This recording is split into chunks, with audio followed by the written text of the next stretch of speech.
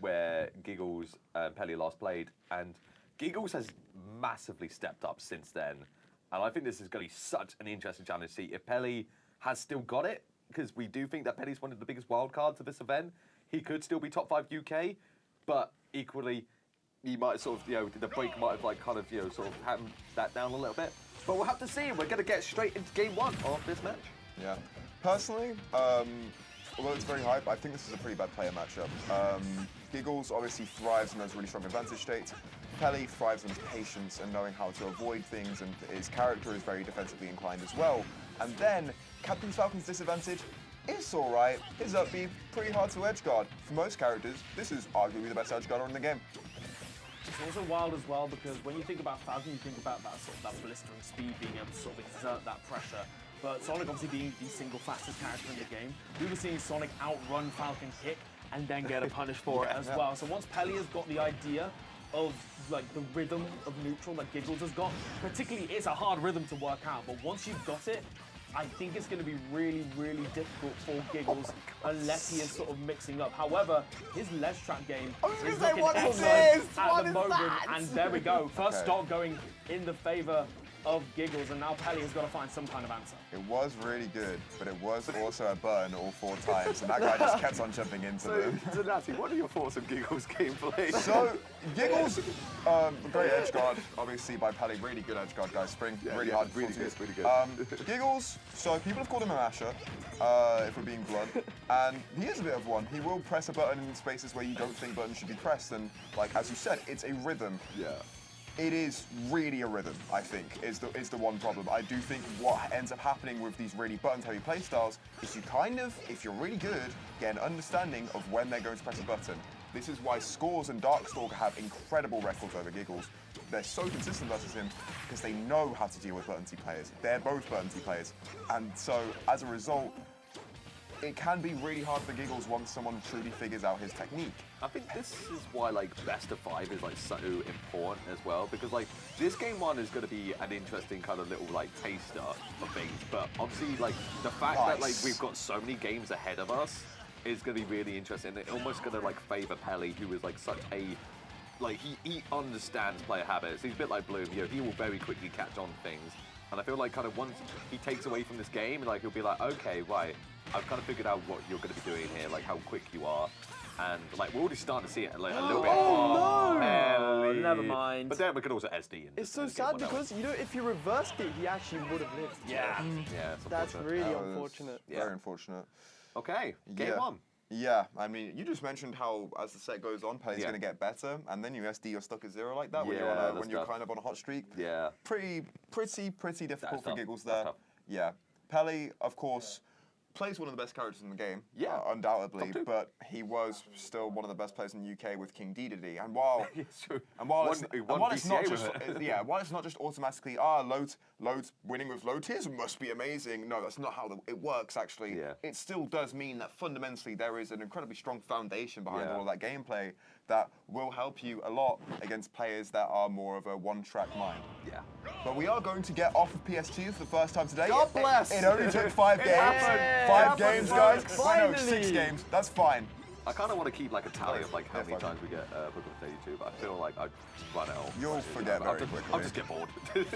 And that was a 93% sequence, by the way. The fact that Pelly just caught the jump and then went with it, forward smash, why not? And just, there it goes. And already Pelly making those adjustments immediately. And that's been something that we've been beginning to see in the last couple of years of Ultimate, where it's not multiple neutral wins aren't almost necessary. I mean, Lugi, you're almost a pioneer of this, but I was gonna say. Being able to get stocks or at least a high amount of damage in one interaction really is the name of the game. Advantage is so optimized, and we really saw it there from Pelly, who has spent, obviously years and years with an incredibly strong neutral. But these Sonic players now, their advantage state has been getting stronger and stronger, and Pelly is showing it. However, Giggles definitely not out of it just yet. That wonderful down air to take that first stock, and only 42%. Lugi, can you define neutral for us? I don't actually know, bro. Fireball there.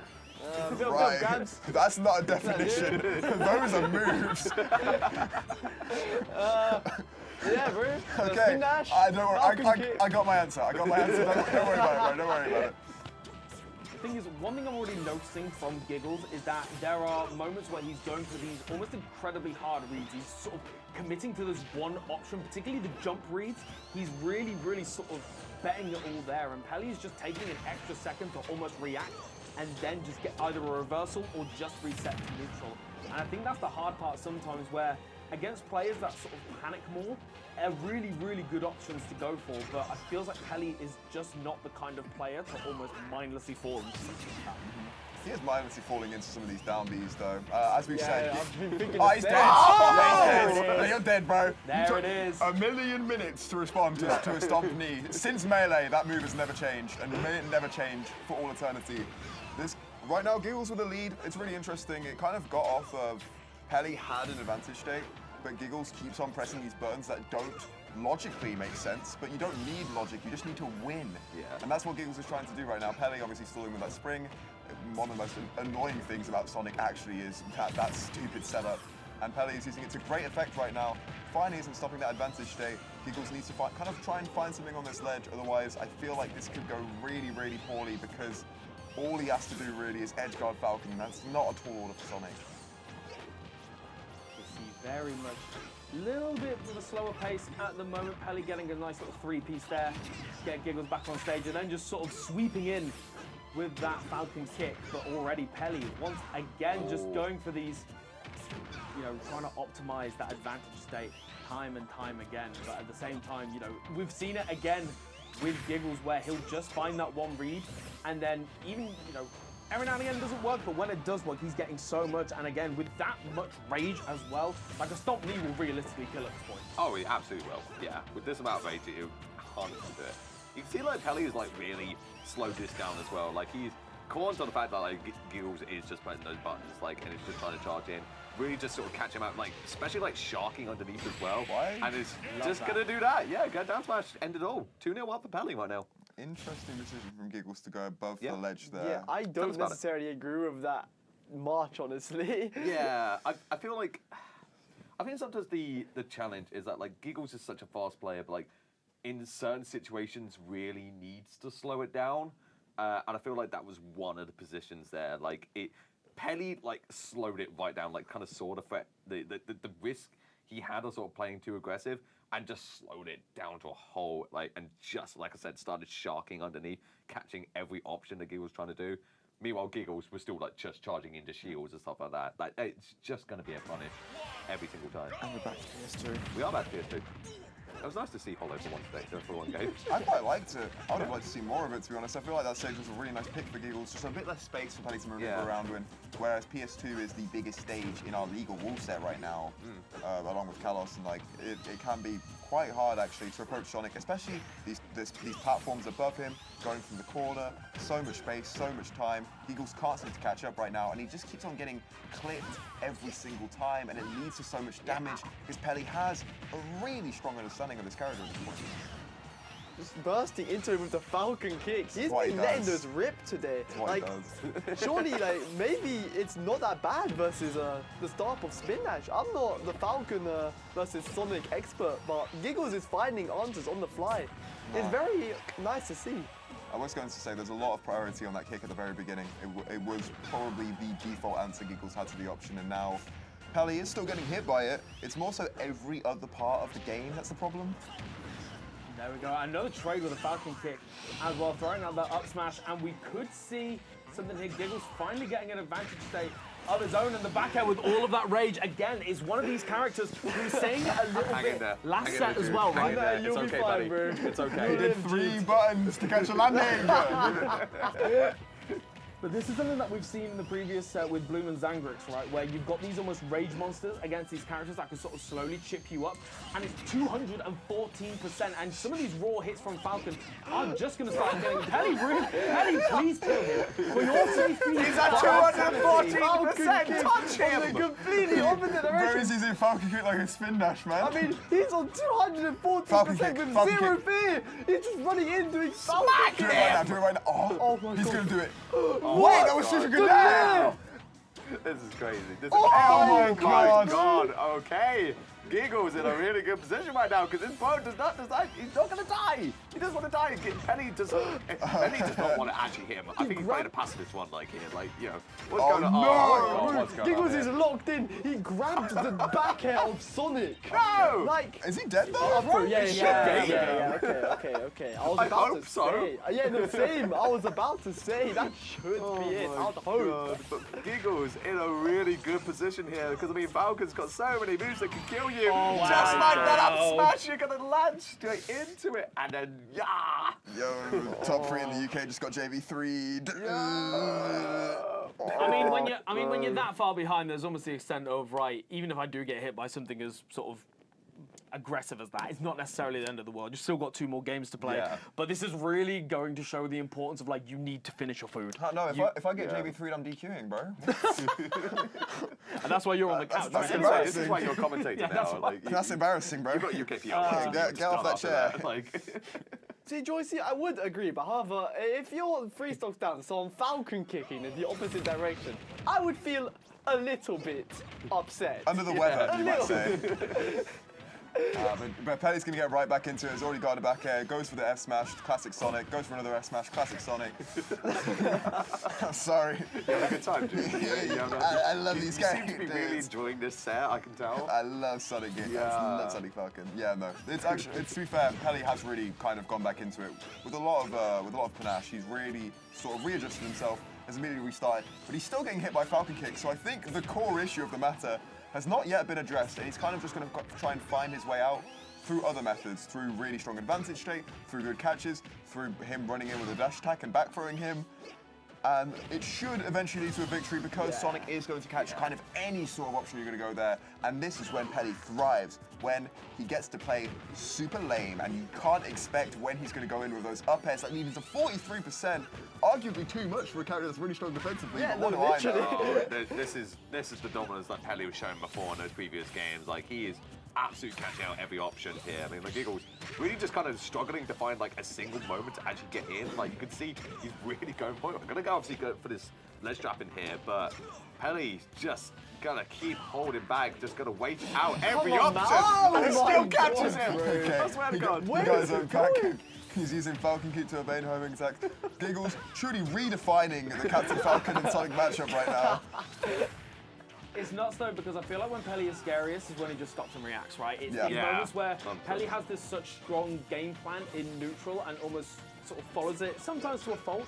And then there are these moments where actually, particularly with, you've worked out the rhythm a little bit, and you know that eventually Giggles is going to do something that you can realistically react to, particularly with a character like Sonic, where you can just, you know, run and whiff punish so well. Don't go down there, Pelly. Please, I beg of you, just about managing to make it back, but unfortunately the only way he's made it back is through that angel platform coming down from the top. Again, we've seen stranger things come out from Giggles. The comeback is always scary, particularly with a character like Falcon. However, it's going to have to be on a fresh stock. Giggles, 1 stock left. That was a nice back air.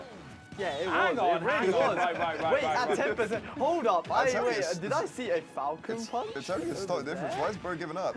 Like, yeah, why are we going for Falcon punches here? Like, this is so Probably doable. miss input. Wait, I oh my was going God. to say, I And don't he's think dead. Oh, it's so He's doable! dead. It's so doable! This is why he was shattering his opponent's mental. He was like, Yeah. "You think I'm done, but actually, you're dead." I hit a raptor boost, my combo now. I hit a Falcon kick on you. Get that spin dash out of here, Sonic. It's my control now. And he has the ledge. However, don't risk Pelly it. making it. Giggles, don't bowl in, Pelly please. just making I it beg, through. don't bowl in.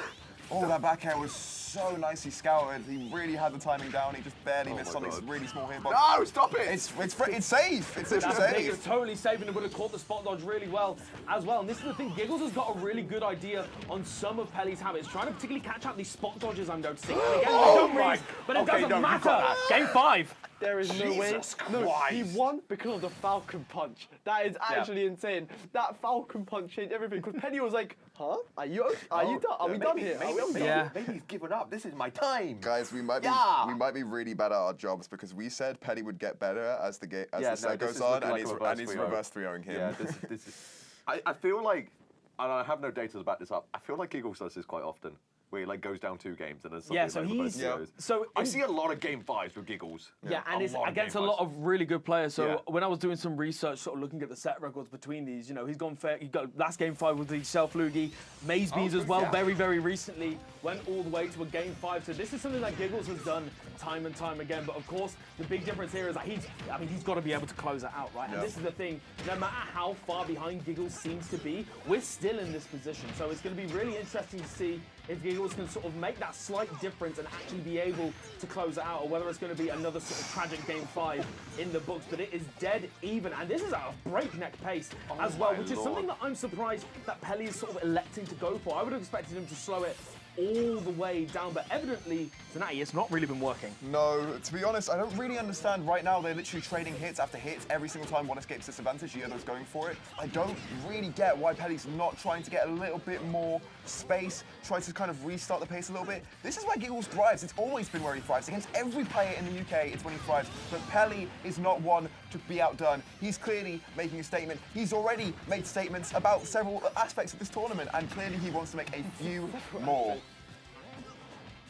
Very, very interesting to see. Giggles once again. I like that. Not quite enough to kill necessarily, but again, still that ledge trap situation. However, sort of letting it rip a little bit too early on the jabs. They're just going to get shielded. And there we go, the up B.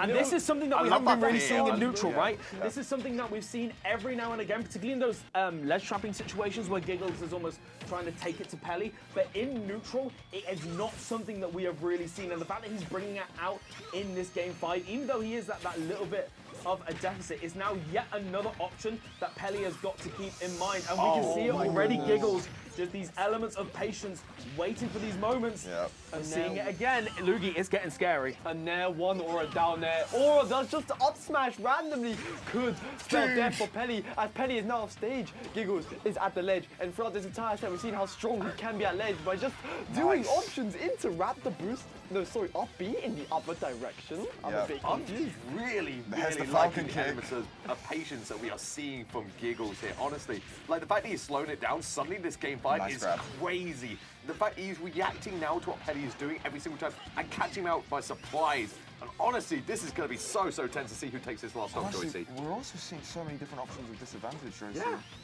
This is the thing as well, it's these, like, it feels like Giggles has almost cranked it up, and it feels like there have been 2 or 3 different moments where it feels like Pelly could have got a punish, particularly on those Falcon kicks in neutral, and it feels like Pelly's too scared to almost make that move. It feels as if he knows what's at stake here, and again, it's this moment here where whoever's going to get this stock, the back air, Pelly is going to make that little statement here, and now Giggles has really got to take this stock quite quickly. But again, it's moments like these, right? It is moments like these. You can't react. You can't react. No way how it goes to last game because of that. Yeah. Oh my goodness. And it feels like, again, I said earlier on, Pelly is scariest when he's able to react, and he's only just managing to get his way into it. So however, a down air from Giggles trying to get the tech chase there with the up air, not quite working out. But again, Pelly's just not ready for these moments. And in game 5, last stock, you need to be as ready as you ever be. Dude, Pelly is getting mixed right now at disadvantage. He's not finding a single thing. Finally, that dash attack has the air dodge, but it's late dash attack. That's a dash attack into shield. However, we've got to charge him for Pelly here. And he's put off stage. He's put in the corner. Sonic easily makes it out, but he trades with Falcon Kick. He's still out in the corner. Giggles is looking for back airs. All of a sudden, this is tense, and he's still finding moves. He's got a slight % lead, and Falcon is a bit better at killing for sure. Pelly is like really charging in here. Like this is such aggression from Pelly that we are not used to. That back air is going to connect. Send. He connects. Oh my god, Giggles went for it there as well. Gets the up air. Oh, this is bad. This is where Giggles can shine. Holds jab at ledge. Oh, that's it. Is that it? There it goes. Yeah. Oh my god. What an upset. Giggles taking it 3-2. The bus 3-0. Over Pelly in such a nail-biter last stock situation. What an upset we have just seen.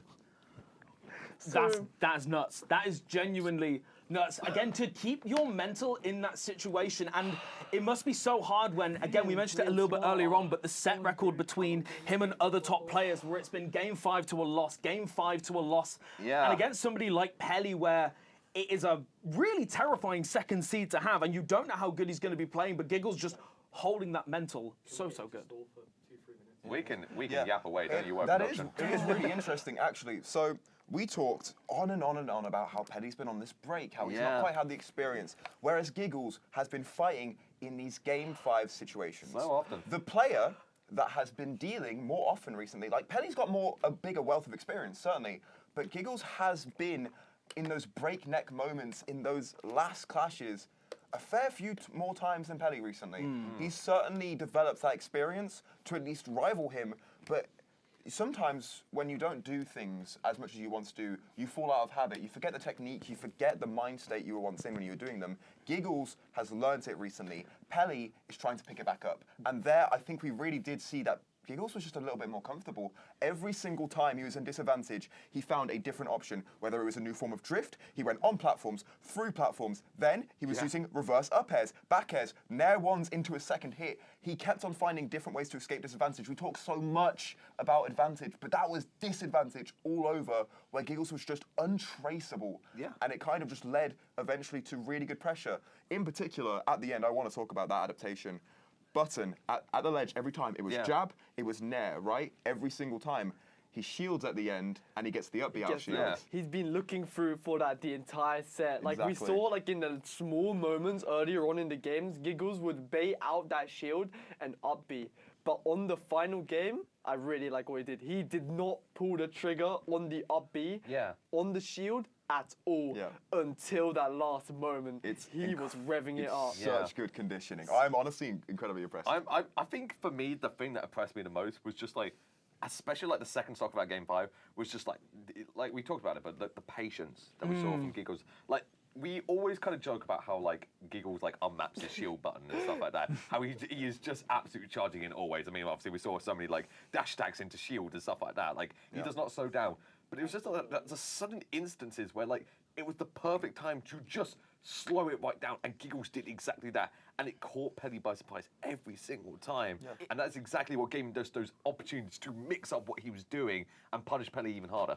I'll tell you who it reminds me of in terms of like that trajectory from almost going to like that mashy play style to almost like refining it. It reminds me of the trajectory that Darkstalker had as well, where it was almost like, honestly, there's this element of like, I'm throwing out every single button, and then you almost refine it to the point where actually, I'm still going to throw out a lot of buttons, but I know when they're safe and I know what I can condition, and then I can base what I do next game on how you're reacting to that.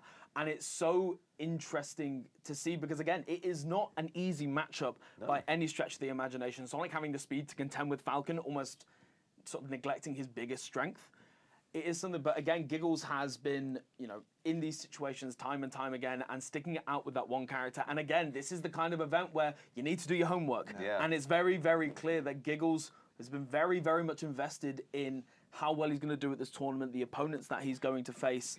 And you can show that he's been clearly putting in the time, knowing who he's going to fight. And I mean, hey, a reverse 3-0, what a reward for it. I mean, you've got to like give notice as well. Like, there was no pop-off at the end as well. Like, Giggles was like genuinely so locked in for that set. Like, even after like a last stock Game 5 against one of the best players in the country, like, still cold. He did the sigh of relief. Yeah, he literally just like, cool, right, okay, got through it. Nice. I love that exhale so much because when you've been a competitor, because that's when you know you feel it. You've been there. It's just like, oh my god, it's over. I did it. Jesus, like thank God that's done. Yeah. Speaking of Giggles, we're actually getting him next. I've been seeing Bloom versus Giggles. I've kind of mentioned this a little bit before. I'm not sure if it was on stream or off stream, but like I think this is another really interesting set. This is really interesting. Joycey, do we have any data on Bloom Giggles? Yeah, so I believe the set count is... Yeah, we do. So the set count is, I believe, about 4-0 in Bloom's favour. Okay, I didn't think Giggles had taken it. Giggles has taken one game.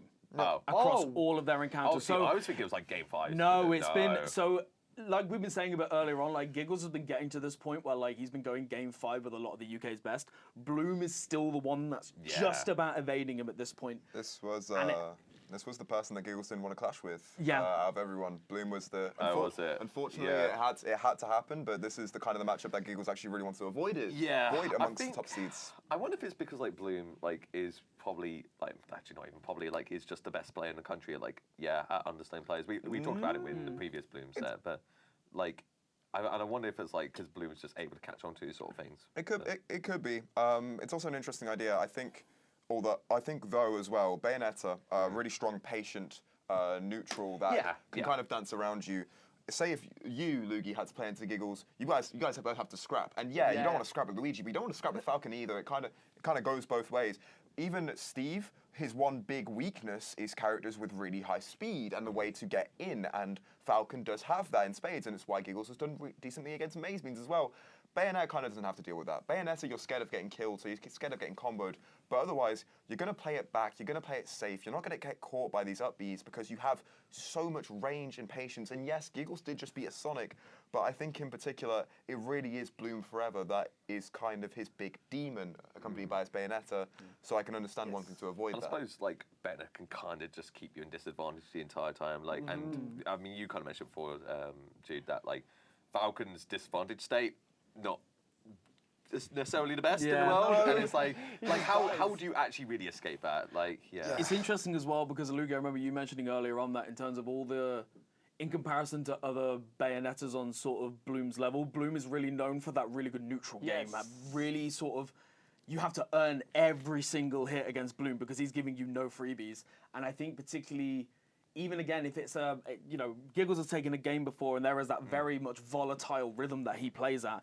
But there is going to be one player in the country that is going to be able to catch on to that very quickly and dismantle it. It is going to be Bloom because, again, he's so good. Particularly with a character like Bayonetta, whose neutral is, like, not necessarily, as a character, not necessarily the strongest in the world, but Bloom really sort of stretches it as far as he can go. And it is going to be hard for Giggles when you've got this monster that is going to really struggle to let you get any kind of hit. And Bloom also just says, like, you say, like, Bayonetta isn't that of a monster character, but Bloom really believes in Bayonetta. He thinks she's the best character in the entire game. Fair. Top one. So, and someone who believes in their character is by far the hardest player. Playing him feels like a mountain to climb because, as you said earlier, Joycey, like, it's just so hard to get in on him because his neutral's just so good. And when you do, you have to deal with up B, forward air, side B, down tilt. There's so many options you have to keep in mind, especially as Falcon, who we're going to see later today, who just has so many like unsafe moves who you have to space on Bayonetta's shield, otherwise it's going to spell defeat. Or you get up B out of shield, which is frame 3. Yeah, exactly. It's so hard. And like we spoke earlier about how Bloom's neutral Lima's advantage state would be crazy. You don't need the Lima advantage state versus a heavy fast faller. Yeah. You'll combo him till death in so many ways. There's so many routes on a character like that. And then he has a falling nair or an up B that perfectly intercepts Captain Falcon's up B. I think there are like some interactions where the first hit of Bayo up B will trade with like the grab box of Falcon up B, and that can spike you, and that's really bad. But it's Bayonetta, so she doesn't actually care at all. So overall, it's just a really tough position where he can come from above, he can come below, and Giggles is just going to have to tech or get behind or kind of really work hard to actually get around this Bayonetta when he's pressuring him off stage, and like that's going to be really difficult for him, I think. It's nuts as well because in terms of like the matchup practice that you can get in the UK, I feel as if Sonic and Bayonetta are in that kind of similar position where there's like the one player of that character. Yep. But then there are a few, quite good Bayonettas that are sort of sprinkled around the country. You've obviously got players like, he doesn't compete too much, but obviously Logue, incredibly good Bayonetta. Exco as well, when he decides to rock up. There's also, and I think it's Sonieli. I apologize if I butchered your tag, but obviously, from Preston, I believe. Crazy Runner Invasion as well. So there are, a few dotted here and there where you can get that matchup experience. Yep. Obviously, Al Babies as well. Of course. A player that's got, many characters under the belt, but Bayonetta being one that he sort of kept around from his earlier days in competing. So there are a lot of players that, you can practice against, but it is just that like next level difference of going against probably, like a top 50, top 60 player in the UK against a top 20, top 30 player in the world. Yeah. It's a really sort of difficult thing to get that level of matchup experience. But hey, we were sat here saying this about Giggles and Pelly, and we just saw what happened. So, maybe Giggles with that newfound confidence finally breaking through that barrier. Yeah, you have to wonder how much prep a player like Bloom Forever does as well. Like, we announced pool's really ahead of time, but like, you've beaten everyone in your pool before, basically. He never played an official set against Zangrix, but... folks. I'm so... Bro, like... He said... It's so funny because Pelly asks him like, "Oh, Bloom, do I have a free match in pools? Do I get to play against one of your many characters?" And like Bloom's like, He deserved that. "Yeah, you deserve that. You deserve that, bro." Because he said, "Game Giggles, I'm being biased. I don't care." Yeah, he Bloom said he's gonna deserves go everything Bayo. that's about to happen to him. Like, I'm hoping Giggles absolutely destroys his damn crocodile. Like, He said he was gonna go Bayonetta for all of pools, I'm and so then sick he of him. lied. I'm so sick of He Bloom. told a big fat lie, and I'm not happy with tired him. of So I'm not gonna lie, I remember him doing this in pools last year as well. Yeah. Where, like, we saw Bayonetta right at the start, and then there was just a myriad of characters. I specifically remember him backslashing Hollow in the blast zone when, like, with Shulk to just end the set. So again, Bloom at this point, you know, has got one win in the books, has still got a 3 out of 5 set to bring out Bayonetta if needed. But honestly, I imagine Giggles probably a bit of a sigh of relief right now. At the end of the day, you know, a win against Bloom's sort of random characters is still a fairly legitimate win in the grand scheme of things. And again, the thing to note as well is that I'm not sure exactly how much they played, but I know that him and Trash are from fairly similar regions. Oh, so true, yeah. you have got that K-rule practice, which is a strange thing to say in the year 2024. We just saw the drop zone up B edge guard, and I was like, "Oh, that's matchup knowledge. That's tech." I just See, looked- why does he know to do that? Bro. Why does he know to do that? Bro, ledge slip? Bro, he's doing ledge Yeah, slip. he's up ledge B. slipping. This guy's crazy, he knows. Yeah, but why does he know to do that? That's his King K rule. Is more so my question. And there you've answered it already, Joycey. no. It's that trashy XP, but he could also die. Yeah, again, you're almost getting a taste of your own medicine where when you're against a player that's playing, well, a character that's so heavy, you need to be able to finish your food here, and it's something that he's been making other players learn the hard way, but now finally getting that up B. 190% though, that is a rage monster in and of himself, and now Giggles just needs to be able to find that opener. However, the Raptor boot's gonna be there, and just getting hit by that forward air out of shield, and Giggles, please, you need to get some more damage GG's. here. Yay! Ooh. Never mind some damage, how about a stock? Stock. A fresh stock. All right, now go Bayo, please. Go Bayo. Yeah, please. So we can bear. Stop laughing. We're Stop not laughing, laughing. bro. Stop having fun. Stop having fun. We want the Bayo. Ben, This is serious. This is serious. Lock So- in. This is serious. Focus this is that, bro. serious. So obviously I do like the tweets for that Monday Meltdown every week, and like there's only so many times I can reword at the end. Bloom Forever drops down into losers because he played a different character and then sweeps through losers bracket with Bayonetta to win the entire tournament. It's not just you that has to write that. Yeah. It's like every TO in the UK. Yes, it's Like he went to GC. He griefed his teammate Neros. We had some really fun Twitter drama about that. That was awesome. God, I remember that one. Yeah, He's that done I it. wonder He's what the done guy who tweeted that did afterwards. Hey man. Let's chill. Hey! we got a main! There we go, yeah. I like the fact that we've got it in the game too as well. I like the fact that Bloom's going, okay, Giggles has taken a game off me, and he's just beaten Pelly. He was dead. Homework. Someone's been studying. I have a feeling that K-Rool pick I do not agree with because Giggles is off of an insane momentum Yeah, I was from gonna winning. say, I don't think He he's just a player broke a stop. mental barrier. He just broke a mental barrier Very against true. Pelly. He beat a top player game 5. I wouldn't take my chances Yeah. if I was Bloom, honestly. Just not worth risking, to be honest. Like, Giggles is certainly a player that can make this, upset happen. Like, it's obviously going to be a challenge, but even now, like, it's looking pretty good for Giggles. Potentially going to take stock, gonna take a stock, actually, with that up B. The immediate B reverse up B for answer. He's been doing that against Pelly as well, and honestly, I'm just really a fan of the new, foundation of just how good that move truly can be. But speaking of up Bs, that is a kill at 90% from Bloom Forever. Yeah, nothing new about that from Bloom. We're pretty used to those combos. It was pretty interesting to see how he got to it, especially at 100%. But he obviously knows how to get those connects. And we talked earlier about how Falcon is a heavyweight, right? Like you just got to hold this. You got to hold all of this. 112, not yet. Wait a bit more. 130, 140. No, we're okay. But you're in a ledge trap situation. So now that it's 140, actually he's dead. So we're gonna go see all of that again. Yeah. It's the real difficult part, right? And we were saying this about Bayonetta as a character where you have to wait your turn and you can stay in disadvantage for so long. And that's the thing with Bloom in particular, is that he's really good in these situations where he likes to end those combos either with an edge guard to just end it all. Yeah, that's it. Oh my goodness. You're in this position where, okay, the exchange is still going and it's just rinse and repeat. What do you even do? He's dead. What do you even do? There we go. What do you even do? Like I said, he can come from below, he can come from above. No way that Falcon can get past it. He has to go diagonally left with one angle, and Bloom is just going to catch that. Giggles was dead like 30 seconds before he actually died. Yeah, I'm pretty sure Bloom saved him once and then like killed him I think he again. saved like 3 times. That wasn't very nice. He's an evil guy. He is an Right, evil now guy. does he stay beta for game 2? Please do. Have Like, any- I don't think you could risk 2 I know games. you've played friendlies versus Bloom. Have either of you ever done it? I've actually never faced Bloom. Dude, he'll kill you and then Yeah. he'll camp you Yeah. for like the whole Literally, game. that's Yeah. what he does. He does that in friendlies. I have been trying to say for a long time that like Bloom on the outside like seems like a really nice guy. No, that kid's evil.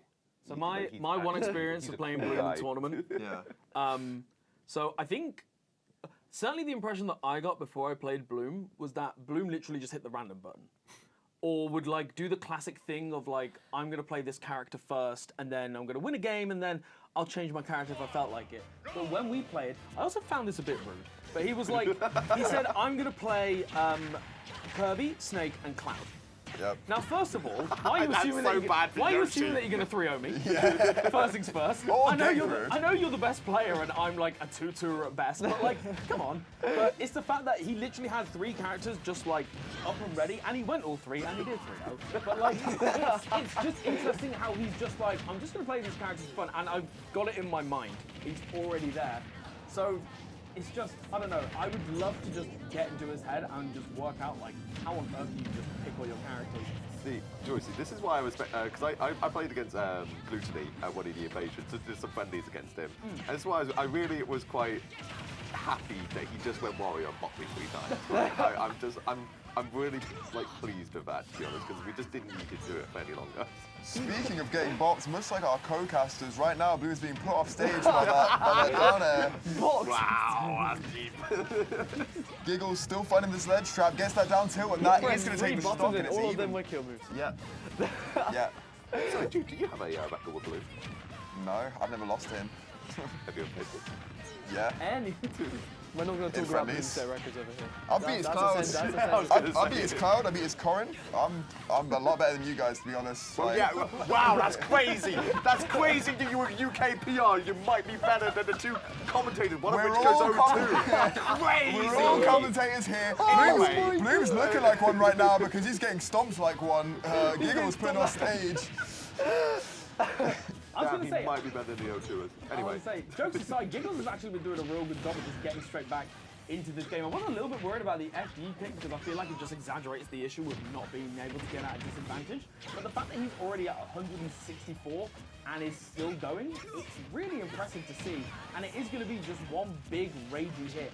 It is going to do it. And again, these up Bs to sort of catch Bloom before he lands. There is always that temptation when Bayonetta is being like comboing you to just sort of wait and react to what she does. And I like the fact that Giggles is almost just skipping that step entirely and is like, I'm going to up B you because you're above me, and it's probably going to work, and it's probably going to take a stop. And 182%, again, a little bit of combos and a lot of rage, magic can happen. Yeah. That'll be his aim assist, by the way. Yeah, absolutely. What's your aim assist? Like, not only is the starting hitbox huge, you can drift so much with it. The hitbox is still huge in the air. It's like that'll be so will hit you. broken. And you're just like, oh, I've crossed up Falcon. He can't grab me. He can't back air me. What else can he do? And then every time, for some reason, you just forget about the up B. You can't shield either. No, can't shield either. There's literally just no option apart from run away. Oh no! Oh my goodness! Yeah, just fast-falling to try and get out of the combo, and then accidentally went a bit too far. Thankfully, Giggles just about managed to get back. However, this is where things can get really, really scary. Honestly, for both of them, if there was a landing up air or a landing neutral air there, that would have spelled curtains for Bloom's final stock. However, a little bit of heaviness. That's a heavy guy. From Falcon, however, can you get back down? What a drift No that it does way, not bro. matter when you got frame data Crazy. like that. He drifted so well as Yeah, well, that's but really just good. I know he wanted to go to ledge. It looked like he wanted to go to ledge. But he didn't have much time. Yeah, no time, and you can't afford to do that against Bloom, who very obviously very good at reacting. Yeah. Like he just sees where you are and he's there in a flash. Yeah.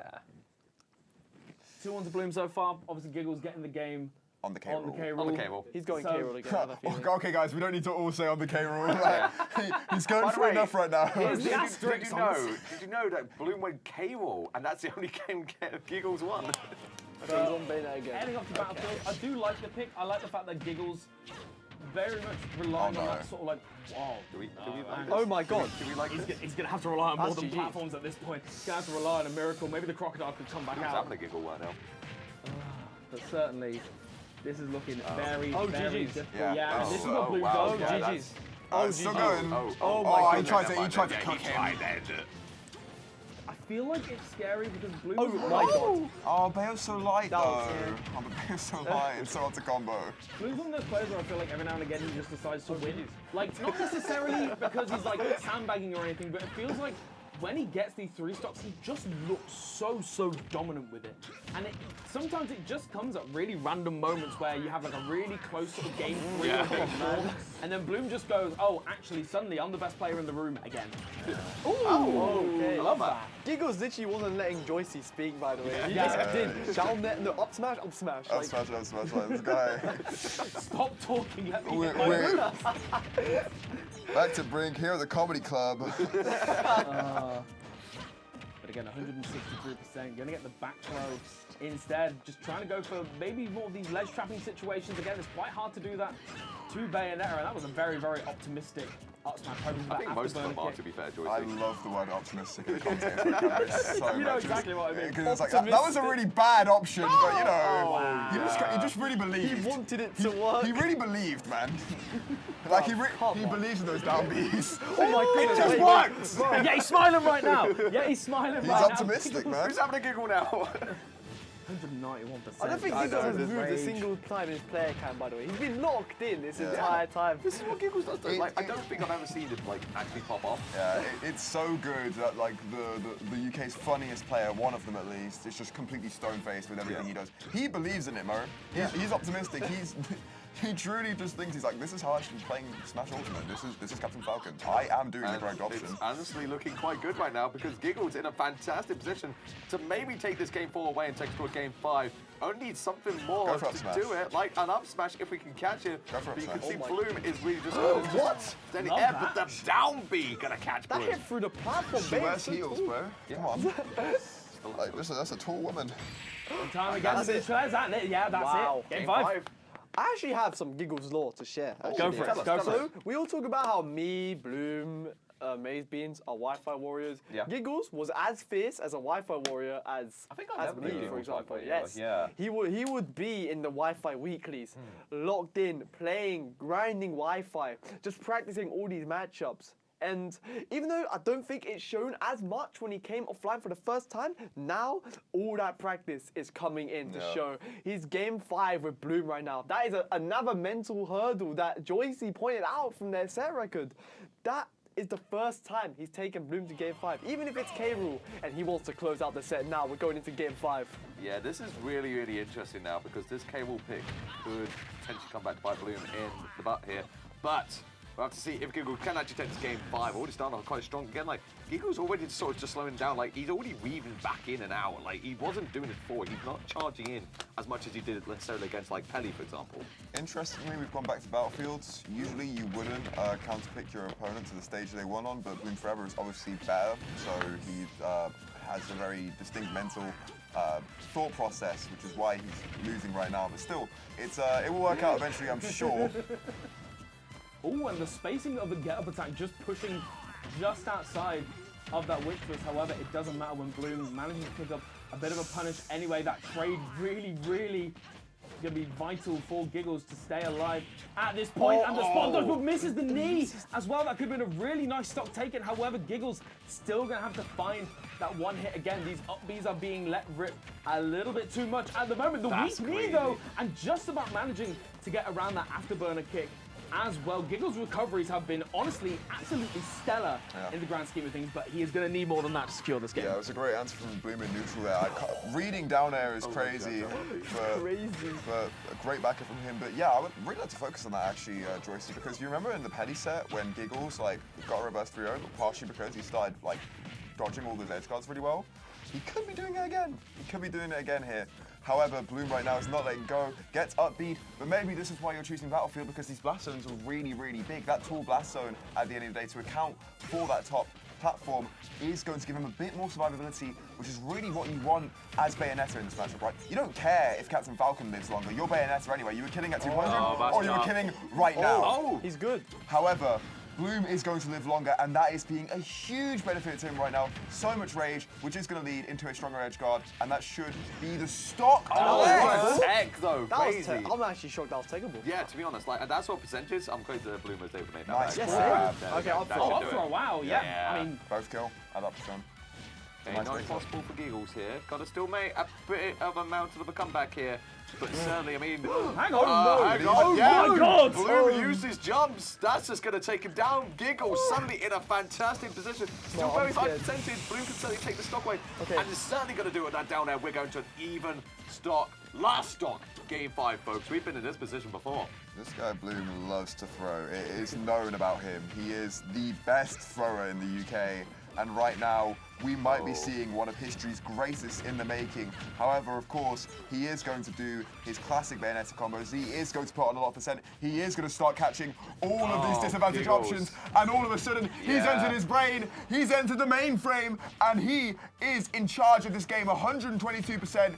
On lock right now. Giggles is going to have to find a lot of hits and maybe, dare I say it, another kill at 22. I was gonna say also And these that- upbeat, I don't that's know gonna the do it. upbeats. Damn. The Well, that was well dominance. played from Bloom on the last dog, to be fair. He did lock in. Yeah. He played very good on the last I feel dog. like Bloom he just kept catching out Giggles every single time. It was just like little taps here and there, like just constantly kept doing it. And then like you just need that back air, close it Yeah. out. It almost feels a bit like the thing that I was noticing in those sort of like, particularly in the last game, but certainly in that last stock, was the upbeats out of shield from Giggles, right? It was just the option to throw out time and time and time again. And I wonder if maybe Giggles had it in the back of the mind that, you know, this really, really worked against Pelly, so maybe this will work really, really well again. But Bloom had a really, really good grasp on when Giggles was going to go for them, and then just punished each and every single time. Yeah, it's exactly that. Like we brought it back to Pelly, a bit less experience overall because he's been out of it a bit more. Bloom's not been out of it. No. Bloom's been competing as usual, been competing at the top against the best of the best, and just has that experience of the game 5 as like, you've been relying on this as a panic option the whole time. You've been relying on this in the air as a panic option the whole time. This is when you get nervous. This is when you're going to use those panic options, and I'm just going to start hitting you for it. And you're going to panic even more. You're then going to try and do a desperate mix-up. You're going to get hit for that one as well. And it's that kind of top player mentality of just like, I know how people's disadvantage breaks down, so I'm now going to break down yours. And it sucks to get hit by, but it's great to watch. That was fantastically played. It was actually really, really funny to watch as well. Yeah, 100%. It was a roller coaster. Giggles is like doing really well and having this Yeah. amazing run. He's also hilarious. He's Yes, so he's funny. so I funny, dude. unironically love Giggles gameplay. Like, it's just fun to watch. Up smash, falcon kick, up B. It's an adventure. Everything is like a movie. The focus when we were doing analysis was like, oh my god, Pelly, Giggles, 8th versus 9th seed. Yeah. Pelly's coming back, Giggles on the rise, this could be huge. I'm excited for Zangrix Giggles. I'm really excited for Zangrix wait. Giggles. Like, that's going to be an interesting set. Speaking of Zangrix, we have Pelly Zangrix Yeah. coming up Up next. You know what would be In 3 really, minutes. you know what would be really embarrassing? If you said that you thought you should be 4th seed and then you got upset twice. I mean, so the this is, pressure. this is, I think, going to be almost like a bit of a this could potentially be a nice reset mentality for Pelly, or this could absolutely gutterball it, depending on how this goes. Yeah. Because bearing in mind that for Pelly, you've got, like, this is undecided. You have to win this. You have to win this. yeah. And got then Bloom if next you as want to well get out after in this, winners, you have to beat Bloom as well. So Mm-hmm. I feel like for Pelly, he's got to almost look at this as like, I need to just get a clean win, sort of shake off the upset, and then you've got to be very much locked in, ready to fight Bloom. Whereas Zangrix is playing like a man possessed and a man with nothing to lose. Because at the end of the day, when you are last seed of an event, you have got nothing to lose. Yeah. And particularly when you've got a pool as, you know, at the end of the day, you've got the #1 player in the country. You've got Pelly, who, again, suffering at the hands of Giggles a bit, but still an incredibly strong player. And Giggles, who is looking maybe the strongest that we've seen him in a very long time. Yeah. You know, to be able to get those upsets, it is going to be difficult. And the fact that you're already in that mindset of, I may not win any of these sets, but I'm going to learn a lot. Again, sometimes that brings out the best in you. It truly does. Also, as we said, Zangrix's biggest grinder before the day. He, if there was one person that was like, are these pools final? Are these pools final? That's what I Are said at these the pools start, final? yeah. Zangrix was. He was so happy with it. Yeah, he was happy with it, but also, he wanted to know who was playing immediately. He Yes. wanted to start that prep, and I know that and because of that, I know he started that prep Yeah. the day of. The day Yeah. that we were like, yeah, this isn't going to change anymore. This is how it is. It was like, oh, okay, lock in. He's probably played against Sekko. He's probably played against Super Striker. He's played against all of the strong European Sonics already. You know he has. You know that's what he's been doing. You know that's how he was preparing. And as a result, the guy that has the most to gain, the guy that's going to go for the most, and he's said it himself, he's not put pressure on himself this weekend. He just wants to do the best he possibly can. I think he knows he is obviously the underdog. He knows he's the underdog. He wants to do the best he possibly can. And recently, he has been on that climb. Yeah. He's gotten wins over people that you could say right now are Pelly caliber. He's beaten Zone. He's beaten Scores. I think he's beaten Scores. He's beaten Darkstalker. He's getting those wins recently. And like these people have beaten Pelly. Being in London as well is like such a good way to just constantly learn. Yeah. Because you literally have the best players in the world. Obviously, like you and Bloom now coming along to Meltdowns regularly, like literally puts you in the perfect position to just train against the very best constantly. And Zangrix, he's such a learner, he's such a grinder, and this is going to be a real test for him. It's going to be a challenge. We'll have to see what Zangrix can do. He did take a game off Bloom earlier.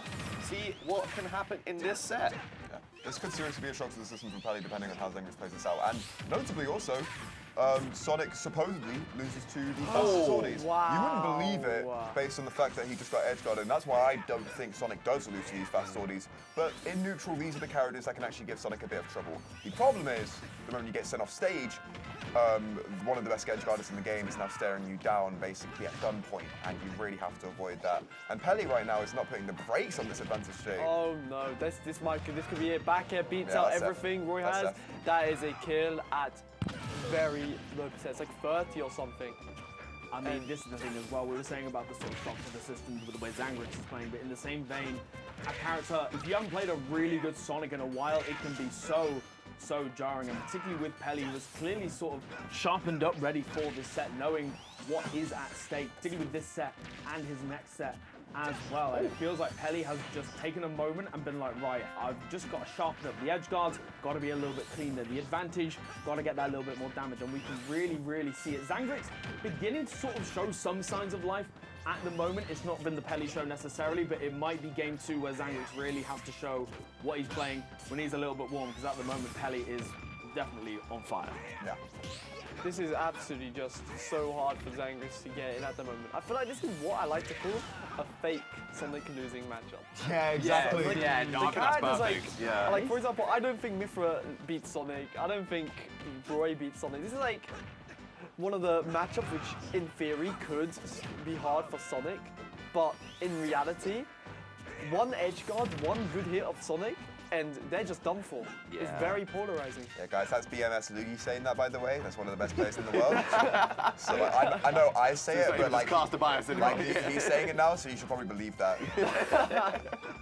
And I like the fact that Pelly is just taking his time with finding this last hit, knowing how explosive Roy can be, and also not sort of letting himself slip a bit. He's always been one to be a very, very disciplined player. And I think, again, it goes to show that he has taken that moment to reset himself, and with a low percent 2 stock as well. It feels like Pelly has just taken a deep breath, almost had that reminder of this is what playing in tournament feels like. And also playing in this Summit-style event, right? It's not like a major where there's tons of noise around you, or there are people cheering, or there's, the sort of hustle and bustle of these big events. This is a fairly quiet event. There are, including staff, probably about 30-odd people in this venue at the moment. So it's a very, very different atmosphere to get used to. And I think almost Pelly having that sort of quieter side, taking a deep breath, locked back in, and we're seeing the results of it. You'll often have those breaks as well between Summit sets, which is kind of huge. Like, sometimes you will lose at a major, and you'll be sent to losers, and your TO will say, hey, I'm really sorry, but we have to run on schedule. Your next set's in 5 minutes. You can have a breather, but you can have 5 minutes. You can get up to an hour in a Summit sort of situation, and that can be so big for just having the time to recompose yourself, having the time to like readdress yourself, just be like, yeah, okay, I'm here, I can do this easily. And that's what kind of Pelly got given, because he got the break and Giggles didn't. And so he's really just able to refresh himself with that loss, and is playing kind of with a different beast inside him right now. He's really, really slowed it down. But Zangrix, I feel, has finally found his pace. I mean, this is why we always say, like, you know, we also talk about before, best of 5 being so important, because this is a marathon, it's not a race. You know, you've got time to understand what you need to do. Like, you can have a buff game 1 and still make it back. Like, Zangrix still playing with a bit of fire on his step here. Pelly obviously going to scarf stage. I mean, this is a little bit what Pelly does, is dominance. His offstage pressure is so crazy, and Zangrix just not going to be able to make it back from that. Yeah.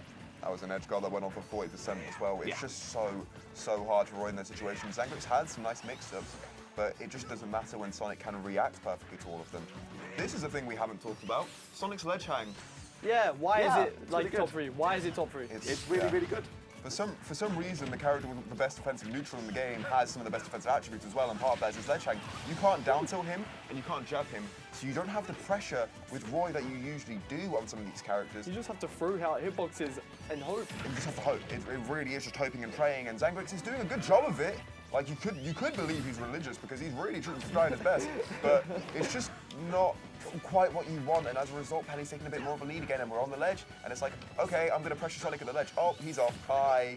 But you can already see that in the way that Zangrix would position himself on the platform, right? Knowing that, again, Zangrix, very much player, would have done his homework, would have done his research, knowing that situation, just instead sort of hanging around that area where roll is a potential option, and just throwing out a lot of these hitboxes. Again, look at the spacing around here, knowing that sort of, that pressure immediately on the ledge, it's not going to get him anything. And again, it just goes to show how well Zangrix has been doing his homework. I love that dash attack, maybe hoping for the forward smash instead. I think it was a forward smash input. Importantly, actually, what we haven't mentioned, Zangrix is the player that plays on box, which you might be... we haven't talked about it yet, have you we? might be thinking that he doesn't play Kazuya, and you'd be correct, and you'd be asking yourself why. Well, it has actually contributed to stuff like his wave lands, to stopping his dashes, a few more precise inputs that might be a bit harder on a joystick. Zangrix has really mastered on the box, that's what he's been practicing a lot, and it is seemingly paying a bit of dividends.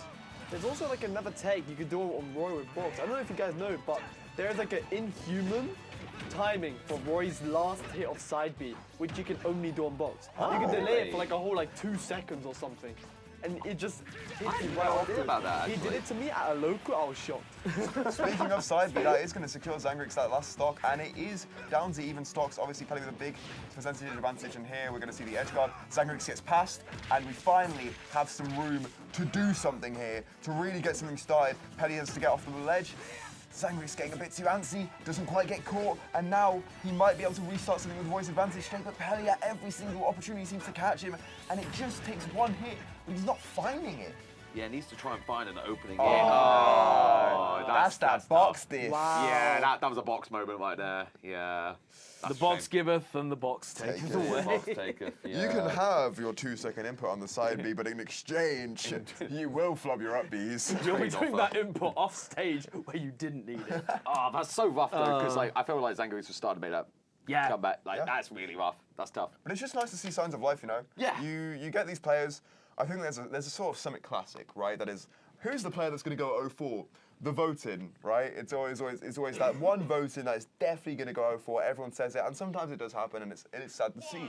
But at the same time, it makes those sort of signs of life all the more sweeter, right? It really just makes you think like, oh, they put in the effort and they really want to be here, so they deserve to be here, and so they can do something here other than just grind. And Zangrix is really trying to prove it right now. He took a game off the best player in the UK, and he's looking to take another one off of the third. We're going to see how this continues to pan out. Again, Pelly very much just sort of taking these moments here and there, getting that 20-30%, and then just electing to just let it ride. Go for just get back onto the other side of the stage. You don't want to be scrapping with Roy whenever you can help it. And again, here we go, another offstage situation. Pelly trying to get that little bit higher recovery, but again, these recovery mix-ups from Zangrix have been so good each and every time, but it does not matter. Pelly taking that first stock. Yeah, great reaction on the roll, actually. Just completely read it. Completely thought Zangrix is going to try and come back on stage as soon as possible because he's getting really tired of being off stage. And it's just like, okay, what's the most desperate option? Roll. How am I going to cover it? F smash. When's it going to kill? 115. The iframes of his roll, just sending Sonic down from that homing attack, but going for a neutral B, and that is off stage. Oh, Pelly. Pelly's gone for that downer about 4 times. He's missed every single time. I do wonder if we'll see attempt number 5. And it's a weird one as well, right? Because I almost feel as if you just lose. Oh, No. not like that. That's the one you don't get hit by. Brink is so broken. That's so broken. Yeah. But again, when you've got edge guarding opportunities like that, it does just feel a little bit like you've got to, you don't need to throw yourself off stage whenever you're going for an edge guard. But evidently, Pele, just that little bit further ahead, can go for these quite aggressive options. And that tech on the platform, so clutch. And just trying to maybe get a cheeky little early stock there with the homing attack, the roll on into the forward tilt just to keep Zangrix at the ledge. However, sort of loving a little bit there, and Zangrix meeting in the air with the back air. Finally going to take a stock. Very, very difficult mountain to climb, though. This is extremely important because this is Zangrix's winner's side stock going away, and we unfortunately have to see him start out tomorrow in the loser's side. Yeah. Because that is just really hard. The edge guards are just insane. He's got one more set against Giggles, potentially get better billing. I would say could come out of it as like, I think because he got 3-0'd by Pele there, he's locked though. I think he's it might be fourth seed. He is locked for fourth. Should be, but I mean, still either way can come out of it like. I mean, like I say, Giggle set still an important one. Yeah. You know, to at least kind of like shake up the pool a little bit. And still just take away a win is still kind of big stuff, even if you know that you might be finishing last in the pool. You want to have that win on a new belt, Yeah, right? you just want to get a win. Like, you're here to play anyway. Like, you know, go into it with the same kind of mentality as you always do. I do feel a little bit for Zangrix in the sense that, like, not only are you, being bottom seed of the pool means that you do have generally the hardest pool walking into an event like this, but the fact that you're against 3 characters that require like such different game plans as well. If you're against like, I don't know, like Falcon, Fox, and Wolf, you're gonna make those little adjustments. But the fact that you've got Bayonetta, cool, can't jump anymore. Sonic the Hedgehog, okay, cool, I've got to be really careful in neutral. And Falcon, wisest man in my face all the time. You've got like 3 such different things, and I know that we talk about it a lot with characters having like, a lot of the characters you can kind of have that sort of quite rigid game plan, and there's sort of those like 10 to 15 characters where the game plan has to be just that much different just because of the way that Ultimate is. We're trying to have a serious discussion. This guy just fly a lightsaber. Could you stop being a child for 2 seconds? Lightsaber! What's that? Even I know what this is. Oh my god, I It's forget a you're a sonic child. screwdriver. Have you ever watched Doctor Who? No. Oh, I'm not British. that is true. True. That is true, You know what? actually. We'll let you I'll off. give you that. We'll Yeah, let you fair off. enough. Yeah, actually. Hey, it's on Disney Plus now, so you got no excuse. I have no excuse. Ooh. No, well. Yo, in a box. Let's go. Isn't that where they go inside the telephone box? That's Yeah, there you go. So yeah, he's really gets edge guarded hard, by the way. Yeah. Sonic, it actually does suck. You're Roy, you're a swordie, so you don't have a right to a good recovery most of the time, and it is Sonic and Bayonetta. Probably top 5 edge guarders, both of them. And we really saw it a lot, honestly. He got up beat, he got ned, he got fed, he got down ed, he got side beat, he got springed. It's just like, which wacky, crazy way am I gonna get edge guarded today? It's like that, the funny hamster death. It's just completely messed up for Roy. He just gets messed up there. Falcon, not too much pressure there.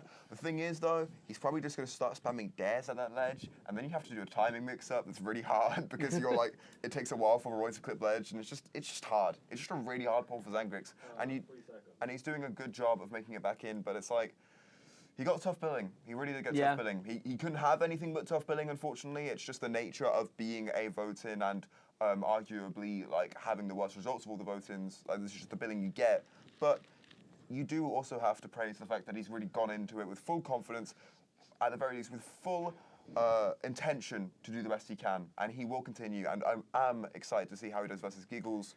But first, so the next big one, of course, we were saying... This is the one I wanted to commentate. This is the one. Yeah, I was going to say... we've only got 2 sets left. Lock in, my brother. I mean, this is my last one as a commentator. So this is going to be the big one that I think has got some quite interesting potential. Of course, we mentioned a little bit earlier on that Pele wanted that clean 3-0 just to be able to sort of lock in, and it is for this set because Pele and Bloom, I mean, they've fought, countless times. It has been a good while. I don't know the tournament off the top of my head. I'll have a little look-see. But certainly, this is the one that I feel like Pele would have done very much a lot of research going back into it, because again, going into this event when you haven't played for a while, having #1 seed and #1 in the country, it is a very, very tall order. But Pele has been, I believe, one of the most consistent players in taking sets off against Bloom. Like, this was the classic, like, UK Grand Finals for a long, long time. Like, these two have such a history with each other, and like you say, Joycey, Pele historically has been able to find those instances where he's been able to beat Bloom against the Bayonet as Sonic. He's also been able to pull out characters like the Meatball and potentially take the things with that. But like with the Sonic alone, he is able to do it. And even though it's been a bit of a break between these two facing, obviously both Bloom and kind of Pele have learned new things. We'll have to see how it goes. So, just checked it up. The last time that these two played, oh my goodness. You can't even get some time to speak. Yeah, Bloom, can I finish? Is that all right? I'm not about to gas you up, unfortunately. The last time they played was the first Rise. Yeah. And Pele won 3-2. I remember watching that. True, that was, yeah. Wow, that was the last time as well. Crazy. And then before that, it was Tea Party 3. Yeah. Oh, and I commentated that. Yeah, that top 4, and yeah, like that was rough to watch because like Pele got the win in winners finals, if I remember correctly. On the But it was on the Lucario and Bayo. I think they both Grand, came out. Bloom went Bayo and 6-0'd, and I'm not gonna lie, Pele looked defeated afterwards. Like, yeah, it was tough. But again, this is a player that, again, Pele, probably like one of the main, if not the main player that Pele is going to be walking into the set being like, I need to remind myself on how to beat Bayonetta and look at those habits that, Bloom very infrequently has, but there are still some here and there, but already a very much slower pace to this set, the forward tilt. Not quite managing to steal the stock so far, and 177% on Bayonetta, but Pele, again, very much used to this slower pace, more than happy to wait until the opportunity presents itself before taking that stock. This is also like a really important set for Pele. Yes. Because this, if he loses this, I'm pretty sure he's in losers. Yeah, well, I guess it would depend on Giggle's Sangway, but... No, he already lost to Giggles, so he's locked in losers if he loses this. Yeah. He needs to take this set because Pele in losers is actually kind of shocking. That is, yeah, I mean, that's a strong player to have in losers. Like, yeah, scary for the 4th seed that he's going to have to fight, but again, then after that game, he's going to have to fight an incredibly strong player. So it's just like, oh, great. I could be out losers round 2 of Brink, like 2 hours into day 2. I think this is like the crazy thing about Brink is like this specific Brink. Like, I was looking at projected like final bracket, and like we are going to see some crazy good players losing in round 1 losers. Yep. And that is shocking, to be honest. Oh, that's it. Oh, that's wow. Oh, Goodbye, Sonic. I feel like that wasn't that... yeah, I was going to say, was that a DI? It was definitely SDI. He should have SDI down in a way. Yeah, I was going to say, maybe, again, that little bit of rust when it comes to the matchup sort of beginning to show itself. That's the beauty of these slower pace matchups, is that you do have that time you have just literally all the time to just think about the adjustments that you make. Yeah. Whereas with the faster pace sets, of course, you're just sort of running and running and running. But interestingly though, Joycey, I feel like Pele's actually been excelling more so in the faster pace. Like when he was matching Giggles' pace, he did quite well, and obviously he kind of rushed down Zangrix. It's now that Bloom is like really matching that patience that it feels like he's actually really struggling in this neutral. that's the thing, is Bloom's neutral is just one of a kind, and it is so difficult for Pele to pretty much get everything started. And again, this is Bloom that has been entering, competing, and still very much hot off the wins. However, that early kill is a really lovely start, and only 50% in it so far. Yeah, that's very doable now for Pele. Like, he's still got a bit of a way to go and needs to like find a single way in, a single opening, but very possible. And he played the long term on this, could certainly take this down to a clock if he wants to, but has got to find some hits here and there, because Bloom can just chip away at this point. So beautiful watching Sonic and Ken not connect properly. It'll make you happy. That's a smile on your face. It's the fact that they patched it to like try and redeem it, and it still doesn't work. They were just like, nah, it doesn't work. It works well enough. It works well enough. It does. Can promise you that. Oh, jeez. Yeah, that is just that. Yeah. Off you go. Oh, no, nice. Good SDI there. SDI, yeah. Finds his way out. Oof, I feel like that could have been a bail jab and that could have been a kill. Instead, Pele That should be it. Yeah. You disrespectful kid, man. There was no need. He's so evil. He's so mean. I was like, I hope this is techable. I want this to be techable so bad. He's such a cool There's guy. zero reason to go for that no down smash, reason. man. Like, just go for the up smash. Just end it. Mean guy, bro. He's cool. Now, do we think that Bloom knew that it would be untechable? Yeah, Or- he did. Yeah, he knows. Yeah, he knows. definitely did. He Yeah, did right, the right. same thing to me. Oh, there we go. That's so How's bad. that So you were going through trauma I that whole reverse time. viewed him. Yeah, let's go. That's my go. go. That's Deserves my it. go right there. But certainly Bloom, game 1 on the board. Yeah. Pele, again, it's going to be you know, we did see the potential of the early kills, right? That second stock in particular, dead at 80 after the hit. You know that Peli has got that explosiveness in him. It's just that Bloom is so good at diffusing any kind of fire that you manage to build up for yourself. It's really difficult because he can just really make the pace a lot slower, make you really, really wait your turn. And I think that's one of the more frustrating parts about being comboed by Bayonetta, is that it's a long process. Like, you are waiting sort of 5-10 seconds to even have an option to maybe get back to neutral, but then Bloom makes another good read and it's like, oh, never mind, I'm back in the blender for another 10 seconds. Oh, hold on. Importantly though, Peli has already adapted to that first early kill. He is really starting to SDI down now and did escape another kill setup there. However, Bloom often doesn't need kill setups to actually find that kill. He will find it in very creative, innovative ways. That's part of playing this character so much. That's part of knowing how this character works so well. But Sonic just having such an excellent recovery, being able to air dodge immediately after that up B, gets him out of that situation, and Peli gets back into neutral, and we'll be looking for a way to kind of like eat out this stock a little bit early, such as those S smashes. Like if Bloom starts getting really antsy with those side Bs, he's really going to start looking for those S smashes to catch him early and get that lead, and then stop pushing that. But the problem is, Bloom is just so patient. Like, he's actually rivaling Peli's patience in neutral. It's not what you expect from the non-Sonic player, but Bloom just has so much experience at this point, has that wealth of knowledge that is working so, so well. Peli is the one that's going in, and Peli is the one that's getting hit. I think it's really interesting as well that I feel like Peli has only really been able to get, you know what, actually I was going to say he's only been able to get like chip damage on him, basically, like little instances of sort of, you know, hits here and there, but then finds it back anyway, takes stock, so we're not going too nice and even. No. I forgot how slow Sonic can be, I can't lie. It is, that's the thing, it's like optimal Sonic is just a very, very slow-paced matchup. So is Bayonetta, I can't lie. Yeah, true. I mean, that's the thing, both these characters have got the options of just saying like, actually, you know what, you can approach me, and if you approach me in the wrong way, you are just gonna die. Yes, yes, they're both broken. Yes. It was really interesting when you came onto the couch. You were just like, "Hey guys, I just want to be here to watch Bloom Peli. That's a set that I'm really interested in." And I was like, "That's the." Yeah, I was gonna say, bro, you're literally here for this. Yeah, I was gonna say you're literally here for the entire thing now. There was one more set after this. Forward smash not quite connecting, just doesn't quite have the timing on that at the moment, but again, it's just this very, very slow pace. And both of these players, again, it's the, when you're at these sort of higher percents, it's the kill options, and both of them are not necessarily like super telegraphed, but you always know those sort of 2 or 3 moves that you're looking out for, and if you don't manage to land them, you can live to that 150, 160%, and we're just seeing it time and time again, and both players just very much happy. But finally, the back air going to kill 138% after the hit, and Peli has now, once again, in that familiar situation where you've got to find something to secure that stock. Yeah, that's really not bad for Bayonetta, and yeah, just an ill-advised role from Peli, just like a kind of Lugi's ill-advised decision to come on to commentate this set.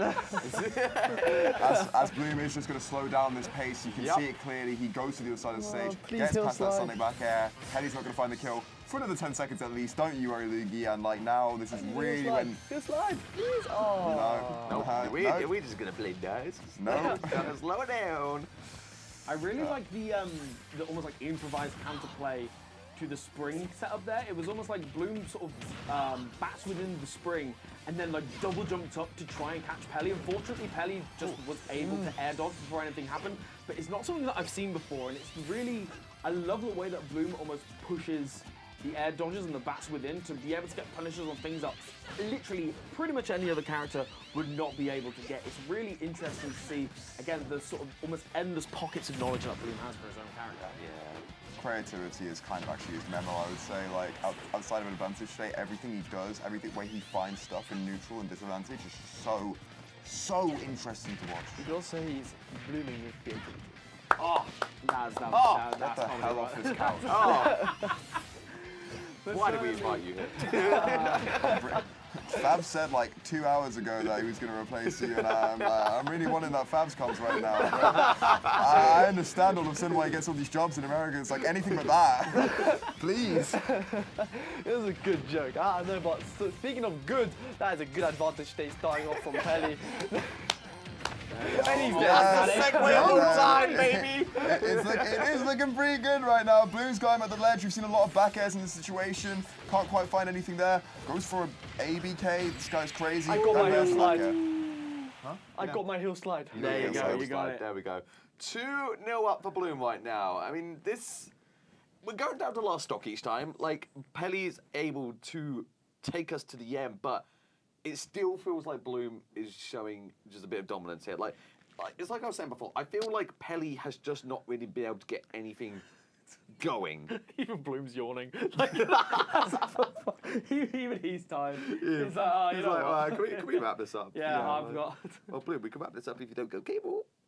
That's true. I mean, the beauty of Wave A is that you're not done for the day. Yeah. Like, Bloom just gets to, like... Yeah, he gets to chill. Bloom, go back just to the please hotel. go, Yeah, he's not doing... I don't think he's doing anything Oh else. my god! Who is this? I'm going to Who scream. is this? Go, Pelly! Destroy this fraud! Get him out of my game. I was joking about the character switch. Oh, I was joking as well. Oh, it's over. I hope he dies. It's over. No, I hope he wins, but he's not... Oh. No, I hope he dies. Oh Kill my him. god. Kill him. man. Someone genuinely needs to humble him. Now, do we think this was a random pick, or do we think he just picked He definitely picked P. I don't likes know. to play I don't know pitch. if you can humble him. He's thrown about 5 different sets, going random characters, and then losing one game on Bayonetta, and he it's still true. does it. Like he just doesn't care. Like, and it's good. Like he really just attached like 0 of his self-worth to Bloom this match, loses and, this, and you love if to I see win my that. pool. But I hate to see that as a spectator. Like, please, Yeah. please care more about We this were game. so close to the end. If Bloom loses this and I win my pool, I have to fight this guy round 1. Like, I swear down. If this happens, I'm gonna like scream. Yeah. Bloom, please just go I baby. think Will screamed as well. Well, past it. Yeah. I'm sorry for you Yeah, I guys. was going to say, if Bloom... I mean, I would assume that if Peach loses here, we're going to see the Bayonetta again, but if, Yes. if Bloom does somehow, like, get reverse 3-0'd here, this pool is like going completely down the drain. I think at that point you create a triangle. Yeah. You create a triangle, and at that point I believe it will just go to game count. Yeah. And we don't need that. Wait. We don't need that kind of chaos. Wait, I actually don't know how it works. Yeah. So it'll be Giggles will beat work it Pelly, out. Pelly beats Bloom, Yeah. Bloom beats Giggles, right? Yeah. So at that point you go to game count. Yeah. And I don't. Yeah. And Zanger's just crying in the corner. Yeah, I mean... Can you leave that guy alone, man? So yeah, it could. That's the sort of the wild part about 4-man pools in particular is that you do one loss can just make complete chaos happen. Yeah. But certainly at the moment, again, we are getting quite ahead of ourselves. Bloom, we're not gonna hopefully, not gonna see the Peach for another 3 games. Joycey, if we get the Peach for a second game, then I'm going to walk out of this room. I'm going to go to the arena and I'm going to slap Hey, Bloom out of the Smart, face. Smart. Can I join you for a second? Yeah, no, you. Okay, thank you. I don't want it to be Do you think nice, Bloom thank just you. really wants to commit to the stereotype, or? I mean, I just got what you said. oh dearie me. But That's crazy. 3 stocks to 1. Pelly again, just maybe this will be a refresher for Pelly. Maybe it'll be that sort of reset in his right. Okay, I'm going to bop the secondary. 3 stock the Peach, Oh my potentially. If I want Pelly to have And then, you know, maybe it'll be that strength he needs to go into a further game 4, game 5. But it's going to be interesting to see whether we go straight back to the Bayonetta or whether we're going to have another class of, you know, clown school or whatever we're going for. Because this is getting a little bit ridiculous on the down smash. Didn't even know Because Chat this is doesn't literally comedy. Peach's worst matchup, you know? Like, the worst. I don't. So, but they consider it like Game & Watch or Sonic. It's one of those. Do you think he knows what a matchup is? Yeah, I mean, I'd hope he knows what a matchup is. Yeah, but like, do you think he knows what a matchup is? I have my doubts, is all I'm gonna say. I think I'm with you there. Bloom still not gotten the kill yet. Hopefully, still waiting for hopefully that won't start. get one. There we go. Ooh, let's go, Bloom. I'm not clapping. I'm not happy. You think we're happy? He's dead. Wow. How do you SD that much as Peach? That's 2 times. If he does his Bayonetta, he'll do it as Peach. I know he just said, he turned around and said, I'm going bear. I mouth read that like, I I'm don't- go- Bloom I'm going can't back hear to us. Bear Pelly. Sorry, Yeah. yeah, it's really funny, but no, it wasn't. Sick of this. It is nuts as well because obviously we were mentioning a little bit earlier on the way that sort of like a 2-way tie or a 3-way tie is sort of processed in the grand scheme of things. And in that 4-person round robin pool, game count actually really does matter. it actually so matters. moments like It this actually where matters. Giggle's getting that extra game on Bloom, if there are any kind of ties, that will come into it. The Peach game here is going to look come at into that. it. So it is going to be obviously we're going to presume that Bloom is going to take this fourth game and then none of it will matter too much. But there is this timeline where the almost throws on the strange characters are going to really have an impact on potentially the rest of the bracket, both of these three players and anybody. I mean, Lugi, you were saying that it's potentially your pool that's going to be... He got me scared. Yeah. He actually got me very scared. Because this guy was probably going to be my round one tomorrow. Bloom, man. Okay, can he stop? Wait, that would take you... You'd have to lose for that to happen. I would. Yeah, which, I mean, let's face it, that ain't going to happen. Why are you going to lose? Yeah, why are you going to lose? No, if Bloom lost this... Oh, yeah. Oh, yeah, true. If Bloom was second in the pool, then yeah. Oh, yeah. Oh, so you'd have rather Pelly? yes. Oh. I respect that. I'll explain that to him later. But certainly, we're going to see Blue with a really, really strong start, and then Pelly again going for that slower pace, which has, yielded pretty mixed results so far, but very much happy to, again, slow down the pace. That back air, the sneakiest back air I've seen, and I don't think Bloom was ready for that. A little bit of suspect DI, dying off the side at only 70%. I don't think that's sus DI. Sonic is at 150, that's max range. That back air hits like a truck, Joycey. Very true, very, very true, and now it is going to be down to Pelly to play this incredibly delicately, try and get as much extra percent, and there we go, the jams. Haven't seen it all the way throughout this set. It seems like the kind of option that Bloom likes to save until that game 4, game 5, particularly with where you're sort of holding shield a lot, and then Bloom's getting these grabs and really conditioning that, and then suddenly at kill percent where, okay, I'm in the corner, I might try and just, I can't hold shield because I'm going to get forward thrown, jabs start to come out. Yeah, he saves it for roll reads and in the. I really like his usage of jab. Definitely the best of any Bayo in the world, I feel, because sometimes he gets a hold of defensive options, and then just adapts so accordingly. It's really nice to see. He's such a good player of his caliber. Yeah, that's true. Dude, you're really focusing on this game right now. Yeah, you are. You're playing with your lightsaber. It's not a lightsaber! You need to cease. What is it called? It's a Sonic screwdriver. It's Sonic? Yo, speaking of Sonic. You have no point to make. I know you have no point to make. Why did you even try? The Hedgehog is doing well. No, he's not. He's losing. Who's making a comeback? Who's making a He's making a comeback. He's going to F-smash. Slowly but surely. One, first of all, what? And second of all, the fact that I feel like Pelly was ready to DI going that way, which is nuts to me. Just open and praying for the best.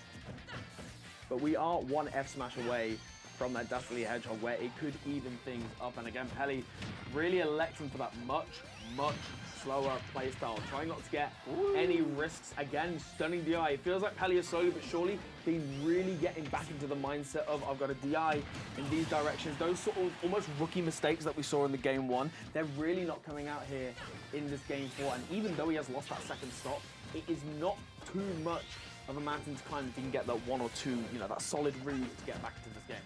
Yeah, exactly. While these characters are quite similar in archetype, actually, both having really strong neutrals that allow them to play at quite a slow pace and then getting really strong advantage states because they put on a lot of damage.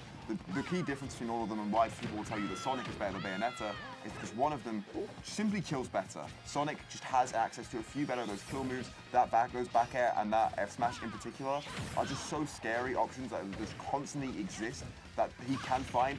Both is safe as well, and even catches like that with the up smash really are just things that Bayonetta cannot often pull off.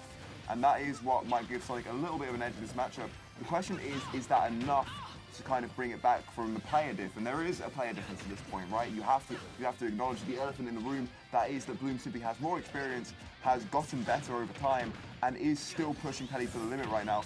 Pelly looking to find his way back in, does 54. Like I said, Sonic's got good damage, but then he's getting caught again, and he evens it up again. He's put off stage, and now at 115, we start to see Bayo kill confirms. We start to see some good setups, and Pelly really kind of has to eke his way out. And I will be honest, we'll probably try and find a way to cheese Bloom to win this game.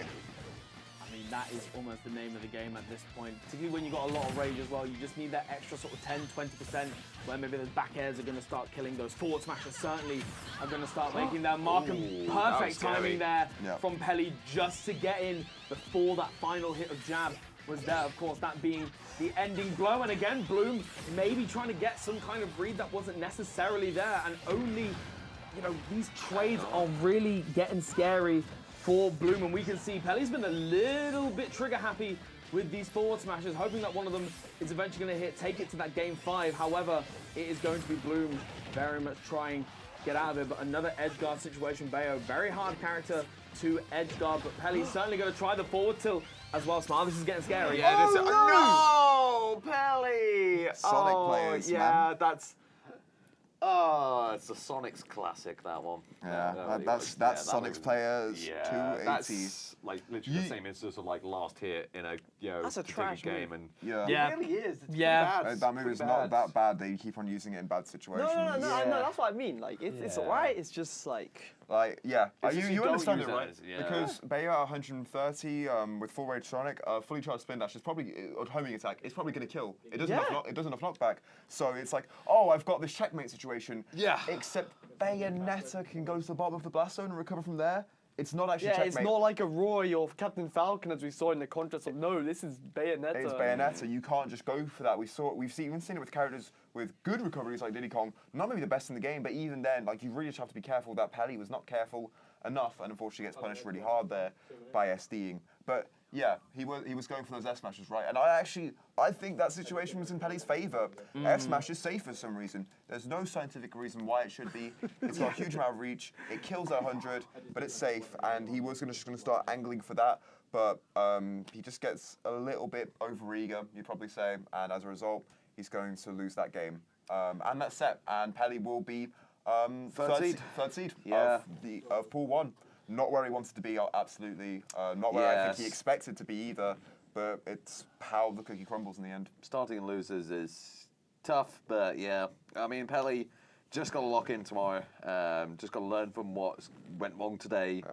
Yeah. I mean, it's so tough as well. We're like, you know, being in lose bracket because you lost a last stock game 5 against Giggles. Yeah, it's not easy, but It's a bit rough, you got to shake it off. You got to start tomorrow and just play the best you can. Yeah, That's going to be seeded to be Benetton, right? Is It's gonna there- be Should be. Is there no possibility, let's say Zangrix 3-0's Giggles?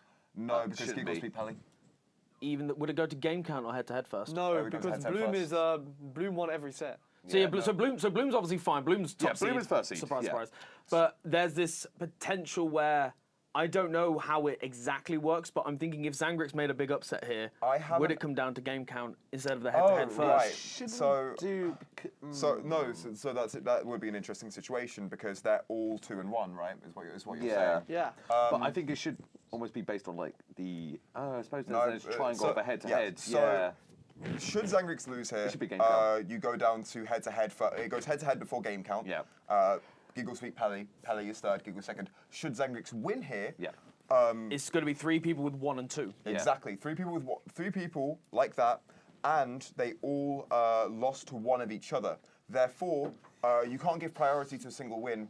So it would go down to who has the best game record. Yeah. You're correct. And at the moment, again, a game 5 loss is still game 5. There's going to be those couple of games on there that are going to really push. So I imagine Pelly's only chance to get into winner's bracket is hoping that Zangrix does make that quite big upset over Giggles. And again, both of these players have been playing particularly hot. You know, obviously Giggles making that monumental upset, I would say very much in favor. But Zangrix has been showing those signs of life again, getting that game, you know, on one of Bloom's other characters, but it's still a good... In fact, no, it was the Bayonetta, wasn't it? It was Bayonetta. Yeah, it was the Bayonetta. Oh, well, Bayonetta. there we go then, so ignore me. And then, of course, you know, very much, even though it was a 3-0, it was still a really good showing against Pelly. So he's definitely got the fire in him to be able to potentially get that upset. And I think particularly against a character where, let's be real, they are going to be running at each other. This is going to be probably the fastest set we're going to see. Potentially all tournament. Let's face it, they like fighting. They like cut you off real scrapping. quick. Scores on the door. Oh, sorry. I'm just going to say, yeah. I've been holding in need to go to Lou, and that game, last game with Bloom, has really done me in, so I'm going to be back in like a few minutes. Sure. That's all good. I'm going to be swapping out. Yeah. Oh, Yeah, go Fabs, yeah. So scores on the doors, by the way. Those two will be back. We can go through this. Scores on the doors. Bloom, obviously 3-0, 9 and 4 in game count. Zangrix is locked in because he is 1 and 6. There is no possible way that because of only winning one game, there is no possible way that he doesn't have the worst game count. So Zangrix is locked 4th. It is going to be the really interesting thing between Pelly and Giggles. Pelly has 6 and 6. Giggles has 5 and 5. Now, priority-wise, I believe it's the person... Giggles just needs to... Giggles has to win. Giggles has to win. Hi, Cara. Hello. Welcome TR and Meryl to the couch, who decided to go over to the chair, which doesn't have the camera angle because she. I didn't know. Sam was sat there earlier. I just didn't want to take Sam's chair, you know? Yeah. This is TR and Meryl. She's here to do fun. Extra things. I'm just here. Don't worry about why I'm here. I'm just here. She's here to do interesting projects, but for now she'll be here with us to fill time. I've just been sat in the production Pally is room 6 and 6, and Giggles is 5 and 5. Therefore, Giggles has dropped less games, but also won less. So Giggles has to win. Giggles has to win. If Giggles loses in any capacity, he goes into losers. Yep. Because it'd be slightly more. Pelly is 50-50 in games. Wow. So after beating Pelly, there's still actually a lot of pressure on Giggles here. Yeah, so it's not even the case of you can lose by a certain number of games. It is, you have to win. You have to win. Yeah. I feel like that is not how it should work, because Giggles literally performed better against Pelly. Oh, against Bloom. But I mean, it'll be game count, won't it? Yeah, it's game count first. Yeah. So my game score, yes. So yeah, in terms of the percentage of games won compared to games lost, Giggles won and performed as well across the pool. But again, this is very much hypothetical. We know for certain that obviously we've got our first and fourth locked in. Second and third, of course, Giggles is just going to be aiming to win. Again, going to be a very, very explosive set. Giggles, one of the best players in those scramble situations I've found. Certainly if you're not ready for that pace. Yeah. Yes, it's a really good situation. Giggles can afford to drop a game if he wins, but he's already beaten Pelly. It's basically the situation. Okay. So yeah, can't lose. Yeah, so it doesn't matter. There's no sort of timeline where Giggles just has to win. Yep. Giggles has to win. 2-1 in the sets. Nice clean. Everybody's having a nice time. And then we're going on to Wave B, which, again, more and more hot bring action. We're here on VGBootCamp. Make sure you're telling your friends, telling your lovers that we are here at Back to the Brink, second edition of the UK Summit event. And it's only 2.5 minutes away where we're going to be getting our final set of Pool A. Probably the most explosive one. Yep. Probably the one where it's probably going to be done in like 10 minutes, let's be real. Yeah. I was saying earlier, I think the whole set of Giggles, Zangrix will probably take the one game between Bloom and Pelly. Move your fat legs. No. That's kind of rude. This guy, he doesn't know how to ask for favors. Sit on you. Yeah, go for What it. are we doing right now, Sam? I'm trying to sit down. You could have come this way and had one person to get past. You're now stood on the microphone. I am still on the mic. Blames other people for his own poor decisions. Anyway. Have you guys had fun on Wave A so far? I'm on a great That was a I'm feeling so refreshed right now for no particular reason. Where is it from? It's fine. I'm feeling so locked in for another set. The Giggles upset was pretty huge on the Pelly. Giggles! That was a hot set. Yeah, the fact that, reverse 3-0 as well, it's a pretty big one. And we were saying a little bit earlier on the couch that Giggles has had a bit of a history this year of going game 5 with like top 5, top 10 players and not quite making the mark. So the fact that he managed to do it is like, hopefully for him, a little bit of shatter in the mentality, being able to sort of take it to that next level. Vindication is also really cool. Reverse 3-0 as well, wasn't it? The reverse 3-0 especially is like honestly crazy. Especially against a player like Pelly, keeping that momentum, like when you're losing down 2-0 and you're like, you think about how slow you're going to have to play to bring yourself back 3 more games. Yeah. Anyway, we are straight into Here we go, and they've already started. There's no time to talk. There's no time to talk. Let's go! Zangrix is already up, and again, this is a man who's playing with nothing to lose, and you're against a player where you've got a slightly heavy, it's a fast faller, you like fighting these. There are some numerous good Falcons in the London region as well, so this is going to be Zangrix probably rubbing his hands together when he found out that he had Giggles as his 3rd seed, and we can see already just this really, really dominating showing from Zangrix so far, being over a stock ahead, and Smart, he's not looking like he's going to stop. Yeah, I mean, this is so interesting. Like, I feel like as well, Zangrix just catching out every single thing that Giggles wants to do. Like the weave backs as well with the forward air, just like retreating those a little bit just to catch when Giggles is moving forward.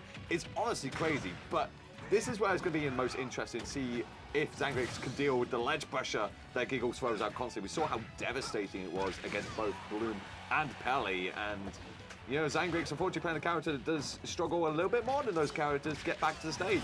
But you know what? Don't even matter, Joycey. I mean, again, 2 stocks to 1, doing so well at just knowing what punishes he can get, and again, this level of patience. Zangrick's movement has been really, really lovely, and I believe, against a player like Giggles, who is going for got these big burst options that he likes to go for, very high speed player, you need to have that movement ready. However, you're only getting the short hop on the knee.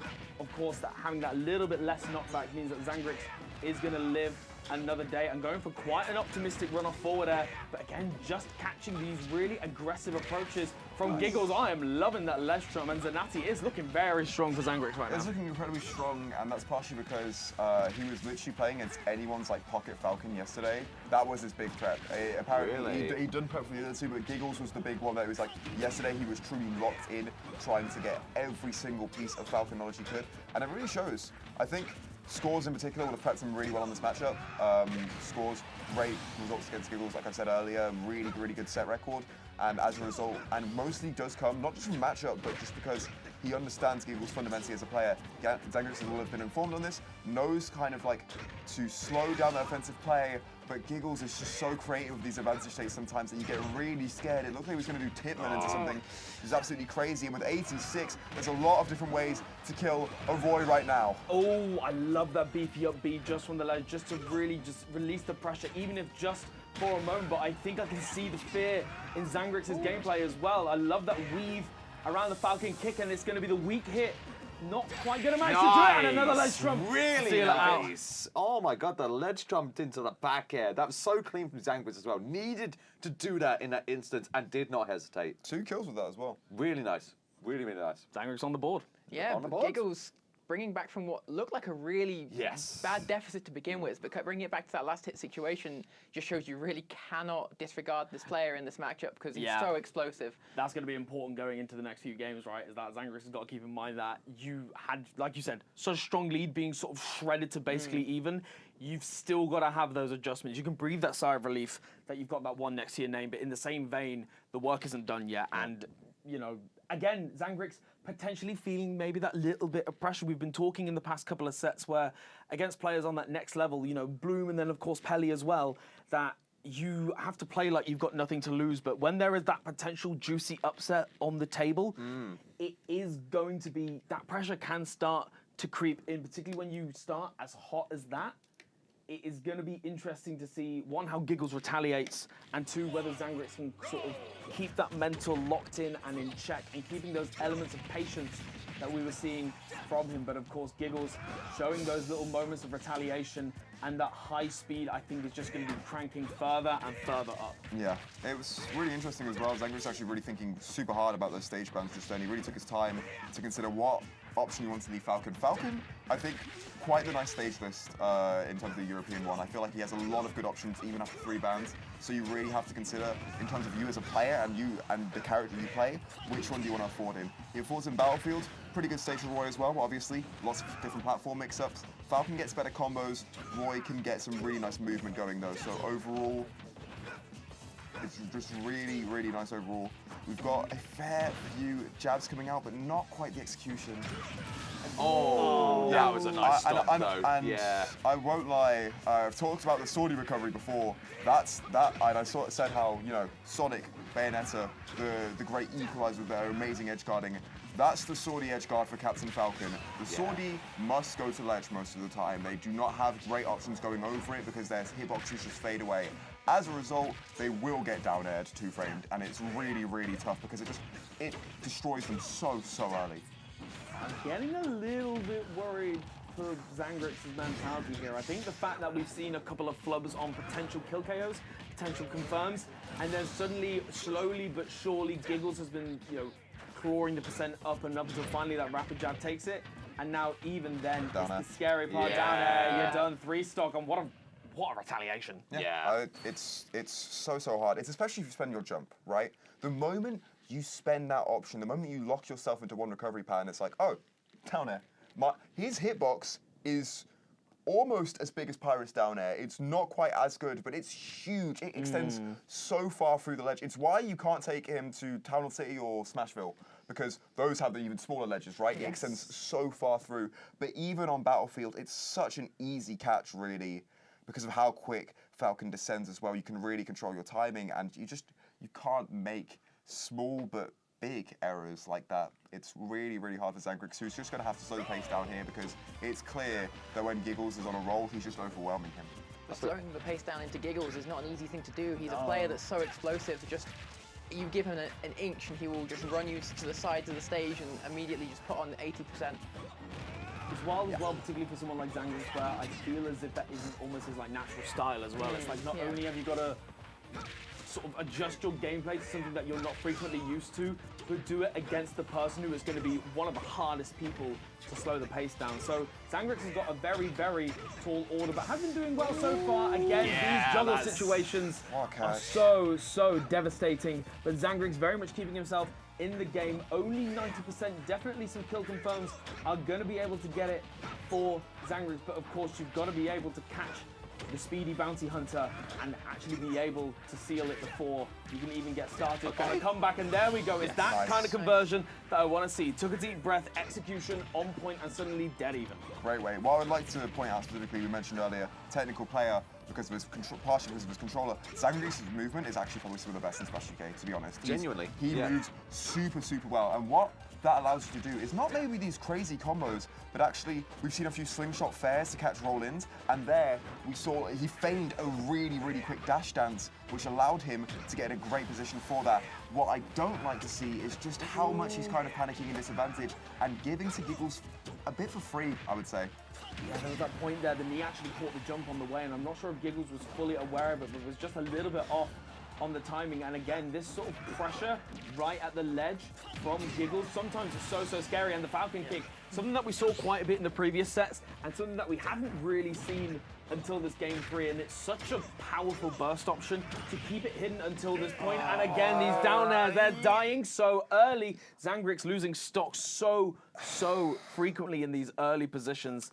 It's real tough. I feel like the problem is, I was watching that and like, I feel like Zangrix's recoveries back to ledge are getting a little bit too telegraphed. Like, even when he went high, and obviously you mentioned, Jude, about how difficult it is for a Swordy to go high. And in the instance that Zangrix did try, Giggles still read it though, because he was like, okay, well, like, you've been obviously getting, you know, absolutely rocked at the ledge by going to ledge, so you're going to go high in this instance. So just catch him out with like the forward air, for example.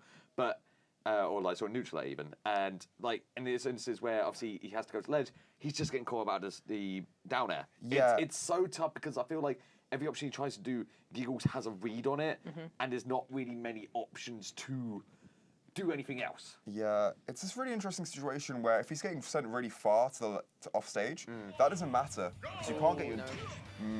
This is an interesting stage. I know it's amazing for Roy, but it's so good for Falcon as well. But it's an interesting situation where he's gonna die. He's probably gonna die again. Oh, Ricky. While that was unfortunate, what I was about to say is when he gets sent far off stage, he's okay. When you're at 50 or 40% and you're over the ledge.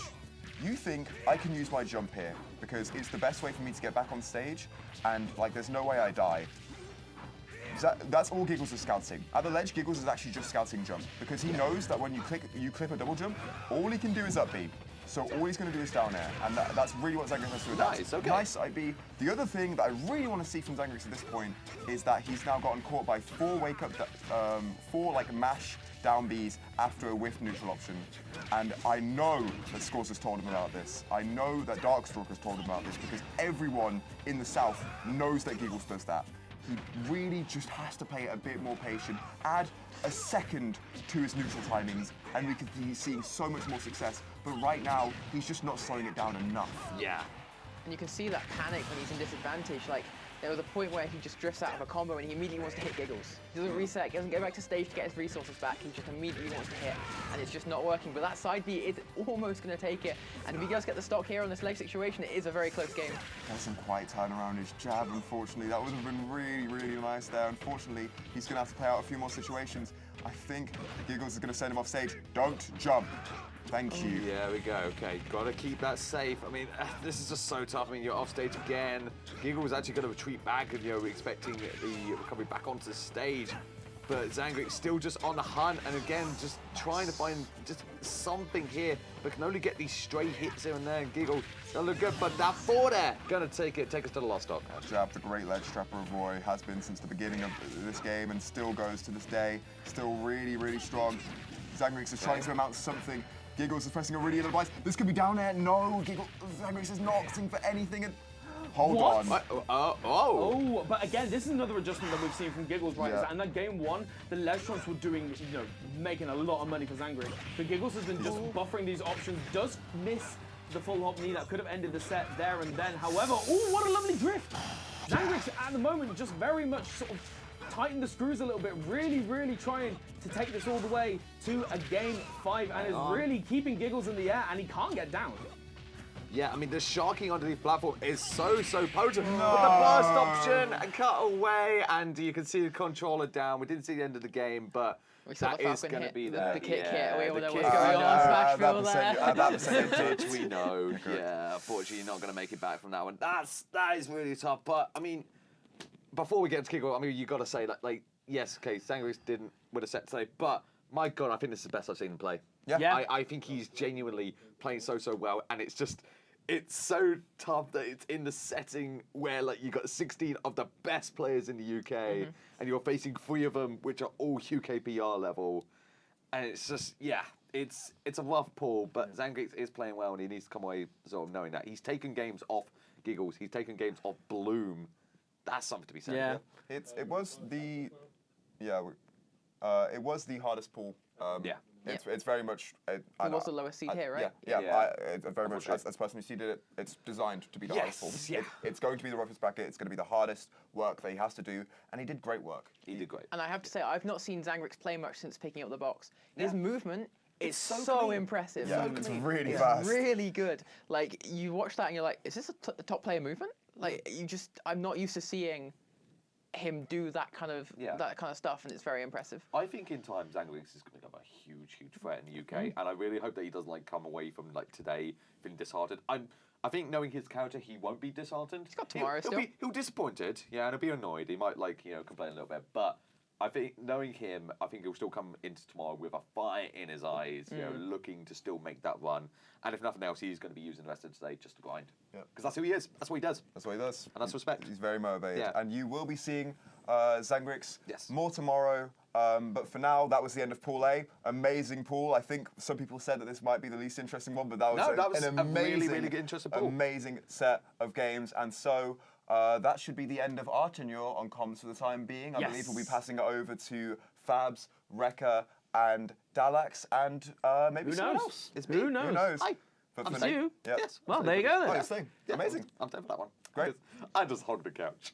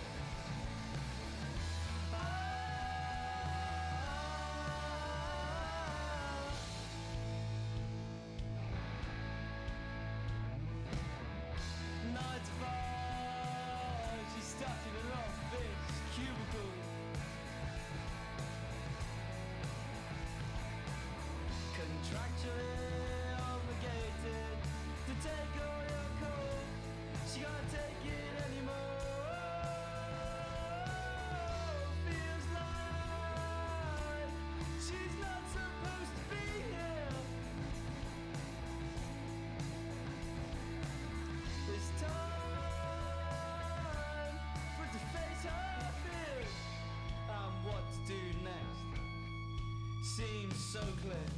Run to the woods, forget her keys, won't need them when she's going. Stone age slumming, live like a chip, no hidden feet. Let's go sunning, stone age slumming.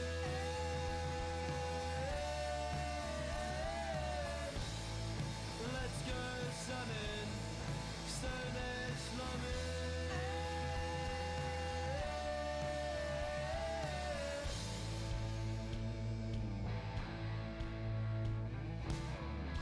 Leave your life at the steps and your phone at the door. What's the point in money when you're stone age slumming? Hold your breath, feels like you've done this before. Just keep on running, you're stone age slumming. Hi, Ross.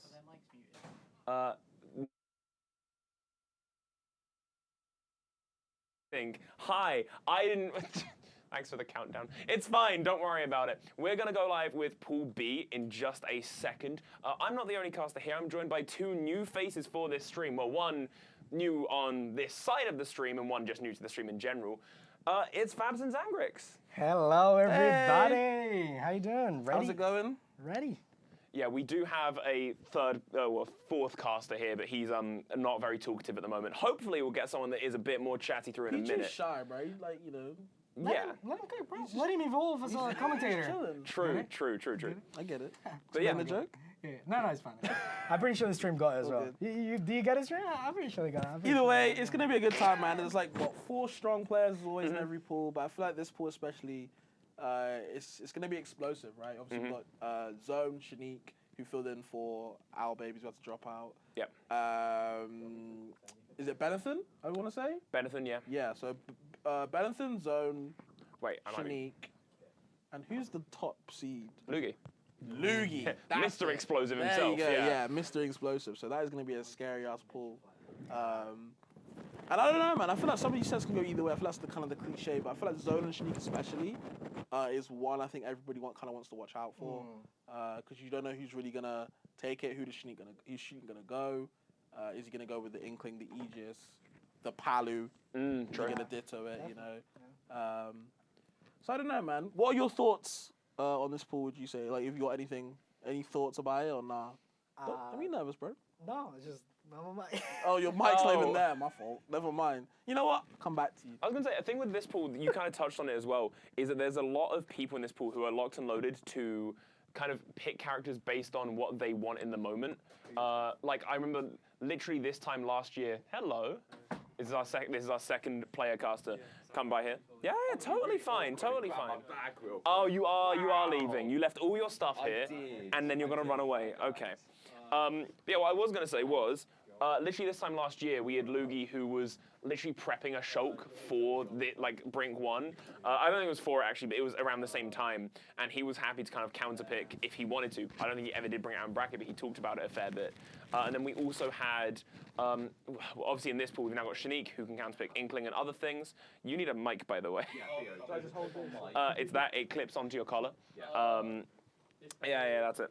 You follow the cable, That's it. Cool. And then that clips onto your collar. Yeah, that's it. It should be red right now. Just tap the switch. Yeah. But Zangrix, you now are mic'd up. So what do you feel about this pool? All right, so I mean, pretty sure Luke is just gonna get through 3-0 in my opinion. I don't really see an upset being, possible like against Lugi. I can see either Shanique or Song getting through on winner's side. It's actually gonna be kind of hard because this pool I would say is a lot more leveled in terms of players. They're like on the same skill level. The previous one was a little bit like, okay, you had like 2. It was a bloodbath. A little bit of a gap. Yeah, but then we had Giggles making an upset, so you never know. I was saying, and obviously, that you were in the last pool, so the four from the last pool, I could genuinely, depending on where in the country it was, I could be like, yeah, that 4 would be the top 4 of like a local or any other event out there. So having that as the first pool of the day was pretty explosive wild. Yeah, definitely. I mean, Giggles has one turn. Hey, how you feeling? Yeah, I don't know. I'm excited. I think Pool B is going to be the most exciting pool. Not to put down other pools, but I really like how everyone in the pool plays. I think that a lot of the sets go either way. I think if there was a most uncertain pool, actually, to be fair, I think A, B, C, and D are all pretty uncertain, but I think there's a lot of room for something crazy to happen. I think that, like Lugi, obviously the best player in the pool, one of the best in the country, probably going to get first seed. But beyond that, like, Shanique has multiple characters. I know something's really funny. Shanique told me that he's been practicing Pyramithra for Zone because he doesn't want to go Inkling. Really? And Zone told me he's been practicing Pokemon Trainer for Shanique because he doesn't want to go Palu. Yes. So I don't know what they're going to do on character select because I think Shanique doesn't want to play against the Palu and he's going to go Pyramithra instead of Inkling. And Zone doesn't want to play against the Inkling or the Pyramithra, I don't even know who, and is going PT, or that's what he told me, instead of Palu. So I'm really looking forward to that set because it seems like both of them don't want to play each other, or they're both like they're thinking a lot about each other. So, and then also I know Benethan, I was speaking to him and he said he's been preparing a lot and he's got his eyes set on Zone. He's been preparing a lot for Zone. Okay. I know he beat Laito in October, so he's played against Palus, he's beaten Palus before. Minimo has left London, so I don't know how fresh Zone will be in the Wolf matchup. It's pretty simple, like it's pretty intuitive, but I'm excited to see if Benethan can get an upset as well. So overall, I'm excited for this pool. Of course, yeah. I mean, we've got them sitting down now, so Zone Lugi themselves. I was talking to the person who's kind of like sorting out who's on stream when, and we were just like, yeah, let's leave with something insane for the start of Pool B. And this is probably going to be one of the most explosive matches of the entire pool. And I could very much see this going like in the same vein as some of the other matches we've seen, where it's just full-on explosion all the time, just always action, always someone dying every like 30 seconds. Yeah, for sure. Obviously, you don't want your first opponent to be Lugi, of course. No. Like you said, most explosive yourself. And these guys have been playing a lot, like most weeklies now, since Lugi's been able to come to MD. And they haven't exactly been the closest sets, but like when you talk to someone like Zone, he'll always be like, well, the next one. You know what I mean? Like, I'll just get the next one. And that's the type of guy he is. But obviously, you're on the big stage now. So it's kind of like, coming up to the point where, you got to put on your big boots, see what you can do against Lugi, because, he comes out the gate swinging. A lot of people might reserve themselves in the game ones. Lugi's like, you know what, I'm going to go full blast. Like, why not? Why do I need to reserve? So. Totally, and it is literally that straight out the gate, and neither of them held back. They both ran straight off the platform towards each other and instantly tried to find where that first bit of damage was going to come from. And I thought that's going to be pretty telling for how the rest of the set's going to go already.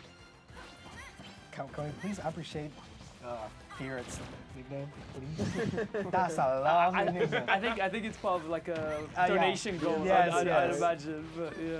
Don't tag me, but I think it's J Oz. I think it's J Oz idea, Anyways, I mean, a lot of aggression coming in, and actually it's going to be Son taking the beginning of this first game. Well, this is what I was talking about. Obviously, when Luigi comes out the gate swinging, you need to calm that down. I feel like, obviously, with Luigi's, like, issues being getting zoned out a lot of the time, part of the pump, but Zone can do that, most of the time keep him away. Palu's got the tools, but obviously, he's done a good job showing at game one. Yeah, when these two play, I do feel like momentum is very much Zone, in my opinion, his strongest aspect probably is his neutral, and Palu very strong against Luigi with stuff like the walling bears and the projectiles and such. And when they play, it feels like Zone usually has control for 60-70% of the match. But Luigi, he's a trained assassin. Like when he gets in, I mean he's not getting in yet. That's an early stock for Zone. So maybe he'll prove me wrong. But you know what I do notice is there are key moments like this. Okay, good takeaway. Yeah, amazing way of getting out of the combo. I mean, these set, and especially just playing against Luigi, it's not a matter of percentage, it's a matter of stocks, bro. You can be a 0 and you just die, and it's even. All your work for nothing. So I gotta see how Son keeps up with the pressure of Luigi. No jab blocks allowed apparently in Sandon and Zone's book. He knows anytime you miss tech, you just explode. Okay, avoiding the up tilt as well. Great pressure from Zone, by the way. I'm seeing a lot of these space back airs, even simplistic things like that, really take you far in the set. All right, actually, that DI was actually incredible because normally Luigi will get that into an up B or down B, but he only could get a sour spot backer. Think about that. All right. Jab grab. I haven't seen him do that. I haven't seen jab grab since Smash 4. I can't lie, but Luigi throwing us back there to Smash 4. Zone throwing him back off stage, trying to get his edge guard. Yeah, I mean, Oh my god. Oh, beautiful. Yeah, like You aren't getting away with that. Yeah, There's no no way you're way. getting away with like, that. like he waited for a bit. I was like, come on, are we gonna get the down I air? got Like, a little bit zone? scared, like zone. Like, can we see the down air? Finish the food, please. That's crazy. Finish your meal, bro. I actually wasn't expecting downer, so I would have done back her, but yeah, definitely downer was the right option. Just getting the kill. It's definitely not that like Lugi's out the game, but this is in such a rough spot. You've been fully lapped by a whole stock and percent. You are now with your back to a wall against Zone, who is going to be locking you at this ledge unless you do something about it. Really nice reversal is the start of something for Lugi, as long as he can make it work. Because I know that Lugi can fully lock you down wherever he wants as well. Yeah, this is kind of the right type of game of the match where you want to be getting percent now. Like, you know what I mean? All it is, extra credit is the most important thing. I mean, it worked though. What? It worked though. Fair enough. It scared him, bro. The aura edge guard, man. The down air, just he's like, I need to get out of the situation. I want to up me immediately. It works, bro. Like versus Luigi, at least Luigi as a player, he's very usually he likes fighting back a lot when he's off stage. He doesn't like really, like playing it slow. He likes fighting back, and he's gonna pay for it with his life as a 2-stock for Zone in game 1. That is important. Like it's the first set of the day for both these players, the first game, and to be so confident.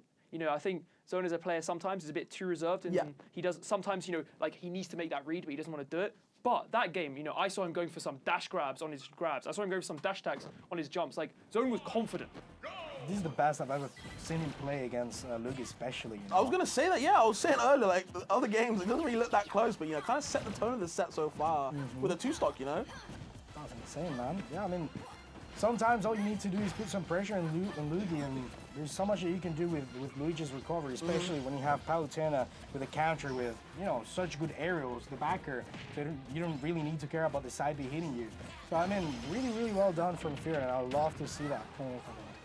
I also don't know if I can comment on how much Zone's been like warming up. I'm sure the other two, you three have all probably seen because you've been in the side room. But Lugi spent the whole of Pool A basically on comms. He had about 10 minutes to warm up before this. So it could be that Lugi's just kind of getting that engine going a little bit, trying to get that momentum under him so he can start trying to make this set back. Yeah, I do agree. He perhaps put a lot of energy into comms, and he was saying in the playroom like, yeah, comms is really hard work, and he's like, he felt quite tired. So he's like you say, he's got to get the ball rolling somewhere, and he's a very, he gets into momentum, or he gets into like the swing of things, so you can't cut him out just yet. When the head starts bopping, that's what he knows. He's kind of in like, in his own zone. But at the moment, man, it's just all locked away. The side B as well, caught you in the air. Where the hell do you land? You might be as good as Luigi, or Luigi, should I say, but when you are Luigi as a character, you're limited, you know what I mean? When you're in that disadvantageous position, Zone can really benefit off like taking advantage. Seems to do it at the moment until now, the tech chase, just avoiding it. It's looking tough. Like these punishes, like I feel like Prime Lugi does get these kills. We saw it a bit last game as well, where he misses a jab lock or he misses a down throw read, and perhaps he just needs to ease himself in. That up smash gonna help him doing that though. He has the lead now for the first time, so finally, perhaps this can give him, a bit of second wind, and he can, he can get these combos down, get these conversions down. Yeah, because that's the Lugi that got top 50 on Lumi rank. That's the Lugi that like has won European majors. So he's definitely a scary situation to be in as Zone though, because he's where the ball starts rolling, bro. Yeah, this is like the type of percent of the game where you're scared. Like you want to get the kill, but you don't want to advance too much into Luigi's love and plunger. You know what I mean? But at the moment, to take the stock, no percent really taken on his side, so very even game. Yeah, definitely. It feels like to me a war of attrition because there's not really much Lugi on Luigi can do whenever Zone's spacing stuff really well, but the same kind of goes both ways. The Lugi can hit buttons sometimes in Zone's face, and all Zone can do is take it on a shield and respect it. Wow, oh my god, Lugi almost found that there. You know what, as long as he doesn't die, I think he'll be fine with that. He could have literally SD'd. He could have killed him there, he could have SD'd some strange, another side spot, like, Lugi's, the pressure is there, it's just the kind of the surgical precision in, for example, I actually don't know why he did up air, back air over up B. Perhaps, I know he's been trying out, I don't know if you saw on Twitter a week ago, but double dashing, it's like some tech that Rayhan, the best Luigi in France, is talking about. Right. And he's been working it a lot where you kind of hit confirm with like dash dancing mid-combo. And I think he's been working on that, and that's perhaps why he went for up air, back air there, because, characters like Luigi, you got to optimize your combos. That is where your strength is. And but maybe it'll come back to pay him because Zone right now catching the landings. In the Ultra Zone, but the down B. Just taking the song as well, kind of snatched it away. It's like, get out of jail card, bro. Get me out of the Ultra Zone. Yeah, bro, I just won against Palutena back here, by the way. Not many moves can do that. I'm saying, bro. That's insane. All right. Yeah, where you going? All right. Zone knows. Telling you. Good movement. Master of keeping you at the ledge, really. Love to see that. Air See the three? back air. Yeah. Ooh, Yeah. let's come by the back air. No, I mean recently he's been stalling his options when he gets a down throw or a down tilt. So you know, sadly this time didn't work, and I'm pretty sure that back air maybe would have hit. Now still in the ledge trap, though. He's not getting out. Where you going? I'm telling you, in the ultra zone. He's Nowhere in the to ultra go. zone. Yeah. This is the Ultra Zone traveling out of London, bro. He's going nationwide, man. Like, Oh my god. Luki is literally just stuck, rocking a hard place, nowhere to go. Zone is relentless. yeah. And the thing you have to remember with these ledge trap sequences is, even if you only got 50%, that really hits your morale. Yeah, if you're absolutely. Luki. It really hits your morale, because he's just been in the corner for a minute. He's like, you know, it shakes your confidence and such. So You start to rush options, right? That's where kind of zone benefits even more. It's definitely a kind of a mountain. Okay, though. Something. He's getting pressured by fireballs and Zaz at the moment. He's got to do something. 175%. Anything can kill at this moment, bro. But sadly, Son can get the opening that he's reaching for. it's good evasion from Lugi, playing around the platforms, playing around his ranges. He knows what zone wants. He wants to dash back. Didn't expect a fair, though. I don't think I did either. And On this. yeah, even stock count. And now on zone side, he kind of has to put him in the air, kind of abuse that bad disadvantage, but he's getting snatched up in the air. The down B makes up the DI, yup. Really, really depressing. Sadly, he got mixed by the down B, man. That wouldn't have killed if he DI'd properly, but it's such a scary move to deal with. It's the same with like rope upper. You never know where you're gonna be sending to, and Dying at 100, man. That's depressing. Lugi he does mix up cross up every time. Lugi's kind of default is the cross up, and like in that instance there, we saw he was threatening the cross up. He was drifting forwards, but then halfway through the move, he pulled back again. So he rejected the cross up, and Zone thought it was going to cross up, but Lugi didn't do it. You know, Lugi is really good with mixing those sort of things up, and Zone guessed wrong, and Lugi will take that to the bank. It's 1-1. 1-1. That's good, though. Really, really close. I also had a question, if any of you know. Having tons of rage, does that affect Luigi combos? Does he get like locked out of some of them when that happens, or are they just always true? I would say it just makes them easier. Perhaps the upper bound, is lower. So say you can't. Usually it might go to 130 and then it goes to 120 or something. But like certainly, I would definitely say it's a benefit, especially when zones are 80, 90. Yeah. That's only a benefit. I would say. Cool. Well, literally like 10 seconds into the match, and Lugi Back already. home. He's got some rage on him. He does, to be fair. It's like 90% you're back at the left ledge. You're calling that at home nowadays because Zone is keeping you there and making you pay rent. Oh my god. Yeah, I've seen this one before. I think it was about 1 minute ago. And Zone is he's unrelenting. This is the Ultra Zone. Trying to get this big PR win right now. Can he do it? And this is what he does best. Like his ledge pressure is just really, really insane. It's really hard to just deal with a lot of the time. And again, like Taka was saying, you're forced to do these options because you're scared. You don't want to make the same mistake. And Zone benefits. Like he feeds off that. He wants you to make those mistakes.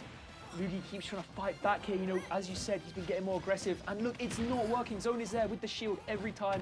He's fighting back, the dash tag every time. And that is a clean lead right now for Zone. Bro, he was on the ledge for the entirety of the I'm first telling you, round. bro, Literally the whole he exhausts your options. Yeah, I mean, sometimes you're there. I play him often, right? It literally feels like you're in checkmate all the time. And it shouldn't be like that, man. Like, that should be like, 50-50. Sometimes you get right. But like, against Son specifically, it's Back to it. I know Lugi taking the biggest sigh of his life. Man, again? Is the left ledge. It's never even the right one. Yeah, maybe Zone's not ambidextrous. He's got a preferred side. He went back there again. Like, Yeah. The reactions. I think another thing that's worth saying is when you think about the styles of ledge trapping we have in the UK, there's really no one that does this like Zone. Yeah. A lot of people go for more coverage-based stuff, but Zone is just really channels those reactions. He plays a more like almost linear game plan. But just like that. You can't let Luigi in. Don't let the door open. Slam it shut, I'm telling you. The one reversal he gets, he kills him at 30. And Slam it shut and run away. suddenly it feels even. And look at this. Oh my god. I think it might be more than even in a second. Oh my god. Yeah. For those who don't know, Palu is the hardest character in the game to zero to death. Really? For Luigi. It's a weird combination of weight and like how skinny her body is. So you can't do the traditional down air, nair, down air, up air, up B. You have to do like forward air, nair, forward air, up air, like up tilt. It's really weird. So Palu does have that kind of durability in this matchup that other characters might not have. It's pretty interesting. Luigi, actually, like Palu's the only character you can basically never do the normal zero to death on. So that might actually be the kind of a secret blessing for Zone in this match. Because these gap attacks are costing him. You know what, they're costing him, but I think it's also costing Zone that he's not up smashing them. Yeah, you know, we're getting these F throws, like Lugi, obviously he's mad he gets scalp attack, but he'll be happy that it's only an F throw. So. Yeah, at the end of the day, you're just giving Lugi another chance to kill you from a grab. Yeah, he's kind of come back into the game. He might be dead. Oh, no. Yeah, okay. Good. Did you see he tried to do the double cross up? Yeah. He crossed him up, he tried to pull it back, but didn't get it. And Zone, the dash attack, shutting that down. Maintaining this lead just about a bit less comfortable than last time. Yeah, I think he needs like a strong 50 to start and then go from there. A couple of nairs in, maybe wait for something. But at the moment, okay, here we go. Up air, one more. What a gambit. That was terrifying. That was a real gambit. That was such a gambit, bro, but actually paying off for Zone, and now the lead is growing. Not for so long, though. Yeah, smash though. Yeah. We saw Lugi was channeling those there and not finding it was okay. He got a few pummels. See, he goes for a different route because he knows it won't work. Yeah, but still a 73%. 73. You won't complain. You won't I'm not saying Luigi's bad. I'm not saying Luigi's bad. I'm just. No. Oh my God! What is that? That was actually quite impressing. That was definitely DI. Slowest top blast zone kill I've ever seen in my life. Wow. That was definitely DI. I'm always wondering if that was a misinput from Luigi because I feel like every Luigi does Z up tilt, not Z up smash, but Zone trying to DI out and gonna pay for it with his life. I mean, also the fact that he started it from, you know, he didn't start it was from the four. back. It wasn't even. It was like. I think it was a misinput, but you know, either way, Luigi will be happy with that one. He's shaking his head because he knows, you know, he's the second seed at this event. He wants this to be better. He probably wants to win. So he's trying to say, you know, I need to make these games more one-sided. But 2-1, it could have been a lot worse. I mean, if my memory serves me correctly, I'm pretty sure last year it was tight between Bloom and Lugi in Grands. So he definitely wants to get that run back. Yeah. He definitely wants to see him get that victory. And one of the best ways you can do it is clean sweep your pool. Get out your pool, get into winner's side. It gives you an extra lifeline going into the second day. Because the second place of this pool fights Bloom forever tomorrow morning. So you really don't want to come second in this pool, like anyone, especially not Lugi of all people. You'd rather go third or fourth and drop into lose. Yeah. Oh my God. Okay.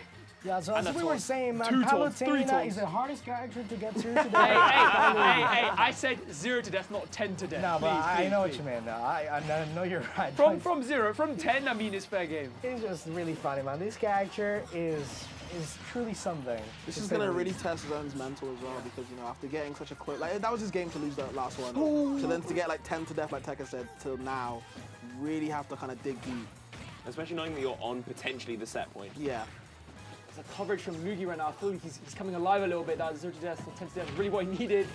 Oh my goodness. There we go, man. The engine is fully on right now. Yeah, he's feeling himself now. Yeah, he's feeling good. He's feeling himself. It literally was. He needed a game to shift from commentator mode to player mode. Yeah. We're seeing these edge guards coming out from Zone now, these runoffs. He was opting for the ledge trapping, but perhaps he's like, you know, I need more reward. I need kills. And is he gonna find them though? Sure. What kind of angle should Zone be playing for here? Because I feel like you almost want to go aggressive to take the stock and then fully just like rely on playing defensive so you can keep your percent intact going into the rest of the match. But I don't know. Yeah, I mean, it's a hard call to make, of course. But Lugi, you know, he's been playing aggressive right now. I think he can afford to camp and Lugi will play it to him. But once Lugi starts playing slow and he starts saying, okay, Zone, you have to come to me, that's where he's going to struggle. And he's kind of doing it right now. I mean, putting some pressure on Zone, but man, it's really hard. That's just not gonna kill. Yeah, the reward from like these air-to-airs with Nair is just living to like 190 every stop. No chances to get grabbed. All right, finally taking the first stock of this whole game, but might be too late. Yeah, it's all about survival now because you know, you can't take too many of these hits. Especially not from Luigi. Like grab spells death. Nice little 23 as Zone is trying to mount this. The re-grab as well. No up B, that was close. All right. I'm not done with you. Get over here. He's just stealing your coins, bro. You gotta get you alive now. Okay, but he's at 92. Hold on. He's at 92. This has been big damage from Zone. The 2 now. frames. It's gotta be now. No back air, but he can't let him back onto the stage. I'm gonna be real with you. He had no double jump. I feel like Zone's ledge trapping is good, but I think sometimes he needs to go off stage. Right. Especially against. Okay, we're seeing the ledge trap once again. Does he get this? Lugi's been rolling. Zone was covering the rolls, and then he just stopped. I think he started getting nervous. You know, like the stamina, the 0 to death have just messed with him a little bit, and Lugi's gonna eat that up. Oh no! Such a hard angle to get there. Like I was kind of surprised he went for side B there, but I've always said I'm not a fan of zone side Bs a lot of the time, especially off stage. But that's just part of the play style. Especially find edge guard. I say you're playing against Shanique or something. What if he does pyro? He goes run off forward there, kills you at 50 for that side B. Like Luigi rather kind of struggles to do that, but there's some characters that is really brave to go for that. It's just hard, man. It was it's a hard game. I think that's a really tough set for Zone to lose. I feel, if I'm being honest, because like I said, he should have really been up 2-1. Kind of felt like he I wouldn't say threw it away or choked, but kind of like just kind of let it go, get away from him. Maybe he kind of saw the goal before it actually came. I feel like that's kind of common. And obviously, top players like Lugi, they'll take advantage of that every day. They'll take that. And that can be a momentum killer. When you have a game under you that you're like, I should have won that.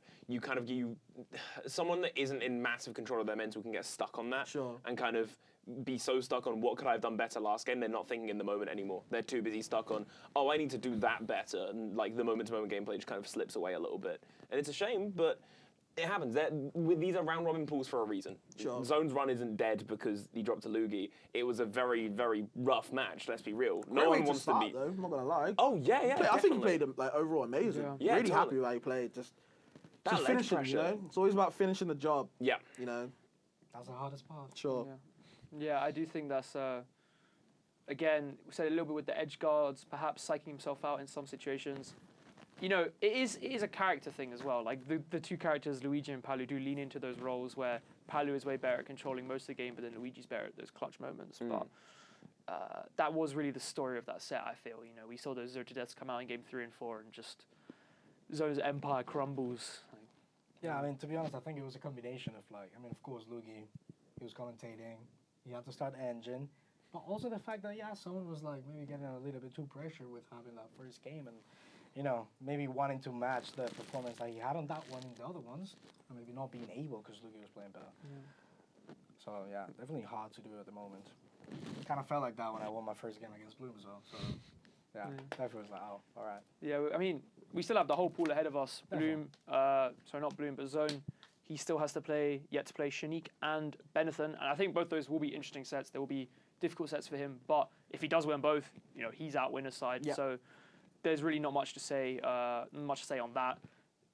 Say he goes for Lugi, he's going to try clean things up now. He's in prime position to take first in his pool, but you can't count out Shanique as well. You can't count out Benetton. I guess we're getting both those two next. I'd assume, I think it was on the bottom ticker, but I just missed it. I believe next will be Benetton and Shanique, I believe.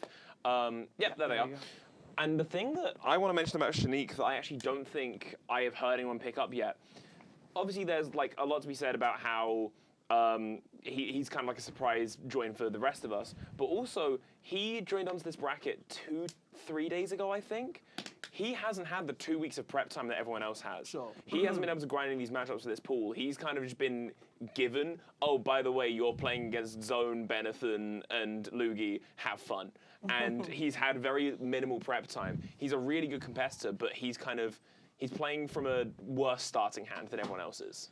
Yeah, I mean, I think Shanique has been grinding a lot these past weeks. I suppose he didn't know he was going to be in Brink until a few days ago, so that meant matchups-wise, perhaps he didn't get specific practice. But if we do think about who's in his pool, Lugi, those two do play a lot with each other on Wi-Fi and such. They're like practice partners, so I'd imagine he feels he knows enough about Lugi. Zone, Shanique's Palu secondary is, it's almost an argument for the best Palu in the UK. He's beaten Maze 3 times with Palu. He's been, I think he took a set off Astro with Palu as well. And then Benetton, Shanique seeded to above Benetton. I don't know how much, respectfully, I don't know how much attention you would give Benetton when he's probably looking at the other top 2 seeds of the pool. But I do think, I think Shanique is in a really good position for this pool. I think he knows these matchups. I think again, he's a confident player and he's been practicing a lot recently. So, I'm excited to see how him versus Zone, how him versus Benetton, how these sets go. I kind of want to see which character he's picking for these players. Yeah. As much as I want to see him play, I want to see who he's picking because obviously, people know Shanique as not exactly a character specialist, but he does dabble in a couple characters there. And like Zone said, like Tekka said, they've got good wins. The Palu is not just some frail Palu. He's got some backbone behind her. And obviously the Inkling, we've seen those crazy runs before. And obviously the Aegis is what they've been kind of mostly focusing on, but still having the characters in the back. So. And I think they got like 4-foot rise with Corrin as well. Right. They beat Zone, they beat like Scores with Corrin just a few months ago. So. Seeing the Inkling for this game one, I think that if you ask Shanique, he's been focusing more on Inkling recently, so it does make sense. Something funny as well. In the friendlies room, Shanique was playing friendlies with Benetton as Palu to warm up Benetton for Zone. So, I like that. So, yeah, he's definitely got the characters online. Yes, you aren't going to do it yourself when they're practicing against it. It also makes a lot of sense. It's the first showing in bracket. This is like, if anyone wants to say Shanique's iconic character, it is the Inkling. It's nice to see it come out straight away. Just that 2019 matchup, bro. Wolf vs Inkling. Take me We back. got Palu in the pool as well. I'm like, saying. what's going on? Same, bro. No DLC characters. DLC is then long live fundamentals. Yeah, I love to see that. I actually haven't seen this matchup in a while because, I mean, no one really wants to play these characters in these meta currently. So. And the thing is with Wolf's weight, most spaces, all three spaces in general, Inkling's Booyah, the window isn't exactly like huge. It's pretty decent. You can get it pretty consistently, and I think Shanique's never really going to miss that most of the time. So. Yeah, when I've done like borders with Shanique and such, like he's very like Booyah focused. So it's like, oh, that guy missed Booyah percent. So I know if he sees that opening, he will take it. He's very he's aware of that sort of thing. Rage does influence it, of course. With some Rage right now, has an early lead, but this is close. Yeah, I was gonna say, I feel like we've been speaking about Shanique a lot. I haven't really touched upon Benetton, man. The Wolf is kind of like not exactly a different playstyle to most Wolves, but I like how he plays Wolf. I feel like he expresses Wolf in a character I haven't really seen most people play. It's very exciting, the way I like to watch Benetton. Yeah, he plays pretty crazy. Goes for a couple risks though. Yeah, the risks are a bit like okay, but if you've got the results back up, then why not? Yeah, I was looking through his results and like in Scotland he's been getting, it's like he's got a few sets off Kerber and Maze with the Wolf in matchups. Honestly, I think Wolf would be quite hard in Kirby and Steve. So he's clearly got it. Now he's got a show on the big stage where we got everyone all around the UK at this event, starting with Shanique. I just hope the Bowser Juniors will come out. I'm not a fan of it. I'm not a fan of it. I'm not a fan of it. Did you watch Tigerton? Please, let's just not talk about it. Let's just not talk about it. We'll talk about it after the pool. I was going to say, the one we're currently in, it is very tight between the two. Shanique obviously does have that comfortable lead at the moment, but Benetton just needs to land one good hit and then take it to a last stock game for both players. Yeah, I also want to talk about the selection of the stage. I don't really see much people actually going to the Final Destination. I certainly don't, because I don't really like this stage. I'm surprised both players going into this. Hey, what do you think about it? Game one as well. It's a small stage. It's kind of claustrophobic, but I guess both players thinking I'll make the most of that. 2 up smashes now for Benetton, taking both stocks. If you're Shanique, you really shouldn't be getting hit by a third one, but. I think stage-wise, it kind of benefits Wolf a lot because obviously, Wolf has like a just transcendent projectile that you can't really trade. You can't trade it with transcendent, so you have to jump over it. Wolf is an air-to-air character, so he'll be catching a lot of these jumps a lot of times, but unfortunately, jumping straight to the blast zone, Shanique doing a great job edgeguarding him. And it was kind of swayy the first game, but I always felt like Benetton was chasing Shanique. But close-ish, I'd say. Doing well for game one. Yeah, Benetton keeping up with the Wolf hoodie on as well. He's trying to channel. Oh, love that. Channel I didn't even know it had Wolf on it. Yeah. He was in it yesterday. It was very like, God, that goes hard. But yeah, I'm interested to see how this set kind of progresses because I think both players on their characters, they can afford to play the game in different ways. Sure. Like Inkling can very much play keep away and wait for openings themselves, as can Wolf, but also both characters have so much potential to open up aggressive windows. And all it takes is for one person to make a commitment to either of these play styles, and it fully changes how the other one has to play around them. Yeah, I think, as we said, Benetton very aggressive. Shanique, perhaps a bit more reserved. We see Shanique sometimes he'll camp when he has to. So I wouldn't be surprised to see if he tries to slow things down a bit. But right now it's working for him. I mean, I say right now, Benetton has a little 0 to 40. Yeah, not even 5 seconds into the game as well. Like straight off like a dash grab. Yeah. Like, oh my god, what are we doing here? Okay, parry into the jabs. I'm gonna push him away. Just gonna see what he do next. Great plat drop from Shanique. Gotta watch out for the move and that splat bomb. Yep, get the trump as well. Trump splat bomb. Like that. Okay, that's what I'm talking about. What a setup coming in, and bro, this is explosive. 30 seconds into the game, and literally, they've been fighting all the time. Something I've noticed both in Pool A and Pool B, people's movement is on point this weekend. Like people doing ledge trumps and like little dashes to keep microspacing right in check has been so nice and on the point. Oh, a really good reaction. But don't do trigger up again. Okay, he did. It worked. Sure. Why not? All right. I think the key with the splat bomb ledge trapping is it's kind of like DDD with Gordo. You just have to, you know, it's hard, but you do have to mix up your timing and your options. But that new shot gonna sneak through. Wow. I like that. Angles left to up as well, yeah. No scratch. Oh. Wow, what a spot dodge. Actually getting rid of both hits of that up smash, and now Shanik taking the first stuff. Benetton is really chasing him here, going off stage, running coast to coast to try to kill him. Luckily that Nair is ignorant, or else he would have died off the splat bomb, by the way. Really early to Yeah. set too. But lucky for that, okay? Ooh. Another grab, yeah. Can't show for too long.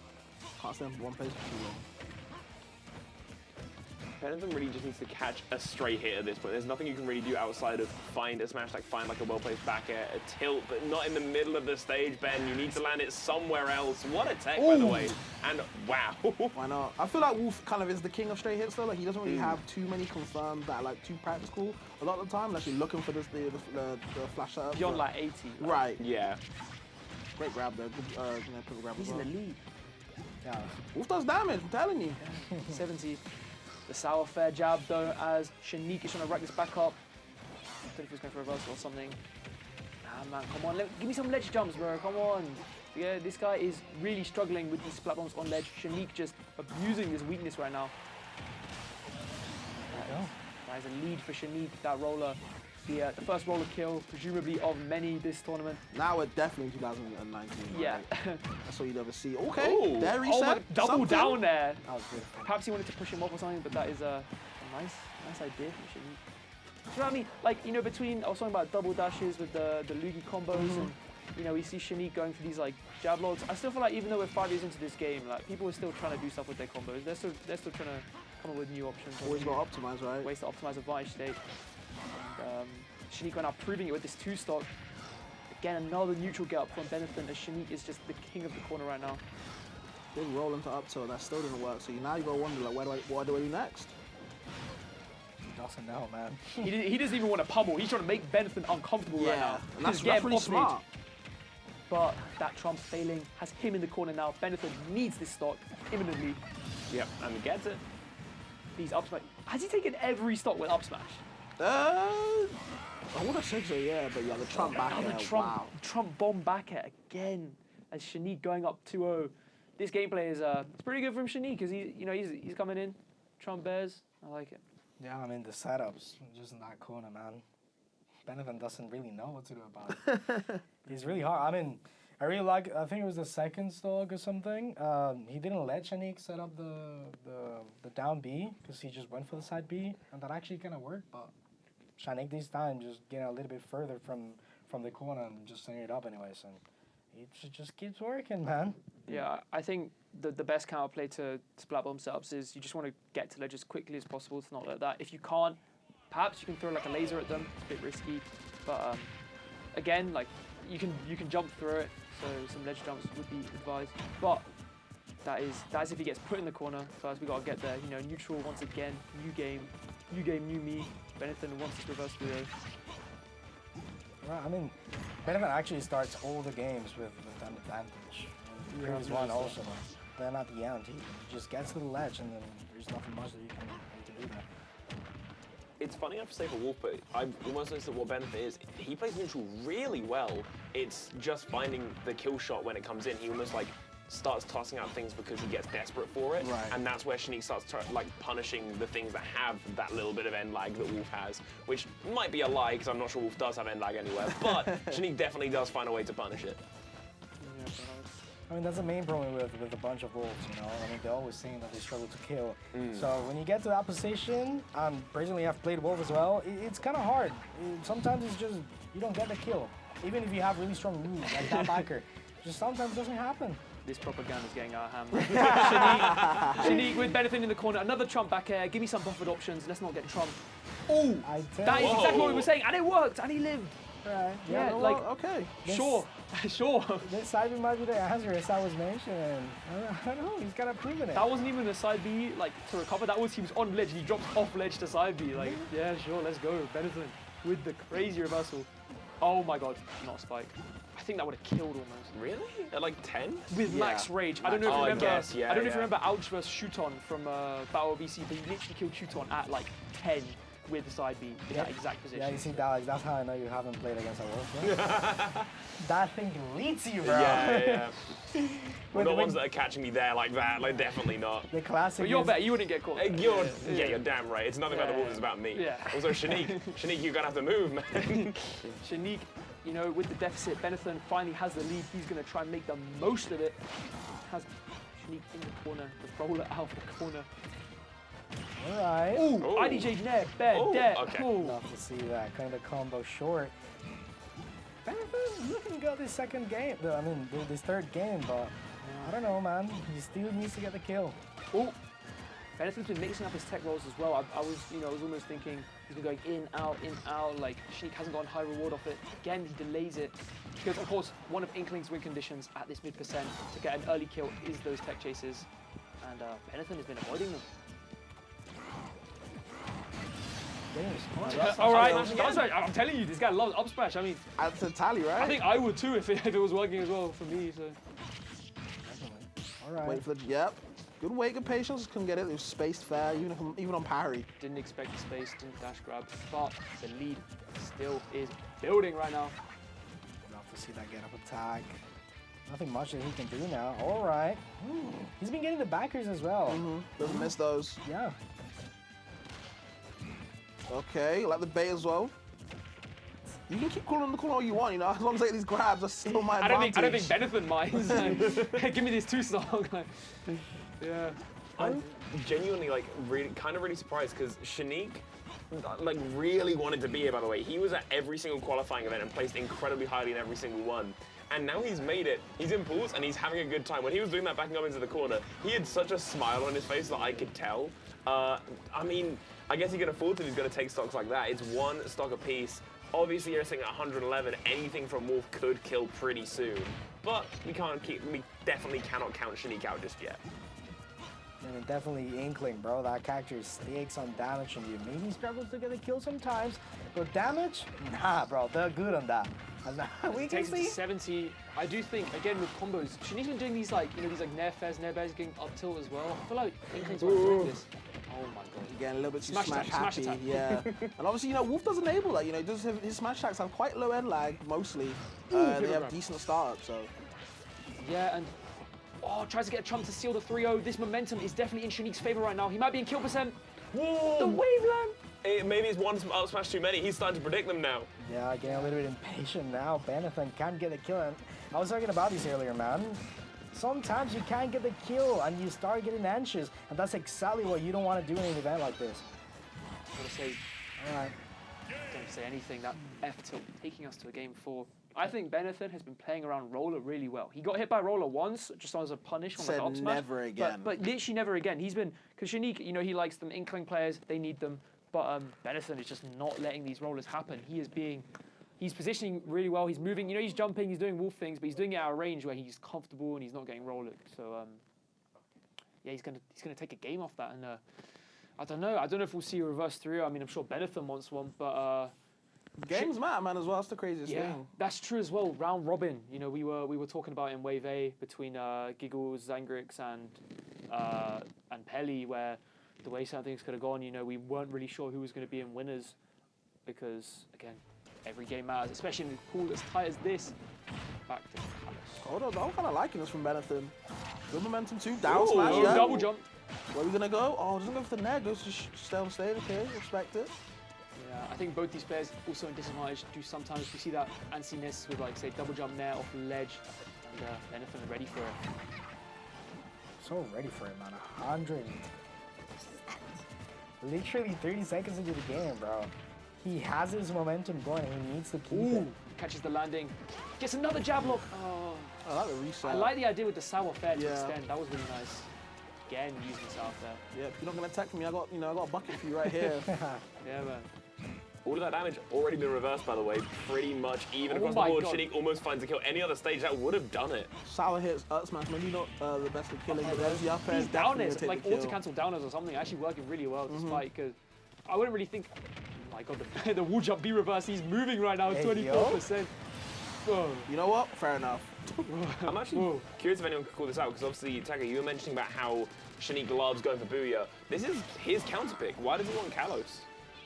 Yeah, you're right. The ceiling's well the high. The ceiling is perhaps the highest in the game. You do have the side platform, but I suppose he just likes the space. I think I'd say from Shanique's point of view, he sees Benetton as a very aggressive wolf, and when you're playing against these kind of, these crazy guys, you might just say, you know what, I just want the biggest stage. I want to have the ability to just dash back and just make space. And that's kind of what he's doing now, actually. Platform camping him is a bit surprising, but it is working. So, yeah, I suppose that's why. Perhaps as well, in a matchup like Wolf, you kind of, you look at it and you say, what are my win conditions? Okay, well, there's a Booyah. I was going to say maybe he's thinking less about Booyah, more about, say, an edge guard. But clearly he's willing for both. I think it's a mechanic that doesn't get mentioned often, but it is worth mentioning. Whenever there's ink actually on the stage via like roller or something, it slows down the opponent as they're trying to walk through it. And that kind of plays into what you were saying about how Shanique is happy to play that kind of I'm going to stay away from you game. Because there's been multiple times where he's been backpedaling and Benetton's been literally left with his feet stuck in the mud and not be able to approach. Yeah, definitely. Another reversal from Shanique, another reversal. Gonna work this time though, as Benetton failing to get that punish. He's gonna pay, Shanique wrecking it up 260.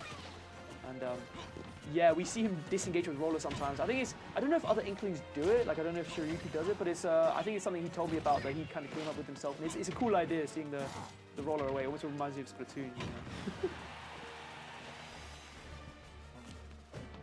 Oh man. Good spot dodge, safe back air as Benetton right now.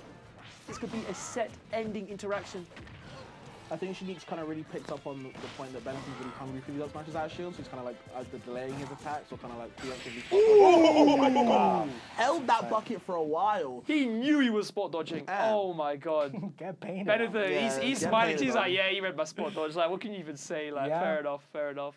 He's been going for that. He's been doing like spot dodge after like neutral get up and then up smash. He loves to do that, but I mean, definitely Shanique knew about it, bro. Shanique is also, he's really good at calling out spot dodges. Like, I was talking with him and he was like, oh yeah, like versus Mace Beans, every time he does F smash or like bare F smash, he'll spot dodge often. He's like, oh damn, I didn't notice that. And he's like, I watched the set and he just charges Palu F smash in his face. He's like, so clearly he's good at the player to player sort of thing. He's a commanding down smash. We see it right there, reading that spot dodge. And I remember you telling me this, so it's funny that. Well, he told me, yeah, it was Shanique that told me. That's not my knowledge. Shanique told me that he just spot dodge F smash. That's but interesting. yeah, so now you said, I think we heard it's going to be Lugi Shanique now. So this is. Yes, it is. Yeah, this is gonna be exciting because both these guys 1-0 right now. Whoever wins this is guaranteed to winners pretty much unless something crazy happens. So this is going to be really influential match in the pool.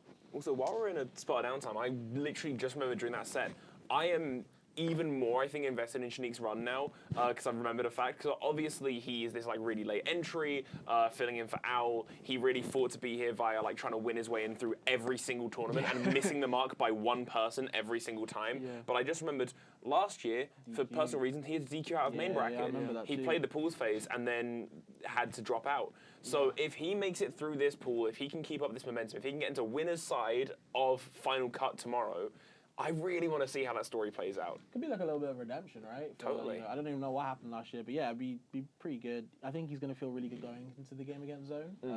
Having played against Benetton really well, really strong. Definitely a lot of momentum if he goes the Inkling. But given Tekka's anecdote of what might happen, I have no idea what's going to happen. I want to see what they say to each other when they start talking about characters on stages. Whatever. Like, I have no idea what's going to happen. I'm excited for that one. Because Zone's had a PT for a while, right? He even had it at the start of Ultimate. And for Little Mac. Yeah. But he really liked. I'm pretty sure he's really comfortable against Inkling with PT. Right. So I think he'll be looking for the Inkling if he has to play. Oh, he played Honeyoo at the big one. Did he go PT in that set? I don't remember if he went PT or not, but I feel like he hasn't minded PT against Inkling because I don't think Palu's a big fan of it, of course. But because she dashes a lot under like landing aerials. Ducks under sort of everything. Rio's he pretty has. good versus her, I think. So I don't know what's going to really happen in the set. I'm looking forward to either way, and obviously it's kind of sets the tone of who kind of goes through in the second post of winners. So yeah. But I don't know, man. I feel like Benetton is the dark horse. What's that? I was hoping Zangris, your mic wants to be like, yeah. I was gonna say, I feel like Benetton is the dark horse of this pool. Oh, is it because of the coat? Yeah. I don't know. I was happy with how he played there. Yeah, apparently. Can they not hear me? I don't know. What's the issue? Just tell us. Your production for a reason. Oh, it's the jacket. It's like brushing against the mic. I'll take my jacket off. My bad. I think Nice jacket, by the way. Thanks. It is really nice. Maybe he did it all on purpose, bro. He wanted to bring attention into the Oh, this jacket? Yeah. I'm sorry, guys. My No, fault. it is. All right. No, I do think Benetton, I was impressed with how he played there. You know, I thought his aggression, his positioning, he was really threatening. Perhaps we were saying quite hungry for some kills, but overall, you know, he did tell me his main target is on zone. So I do want to see how that plays out.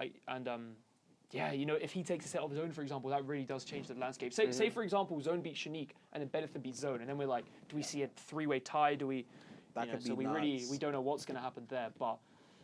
Yeah, I mean, first of all, Lugi versus Shanique. This will be really interesting because, again, these guys play Wi-Fi a lot. You know, I remember these guys, you know, joined the scene at the same time. Yep. We saw them in the same Wi-Fi tournaments. Yep. Like, who the hell are these guys winning these Wi-Fi brackets? And And here we are. And here we are. The top Yeah. 16 in the country, and Lugi is second best in the entire country. yeah, and because they have that experience, you know how it is. Like when you're playing against someone so much, like sets are just always even. Like even if someone, you know, Lugi's more decorated and he's the higher ranked, just when two people play each other so long, like the gameplay always just like evolves in strange ways, and I think that's what we're going to see with this.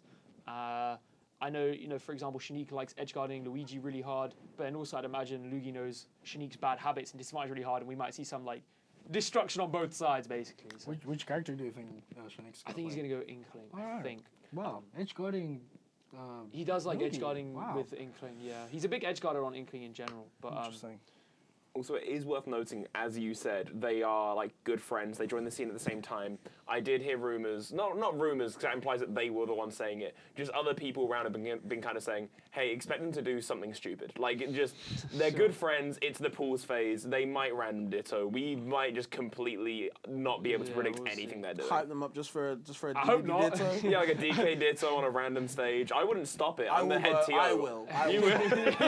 I will stop it. I will go over there. I know Shanique is really hungry to get another big performance under his belt, so I'm imagining he's going to go mains because you know, it's been like, you know, if you put yourself in Shanique's shoes, where say a few years ago he got that Tea Party run where he beat, he literally beat like Curry, SPF, like Bloom, Maze, Bloom, Pelly, Lugi, like it was all the in a run of row. dreams. Like Yeah. literally beat the entire top 6 in the UK in order, like back to back to back to back. Like I know he's like, you know, I know what I'm capable of. I want to replicate. It's been a while, and he wants to replicate it. You know, he's still ranked top 10 in the UK, so he's still got that the relevance. He's still got good performances, but he's trying to keep it up, and you know, he's a competitive guy, so I imagine he's going to try take down Lugi here. So we'll see who they pick, but yeah, Definitely. I think there's a lot to be said for it, and I wouldn't be surprised if we do get like mid-set character switches. I think if I was to call anything, I'd say mains to start, just to see how it goes, especially because, like, as you said, they've played a lot. They know how this matchup goes, but also they'll be able to read each other like a book. And then if it is that bad, I would then imagine one of them tagging off to something else in Game 2 or even Game 3. But time will tell, I guess. No use on predicting stuff that might not even happen. yeah. All we can do is wait and see, man. I feel like they're getting ready to play this first game. But I don't know, man. I don't know how it's going to be. I do feel like Lugi, you know, anyone would say, oh, yeah, Lugi's probably going to win. But I feel like it's going to be, how is he going to win? You know, is he going to be winning 3-0? Is it going to be a kind of a blowout? Or is Shanique going to maybe come out the gate swinging like Zone did? You know, maybe he could have a similar set like that. Or it could be, you know, something in the middle. I don't know. I feel like Shanique's going to come out, maybe win the first game, or maybe scare him the first game, and then maybe, again, make Lugi kind of wake up and see if he can handle the heat right there. You know, all we can do is wait. Yeah, I mean, Lugi definitely one of those players that doesn't mind losing 1 or 2 games because he believes on himself, and he knows that he can always like bring it back. You know. I don't know if you saw that. What did he They do? went to go shake hands Oh, with Shanique no. and just like, you know, pat their fist instead. Going for the thumbs up as well. That's crazy. Alrighty. Yeah, man, let's get into it. I'm These guys ready. fight for who's going to press start. Yeah, like, all right, there we go. Yeah. Inkling, Luigi. Yeah, I think just, again, for some context, first place in this pool fights Giggles tomorrow, and second place fights Bloom. And no, this Giggles is an amazing player. He's top 10 UK right now, but if I had to choose, I don't think I'm picking Bloom. So I think everyone in this pool is going to be motivated to do their best. They want to get first. They want to get out and, you know, push as far as they can in winners tomorrow. So I love the fact you just clarify no insult to Giggles. I don't think anyone would be to say that they'd rather be playing them than Blue. I think that is a given. I'm sure there's like a percentage in the world, or in the UK, Probably a let's few say, people. that are probably like, you know what? I hate Falcon. I can do it. I don't know, like, would I want to fight Falcon really early in the morning, especially like Giggles, this type of Falcon in the morning? Or do I want to fight someone who might actually throw and go random? You know? Yes, no, you're right. Take your chances. Me personally, I think I'd actually rather have Bloom. It's like, if I'm gonna lose to Giggles, he's gonna Falcon punch me. Yeah, at least Bloom, maybe He's I'll gonna get do a the most random nut DO, like, setups on me, you know. Bloom might go Olimar, you know what I mean? So there's a chance. And this is a pretty even start. Both these players, they are fighting to not play against Bloom right now. As they are. We see this. Ooh, the Waveland Booyah. Great weight. Nice weight. Lovely weight. Almost a 50-50 there, you could say. Shanique winning it as he gets this first stock down. Similar to the zone set, of course, but, you know, history does repeat itself, but maybe Shanique is going to try get this upset, you know. Both looking for empty hop grabs, I was thinking, but yeah, never mind. Lugi actually found his one. Down B, but great the on Shanique's side. Now back to the ledge. Nothing like zone, though. Thanks. Speak. Okay, and these down airs, like Teko was mentioning in the first set against Benedict, like they're doing a lot of work. I feel like I don't really see any of. I've never seen these down airs so often, but it's surprisingly safe and surprisingly good reward too. So. Jump over the plunger. Yep, it's my turn now. Up throw into back air. Character just rains down damage on you. No ink as well. Ooh, the dash down tilt, and again the up B to edge guard. Misses the back air though.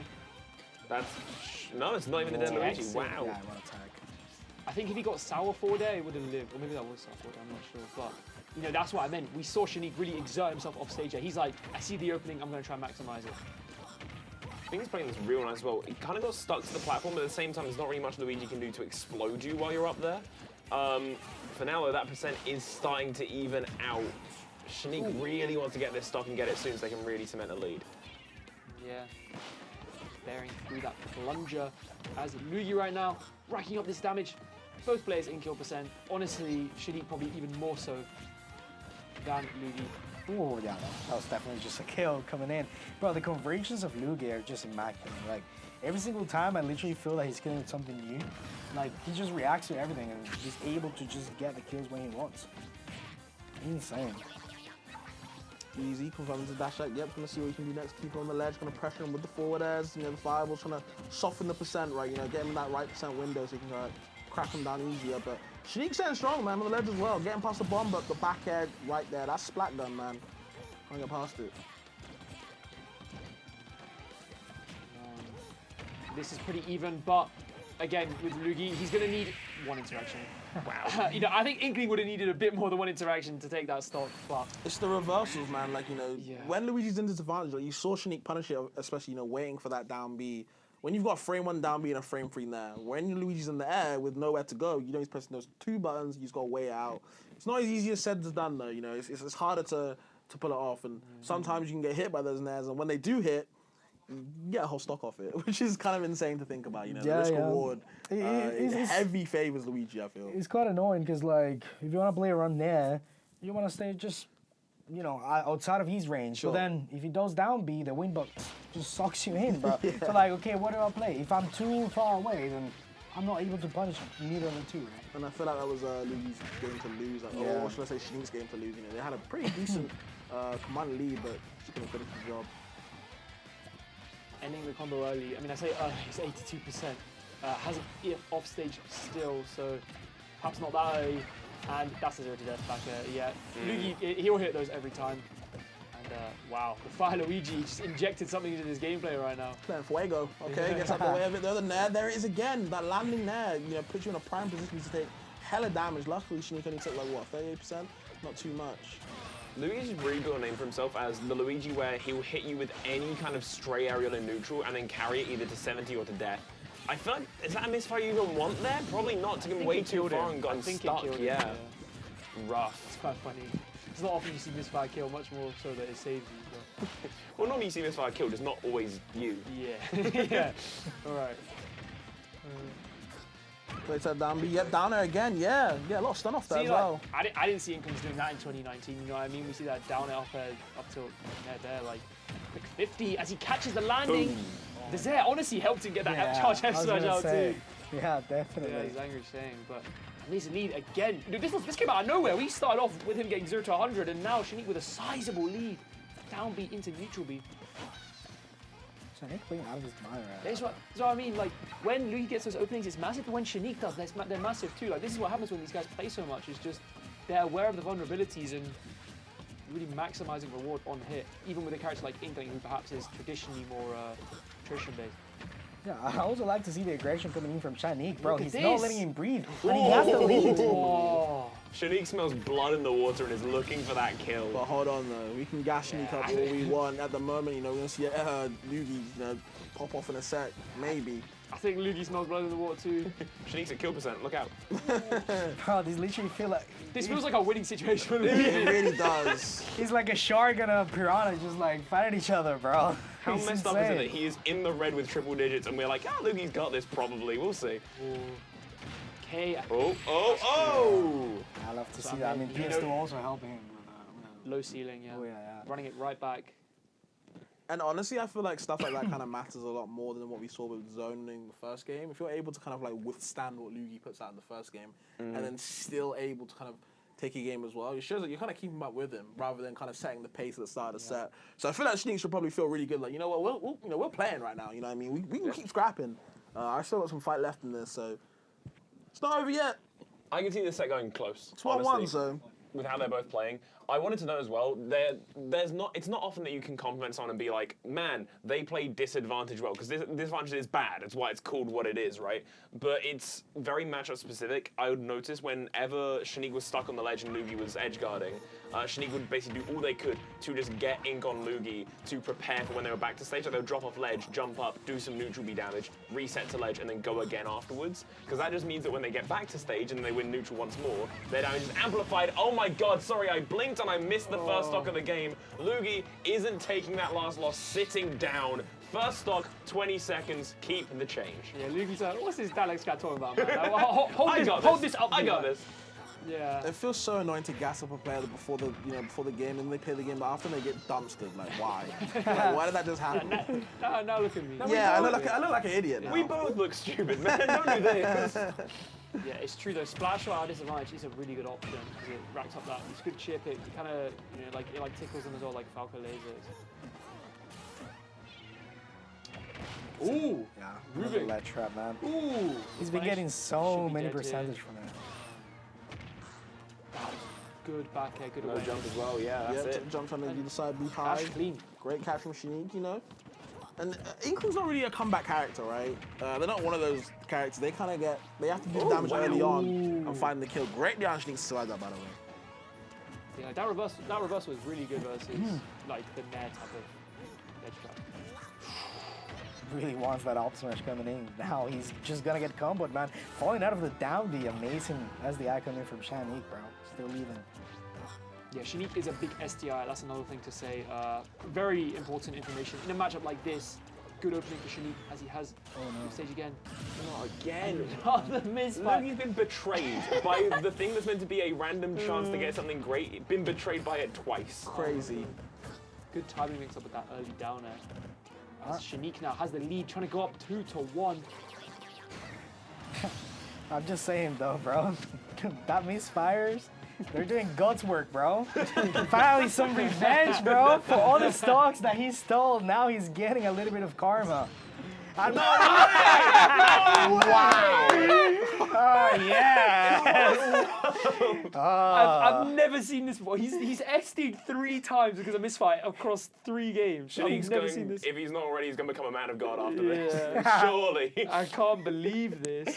I love to see Shanique is down 2-1. I feel like everyone who's lost to their local Luigi must feel vindicated. Yeah, that's it. Finally. Dude, I've never seen anything like this. Luigi must be so frustrated because what can you even say? Like, okay, I need to work better on last game. Let me stop rolling misfires. I mean, like, what do you even tell yourself? What do you tell yourself? If I'm him, I'd be so angry right now. I can't lie. Can't be off stage, I guess. Against the character that pushes you off the stage all the time. Can't be off there. I guess win harder. That's the only solution. Yeah. Skilly, innit?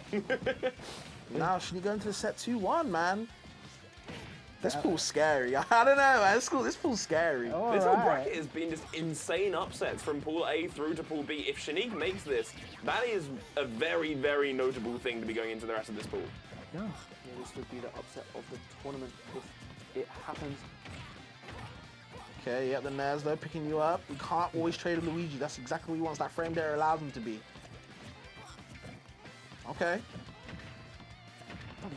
Bro, this movement. Yeah. Like, how is he so confident at moving in close range with Luigi? You see what I mean? That's what I'm saying. He's so much. Oh. Yeah.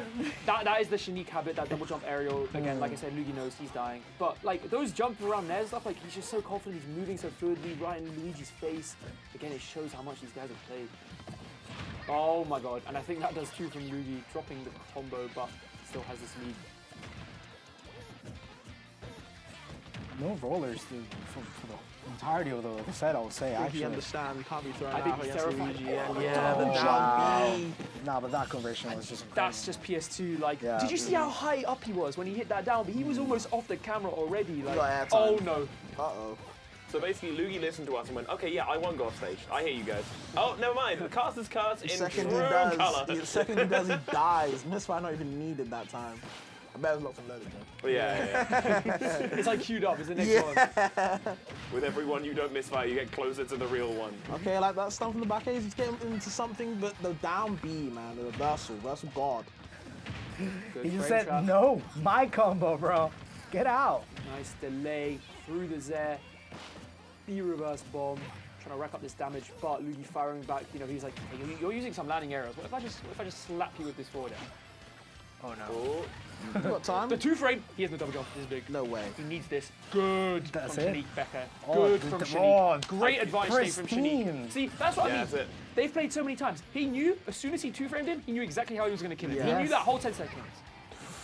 And came back and almost instantly bit The the bullet. empty land. Nice tomahawk mix up there, but it's not enough. The air time that he can get, by the way, from the Nair, like, he's up there. You feel like almost he could taunt and still finish the true combo. Like, he has so much time to narrow it down with there. To the moon, As bro. Luigi taking us to a game 5. Both these players focused right now. They were smiling at the beginning of the set, but not anymore. They want this win. Both been wiped They away. want to go 3-0 in this pool. I think Game 5 is how we thought this was going to end. I know it was for me. People at home, hopefully as well. Like, this is a matchup that should go to Game 5 every single time you run it. Yeah, I mean... It's just, it really is just unfortunate that, like, there were games where it's like, oh yeah, Shanique feels like he's on fire, he can very much win this, and then Luigi drops 2 stocks to being off stage at like 50. It's just, it's rough, but it's the way the sets go. That's the game we play, right? Yeah, certainly. It is funny, like, Luigi is so volatile. We're saying, you know, sometimes Luigi just robs stocks, but like you say, it goes both ways, apparently. Like, I've never seen it to this extent, but... I don't think anyone really has. Oh, great start, though. On grab. This. 50.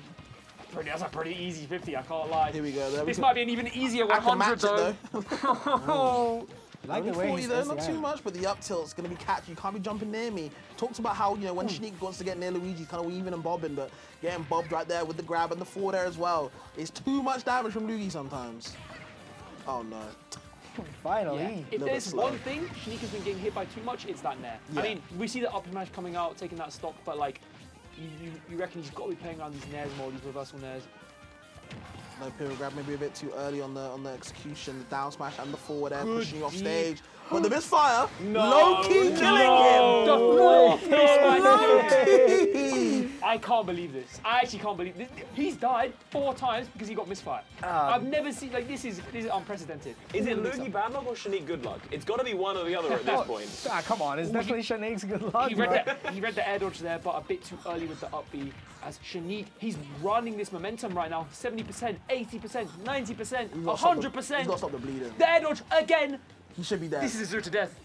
This was like such a change in momentum, man, and I don't know if Luke is going to be able to recover from dead. this. That's it, no jump, I don't think. Yeah. Wow, that whole stock was immaculate from Shanique. I think Luigi got a bit, you know, frazzled from that misfire. Sure. But Shanique executed that perfectly. Oh my god, Wow. man. No, we're not done yet though. Luigi still got something to prove. He's there right now. Then to the Nair, no down air spike. Wow. Great DI from Shanique. That was by good the way. awareness from both players, sure. honestly. Coming up with that down air and coming up with the DI out.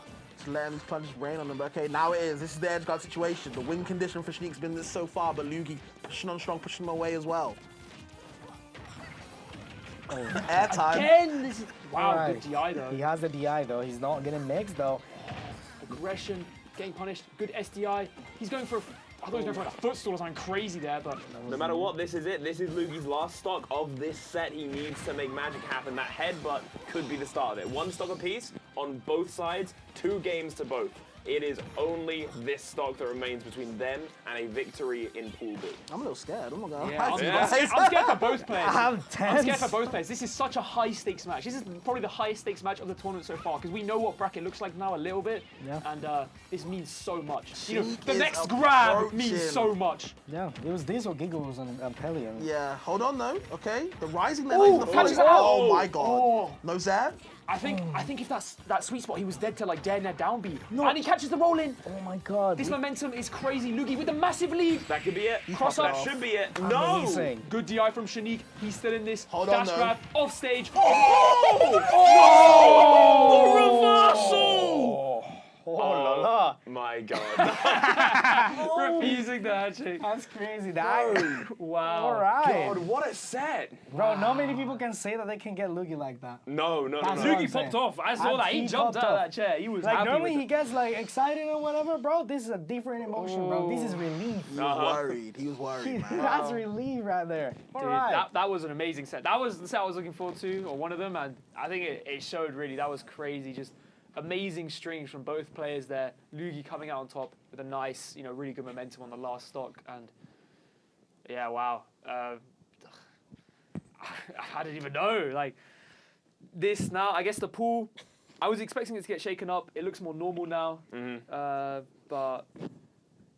Zone Benetton next. Oh, I'm so excited. Oh my god. If either of these players want to get out winners, this is a must win. Yeah. If they lose this, their in loses. It's guaranteed at this point. Which is insane. Yeah. So I think this set has a lot riding on it because, again, like I said, Benetton, practicing a lot, reviewing a lot, playing against Shanique's Palu. He is locked in to get this set on. He wants to get this chance at winners. I even asked him about. I was surprised how optimistic he is. I was like, you have Lugi like. But if I mained Wolf, you told me I have Lugi, I'll be crying. I'll be like, bro, I'm gonna get 0 every time. Any space he would like to see Lugi in that path. No. But he was like, yeah, Wolf beats Luigi. Like, yeah, that matchup's good for Wolf. I was like, are you sure? Like, what? But I have heard it is pretty good. He's for Wolf, confident. He's ready. So I want to see what he can cook up. I want to see how hard he's gonna push this. See what he's able to drum up in this 4th set of the pool. I'm not gonna lie, bro. These 2 games that are coming up. Those are the ones that I wanted to see. Really? These are gonna be I did want to see Zone vs Benetton and Zone vs Shanique because I am interested to see how kind of Zone operates against how Benetton plays. Like you said before, Benetton's kind of he goes for these options where you're like, you're not gonna hit that, and he hits that. You can do that with Wolf. Like you can. And it's kind of on. I like to always talk about how Zone thinks in the game. Like I think he's a very methodical player. Sometimes that can get shattered when he faces BS, if Benetton makes these type of reads, that might throw Zone off in the first game, right? So I do want to see if Zone can respond. Same way when Zone faces Shanique, if Shanique kind of gets that early game we saw against Lugi sometime, is that going to throw Zone off and kind of ruin his bracket run for the day, or is he going to push on strong? You don't know. Definitely. I'm happy to see Benetton. I'm pretty happy with how he played against Shanique. Just couldn't find the kills when he wanted to. Thing that I've noticed as well from a few interactions I've had with Zone personally is that he's really good at catching habits. Sure. If a player has anything that they've done more than a couple of times in a row, he will catch on to that straight away. I played against him once, and I was like, you know what? Yeah, you're a much better player than I. Yeah. Just tell me what I did wrong. And he was like, yeah. First things first. I forgot most of our set already, so sorry. But then he was like, yeah. I noticed after the minute 2, you'd always run off platform and drop with an attacking option. And I was like, oh, I didn't even know that was a habit that I had. And I noticed that when I've casted him in the past as well, he will catch on to little things like that. And every time he will pop a similar option, not even necessarily the exact same, he'll be catching you with it 10 times out of 10. I think, just to interrupt, I think I'm going to hop off now because I think, I have my pool soon and we're going to be joined by the wonderful Rekka Casts. So I'll make space for him. Just want to say, big up to yourself for commentating, man. I thought it was really sick, good. Yeah. Yeah. Been really good.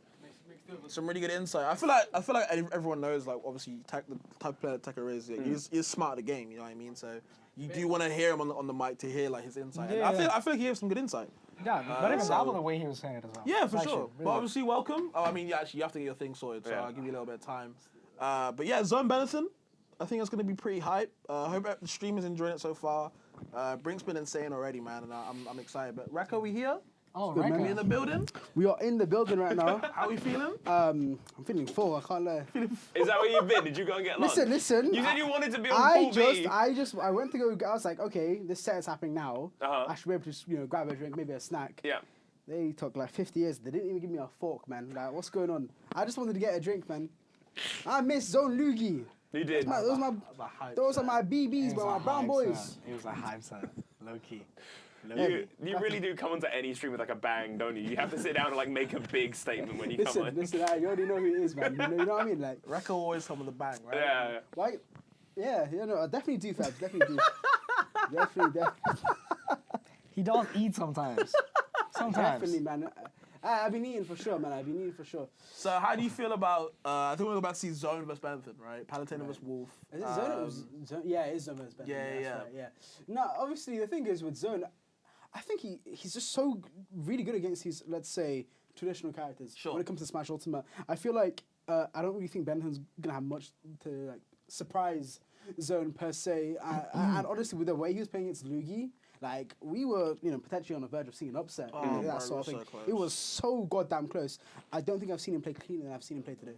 Yeah, I think we keep talking about what Benetton can do against Zone. I feel like what Zone can do against Benetton, like if he puts him on the ledge, like again, no disrespect to Benetton, but he's not this top player of level of Luigi, right? Where he can maybe adapt to the situation. If he puts him on the ledge enough times, recycles the situation, Benetton might be like, damn, where the hell do I go? Like what do I do? So, Yeah, and probably this is the first time that they've played each other. Bro, the first time that you deal with the ultrasound? My God. Yeah, like he's My God. Like Teki even said that Benetton actually has a win over Lito, right? Great pally from the north, but Lito don't edge trap you like that. No. You know what I mean? He don't edge trap you like that. It was a very interesting statement. When we were all watching, I'm pretty sure Pelly literally exclaims like, "I've never ever seen Zone miss one of them rolls." Every single he actually never misses. rolls. He never misses. And also, I think he mentions it's because he uses that rumble. He doesn't play off his eyes. He'll use the feeling. Sure. Quite a lot, and it helps him so much. Very, very consistent player when it comes to that regard. The thing with Benetton, he's also surprising. Like I said, winner on Lito, and also taking game off Shanique as well. Yeah. Shanique literally so close to taking that set off Luigi. Entire stock lead, unfortunate situation, but it is what it is. Point is, here, Brink number 2, we're seeing players evolve into heights that we've never seen before. Yeah, man. Definitely. Definitely feel like people are playing their best, right? You have to, you know what I mean? It's day one. You got something to prove. You're on the big stage. I've been calling it the big stage. You got to come out and show yourself. Man, I'm so upset actually. I missed the first set because I picked Zone Stag. One kebab, please. I was creasing waiting for my order, bro. I missed it, man. Oh my God. But hey, the tag is dead, but the kebab always lives on. As he says, to me all the time. Zone, very inspirational person, mentor, father, boss man to me. As many know.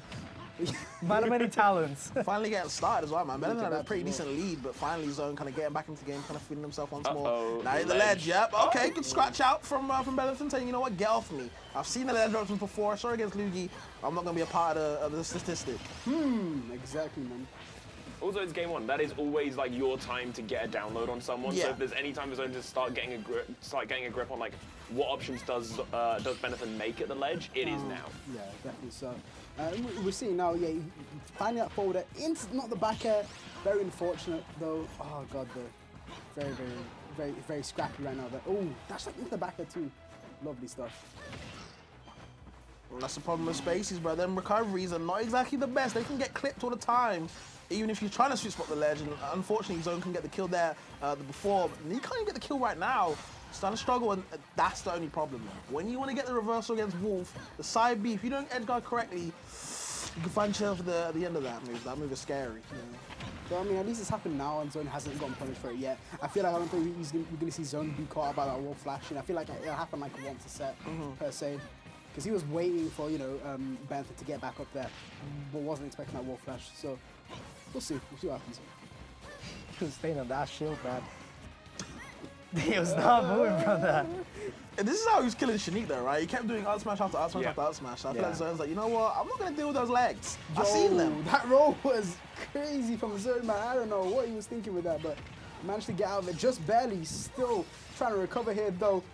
What? love to see I'm that. just like, teleports in front of you. Halas, man, just back those, man. What was that? Okay, fair enough, you know, game is game. Both players on the second stop count. Easy Stevens. Yeah, honestly, surprisingly evenly matched between these two. Benetton got put on ledge and did not panic for a second, even though that's like literally zone's zone. But when it comes to neutral play, they actually seem fairly evenly balanced. I think it's where Ben thrives is slow-paced neutral, where he's not trying to push anything. Yeah, he tried to go for the edge of read with the side B, and again, it's been punishing him. I'm really not a fan of zone side Bs, man. Like sometimes if they work, but when they don't, zone really takes a lot of damage from it. Yeah, I feel like he tries to overcompensate for it too much when it doesn't land. I feel like he feels like he's missing out in certain aspects and tends to overextend a little bit too much when not necessary at all. But, you know, it is what it is. It's honestly just surprising how Benton's keeping up with his own pace, though. That's the biggest thing. I feel like he's one of those players that I feel like very underestimated coming into the event, you know, as being one of the invitees as well. But I feel like all the invitees so far, even VGBootCamp, he's probably on an absolute show so far here today. Thank you. Big back throw right now. Okay. Yep. Where you gonna go on the platform? You're stuck. Probably great job of kind of pressuring you right there. God damn. And now we're seeing Zone kind of like, you know, kind of progress. Like, you know, they've been going quite evenish. Now Zone's kind of like taking that step forward. It's really on Benefit to kind of understand where he wants to be. Yeah, step off the stage. Yep. Goodbye. Back off the stage again. Bro. And Zone just wants to show his up Bs. I don't know. Definitely, man. Still, ooh, that was very nice catch there from Benetton. I know Fabs is crying every time he sees that, man. Just like, please stop the side. Like, I can't be the only one that knows Zone. Like, please stop the side Bs. Yeah, no. Not seeing too much merit off it. Oh, there we go. Just absolutely being went for that extra special back air there. Yummers. trying to get as much damage in as possible. Same, bro. Putting those calories to work, bro. Just extra cream again. That's what I'm saying, bro. Yummers. Come on, bro. Yummers. Bro, Zone don't do the cream, bro. He only does garlic and chili. Come on. Ah, man. Perhaps my boss, man. All right, coming in now, bro. They're just playing neutral at this point. Not really trying to get in. Shield pokes though with the Naz. That multi hit is criminal. Where you gonna go though? To the blast zone. I'm sorry. Where you Can't going? escape the ultra zone. Where you going? To my shield. All right. Next game. Let go the shield for like a single frame, special mixed kebab into that back air, man. That's how I like it. And the thing is, we've been talking about how these games go. I'm just gonna ignore that one. I'm fully ignoring that. That's insane. It's so good. If I was here, you wanna like focus on like how the sets go. Yeah, letting you know they can hear us. If they don't have noise cancelling headphones on, they can hear us. We're like in the back. My yeah. So if you're talking about kebabs, he can hear you on it. Oh, come on. He's not new to the subject. my bad. Sorry. He's quite experienced. Out of his own focus, man. I was gonna say. No, I can't lie. Dude, instead of focusing on the sets, I feel like games are very important for these two especially. Yes. Because these two guys are kind of trying to fight into that winning set, even though they've both got one loss already. So you don't want to lose as many games as possible. So like going on the game count. Can't take this guy seriously. Going on the game count. Yes, he has. I can see him. I can see him. I'm compensating. I haven't been here for the past 2 sets, man. Come on, you gotta cut me some slack. No, but he's right though. You need to take care of the game count, maybe perhaps the stock count as well, bro. You gotta see how much left you have there at the back. You know what I mean? I'm with you. Bad, especially, man. And double on there. Oh, give me that triple. No, nothing there. I feel like as well, like I hate to keep coming back to the same point. I'll see if that happens again this game, but last game it was just a same old story of like Ben hits a point of almost desperation where he's gotten you to a high percent, he's at a high percent, and he just starts swinging. Like a lot of the patience kind of goes away, and like I'll notice that his ledge trapping is actually kind of nice at these lower percents. But the moment the zone hits a higher percent, he loves sitting a ledge down smash, down Gets the smash. claws out, yup. And I don't think I've ever seen it actually land. Doesn't mean stop going for it, because obviously in at 2 frames, oh my god, like that! Thank you, Benetton, make me shut up, that's what I want to see. Honestly, very good point. I mean, I think you can attribute that, most of it, obviously, you're going to take a lot more knockback at those high percents, and I feel like Benetton, he's got those that confirms down to a T, especially the lower percents. But once again, you know, you can't, when it gets to the high percents, it becomes a lot less consistent, those sort of things. I feel like that is where Benetton does struggle just a little bit. But otherwise, like, well, he's really surprising. Benetton is like a really strong player. I'm extremely surprised, but still. 50% now, beautiful stuff.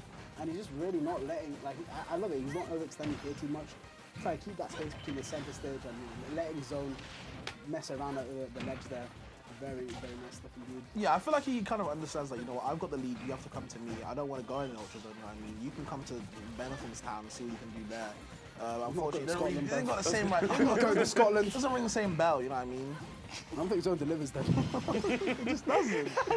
So Like Benetton town, like it's just not. I'm not really with it. Even Oh, la, Zone, la. taking that stock as well, Love bringing to it to see even. that. Of course, the percent is down, but we've been talking about it before, right? Wolf does rely on these straight hits, so as long as you can kind of play outside his range and keep zoning him, getting your nares in when you can, you can kind of build back the damage when you can. Look at this right now. It's a quick 40 maybe. Nope, never mind. I'm wrong. I lied. All right. You're not surprised, actually. It's not My fault. I mean, definitely now Son coming in, bro, making the comeback, asking perhaps Benethan if he wants a drink with a kebab and chip combo. I'm talking about combos though, he just keeps on going. I'm That's saying, no bro. man. Never stop spinning. You know, it doesn't stop spinning. Yo, still crazy stuff though. I look at that, but real talk, man. Zone already bringing it back. He was at a full stock, 5th plus like 60, 70% deficit. And I feel like this is what you were talking about, Dallas, right? Where now that he's sort of trying to panic, he's like, you know, I gotta get this Zone guy out right now. But nothing can take him out. Nothing can send him out of this. All right, man. But wait, bro, what the hell is happening? Zone. Bro, what happened, bro? I was about to say Benethan nearly got rid of himself with the side B, but then Zone was like, you know what? I'll match that and actually get rid of myself. Definitely, bro. I mean, Son was literally eating at that point. He just put the fork down. What are you doing? Saying, bro. Exactly, bro. All right. I mean, You guys are idiots. God damn. Telling you, bro, minimum COD. £5. I need someone to sit there and just like in chat count up how many food-related things have just gone off this set alone. Listen, it's not, listen, you guys got to understand, it's not me. It's just, I'm trying to tell you guys, this is the Turkish mindset. This is how Zone operates, man.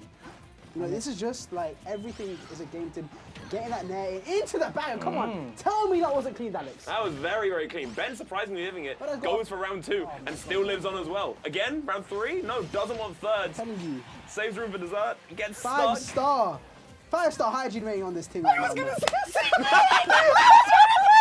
I was waiting for my time, bro. You guys are idiots. I was gonna say the same thing. And the same thing that's gonna happen though. Son with a kill that's coming in 1, 2. Kills when he wants, right? Oh, he's gonna be better than actually responding back, bro. Getting that down smash and getting the kill. You know, I'm not gonna say anything kebab ready because I know he's just taking off the headset, so I just don't want to like. I want to get in the mood zone. You know this, bro. Come on. All I would say is that like he kind of had. Put it that back on. Already. Like he was losing the first game. I mean, sorry, he was losing the second game. He comes back into it. Still, Benethan manages to claw his way out with the down smash. You know, so clutch moments when he can. And Benethan's really going to take advantage of that. 1-1 now. I thought like it was kind of favoring Zone towards the first 2 games, but Benethan still managed to clutch it out, and now it's dead even. Yeah, I mean, dude, we were talking about Son just bringing the garlic sauce, but I'm pretty sure Benethan just bringing his own sauce, bro, with those combos, with those kills, and that, he's just representing Scotland now, bro. Definitely a whole different type of gravy when it comes to Benethan here. That down smash really catching Zone out left field there. Still. I'm tired of you guys. I'm for real tired of you guys. Bro, I'm running with you. Different gravy? Shut up, man. My bad. I've got Benethan only deals with the haggis down there, man. Up there in Scotland, though. Shouts to I Am Blue again.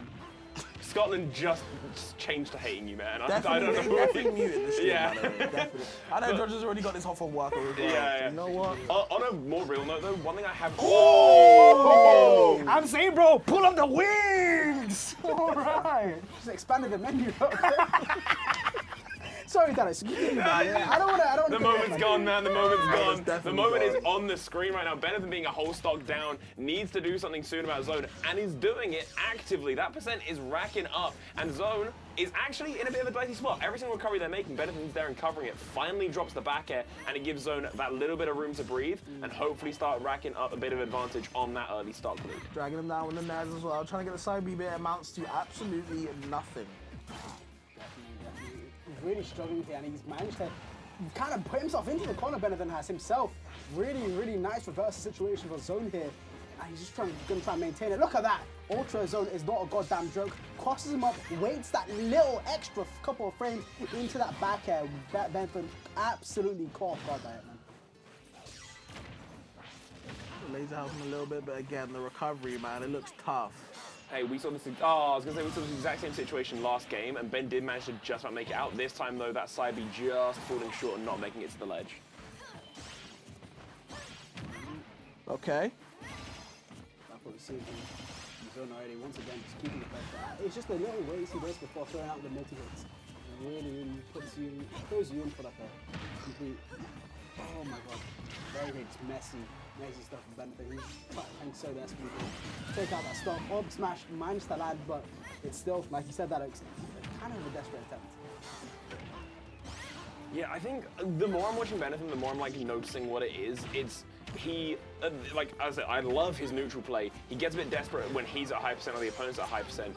But for as desperate as he gets, he's not a risk taker.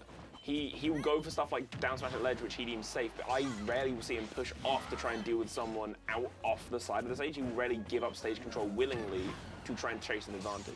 I feel like he is a little bit of a risk taker, but I feel like he's been very reserved in this set, especially maybe because it's kind of nervy of like, you know what, this is kind of a must-win game, as opposed to like Lugi where you can probably kind of go out all out. Totally, yeah. So I see what Darren's saying though. Is those sort of final commitments, especially off stage, for sure, is where he might, if he can't just throw out back air off stage, then he's just going to go back to him trying to hold the ledge. Still. Oh, that's gone. What? Really? I guess 152, but no kill spark, no nothing, just straight deployed. He held it as well, by the way. Yeah. I don't know if he was ready for it, but he held all the way in. He was going straight up to Scotland. Back to Scotland, bro. Oh god damn. That's I'm not really messing with the Kiss Armor guy, bro. Don't really like Labour. Don't bring in politics, man. Come on. Not bad, sorry. Either way, it's game 4 now. I feel like this is Benetton's kind of last chance, right, for winner side opportunity. Yeah. I don't think he's going to get winner side, if I'm being honest. But hey, you never know. He could reverse 3 zones, let's say, and then there's a 1 on the board, right? Like he got 1. So who knows? But at the moment, it is looking like Zone's favor. Trying to set himself up for that Shanique set, but obviously can't look too far forward into the future. Got to focus on the present. And at the moment, nearly gave the gift. We want to talk about presents. The Benetton right there with the SD, but still managed to hang on. And Zone was still shining off strong. What are we saying about the stage though here for Zone? I mean, he's picked callous here.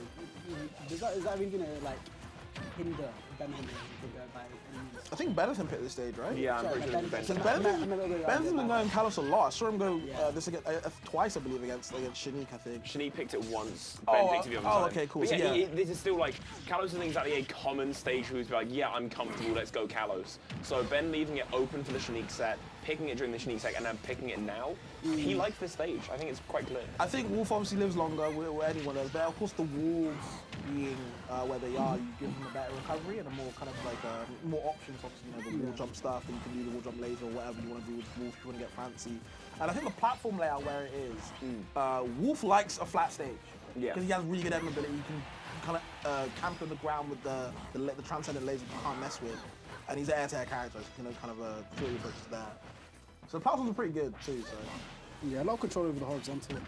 So it really does a system there, but dash attack is just going to send him flying. Once again, Benetton, really needs to lock it now. Zone 73%, but I don't think he's phased out at all whatsoever. Zone's just going to keep going on across him again. Look at that. He's just constantly, we've seen these sort of mini reverse situations where Zone's in the corner and he really doesn't panic too much and just immediately just gets over Benetton. Kind of like, controlling Benetton, putting him into the corner. Very, very messy stuff for Benetton, So. Of course. I mean, completely cooking now, son, bro. He put on the apron and he started cooking. So, I love to see Benetton looking a little bit, he's struggling, bro. Yeah. He's struggling at the moment. I think he's starting to run out of gas in the tank, I'm not gonna lie. But I'm trying to look for an alternative for him, man. I'm trying to be positive, but it does seem like Zone is kind of setting into kind of his game plan. And it's really hard for Benetton to kind of like, do something about it. Zone don't even really got none but gas though. He's got that electric stove. Okay, man. You gotta keep it real with you, man. You got him constantly running, man. God damn. Keep it spinning, bro. Keep it spinning. The nairs are coming in, bro. You gotta cook all the sides, and we can see it, bro. These combos are showing. Yeah, once again, Benton. Even with that, like, little nair, I think, that nair off stage, trying to stop Zone from pressuring any further. Just really struggling to find any sort of opening. Okay, but gets that throw there. This might be the start of something at least, man. I'm praying, man, for my boy Benton out here. No up smash either. Now you're just off stage. This could be a 3-star, bro. This is looking awful. So an air dodge. Okay. It's actually really funny. He really likes to go for the option. I mean, as I was saying, Zone has been waiting, bro, after the down throw all the matches. So, you know, you can just get stage control if he decides to keep doing that. Sadly, pretty sure it's just on the grill. My God. Gonna say Fab, say Zone side B. It worked. It did it. I'll give him his flowers. I'll give him his flowers. I mean, that's the sort of situation where you want to throw out that side, especially, you know, it's really safe. He's off stage. Benton's trying to get back onto that stage there. Nonetheless, very, very good stuff from Zone and Benton for that matter as well. 3-1 to Zone though.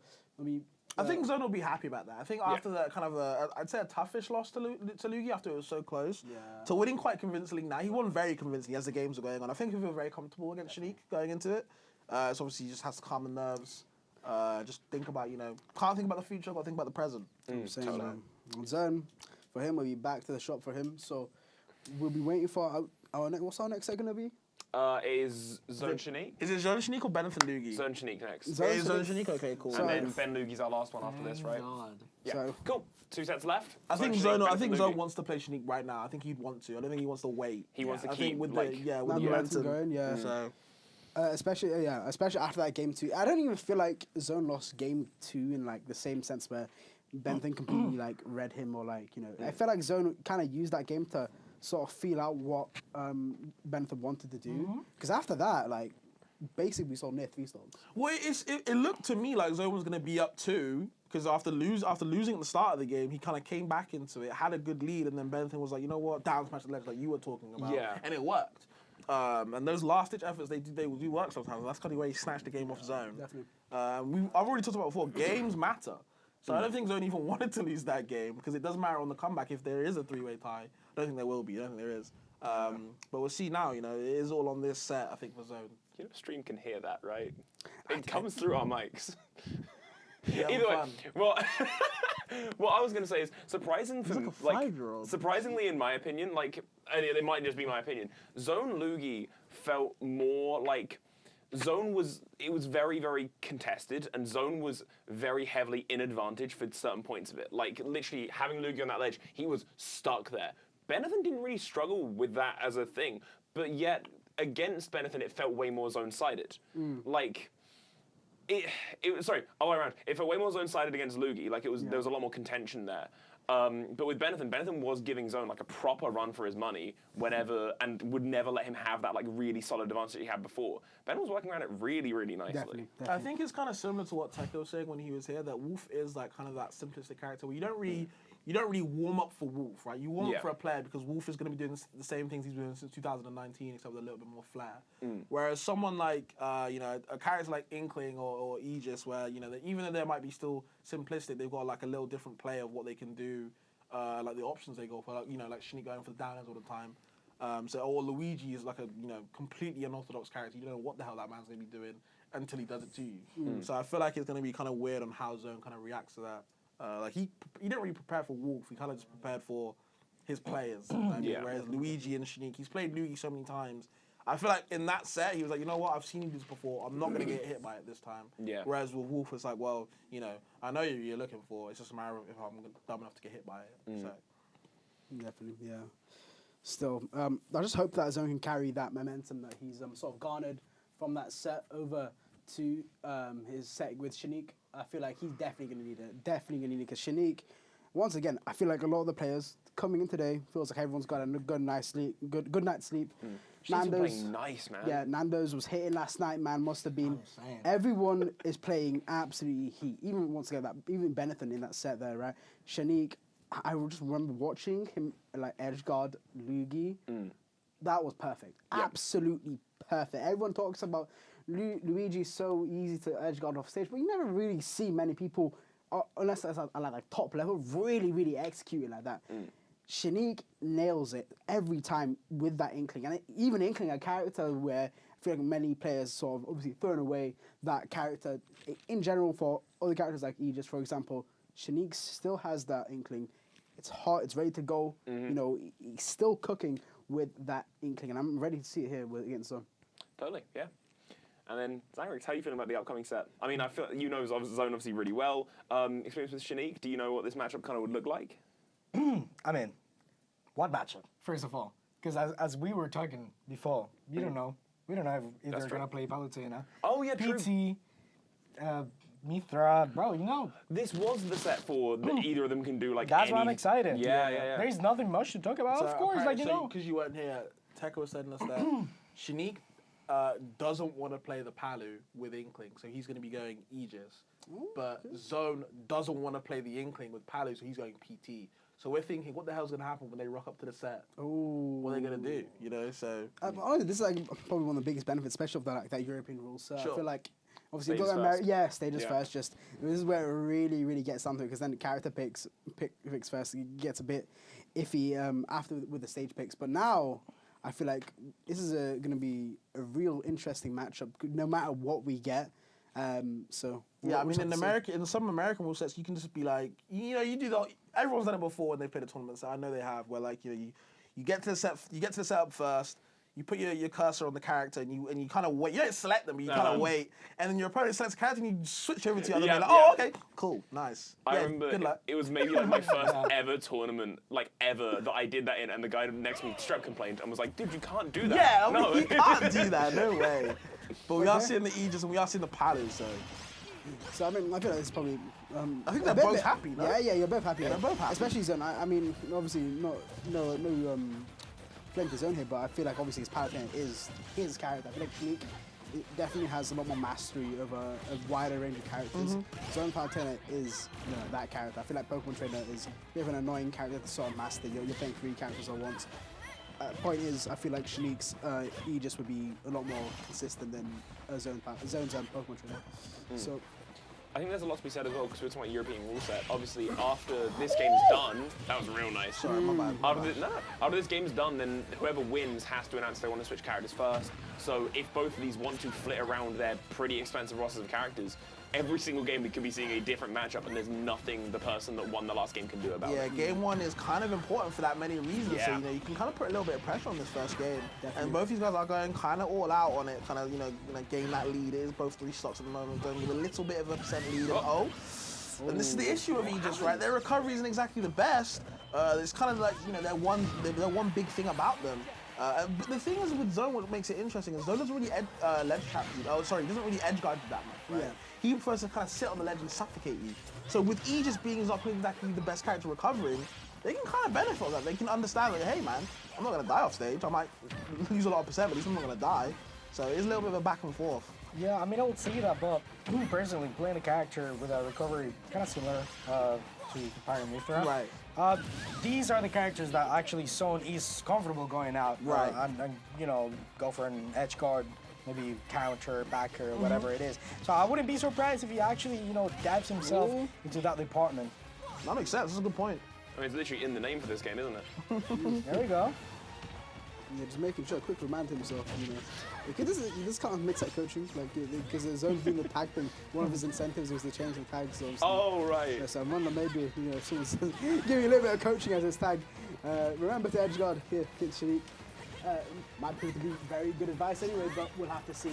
103% on Shanique, and he's honestly made quite a bit of a comeback as well. Nearly even putting Zone all the way out there. Oh my god, the up there. That's a star KO. Wow.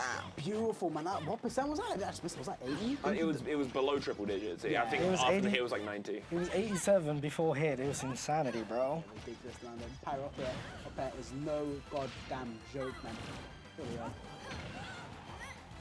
Not really getting that confirmed, sadly. Got that run off now. We're seeing the ledge trapping now and the edge guarding as well. Where's the go there? Yep, jumping straight to the back end. Dead even this first game, yep. All right. It's important, I'm telling you. You don't want to make too many mistakes. It's like I can imagine the Mithra's foresight is going to really help about getting out of the Ultra Zone, but it really does take someone who's like a character specialist to be able to manipulate and use that tool really well. And I don't think Shanique's really quite there with the Aegis, right? That makes sense. I feel like Zone's a little bit slightly flimsy. I feel like that side B can be really easily avoided from Zone. He just needs to block him a slight bit more here because you really can't. Like Fab said, this game 1 is very, very important. Probably the most important game 1 we've seen, just due to how both of these players sort of operate. You should be dead. Oh, Zone got to the drop zone forward there. Not the one, man. I'm telling you, some of these options might cost him, man.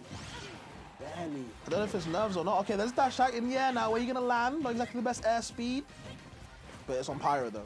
We saw it on the second stock what you can do with Pyra. These confirms. Got an angle coming in. Ooh. There we go. All right, Shanique has those, bro. He's not afraid to go Pyra. He was actually playing Pyra quite early on the last stock of that game, which normally doesn't happen. You normally see Pyra being used at the last interaction of the game. But love to see that Shanique actually get in the first game. Let it go. A bit weird. It sort of like did see like the Aegis sort of run into Zone there, get that grab off for free. I feel like Zone, just I don't know, playing a little bit flimsy in that last stock. With all due respect, a lot of things he could easily miss. And once again, that drop zone forward as well was not the one there. Like nearly got the stock for. You didn't have to commit all too much to try and take that stock either. But hey, it is what it is. We're back in for game 2. Same matchup. Yeah. Percentage. I mean, I see it. I think it went pretty nice for both people. I think that Zone has started to pick up on the things that Shanique does. And obviously for Shanique, you won that pretty decisively. I don't really see the world where you switch unless Zone is forcing you to. 100%. Yeah, I think I did see, now that you mention it, to be honest, like, Shanique was practicing as Aegis, like in the friendlies room before the set, before I came into the comms. So we wouldn't be surprised if, he was, pretty confident in his play going into this as well. Still, look at that, getting that side B off, like, Zone responds back in kind with his own neutral there. Very nice stuff again. Oh, I love that, man. Drag down with the grab. Beautiful stuff from Zone. Oh, man. Talk to me, guys. I think he's missed every up smash attempt so far today. Not even in the set, just today against everyone. Man, it hurts to see, man. It really does. Yeah, Sally maybe relying too much on that neutral get-up that he's expecting coming in from Shanique, but really not happening, bro. Oh, wow. This is just not really what you normally see from Zone, bro. No grab coming in after that air dodge. Really, really surprising. And Shanique is completely being thankful of it. Shanique's Mithra is literally an unrelenting force. Like, it gets in, it gets around you. Even if you're in shield, he will sit there and just poke it and poke it and poke it. And then the moment he gets in, he's going to chase you to Kingdom Come until he has to physically drop the combo and reset for later. It's actually really good. Definitely very, very, very scary, especially with the movement. Just like you said, that looks trying to catch him. The down tilt hits him there with the back. Oh my god. We keep seeing that Mithra forward smash, and it's doing work. It's being put to perfect use as not only as a kill option, but also as a very nice anti-air as well, especially off stage when you're sort of hovering above that ledge there. But holy crap, the machine making absolutely crazy usage out of his tools right now. Yeah, Shanique plays. I'm surprised that counter didn't even go through. That could be a kill for Zone because it sets up, but doesn't find any back air, doesn't find a nair, doesn't find anything, and Shanique lives on, happy to crouch, wait, trying to call out Zone's option, and then go in for seconds. That's 63% and counting, and Zone hasn't even taken a stock yet this game. Yeah, it's looking kind of scary because you're 162 against that Pyra. Dash tag, that's killing for sure, man. 3 stock for Shanique on that Aegis, man. Zone. What are you gonna do about that, man? I mean, I feel like all 3 of you know Zone like pretty damn well. What do you think he's thinking right now? Like you're 2 games down. You're being forced into Palutena Aegis unless something happens with this game. What do you think is the choice? He is thinking to himself. I think he's saying I think he's probably saying to himself he can't get too ahead of himself, or he can't he just has to keep focused. All he can do is dig deep. At this type of point, there's no point in saying I need to do this, I need to do this. What you actually really need to do is just clear the mind, as easy said it is, and then just play the game. That's what you can do. Yeah, actually, you know what? It is what Zhang was saying. It's not really about what you think of the next. I feel like he needs to reset himself. Yeah. Just a little bit. I feel like he's overcomplicating some of these situations a little bit too much. But yeah. Not only what he says himself, and actually every single time I play and he's supporting me, he'll always say, just keep it simple. Yeah, keep it simple. I'm pretty sure that's what he's doing right now. This advantage is not really that good, and I'm pretty sure he recognized that. And you know. Oh wow! Now this is Oh, okay. He has Aegis too. No, I'm not. interesting. I mean, to be honest, you practice your character, might as well use it. No. Okay, I thought that wasn't going to reach. It was going to be a forced early Charizard. Okay, he managed to force his way back just a little bit, raising his speed right now. Still the into Charizard actually okay. He probably wants to switch into Squirtle, and it's only one way to get there. I mean, once again, it's that same sort of space that Zone keeps taking off the stage, slightly above the ledge, where Shanique's really abusing that method forward smash. It's really quick, really got done quick. People don't talk about it enough, man. Yeah, basically like as fast as Lucina's, and that's a fast forward smash, man. Small range as well, just really scary to deal with. Still. Yeah, but I mean, as you say, Rekka, I'm gonna bring it up again. Shanique just taking complete control of that jump zone. That's how I normally call it, right? And so I'm really surprised because normally he's really aware of not, you know, just jumping there, just be aware of the reversals that the other player can do. But yeah, I see what I mean. I just don't think the PT pick really serves. Even on paper, if you're looking at like a matchup try, I don't really think it really benefits his own all too much here. And it's just going to make it, it's just going to hurt a little bit more, especially because you're struggling to juggle the disadvantage state on like Aegis versus Palutena, for example. Now you've got to do it with 3 other characters. It's just not looking good, Brett. I'm going to be honest with you. Doesn't look good at all. Just can't man at all. Just, like you were saying, Ricky, the disadvantage state is advantaging at all, man. For man, it's tough. I mean, this isn't going too rough now that Zone, I think, has found the flow of PT, especially this Zard is working really nice. That forward throw taking the stock away.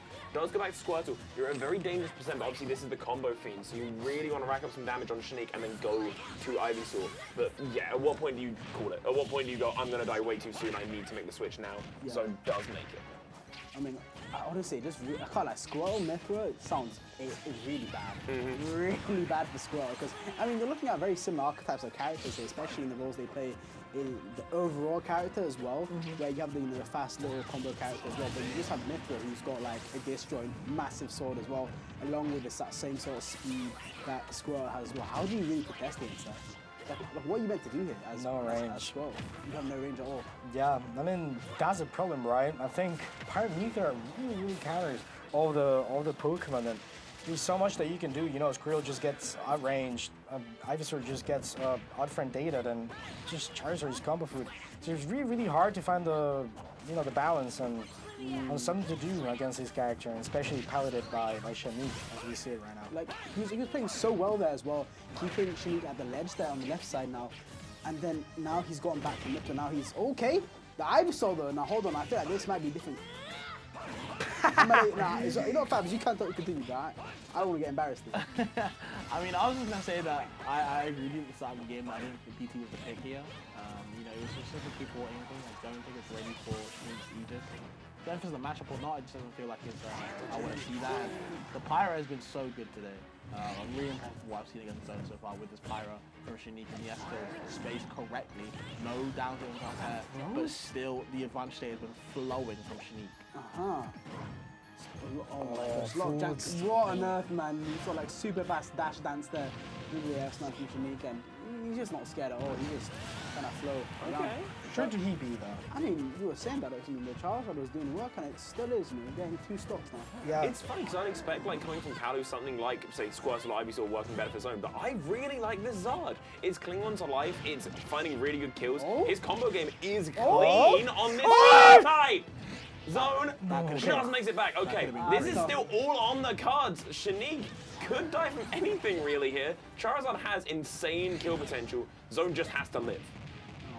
Is he gonna be able to though? That's tough, man. Grab release as well. Hold on. Hold on. This is massive. Back air? This is exactly the position that you want to have right now. I thought I was back air. Yeah, I thought that was. I thought I was back air. All right, I love the way that he's playing these last hits. Oh my god! Yo! Zone, talk your stuff, bro. That was huge. So Fab said something along the lines of like, was it, I don't think the Pokemon trainer's the one here? I still don't think it's the one. I don't think it's the one, but the Charizard clearly is. The Charizard clearly is. I've been preaching the idea of Solo Zard for like 2 years now. Okay, I'll stand there. I don't don't think you are my PT Solo Zard. Carry my legacy. Go. I Go. think he should switch back now. I feel like he's figured out a lot more now, but In my opinion, I would go with the Palu. Really? I would go with the Palu. But I really feel that just cheesed it. Fair enough. No, personally.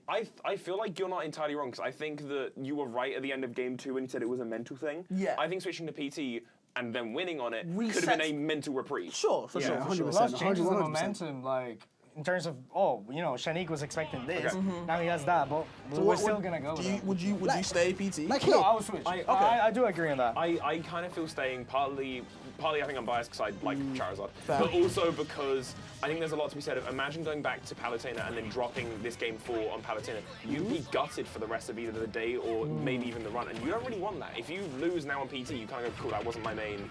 It worked once, it won't work again. If you drop it on Palutena, you're always going to wonder what could have been if you stayed PT, I think. Fair enough. I think that's a fair point as well. I mean, Squirrel's working actually quite well right now. I was watching it the entire time to see what did he do as Squirrel really. And he's managed to, sort of find moments where Shanique's throwing out Sling and save and punish it accordingly, start off his string, get his thing going. Switching to Ivysaur now, but oh my god, man, back again. Once again, it wasn't directly above the ledge there, but it was still in that same sort of vicinity, vertically at least, All right, I like to see that he was trying to set up for the flare a bit, but not really gonna happen. And now he needs to get his kill early. If he doesn't want Shanique to just roll with the ball. Okay. This has been a problem. Big problem, but it's in the air, and that seems to be a problem for Zard at the moment. How the hell do you land? Pyro switch though. He forces it down with that nair as well, man. I honestly, there's confidence from Zone with the Charizard. It's just surprising to me because usually it's just you're already struggling to land as is. Yeah. I don't understand what Charizard's going to do for you here in terms of land. That kills. Whatever you're doing, Turkish mentality, bro. Is he making it work somehow, bro? I don't know. Yeah, I mean, this is the thing, though. I can say Zone's best Pokemon when playing PT is definitely Charizard. Is his Ivysaur the one that doesn't really put in the work compared to his Squirtle even? But now, I mean, we can see it, bro. He hasn't really done much when he plays Ivysaur. It's only when he plays Charizard.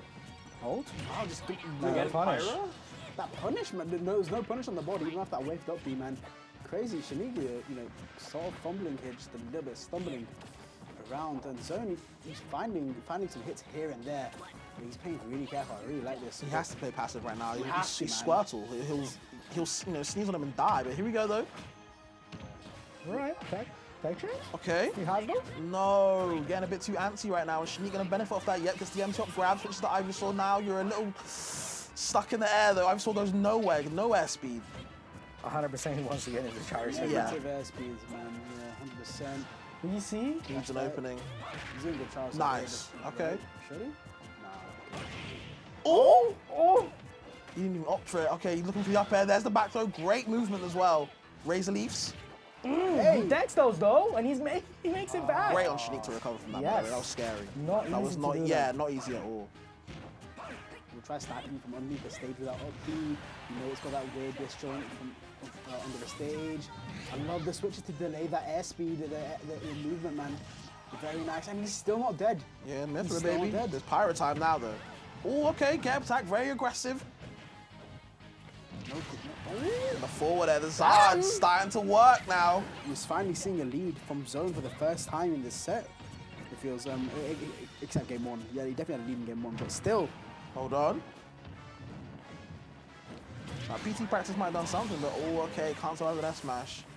A lot of color coming in from Shanique. But this is perfect percent though for Zone. Squirtle.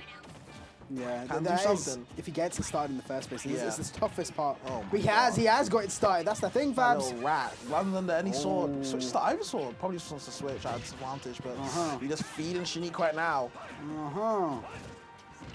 No, the way that Nair went, when it went straight up, man, is really scary. Yeah. Especially since Shanique really likes that position. She always punishes it as well. Oh my Shanique. god. Oh, that could have been forward air to kill, but there's the F tilt. I don't think he has a jump. Okay, never mind. He wants to get Zard out right now, I can tell. Good patience from both these players right now. So, it's close. Yep. Pelting him with the Razor Leafs. Bad trade. Side B as well. That very, very good move there from Shanique.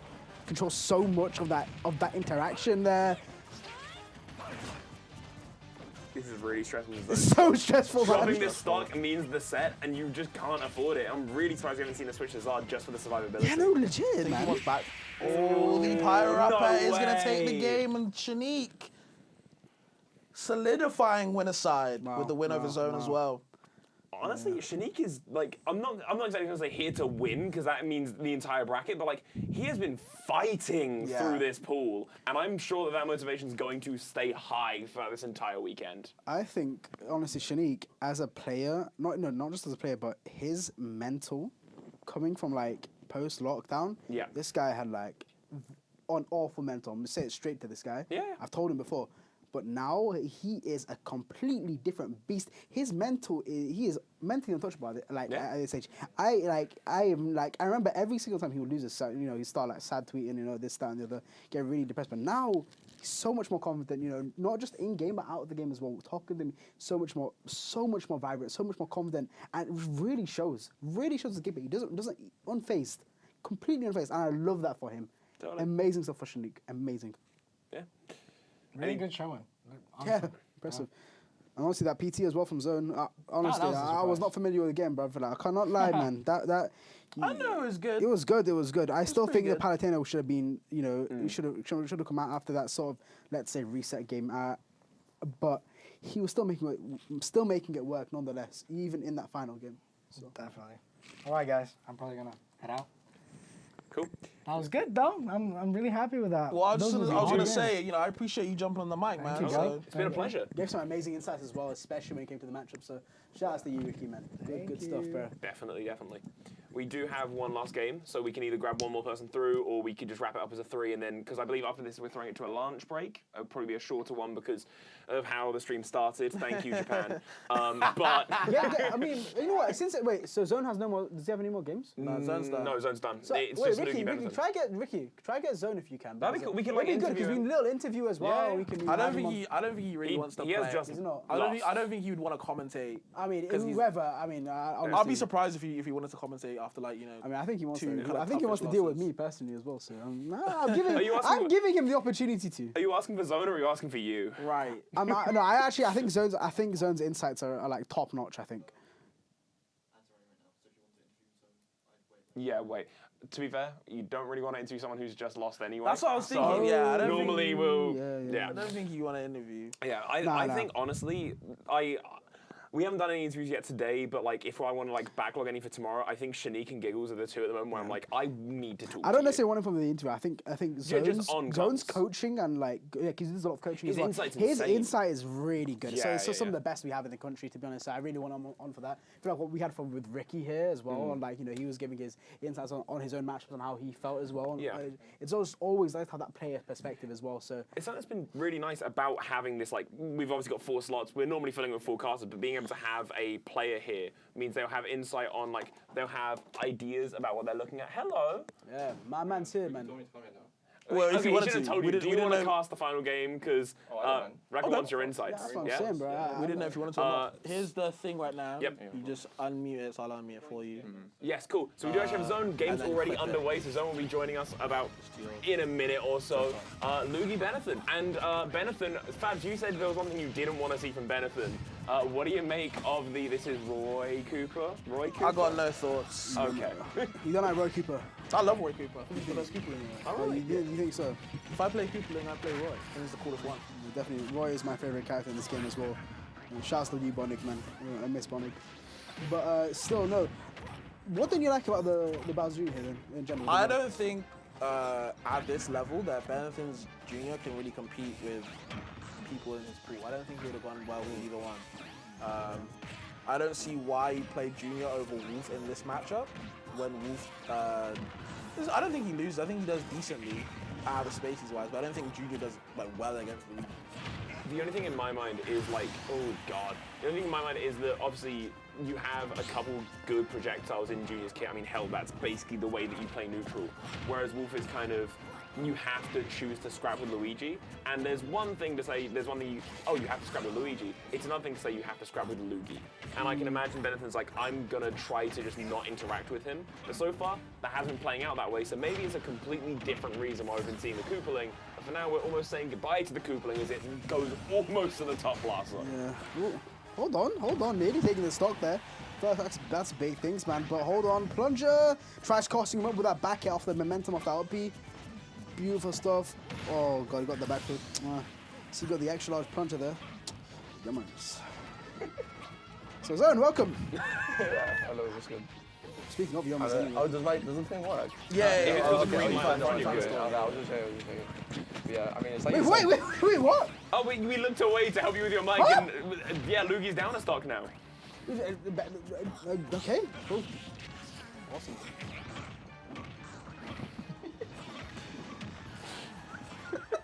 He's definitely doing well, capitalizing off of the way Lugi's pressing a button, just to get off tumble and just whip punching every time. Yeah, definitely. I'll be so happy for that. Yeah, ooh. Give me a little bit of the spin there. Very weird off stage here. Yeah, gets back though. Tries to get the coupling on the ground. Wow, I like that from Bentham though. Beautiful, beautiful coverage off that stage. I was gonna say it's the coverage. I think what really helps in this matchup as well, I guess I can see for Junior is obviously with the car, it has arm on the bottom of it. So when he's throwing out these fireballs, I think he can kind of run them over and not really get affected by it. Yeah. And he's kind of able to kind of stop Luigi's neutral, which is literally forward air, Z, forward air, Z, forward air, Z. And if you've got one option to be it, if you take out one option part of it, you maybe go with something, but can't get too much. Luigi taking that first game. Comfortably, I'd say. Yeah, not too comfortable, but fairly comfortably. Yeah. But yeah, welcome Zone. Welcome to the. That's okay. With the way that Ben played that, it feels like, I don't know if it was the character choice or just how he wants to play against Luigi specifically. It felt like he was really trying to slow down the tone of the match and try and like dictate the pace it was going to go at.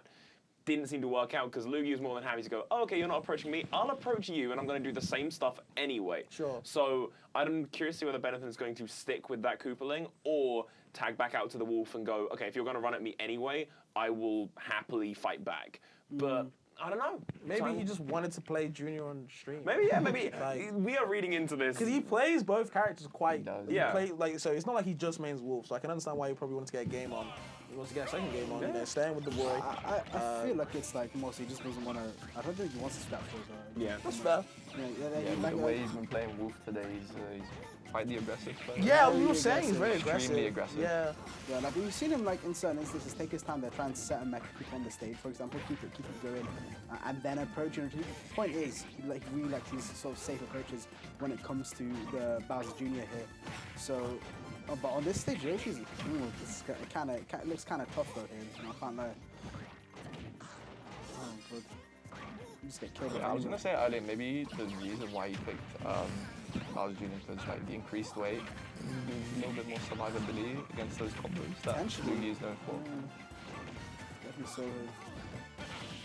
Oh, catching me up, and honestly, this stage is really helping out Benefit He here. actually caught him at the Koopa as well. Wow. I realized that. Yummers. I'm actually so surprised because I actually told Zone to put Yummers as his tag first. Right. But then Benefit's like, no, I'm putting on Yummers for my tag. I've no clue why. I just kept saying it yesterday, and me and him both sit down saying it to her. And here we go. So this is because of you? This is because of me again. Okay. I can't lie. This is definitely because of me. Yeah, everything just involves food with you, honestly. Huh?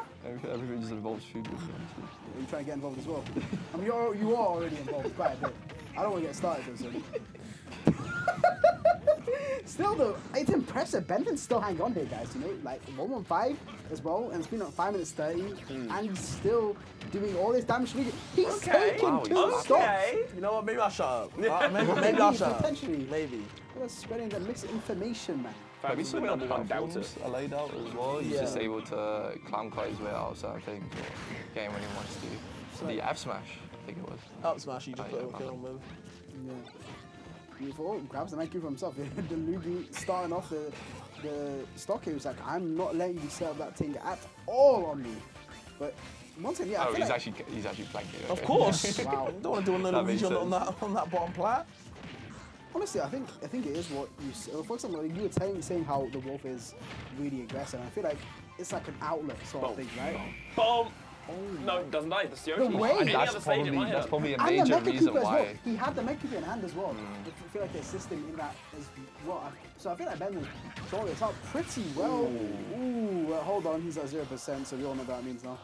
I think I'm fine. If I'm him, I'm fine with that trade though, because getting that little bit of extra damage from the forward air rising out the up B, it's put Lugi at a very comfortable kill spot for you, where you can kill off something simple. But obviously, as you said, reset back to 0. You effectively cannot afford to get hit by Lugi now. Yeah, he definitely can't. It's looking very, very dangerous indeed, man. But yeah, I was talking about like how I feel like his characters are like different elders. I feel like this Bowser Jr. pick will enabled him to play a lot more safe, a lot more calmer, use his util a lot better here. Oh my god, but please do not give me the reverse 2. I want Benton to take at least the game here, man. I feel like he deserves this one. Hey, back it. Beautiful, beautiful. Yammers. One all, yeah. Indeed. He's gonna even up as well. And yeah, you know what? Like I said, I'll give flowers when it's due, and you know, I'm giving the whole damn bouquet to Benetton apparently. You know, giving it to 1-1, nearly 3-stock in the Luigi at one point. Turns out like a lot of the things you said is wrong, isn't it? Not a lot of the things. I wouldn't say a lot. It wasn't a small lead as well. Like it was Okay, either like a full quite stock substantial. lead or it was at least 100%, and it got to a point where like You okay? I'm alright, man. You right. What's wrong with him? Carry on, Zoe. I think it got to a point where Luigi had so much percent where even if he got the grab for that 0 to death, there was too much rage. Sure. Yeah. Still, going into game 3 here. Wonder what Luigi's gonna pick for the stage though. Actually, okay, we're going up to Yeah, flat stage makes sense. Yeah, yeah. Yeah, nice flat. You know, you can just use it however he wants to when it's the combo anywhere. Beautiful stuff anyway. But let's get it. I see it surprisingly off of Luigi's pick though, I can't lie. Really? I feel like consistently you see Luigi kill off the top, but then with Luigi's insane high kill power, does it even matter that the ceiling's actually that high and far away? Good point. We didn't really see it get too exploited. Even on Yoshi's, right? Yeah. Even the one time we did see the famous combo, right? You didn't. Okay. I mean that famous combo, that one famous that combo. killed it. Like, yeah, okay, high ceiling invalidated, doesn't matter. Die at 10, I guess. Something like that. I don't know. Okay. Maybe as well. Cycle. Okay. Yeah, really starting off really strong. You've got a whole stock. I want to see how Benji's going to play at a disadvantage. You know, we saw last game had that damage for the majority of the stock. I wonder if he's going to come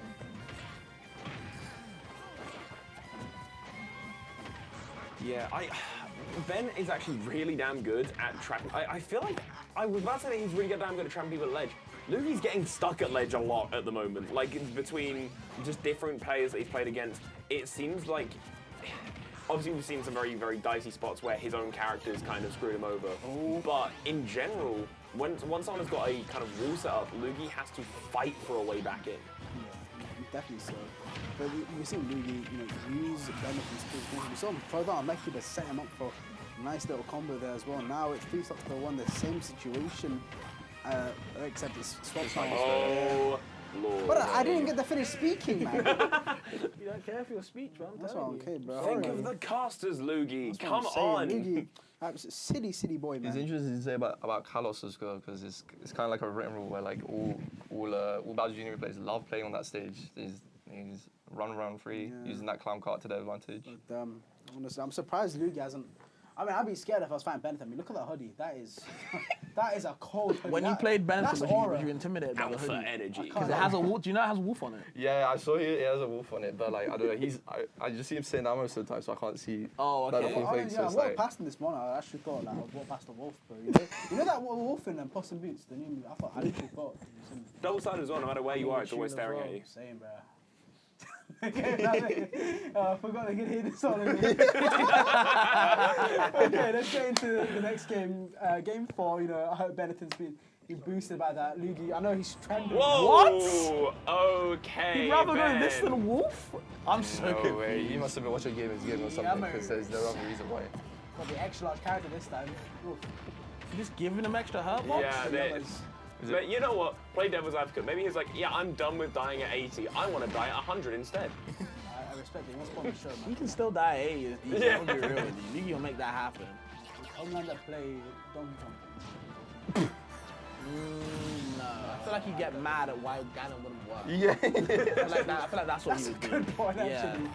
Very good point. Oh, okay, off the platform. Yeah, we're gonna keep going. Oh, no. Yeah, he knows Zalbi wasn't killing. Yeah, just Nasty. extend it a little bit further, putting him off stage.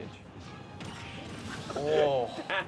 This is a break right now. This is the go and get your biscuits and tea type of set, man. This is over. Might as well just do it now. Run the ads, man. Please. it up, I'm sorry. Oh my god. Hey, as customers, be unbiased and always play devil's advocate because Benetton could make this bad, guys. 1 stock to 3. I mean, Lugi can misfire. No, doesn't. Does get to live on. I was gonna say, was it the French tourney where Lugi he like he DK right?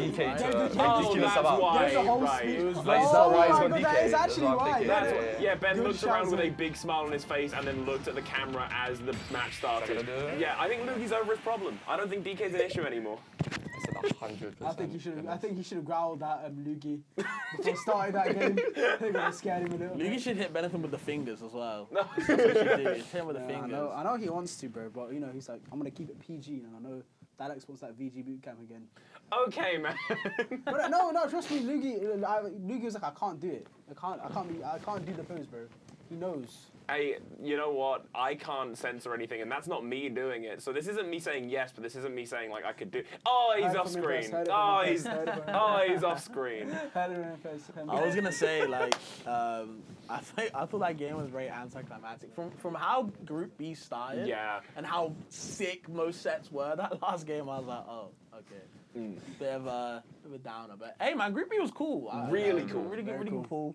I don't know if you're okay to talk about anything of it. No, I honestly don't. How do you feel about like the? I think obviously everyone goes into like a summit style tournament like with some sort of practice, some sort of preparation. Sure.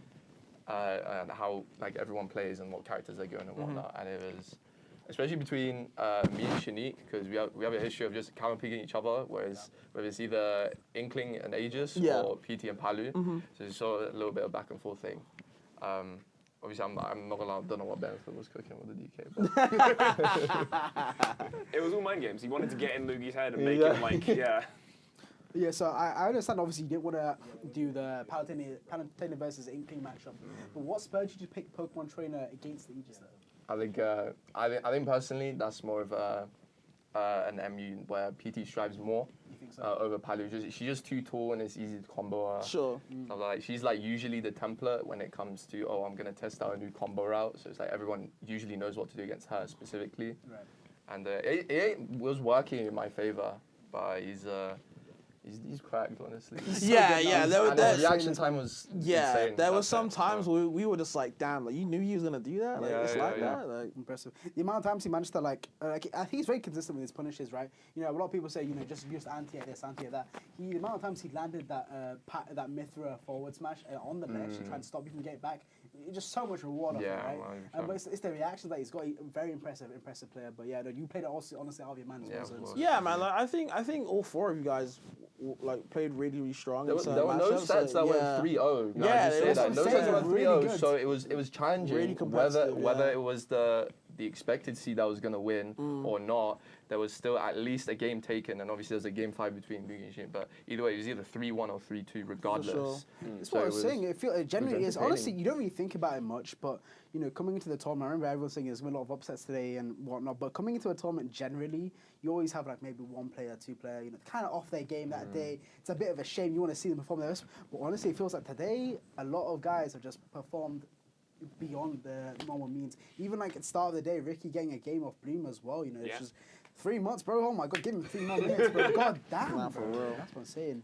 But it's time for Group C, I believe, right? So we're going to have a lunch break before Group C, okay. but we've just got a little bit of time to do this interview, and then we're going to throw it to that break. Hence why the next game counter has gotten up compared to normal. Lunch break. There will be a lunch break, yes. You know, that thing that you like left Yummers. before your yummers. One thing I did actually want to ask you, Zod, is obviously like your edge guarding is what you are like known for, and I think we've all been on the receiving end of it at some point. Watching you play against Lugi though, it was like I was left wondering the whole time. Is it a reaction thing? Is it a anticipation thing? Like how do you do with it? the ledge trapping, it's half and half. Yeah. Because there are some characters that do just sort of, I'll say cheat off the ledge, whether it's. An example could be like Pyra with the side B or like Steve Minecart or something. It's an option outside of like the regular 4. Does that make sense? Yeah. And so a character like Luigi doesn't really have something like that outside of maybe like Cyclone to like abuse the iframes a little bit. So I was just against him. It was mostly just reaction time. Yeah. Just watching what he's doing and predicting what he's doing, and And usually, whenever someone stays, from my experience anyways, whenever someone stays on ledge for too long, they're trying to delay like an option to give themselves as much stage control as possible. Oh, because what I was watching you do, which I've seen you do like for years now, is like when you do ledge trap, like your kind of like go-to option is like you'll throw them off stage or you're down off stage, you'll go to the ledge, maybe roll back or do like a little couple like micro spacing steps there, and then you'll turn around. Because you know if they wait on the ledge too long, I got the grab right now. And obviously, Palu's grab range is big. Or if you wait at the ledge with front facing, you've got the down tilts. You know, like Dallas is saying, so you kind of have to like wonder like what am I supposed to do in those situations, and that that's where the ultra zone kind of seems to kind of come into play. And I feel like you are really playing to your strengths against all three of the people today. Like you got most of your kills off ledge guarding. Like, you throw them off the ledge. They'd either suffocate and just go in a cycle and take damage, or they just like get down tilt back end or down tilt read the air dodge and go from there. So.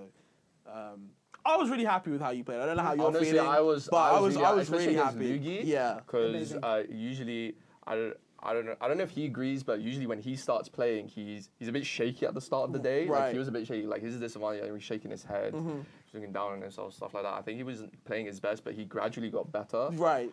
And like against Shinik, he was dropping 0 to deaths as well, right? Like he was dropping quite a few of those. I think what did he say? Was it Tekka who was saying it was harder to hit? Oh no, wait, never mind. It was harder to hit on Palutena, yeah, not on Inkling. Which is why he was struggling there, supposedly. Yeah. Never mind. He's taking the different routes. But yeah, man, I was happy with how you played. Obviously, good luck for tomorrow. Yeah, of course, thank you. I have to ask, tomorrow, depending on, I'm guessing, do you know what your run looks like yet? Or is it? I haven't looked. Okay, good. So, is there anyone that you want to play in bracket or anyone that you Just really anyone don't want to play? on a weekly basis. Yeah, You got me then, that's cool. I mean, obviously, it's how we try to see like the pools phase, which is like you're not running into anyone that you see all the time. But is there anyone that you really don't want to see in bracket at some point, or?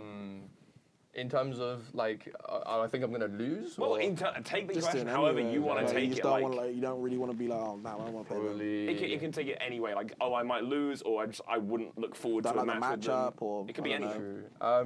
Probably like Theo scores blue. I mean, I'm not gonna lie, I'm not fast with anybody outside of London. Yeah, sure. And like almost half of the entrants here are from London or close enough to. So it just gets to a point of like it's almost a coin flip between who between the two Londons are gonna face off if that does happen. You paid for so much, 100%. Like it was a struggle like putting the pools together in the first place. No, so. of course. Shout out to you guys. It was mostly Jude tonight, honestly. I felt bad for Jude, bro. No shouts then. Yeah, it was especially rough because like it was 4 meltdown goers, 3 Scots, like a bunch of people that have all consistently played against each other. It's like, well, we don't want you to fight this hard to get to a summit and then be like, great, okay, so your pools is a meltdown top 4. Have fun. Charge it, man. Yeah, wow, amazing pool B. And honestly, pool C, another banger pool next. I'm waiting for the Kendrick Olimar, bro. I'm waiting for that Kendrick goddamn Olimar to show up, man. So, yeah, no. Lunch break? Yes, we will. Last thing then before we cut. You hungry, bro? Last thing before we cut then. Zone, our pool C, which is up next, is Kendrick Olimar, Nut Lord, Maze Beans, and I'm missing one. Jezzo. Who have you got? Who have you got for pool C? Kendrick Olimar, baby. I go back Theo. I don't want to hear your bias because you might be on it. That's a bad thing to do. I think Theo, Kendrick Olimar, just the way he's been playing, not just today or like recently, just across the past few months, ever since that huge climb and that huge placement he got from Invasion. I mean, that's how he got into this. Yeah, exactly. That's literally how he got here in the first place. That run was racked up so many wins, especially from some of the people that are here today. What was it like? He beat Maze, Carbo. I mean, obviously I was not here, but he beat him too. Yeah. Crazy stuff coming up from him. Hopefully we see more of that today in the future pool. Yeah, sounds great. Unless anyone's got anything more they want to add, I am more than happy then to throw it to a break. We'll see you in about 30 minutes. We'll be back for Pool C.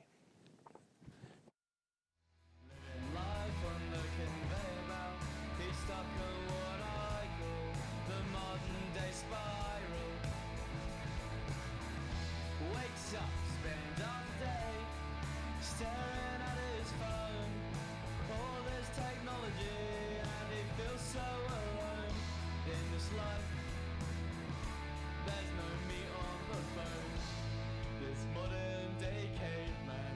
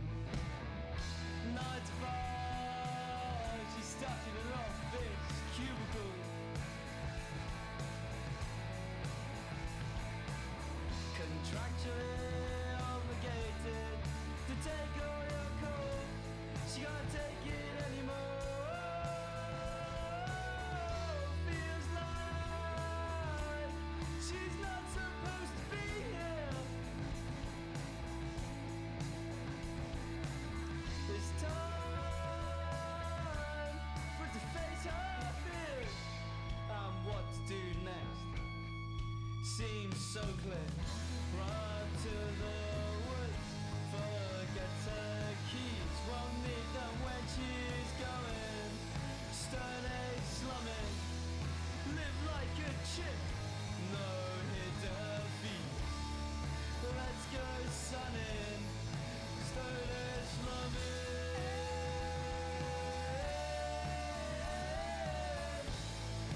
Let's go sunning, stone age slumming.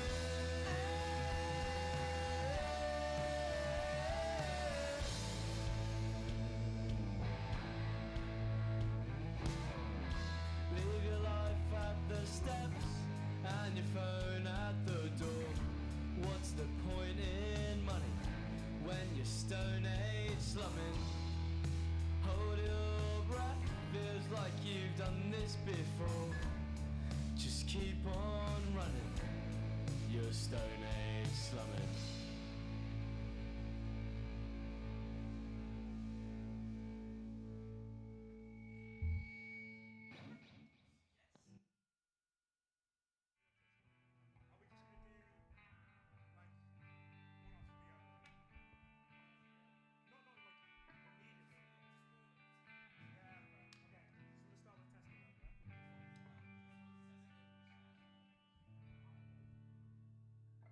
Oh, no, are we not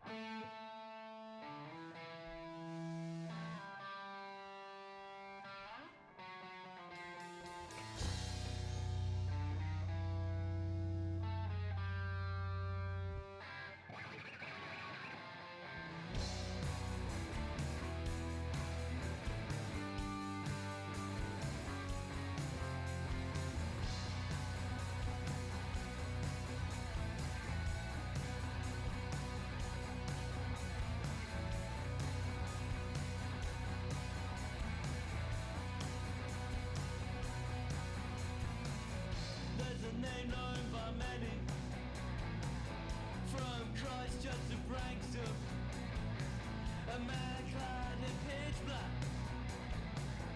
The gift of winter.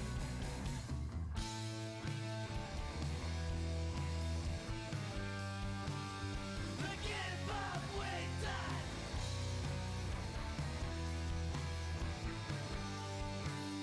The gift of winter.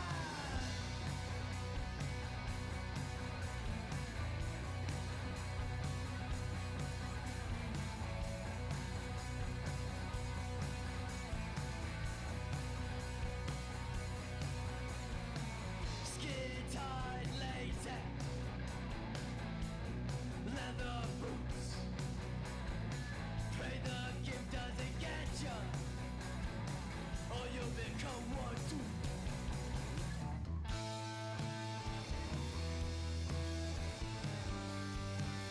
The gift of winter.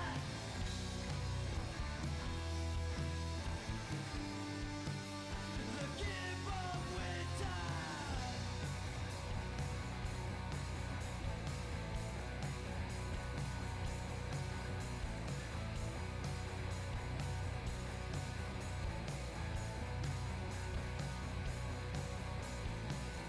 If you find yourself in winter at 2 a.m., keep your head on a swivel. The gift ain't your friend.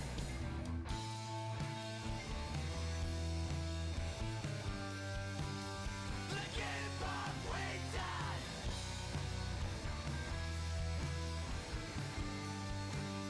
The gift of winter. Na na na na na.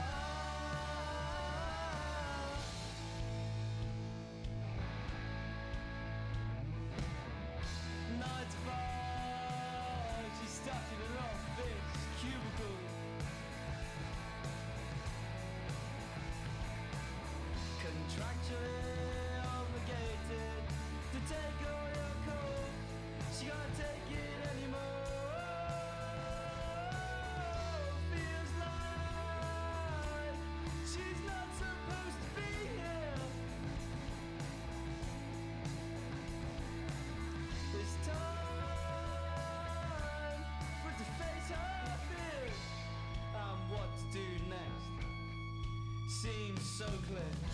Run to the woods, forget her keys. Won't need them when she's going. Stone age slumming, live like a chip, no hidden feet. Let's go sunning, stone age slumming.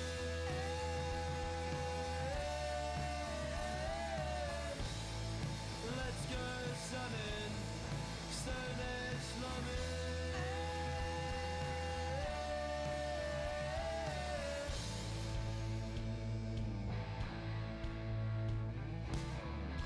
Leave your life at the steps and your phone at the door. What's the point in money when you're stone age slumming? Hold your breath, feels like you've done this before. Just keep on running, you're stone age slumming.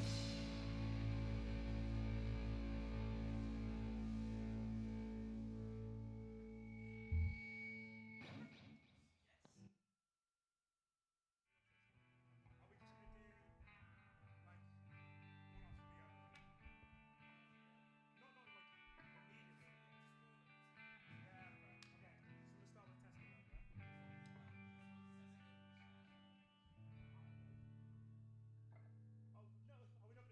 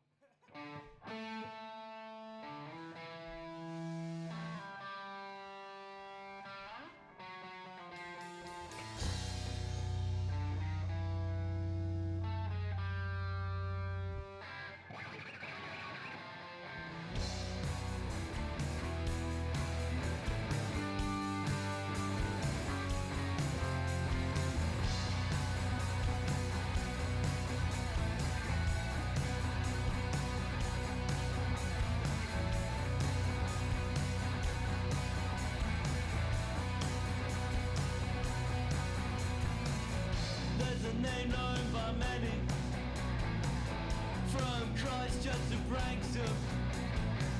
A man clad in pitch black, the gift of winter.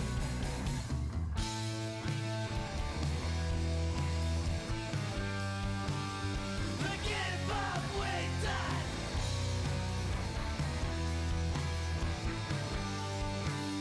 The gift of winter.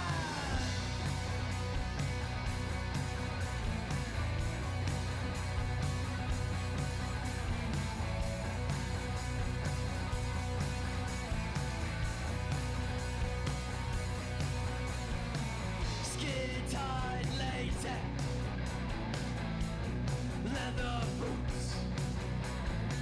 Pray the gift doesn't get ya, or you'll become one too.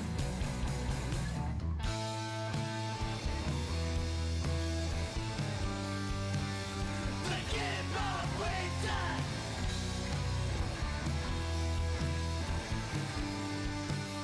The gift of winter.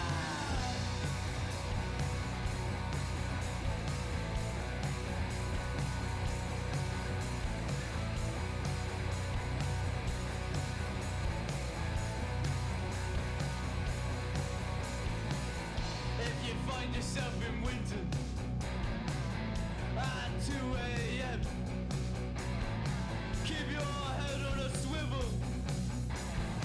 The gift back your friend.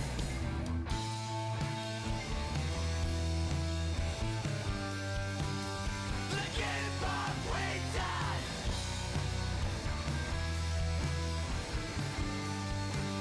The gift of winter. Na na na na na na na na na na. The gift of winter. Na na na na na na na na na na.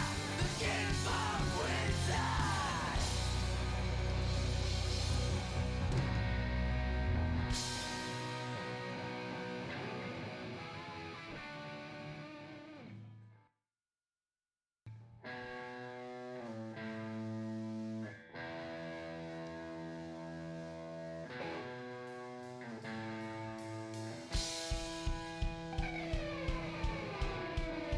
One, two, three, four, walking down the beach.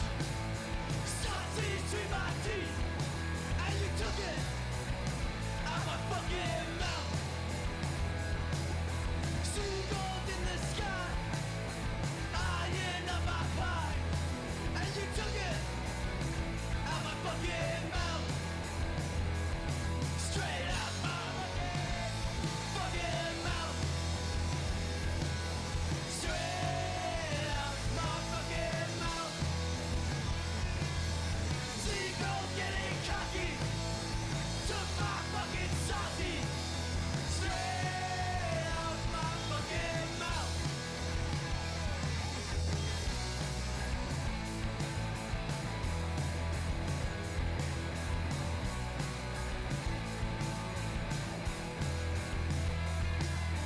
Right between my lips, this seagull stole my chips. Straight out my fucking mouth. Pastry freshly baked, I thought it was safe, and then you took it out my fucking mouth. Straight out my fucking mouth. Straight out my fucking mouth. Seagull getting cocky, took my fucking saucy. Straight out my fucking mouth.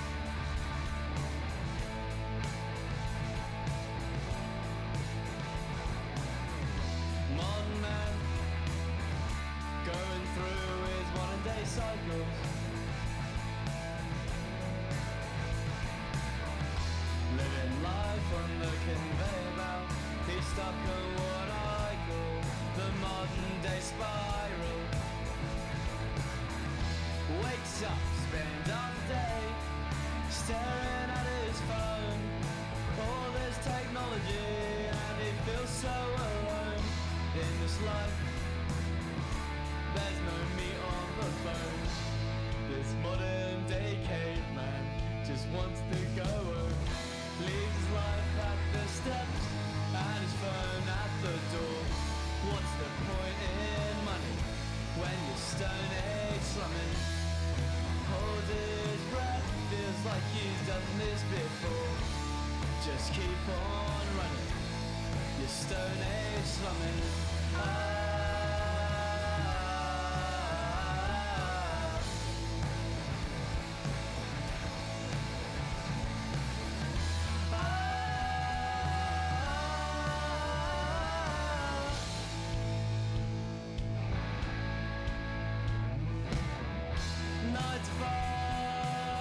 She's stuck in an office cubicle.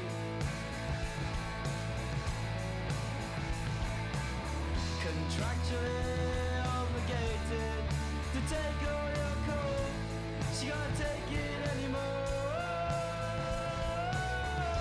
Feels like she's not supposed to be here. It's time for it to face her fears. And what to do next seems so clear. Run to the woods, forget her keys, won't need them when she's going. Stone age slumming, live like a chip, no hidden feet. Let's go sunning, stone age slumming.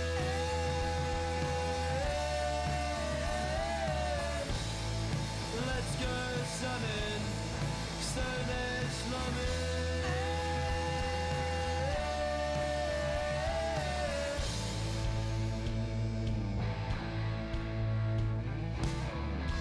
Leave your life at the steps and your phone at the door. What's the point in money when you're stone age slumming? Hold your breath, feels like you've done this before. Just keep on running, you're stone age slumming.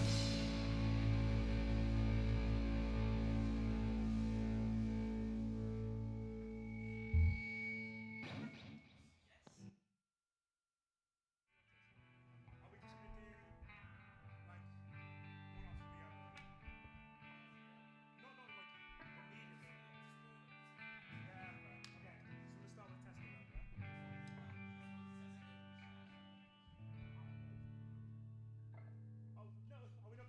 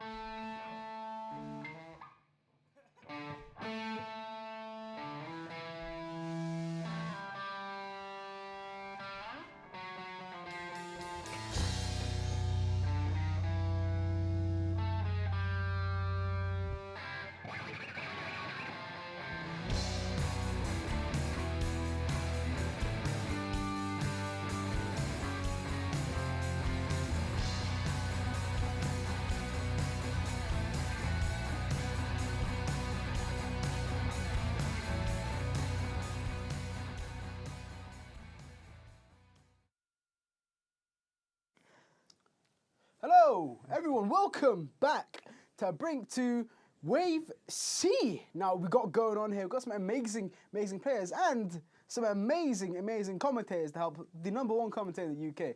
It's your boy Rekka, back at it again. That's crazy. And, That's crazy. We said we'd let him Yeah. intro it in, and like, and you just dropped that. Crazy. Listen, I'm the MC for a reason. Come on, guys, let's go. There we go. Well, yes, welcome back, folks. Obviously, so, of course, we got Rekka, you heard him. But my name's we've obviously got Joy C, we've got Scores on here as well to take you through all of Wave C. And boys, this is going to be a pretty interesting wave, honestly. We've got some good sets coming up. I've been talking to quite a few people around the, just around Brink. And one question I've loved to ask everyone is what they think the most chaotic or like most contentious pool will be.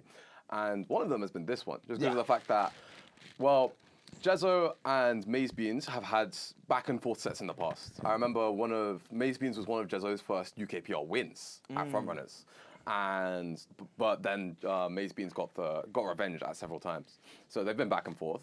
Theo, of course, beat Maze Beans at Invasion with the, what can I say, the beans out the tin. Yeah. But at MD, the following MD, Maze Beans went and beat him twice.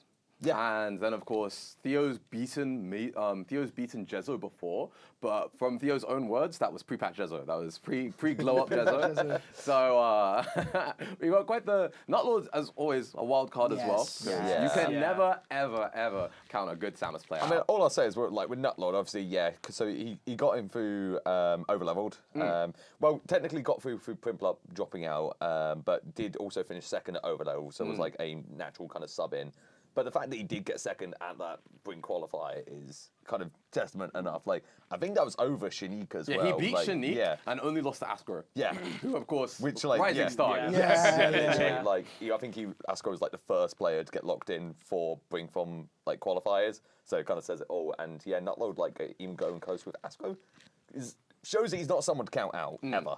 Yeah. I mean, if we're talking about, like, for example, you talk about pre-patch Jezzo, I feel like in the same sort of vein, I feel like at any point, Nutlord would be just ready to go and get out there.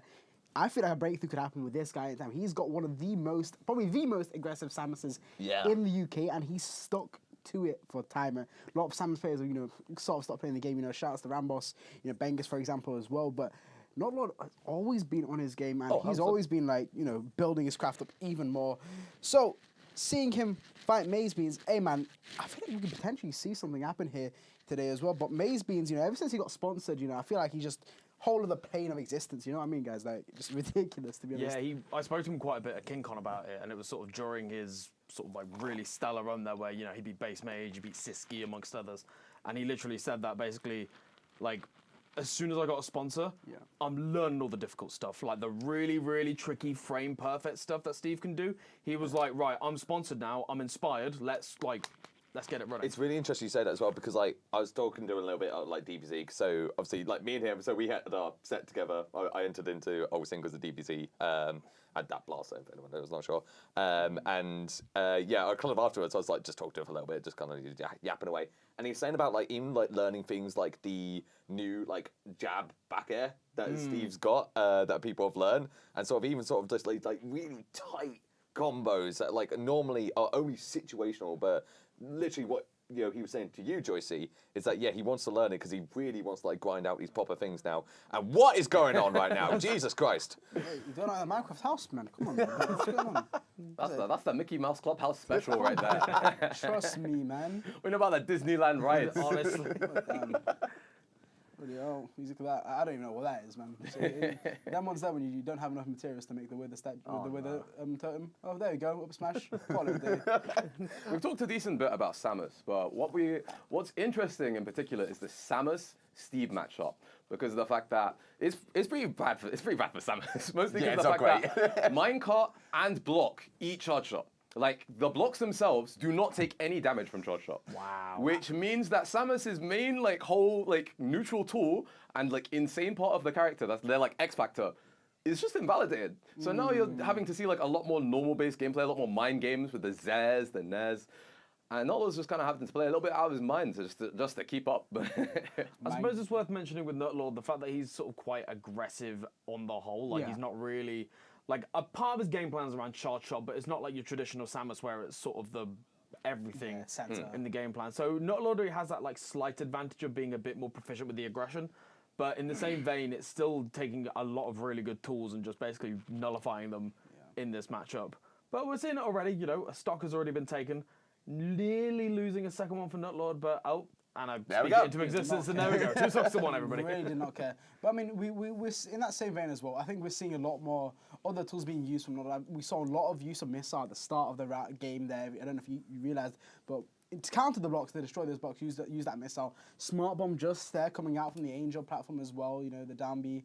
So a lot of things, and like you said, a guy that's already accustomed to playing Samus in a slightly more aggressive manner. Look at that setup, man. I'm telling you, man, he's got him. God damn, he's got ladder combos as well. One of the very few Samuses that I see constantly go for those up air ladder combos into the up B, which can kill.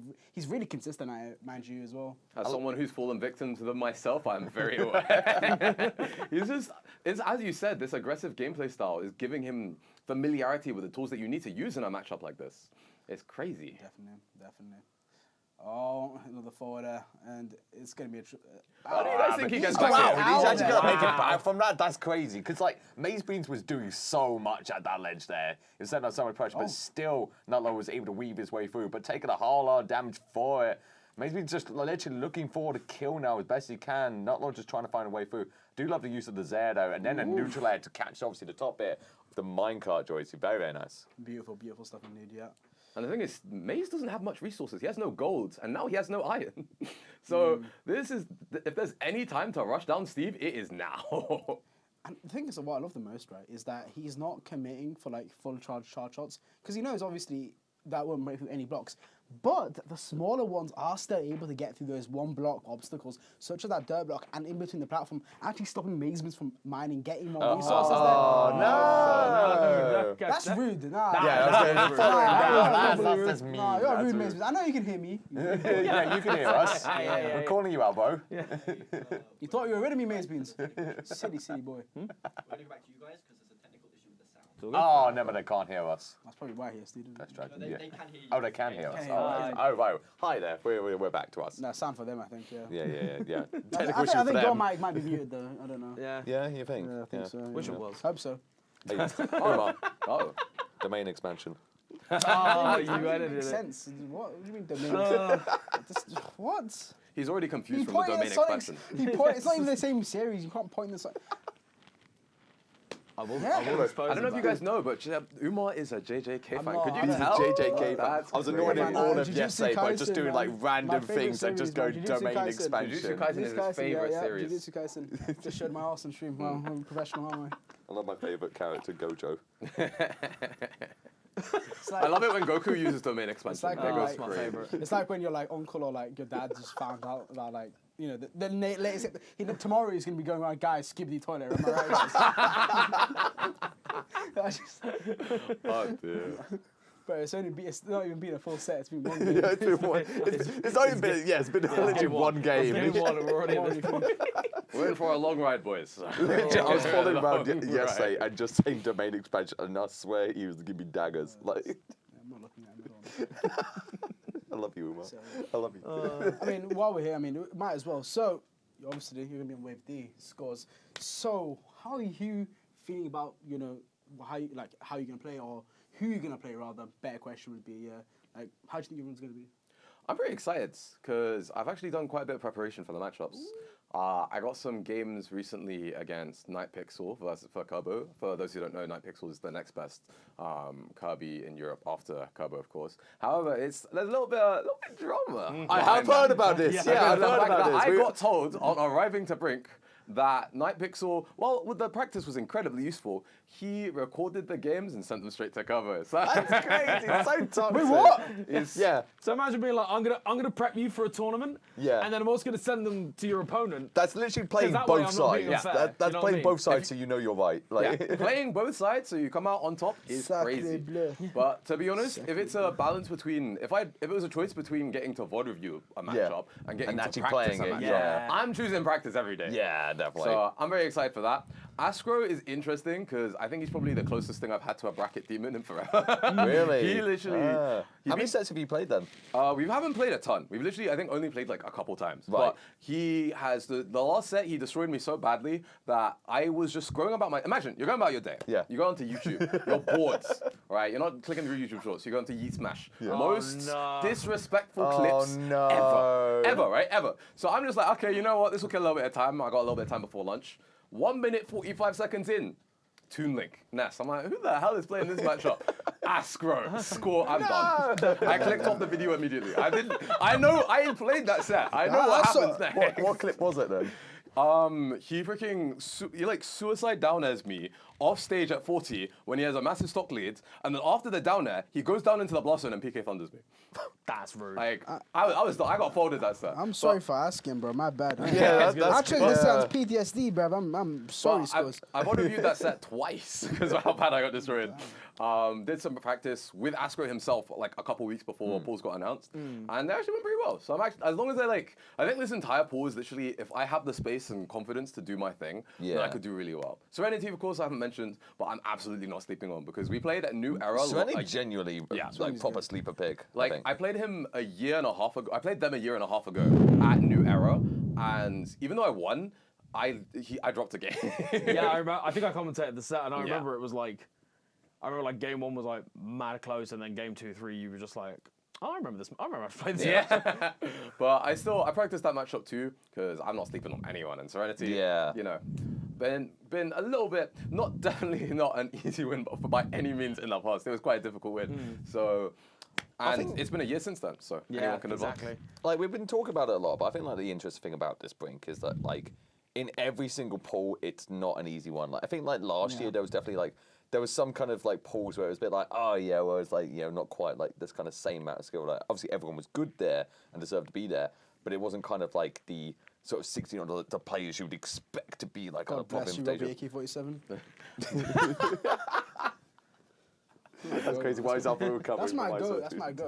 That's all I'm saying. But like, but this time, like every single pool is stacked. Yeah. Like there is literally no player here that I wouldn't expect not to be here. To be honest, like you know, even like the sort of the bottom seeds of like sort of Zangjic, Serenity, Benefin, all incredible players. Like Benefin had a great run at Grand Conquest. Zangrix has been on an absolute tear recently. He's looking good today as well. Like he's playing really, really solidly. And Serenity, I mean, we literally said like, you know, someone who's made good runs at previous region tournaments and, you know, does well and down in his region as well.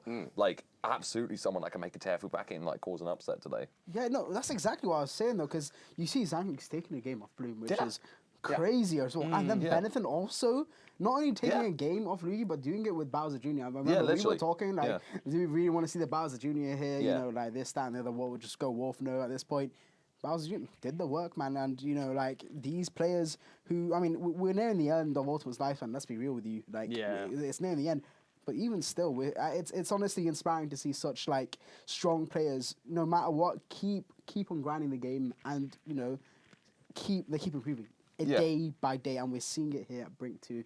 Honestly, like, couldn't have come a better time. Yeah, so. Is this kind of event as well where you've got this really like concentrated area where you can practice with some of the best players in the country, where you do see the people sort of taking like leaps and bounds. Like, you know, we were talking a bit about, you know, I think Jezzo really comes to mind in that point where like, last Brink, it was like, oh, like Jezzo's big breakout performance, and oh wow, look at this upset that he got over Pele and all the rest of it. And then like essentially here, no, this time round, he got invited because he was number 6 on the PR. Like, it's just, he went from that kind of like, you know, like pretty high level to get there, and then sort of took this level of practice and then ran with it for a year, and then literally. Like, and I think like, if I remember correctly, like Jezza only like barely squeezed in last year. Like I think he literally won like a sort of a tie-break set versus Cool Kings. Yes, to get in. I Like, remember. That's the crazy thing, and like this time was just invited outright. But either way, we are going straight back in to Nutlow versus Mace Beans. We sorted out the audio issue, and straight back into obviously Mace Beans 1-0 up right now. Oh my god, but I don't think. Hang on. Oh my god. You have to get back though. That's the thing. Yeah. I'm just saying. I don't solve this Maze Beans issues just yet. You know, oh, it's managing to get out, managed to escape somehow. Well, he just started again. Who cares, man? Are you not enjoying your Steve Samus? Listen, man. Maze Beans is living up to the Maze in his title the way that navigating around his setups in a neutral is literally a maze. It's a maze solving algorithm that Nutlord's having to complete right here. Yeah. Right now, it's not looking too bad, but hang on. Are you sure? You sure? Just. I have to eat my words. His nils, bro. Oh my days. I think this is the crazy thing. Like, obviously, like Steve has just such crazy damage output, and it feels like in this game in particular, Maze Beans has just come out swinging. Like, we are not seeing much mining. We are just going straight up with the tools. We are scrapping out there, and it feels like Nutlord kind of isn't ready for that right now. In that first game, he was prepared much more for like a sort of a longer fight, but here we are just going for it. I mean, we've talked about Maze's improvement in the past, and I feel like a lot of people who played against Maze in the past aren't entirely ready for him today, because of the fact that he's grinded the tech ever since the sponsorship. Yeah. Like, he did not hit these no impact landing combos before. But with the IJC triple Steve sponsorship, he's locked in. He is locked the hell in. I do love that they just put all the Steves on one team. Like, they literally just rounded them up and be like, right, we're sponsoring all of them. Yeah. It's pure shamelessness, but I love it.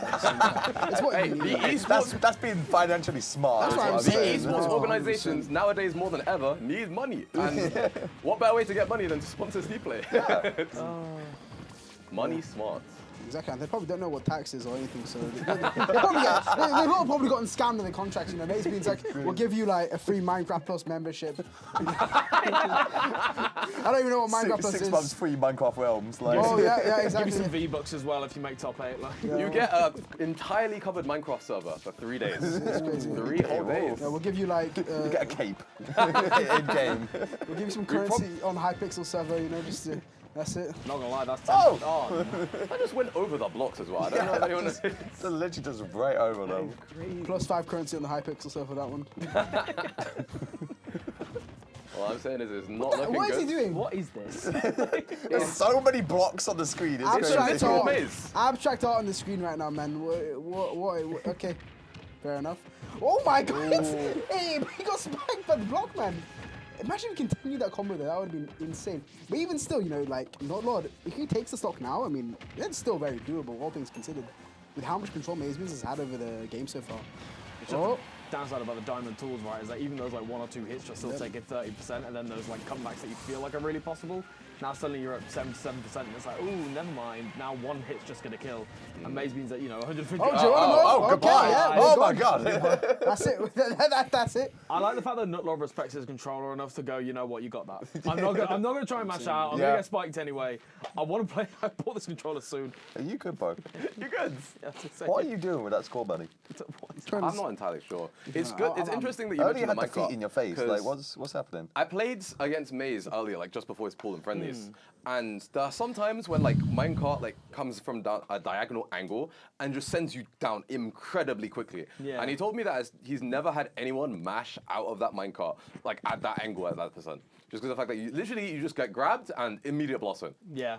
Yeah. Like we've seen the town and city stretches of the blood zone. This is next level. All right. Definitely.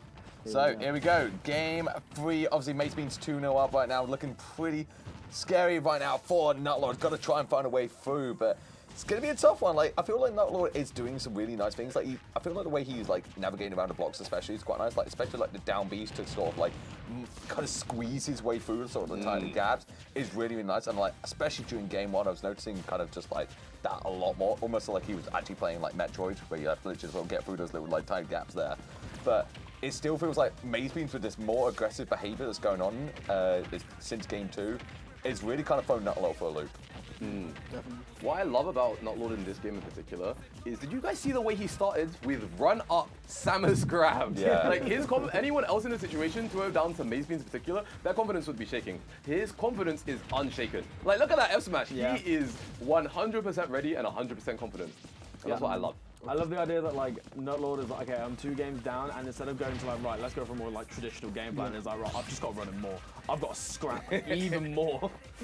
Definitely. And it's working out for him, man. That's the thing, right? This is just so crazy because once again. Oh, no. That's rude! I guess you'll be still seeing someone else and eat smash scores, man. Finally, it's no longer my turn. Was the foot still necessary there, boss? I don't think it was. I've been freed. But still, not like once again, it is still impressive because an aggressive playstyle is one thing, right? But to be able to be so aggressive yet also manage to keep the pace with Maze Beans at the same time. Who, let's face it, has been in control of that's That's a star KO as well. I was going to say that's just a straight up kill. That's weird, man. Put an elevator on him. Yeah. And then send him up. Open the tutorial, bro. How to build a Minecraft elevator in patch 10.8. No redstone needed. No redstone needed, bro. No creative mode. Oh my I lied. Creative mode is online. Creative mode is on. Oh, yep. Might even see some no clip at this point. He's going through the stage. Yeah, he's got the hack client ready online. Yeah. The interesting thing is that Maze Beans at some point is gonna need to mine for some materials, but is still deciding right now just to scrap. He just wants to fight, and he's probably gonna do that for kind of the rest of the stock. Because honestly, at this point, this is all free damage for him, and obviously, if he dies, then he just gets certain materials back anyway. So it might just be kind of playing for that. This is the one thing I've noticed about Maze's Steve that kind of sets him apart from the rest. The others are very resource heavy. Yeah, but big time. Maze doesn't mind if he has full resources in the bank or none. He will just throw hands. Definitely so, man. He is prepared for those situations. I love the fact that he tried to up B onto that one block at the top, just to be like, right, I'm going up on my own little platform, just about managed to get onto the right hand side, but. Yeah, it feels like since that borderline 0 to death from Maze, it feels like Nutlord has just been playing catch up this entire time. And particularly with the diamond available there as well for the next stock. Even if Maze loses this stock, this is still a very, very tall order, one that might not be filled with an up smash like that. Yeah, that's that really. Yeah. Just an up smash, and Maze Beans taking it 3-0 over Nutlord. Yeah, it's you're actually facing one of the best players in Europe, one of the best teams at this point. Yeah. So it's a tall order, but I still think Nutlord honestly had some stuff that he was doing nicely. It's just kind of little sort of instances where it just felt like Maze Beans just so clear, kind of almost like a. He's pretty good. Yeah, he's pretty good. Yeah. He's just pretty good. It looked comfortable. Yeah. The thing is with a matchup like Steve Samus, I mean Steve in general, even if you're doing really well, you always need to be looking out for the polarizing win cons, Minecart. We saw that put in overtime in that set. Just because of the fact that if you're not constantly playing against Steve a lot, then you're not going to be used to immediate minecart off respawn. Or minecart at a disadvantage at X position. If you need to have your answers for those situations, you need to always be aware 24/7. And that's what, that ultimately is what kind of ended up happening. Because, I mean, that's the thing, particularly with the UK scene, we've seen players obviously Kerbo and Maze Beans have got quite the rich history, but recently at the finale, Kerbo winning it twice over Maze Beans and Kirby Steve. So, with the right amount of work, of course, you can overcome those difficult matchups, but yeah, you're absolutely right in that you need to have a good Steve player in your region and then be playing and playing and playing and keeping that refreshed in the mind. Otherwise, yeah, you do kind of fall victim to a lot of the more, say, controversial sort of ways of dying. So, but yeah, obviously, Nutlord very much still in it, got a couple of sets to go. And speaking of sets to come up, we have got Jezzo against I am excited Kendrick. for this. I'm really excited for this. The main reason I wanted to do this block we're going to put aside the fact that it's youngling Rob, because this is actually two very exciting players. I'm going to say out this, Kendrick Onward is literally one of my favourite players to watch.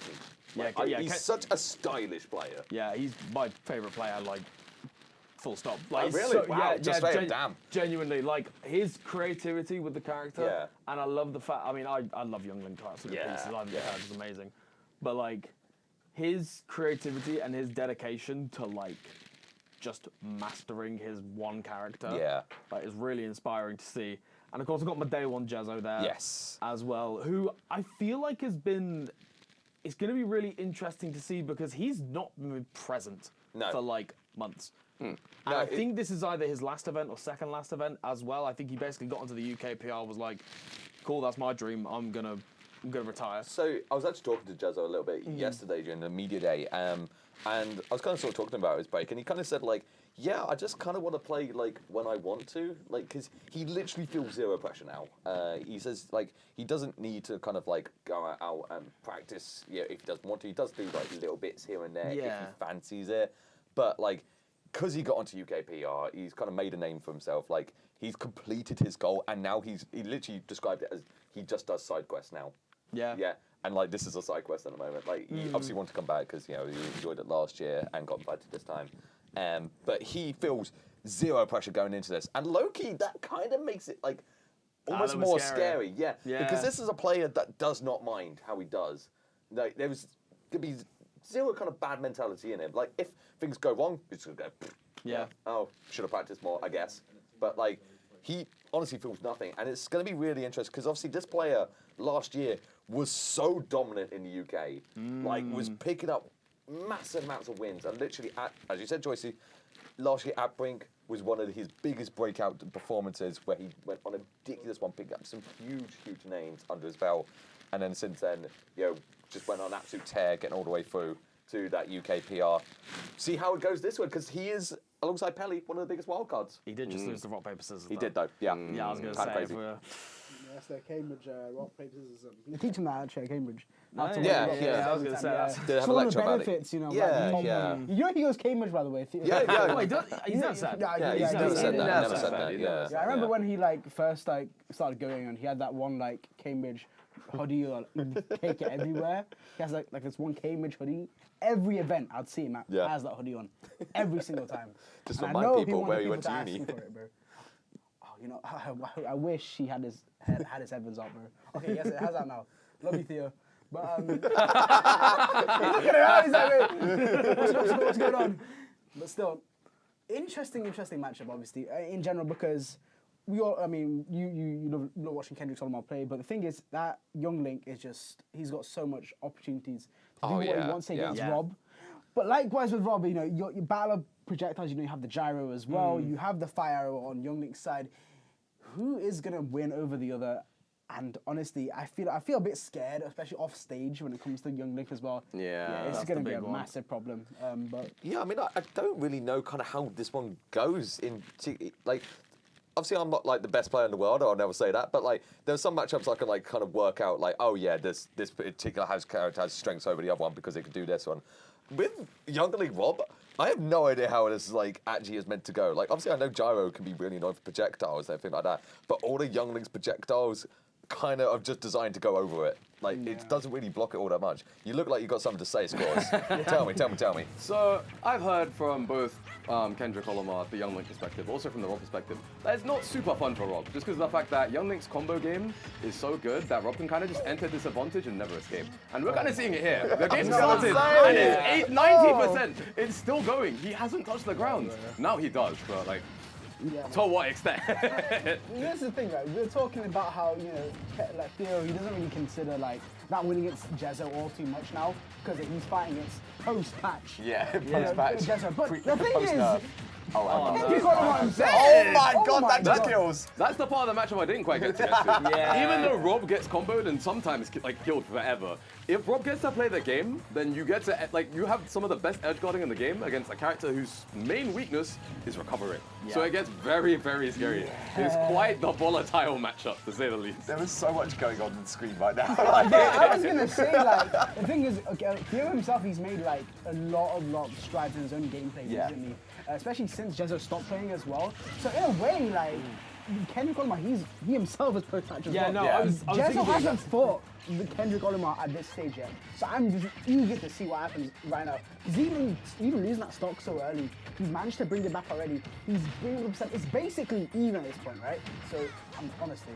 I feel like post-invasion, Kendrick Olamar as well, especially has been on an absolute tear. Like, literally, as you said, Scores, like, you know, kind of had like that set against Maze Beans. You know, and like, you know, with absolute tear, they've obviously like faced each other since then, and like has just been able to go toe-to-toe with people who are literally top 3 in the UK. And this player, like Kendrick Olamar, looking like he's easy top 5 right now in the UK, and has been on such a glow-up, getting such ridiculous results, and is looking to just continue it. Looking pretty dominant, obviously that down air, just nearly taking the stock away from Jezzo, who's just trying to fight back, and it's looking like it's so tough to just, when Young Link's just throwing out his projectiles, it feels tough for like Rob to actually get anything out. Wait! Oh, hang on. Oh, he tried to double toss. He tried to double toss because of the fact that he got Z, which meant he tried to Z catch, but he buffered it, so as a result it didn't work. That would have been insane, but unfortunately, it doesn't quite work out, and now Notice how he does all of that and then just down smashes. The thing is, I don't know if you guys noticed as well, if you up at that talk, just a second stock, if he whiffed that, I feel like we would have seen him back at and he feels strong when he completely got Goodbye. See you later. Farewell. I'd never be able to finish my sentences because of these two. I hate them. Way too quickly. Way too quick. It's interesting that we mentioned Kendrick Lamar being on the up and up, and specifically Invasion, because I don't know if you guys remember, but the 2 players that knocked him out of Invasion were not actually not fellow UK PR competitors, but instead one of them one of them technically, Bloom Forever. Yeah.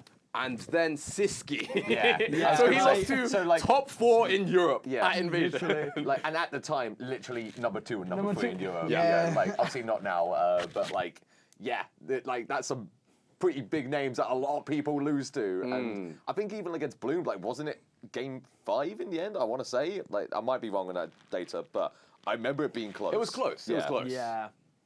No, it's amazing to see as well. And I think the big thing that certainly, I don't quite remember the last set, but certainly that I've seen, the big one, and, if anything scores, you are maybe the sort of the poster child of this, is that it's the usage of gyro as a different character, right? Being able to hold on to that tool and use it against the opponent, it can really just make a huge difference in the matchup, because Kendrick Lamar is just constantly holding on to that gyro, and even if he's not necessarily using it to get something ridiculous, he's just keeping it out of Jezzo's toolkit, and it means that one of those really, really big neutral tools is not available to him. And Jezzo finally got it after a very early stock with that forward air. Again, we were saying a bit earlier on, but you've really got to utilize and take advantage of that weakness that Youngling has. And this is a scary defense to be at against Ross. Oh my god! Let's talk about committal, man. My god. The biggest difference I'd say between old Kendrick Lamar and new is that one, the change of tags. But another thing, the other thing is that when he I feel like he's a lot more intentional with his commits, right? He'll commit when he knows, or he knows what the risks he's taking. And the most part of things, I feel like he knows when to get back or how to get back, even in the worst cases possible, right? So, but I've got to say, I adore the fact that on that right-hand platform, Kendrick went for the jump on there, just Z-dropped it, and then grabbed Jezzo for it. It was so nice. However, the problem is that you can have with Younglink is that unless you're getting those strings into the kill confirms, the raw kill moves aren't always there, and it means that in these kinds of situations you can live up to 180, 190%, and the thing is that you're losing stocks early when you're against Rob. However, the other side of the coin is that if you do manage to get those conversions and those edge guards, you can really lose stocks early, and even if you're doing tons and tons of damage, you're still going to get those kill confirms eventually. The Younglink as a character just snowballs so well. So the second that it turns back to 0 stocks, it's almost like playing against Luigi. It's literally so funny because when Royce was speaking there, just lost the stock. Net would talk about, oh, it's unfortunate that Younglink can't get these kills off. Immediately it's 118 again. It's just really, it's just like okay. Younglink is a damage machine, and especially on a character as big as close. But the parry as well is crazy. All of that to be beaten up by 3 down tilts, but I would. That down tilt chain, but no joke, and neither is the gyro setup. Yeah, that's the better part of it. Gyro up smash, the bread and butter, the absolute classic, is gonna take it, and Jezzo is still in the set. Yeah, I feel like Jezzo's kind of wearing off the rust a little bit now. I think that game one looked a bit, it was kind of stiff, but I feel like he's getting a bit more into it. That game felt a lot more fluid there. Absolutely, because a big thing with playing against Younglink, and especially as Rob, a big character, it almost feels like you get punished for existing sometimes. Yes. How much projectile coverage there is. But once you've kind of figured out where you're allowed to exist, that's when the money happens. Yes. It's the punishes, I'd say, the biggest thing, right? And especially really unfortunate, because twice it's happened now. Kendrick Lamar trying to tether back on the stage. That second stock got beamed by the side B mid-recovery, and again set him up again with punching the tether. Jezzo taking that final stock there as well. It's just so back and forth as well. I mean, momentum-based gameplay is a phrase that gets thrown out quite a bit. But I mean, we've seen it with the way we've been talking, how we can be on one topic and immediately the tempo has just completely changed, right? It's just crazy. But this is what we wanted to see, right? This is an insane set. I think we all knew this one was going to be close. Even with Jezzo not doing much for a year, we know how good, just Fundy's, Jezzo's got, and obviously they never go. You are always going to have an understanding of your character and know exactly what to do. And, even with a player like Kendrick, who's been, as we said, on the rise, we just knew this was going to be a close one. This is going to be a fight to the end, and both of them already just kind of scrapping away with each other. Jezzo getting some instances where he's able to get through, but all these projectiles are just so dominant against this big robot, and the up B just taking that stock away. Amazing. Amazing stuff. They've gone start off the back air chains already into that dash tag. 50%, man. Give him a break. Kendrick Olimar, man. It's when Kendrick starts like hard reading the defensive damage and just dashing with that roll. It's so good, and not another one off the soul, my. Again. Yeah. I think Kendrick Olimar took the 3-1 before personally. Last game like that, he's run away with it, man. Oh, and he's got the gyro as well. Like this is where it can get really scary. Thankfully, Imagine to go away, but Jezzo trying to read a bit of a jump there. The up air not quite going to connect, and yeah, you can just see the ridiculous frame data from Youngling just smothering. However, again, the down air just electing for a more safe edge guard attempt and succeeding in that, but 2 stocks to 1. But again, this is Rob the Robot. If there's one character that can combo you across the stage at any percent, it is this mechanical menace. However, B, no! It was, wait, hang on. It was worth a try. Yeah. One gyro nair is all it takes. Will he get back to gyro nair in the first place? Is the question. Might as well just drink the milk at this point, Theo, man. Just go out with the way we used to. Oh, hang on. I was gonna say this is scary to SD, going for something like that, because it's not like Theo was in a confirmed winning position or anything like that. This is still extremely doable for Jezzo here, and more damage that racks on, and more possible it becomes. But you know what? Oh man, Kendrick Olimar is him! No, man, I'm telling you, man, he confirms it, and you said it wasn't confirmed. Yeah, it was confirmed. I was agreeing with you. It was literally confirmed. But Kendrick Olimar knew. Yeah. Oh my God. I'm not gonna lie. He's not like the us, moment man. Jezzo missed the tech on the platform, I was like, oh no. He's different being, man. Different being completely, bro. I love that despite this though, Jezzo's still having fun. Like you see the smile, He's enjoying it, you see the smile on his face. Again, it's the no expectations, no pressure. He is just going in here just to have fun and see people that he's not seen for a long time. Play the game that he used to grind out every single day. 100%. It'll be interesting to see what that allows, that almost freeing mindset allows him to. Still smiling. Yeah. He's still smiling away. He's having a great time. Yeah. It'll be interesting to see what he'll be able to take away from that game going into this one. Smashville in particular being very interesting, because this is kind of like if you want to edge guard someone, you take them to Smashville because you win neutral once and they're off stage. Oh, yeah. Well, this is also the ledge trap stage as well. Here we go. I mean, he's already off stage. 83%. It's been 10 seconds. 90%. I think Theo's trying to compete with a timer at this point. Damage per second. Ooh. Yeah, dash attack gyro not quite being my God. reliable combo, but still. We all held our breath a little bit because we were starting to see the makings of a gyro combo there. That's now going to be taken over to the left, so going to be surviving that one. Fair enough. He still got it. Very charged the F smash. Oh my God. This is the other side of the coin with Smashville though, because the fact that even though it is the edge guard stage, you have no space to move.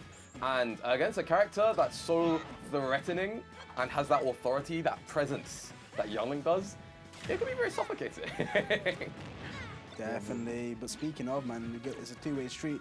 Like we've mentioned before, 80% into the up air as well. Now Kendrick Olimar's off stage. Burner boost into the down air. Oh my God, Jezzo's momentum has not faltered, not slowed down a single bit, guys, bro. Oh my God.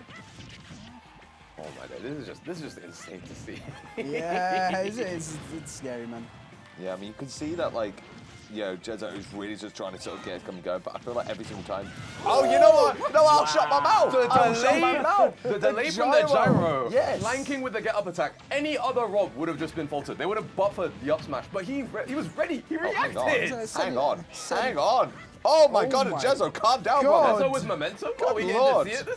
Jezzo's like, let me talk to you, bruv. As soon, the Kendrick Olimar tried doing his own little gyro nonsense. He's like, no, let me show you how it's done. Every time we try to gas up someone, the other player just immediately locks in. I'm tired of it now. They take it personally. Nah, man. They actually take it personally. They're like, hold on. I'm going to say, because now he's going crazy as well. The stock is gone, and Kendrick Olimar now 1 stock away from taking the set away. See what Jezzo could do, but the side B interrupted by the bomb. That is huge for Kendrick Olimar there.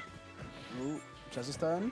Okay, no gyro on the shield, parries, and it's just back again. Back air gets snuffed out by the Rangan. 2 times we saw a potential kill option just get snuffed out by projectile on Kendrick's Olimar's side of things. Forward air. It's just a matter of frames with this game. It's crazy. Its interaction is down to the wire. What is the answer here, though? Yeah, I love that. Just the pressure there from the gyro to force Kendrick to go in a certain way, send him off stage, and then the back air is going to seal it. Only 80% deficit, and this is where things can get really scary. However, the frame data of Youngling, that is the other side of the real strengths that has. Not only have you got all these projectiles, but that ridiculous frame data is available to you as well. The trick, the second jab, trying to get the down air is not quite working so far, and I love that from Jezzo. Just retreat back into center stage. Don't commit too hard. Another. Hang on. Hold on. Oh, you have no idea. He was so close.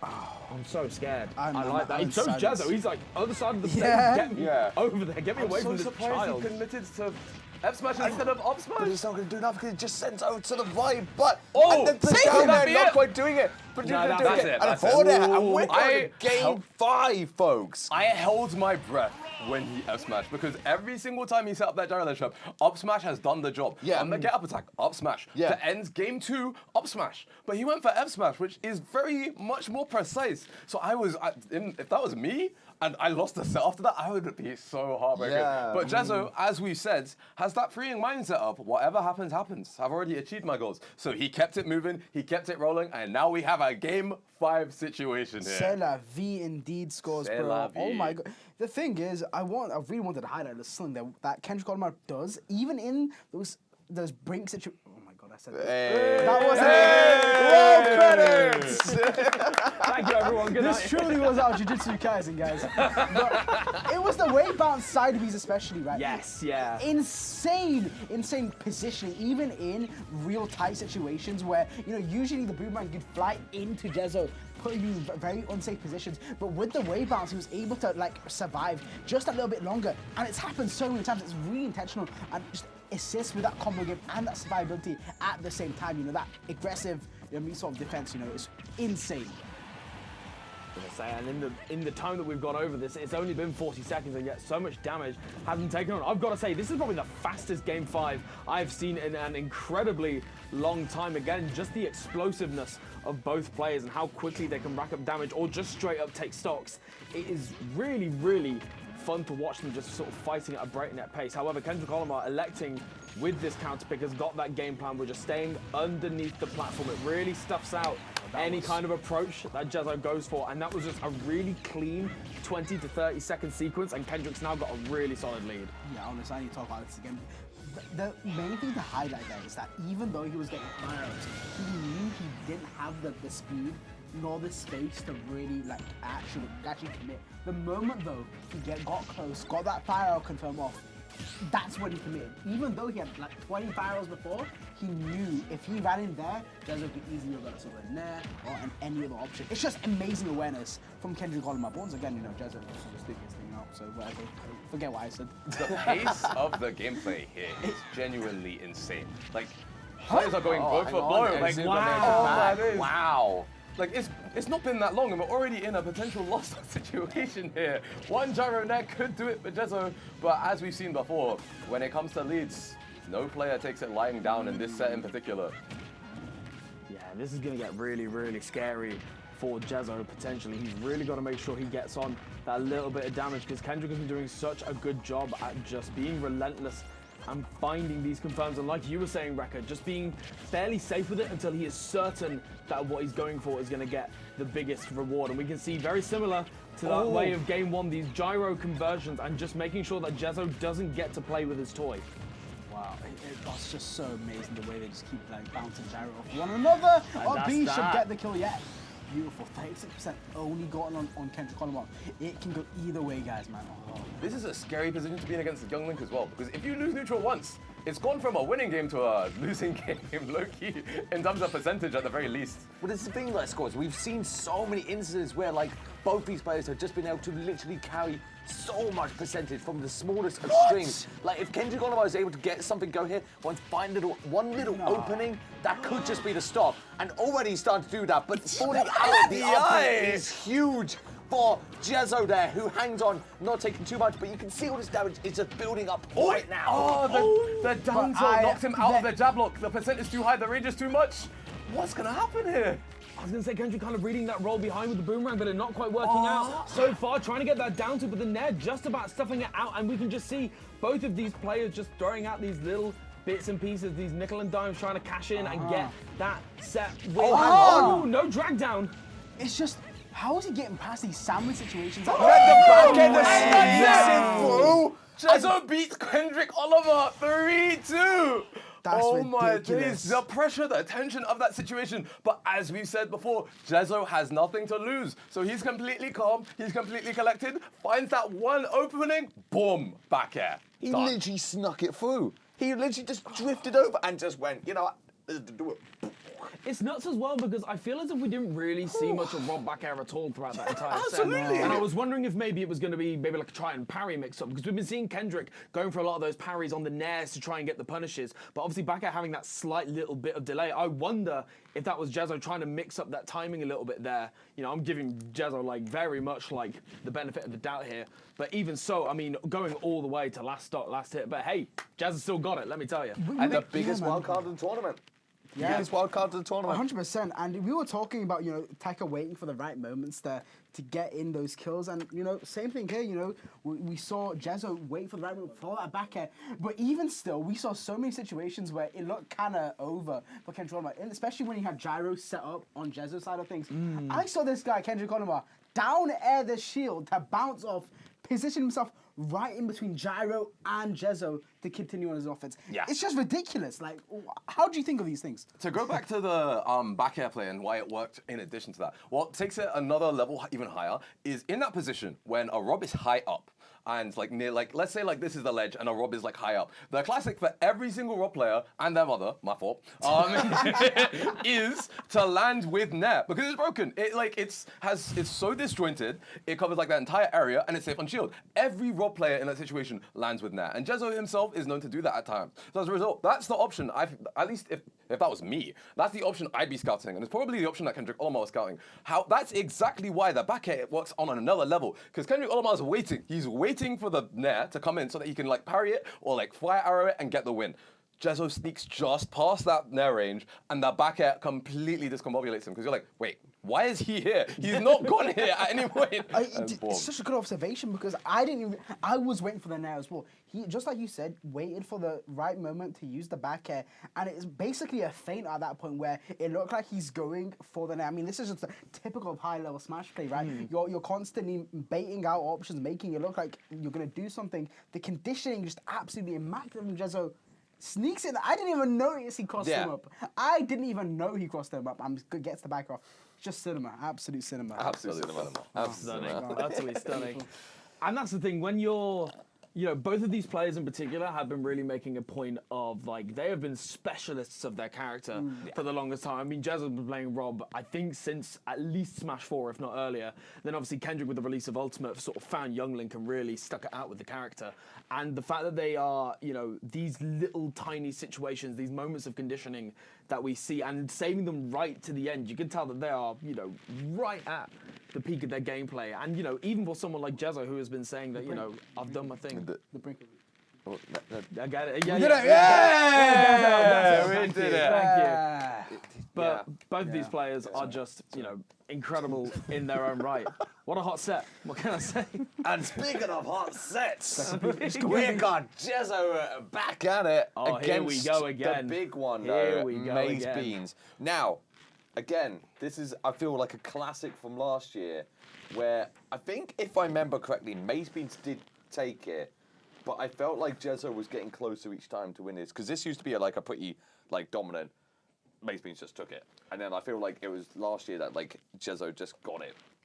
Or was getting close. I think the crazy thing as well is that if there was any matchup in this pool that I would say would be the hardest for Jezzo, it's Kendrick Olamar. Because as I mentioned, not only is it the amount of damage and the advantage state that he has, but also just in general, in terms of how the matches have gone in the past. However, on the other hand, Rob Steve is actually considered pretty good for Steve. What? Burner boost frame? Who was burner boosted immediately?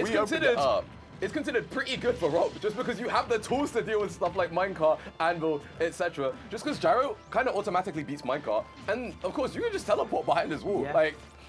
So I've just checked. I was going to say, do we have the data? I have got the data here. So the Excellent. last time these two played was at Brink last year, and they traded sets. That was it. I told you.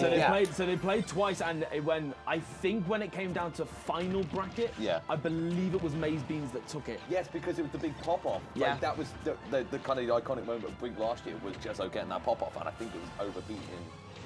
No, it was only Pelly. Oh, of course. But I think it was Maze Beans that kind of ended the dream run as such. Yes. So, again, but they haven't played for an entire year, and I can definitely say that, obviously, we were mentioning a bit earlier on Scores about how if you want to be, like, really good against Steve, you need someone in your region that's playing it, and you need to be playing it frequently. And never mind playing against Steve, Jezzo's just flat out not been playing recently. So it's going to be interesting to see sort of those proficiencies that he had last year, whether he's still got them in the back of his mind, whether he's, taken the time to rethink things and have a look at what worked and what didn't, or whether he's sort of flying by the seat of his pants as such. Yeah, I feel like as well, Steve obviously is a character that has honestly kept developing in the last year as well. Like, there were so many more things that this character, like, people have been able to figure out about this character. And I don't know if Jezzo will necessarily be ready for it. There are certain things that now Maze Beans can do compared to last year that Jezzo just might straight up not be ready for. But thankfully for him there, I mean, he got forward smash, but just bashed into the blocks anyway, so just keeping hold of his life. But it's looking pretty scary right now for this big old robot, as Maze Beans is just looking to take this second stock away. Only a character like Steve could see Rob flying in the lost zone off stage and just build platforms out there to meet him. He's just chilling. He's literally just walking, staring at him eye to eye off stage. The robot that can fly versus the man that can build. Who will win? Oh, if that block wasn't there, that was death. That was a double toss into death. Oh my god. Anvil. Anvil, sure. Thanks, Rekka. Good insight, thank you. This is the commentary that you guys wanted, so here we go, man. While we're getting paid the big bucks for it. Oh, that was yeah. closer than I would have liked it to have been. I'm not entirely sure about the side B. I'm going to call it optimistic and leave it there. Yeah, I think he was trying to reflect the anvil that was coming afterwards, but pulled the trigger just a little bit too early. Yeah, definitely.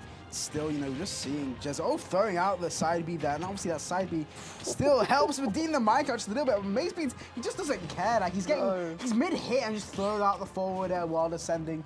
Hits Jezzo on the wall. He parried the back air and had enough time to minecart on reaction to the back air.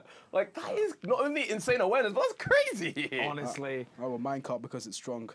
I have got to bring up something that you mentioned a little earlier on, Rekka, about how we were talking, about like all these new progressions that Steve Mains have made. But also we were saying in the previous sets, in Maze Beans' first one, about how, again, since that sponsorship, this is a new player that we've got. We've got this leveled up Maze Beans. And again, even if Jezzo fought him a year ago, it is almost like you're fighting a completely different player, because all of the sort of really, like I said, like the no impact lands and all the rest of it that are really sort of making Maze Beans level up here, Jezzo hasn't experienced them yet, and it looks like he's experiencing it very much the hard way, because that was an incredibly strong start for Maze Beans, trying to get a little gyro combo of his own going, but only getting 87% for his troubles. I mean, poor Steve.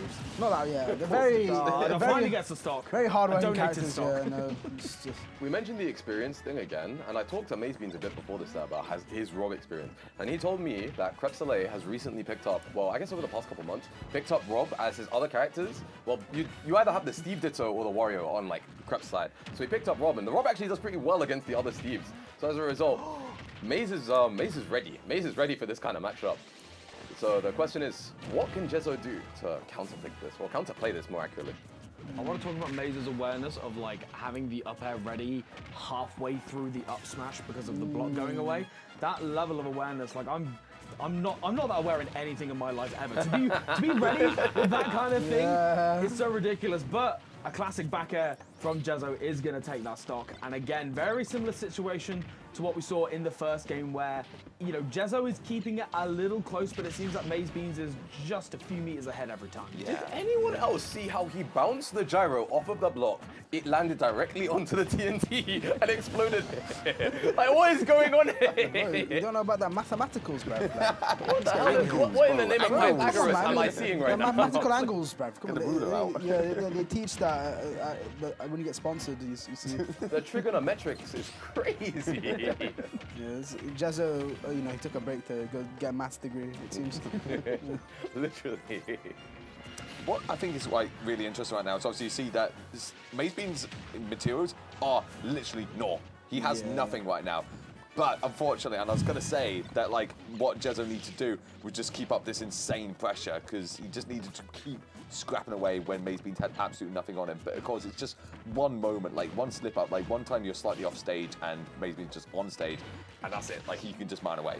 Like, up air, Ricky, up. What the hell is even going on? I don't even have time to get my words out. I don't even have time.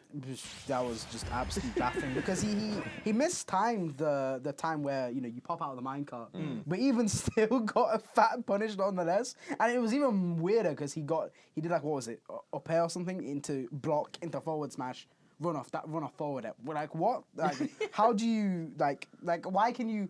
First, how do you think about it? Second of all, how do you do that off mistiming? You're punished in the first place. Yeah, right. It's like, no, you mistimed it, so you're supposed to get less of a punish. You're not supposed to win the game off of it. But again, when you're grinding the game, and the thing is, with Mazebeans and a lot of other Steve players as well, they are like a very, very dedicated group of people to both the character and the game. They spend a lot of time labbing out niche situations and all the rest of it. So it may have just been that, Mazebeans landed that once. However, you've got to be careful. There's no way you can lab around getting hit in the blast zone by Rob's side B. Thankfully, managing to live that. But Jezzo with a nice little lead. However, we know what Steve can do. That can evaporate in a heartbeat. Yeah, definitely so. But Jezzo's not ready to give it up just. Oh, no, never mind, he is. Up doors.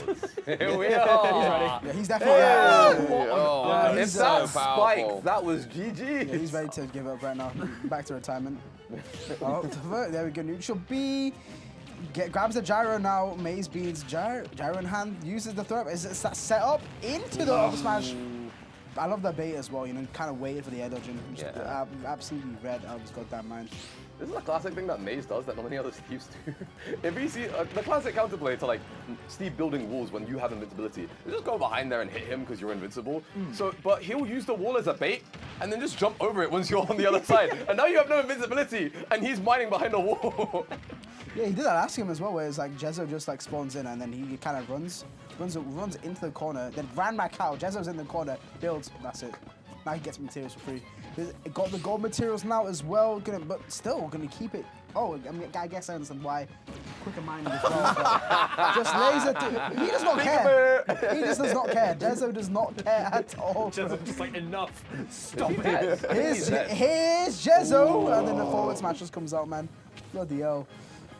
The good thing is that you're still in gyro nair %.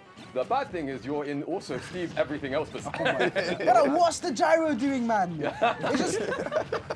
As I mentioned, Steve everything else %. I think this narrowly puts him out of gyro nair %, so he has to do like nair side B maybe. But it's just funny how like that gyro is operated as like a better boomerang than like the Link's boomerang. Literally. It just bounced, destroyed the wall, bounced back. Can we talk about that? Can we talk about Steve sat on his ass being a little bit too low to get hit by the laser? Can we talk about that, please? He just didn't want to get up yet. And speaking of not wanting to get up yet. Oh, not quite. You will not shall not pass. Yeah. That was just brutal. I don't know what to say about that. That was brutal. That was brutal. And the hug as well. I love that. Was that when it initiated though? That's the question. I don't feel like Jez would be the kind of person to like turn it down though. You know what I mean? Yeah, he's here for a good time. He loves a cuddle. You know, yeah. Yeah. Safe.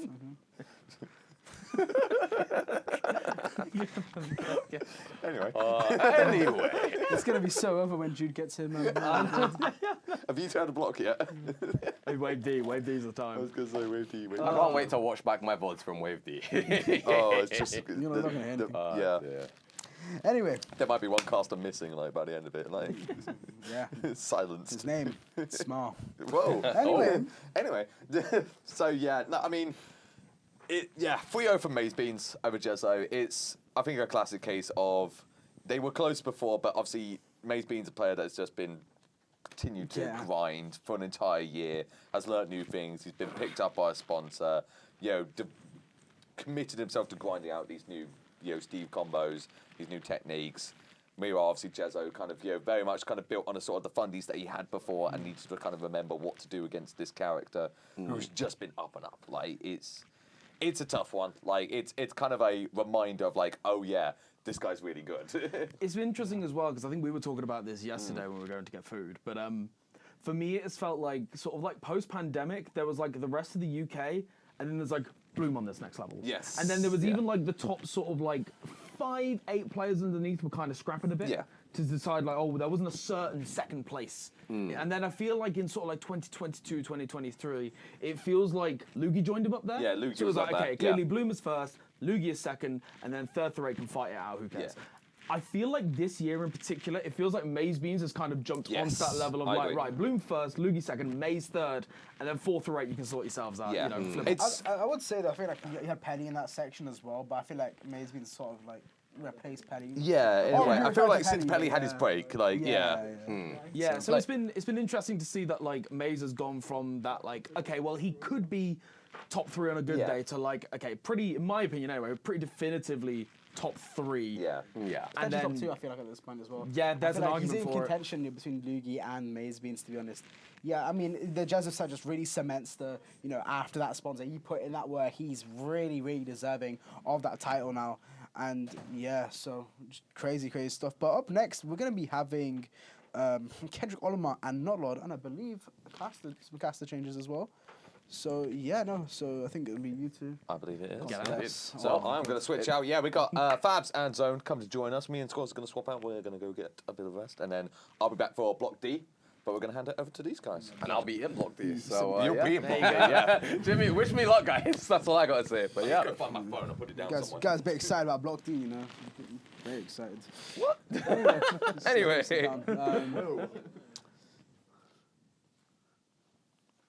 But yeah, folks, of course, make sure that you're telling your friends, your family, and everyone else that we are here, VGBootCamp, of course, hosting Back to the Brink over the course of the weekend. We are going to be swapping out, but we are still here in Wave C, going to be having a grand old time. I'm Joycey, of course. We've got Rekka with us as well, and joining us on the couch for the second half, you know him, you love him to pieces. It is my man Fabs, and of course Zone joining us back on the couch. Get mic'd up, brothers. Come join the fun. The hell? Yeah, sure, man, I guess. Cool. Yeah, so welcome Fabs and Zone. Wave C as well. Pause. Why are you smiling? Why are you so excited? Can I it's just how it is on commentary. Yeah, you're good. You get with the time. You be serious soon. Serious things now, okay? I know, brother. This ain't. Listen, brother. This ain't the shop. You understand? We've got to be serious now. How is everybody? We're about to see abuse now. I'm good, bro. I'm good. Is your thing unmuted? Just to check. Oh, yeah, just to make sure. Yeah. But yeah, so Wave C, we've got going on here now, obviously joined by Copter and Zone here. We're going to actually have Notlord versus Kendrick Olamar. Zone, how do you think that Kendrick Olamar is going to face the Samus match? Obviously, I mean, ever since, Rambos sort of stopped competing a bit, we haven't had too many Samuses, as prominent as they were before. Right? So how do you feel like he's going to go? Despite the Samus MU, I think Theo did say he was feeling quite confident anyways. Yeah. Like he was, I think out of everyone here, he's probably the most confident. The way he was bringing himself up, and yeah, I'm gonna 3-0 everyone in my pool. I'm gonna get out first, win a side, all that stuff. Well then, didn't really happen, did it? Obviously, thoughts like that can backfire on you, and that's. Oh you know what I mean? When you're started. They're already straight in. Goodness gracious, it's crazy. So I was talking to Tekka about this. He's very confident against Samus, which is very interesting. I've never heard Young really prefer this matchup. Not really fond of the charge up being anything he has, but you have the shield. But yeah, I've heard Tekka say he's very, very confident in this matchup, so gonna see what he can do. Obviously, he's not very happy with the loss he had against Jezzo. He said he's going to be his next two opponents, and Notlord is apparently on the receiving side of this, so we'll see if that happens. Crazy, yeah. Yeah, the set with Jezzo, it was honestly really good to see, but still very close as well, so I wouldn't be surprised if we see that all that accumulated rage really come out in this set here, and he's doing a very good job at it right now. Unfortunately, losing that first stop, but he's still 130. It's a good place to start. I think the wild part is as well is that obviously we talk about the Samus matchup, and there are think about players like Siski and basically every other Samus where the charge shot is sort of the name of the game. but I almost feel like Nutlord's more scrappier play style, the fact that he likes to get in and press buttons. Yeah. I feel like if anything, that's going to really play into Kendrick's hands because Youngling has got the frame data, you know, very much to scrap, and it's going to be something that Kendrick is going to very much enjoy and want the Samus to approach because it means you don't have to deal with the charge shot all that often. Yeah, I was gonna say I feel like Samus usually love the matchup because of the projectiles they possess. Nutlord's Samus is very unorthodox, I would say. Very prefers to use the normals, and the normals are good. Don't get me wrong, but I feel like Youngling's like, you know what? If you want to use normals, we can use normals. You know what I mean? I don't mind. That's honestly that's a good point, Fabs. Actually, that's probably the biggest reason why he's so confident in it. I feel like that's he already got on, man. Like, calm down, bro. Let the game finish, Theo. I know you're excited, bro, but like, just tone it down a little bit. Like, what's actually crazy with it. But yeah, no, I mean, I feel like if you're fighting a Samus that's a lot more, whose playstyle is a lot more centered around that charge shot, things become a lot more annoying because obviously, like you said, charge shot beating out everything. But I feel like, yeah, so I feel like, you know, Theo's going to enjoy a lot more of a scrappy sort of Samus to fight against. So like you said, give me them normals, man. I'm going to narrow it back. Throw them out. Yeah. The thing is as well with Nutlord is that we kind of noticed this in the Maze Bean set where it felt like Nutlord was scrapping and it wasn't quite working out, but Nutlord's solution was just, right, I'm just going to scrap harder. And I feel as if you're going to, that is just going to play into Kendrick's hands. So I want to see that little bit more restraint from Nutlord because I feel like just saying, right, this isn't work, let's just do it more and pray that it like comes full circle. Has Nutlord ever downbeat in his life?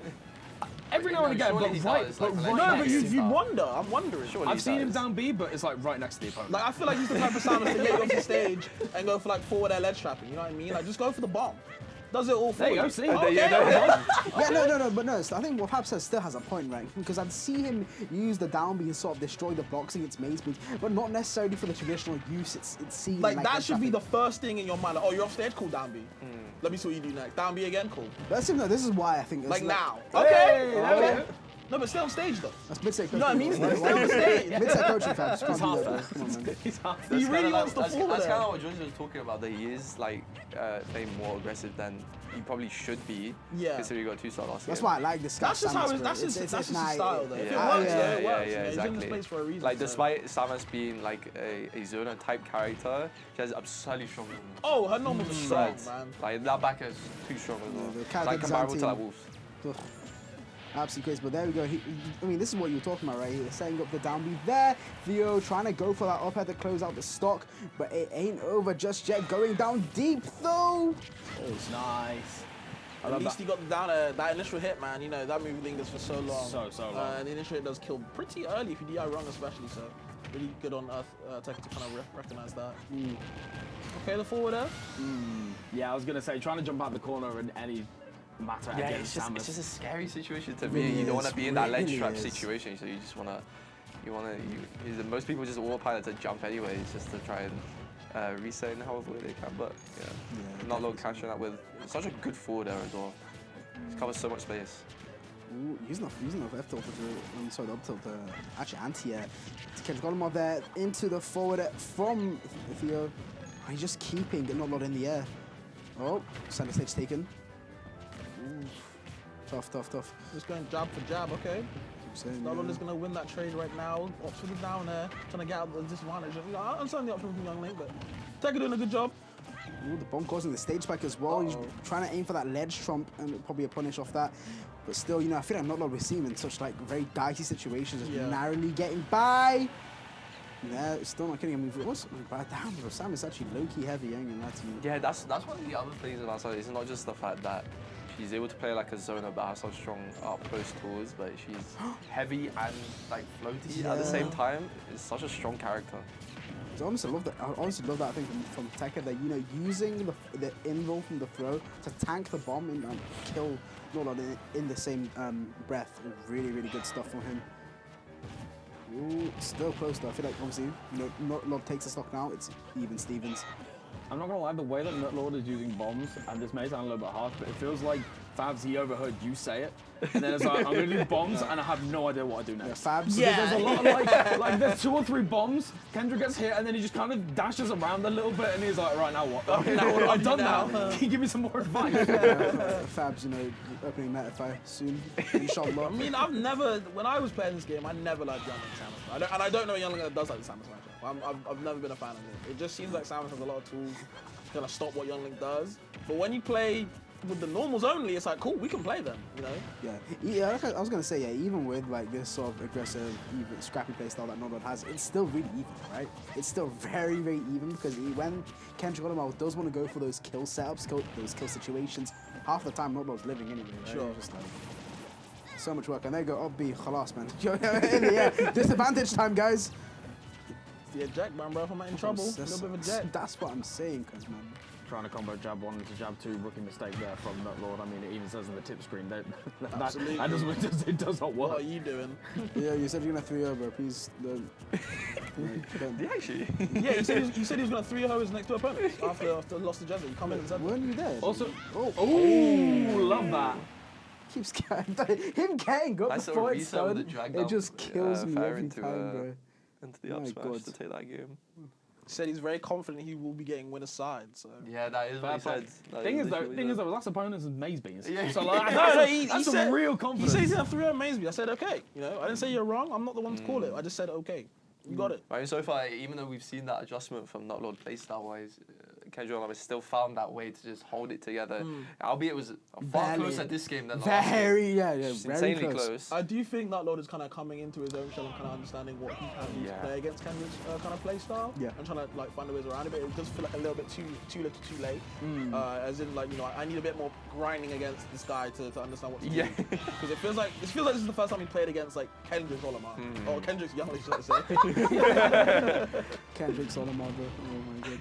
It's the thing though, right, is that like there are a few younglings around here and there, but there is nobody that I feel like has quite optimized the character like Kendrick. Yeah, sure. And I feel like when you're in this kind of position where you're against like, you know, they're not just spamming arrows at the side of the stage, they're getting these, you know, 50-60% strings and then putting you in a position where you've then got to somehow get back down with floaty Samus. It's really, really jarring, and I think, even with 3 games, however, wow, that back big beefy back end. That back is so strong. So strong. Beefy, cuz, man. Even, you want to talk about movement as well, Joyce, like even the little things like the wave bounce stuff like from Youngling, just kind of bait you in. Little things like that really do add up with Youngling play, and I feel like Nutlord was kind of getting exposed to that. Obviously, this game, completely different story. You know, Nutlord looking like a brand new man. 100%. As well, just, you know, grabbing the bomb as well there, just, you know, the awareness coming out from Nutlord, man, and honestly, this defense that he's got up here, really stopping Kendrick from getting anything off. Finally, though, managed to find him, getting that first stock as the first step to success for Kendrick Olamide if he wants to continue this promise of a 3-0. You know, he did jab into jab into jab too, man. Just going, no? I'm with it. Saying. Except forget the tips. Yeah, so tips real quiet. It's real quiet. And a whole stock up as well. This is the thing. It's like Nutlord has really almost like found those moments where he can go for those aggressive options. It's not necessarily that he's started to rely on the charge shot, but it's been more that he's been taking little moments here and there just to know when to go in with these normals and when to go for these beefier hits. Yeah, I mean, I was saying it could be too little too late, and you know, every game he's been getting better and better. Now he's actually winning this game, right? You know, the second move before he kept it competitive. So, you know, I'm kind of scared for potentially game 4. I'm not going to say it's over yet. Yeah, but I think Theo's kind of upped the movement just a little bit here. Yeah. And also those situations where when he gets a hit sometimes and for tech situation, he waits a lot more. I think we noticed that twice where he's managed to actually continue his offense due to him waiting just a little bit more in certain scenarios. Look, like there, for example, right there, perfect example. Doesn't manage to continue it, but still gets stopped nonetheless. 64% deficit. That ain't bad at all. Oh, no, man, he's dead. He's gone. Yeah, this is over, man. Oh, there we go. Okay, space fair into up B if you approach. That's very a checkmate situation, I'd say. Like, there's not really much you can do in that position. Yeah. Watch your shield too, Lord. Back to Cambridge. Yep. So forget Stoke. Oh. It's the really scary part in this matchup where it's like you obviously you have like pretty relentless shield pressure that you can do, but in the same vein, if you just don't perfectly time it or perfectly space it, that up B out of shield is so detrimental because then you're just stuck above Samus and not quite enough. 170, but the dash attack, lovely. Okay, now the down B usage has been great, by the way. Like he did 2 down B situations there. One he found the grab. One he found I think he found like a forward there. He's really baiting Kendrick right now. He's calling out so You don't got the headphones, bro. You give him mid-set coaching, bro. That's crazy. Well, the down B's working out now. You know, he's utilizing it. Yeah, don't worry, we on I just your want to say he did case, not 3-0 his opponent. We on your case. Not. So. I must admit, the one thing I do really like about Kendrick's mentality towards the game is that he's not the kind of, like, at least from the impression I've got from him, he very much kind of holds his losses accountable. Like, he's not the kind of person to just go like, oh, this matchup sucked, I got cheese, blah, blah, blah. He's like, yeah, that happened, but also I could have played better. Yeah, he's always like, so optimistic. He's always like, I could have played better. And losses. Yeah, honestly, he actually has, like, especially as a recent, I feel like a good mentality to have. I think probably the worst was it when he was fighting Gluto. And I feel like that was probably the biggest change. I don't think I've told many people this, but it was when going into it, he was like, how am I going to win this against Gluto? But after that, I remember that game 3. Yeah, I remember. Yeah, he I remember. locked in and he started. And then I feel like since then he's just come such a long way from that. And you were talking about how, you know, even in this country, you know, he's one of the best. But I would go even further and say that even in the world, I mean, I've seen like Super Semi, for example, constantly take advice from him as well, and for good reason. Look at that offense and tell me he ain't one of the best in the world. That's enough gazing though for him. I can't. I can't get excited, man. You guys go on. Yeah, we can see already just Kendrick just getting these little bits and pieces into these stocks and then just electing to take it a little bit slower. Throw out a few more of these projectiles, but it is Nutlord that has got the advantage at the moment. The back air just trading with the weak nair. The bomb's beginning to come out, however, a little bit late with the forward air as well. Nutlord has been really relentless. Like you mentioned, Vabs, the ledge trapping and the edge guarding. I'm impressed. I'm legit impressed because this is what you need to be doing. Forget anything else. None of that fancy stuff on the ledge. Keep it simple. Down B does it all for you. Especially when a character like Young League actually has one of the worst ledge rolls in the game as well. It just makes it that much harder. His whole ledge game is for him to trash. get off the ledge. Ledge get up, ledge roll too. Like. Get up attack is tiny as well. Yeah, yeah, get up attack is really small. Things like same length as Squirtle. See, Young League or Squirtle, they have the worst ledge. Yeah, they have one of the worst. One of those two. Like you want to keep this little boy on the ledge. Yeah, 100%. Yeah, damn, you sound hurt, bro. I do. I've played this matchup so many times. I hate it. But you know, there's a reason why Kendrick's on the big stage, and I'm just talking. God bless you, Rambos. God bless Rambos, honestly. Okay, managed to get the last part of that upbeat off, but doesn't manage to convert off into a kill. None of that up air just yet. Still keeping Nutlord on the edge here. Down air, no. It's gonna roll away. Oh, okay. Yeah, good firing from Kendrick. Yeah, I also love the I won't say recent like resurgence or surgence of the move, but I feel like we're seeing a lot more back air as a reversal option in situations as opposed to just nair. I feel like it can lead into a lot more confirms and a lot more kill situations in the right percent. So love to see that. Still stock lead for Kendrick Olimar. Is he gonna hold it though, guys? It was worth mentioning as well what we were saying a little bit earlier on about how it feels like when Kendrick is playing on point, he only goes for those like big killing swings when he knows it's going to hit. And even though Nutlord kind of gifted it to him on a silver platter with that quite unorthodox up B, it was still 180, 190% of Kendrick just playing incredibly safe. However, Nutlord with an absolute rainfall. I'm telling you, keep it simple. Press one button, it does it all for you. Yeah, we're just gonna see like Nutlord. He's like, I can't believe, how did I play aggressive before, bro? Why would I ever do that? I just don't understand what the hell you were doing before. This guy playing to win now, for sure. That's unfortunate. Yeah. And this percent is nothing to a Sam's way. This is one charge shot into a grab. Missing but the F smash there. I think he wanted to go drop down forward there or something. I'm not too sure, but managed to get F smash instead. Very sad. And I think Kendrick understands that if he gets one charge shot, he's going to get a lot of damage. But the advantage state from him has been amazing so far this whole set. Yeah, and it's these little moments here, right, where it feels like Nutlord has got a lot of fear in him, where he throws out an option in neutral, sees that it whiffs, and then just goes. But that call out on the roll was disgusting. I'll go further than that, Elliot, man. You saw, like, just before, manages to whiff punish the screw attack, right, with a wave bounce rank. That, give me more of that, man. I'm hungry again, fams. Let's go. I'm trying to get more food, man. Fourth time. That's what I'm saying, bro. Fair enough. Bro, I mean, Kendrick Olimar making me hungry with this gameplay. But yeah, we might just see a 3-0 when he plays. Bro, 3-0 for Kendrick Olimar, 4-0 for me versus Chaiwala. My God. But yeah, of course, big up to Kendrick, who has been, 3-1 victory there going to be looking to take it to Maze Beans, his final opponent across this pool, of course. But you got a foot-long cookie, man. What are you talking? Yeah, actually, I was gonna say. Might as well show the camera. Is that a Subway Show the one? camera, bro. This guy got a. Do you still have it? Me and Rekka. It looks like the hand spray that him. Me and Rekka went to go eat later on in the lunch break, and we come up and see Sil. You can get a foot-long cookie now. Yeah, I know. For a while, like at least a year. Really? It's not like the newest thing, but I've It's not never. the newest thing, but it's Foot-long cookie. Foot-long cookie, bro. It's literally like. Bro, Sil put up me and Rekka. We were talking about Jezza doing side quests, Subway's doing side quests with their menu now. What do you mean foot-long cookie? His Anyway. eyes, to be fair, Zone, his eyes lit the hell up. He was like, oh, foot-long cookie. Any reels mentioned? Why are we talking about me, man? We got a set. Kendrick Lamar versus Maze Beans up next, guys. And, you know, this guy couldn't keep his promise about 3-0ing my man Notlord, so how do you guys think this is Yeah, gonna but to be fair, despite the way, obviously he didn't keep the promise, but he met with his own demands in the sense that he stopped Notlord from adapting or getting any better because he was playing really good after that game one, especially.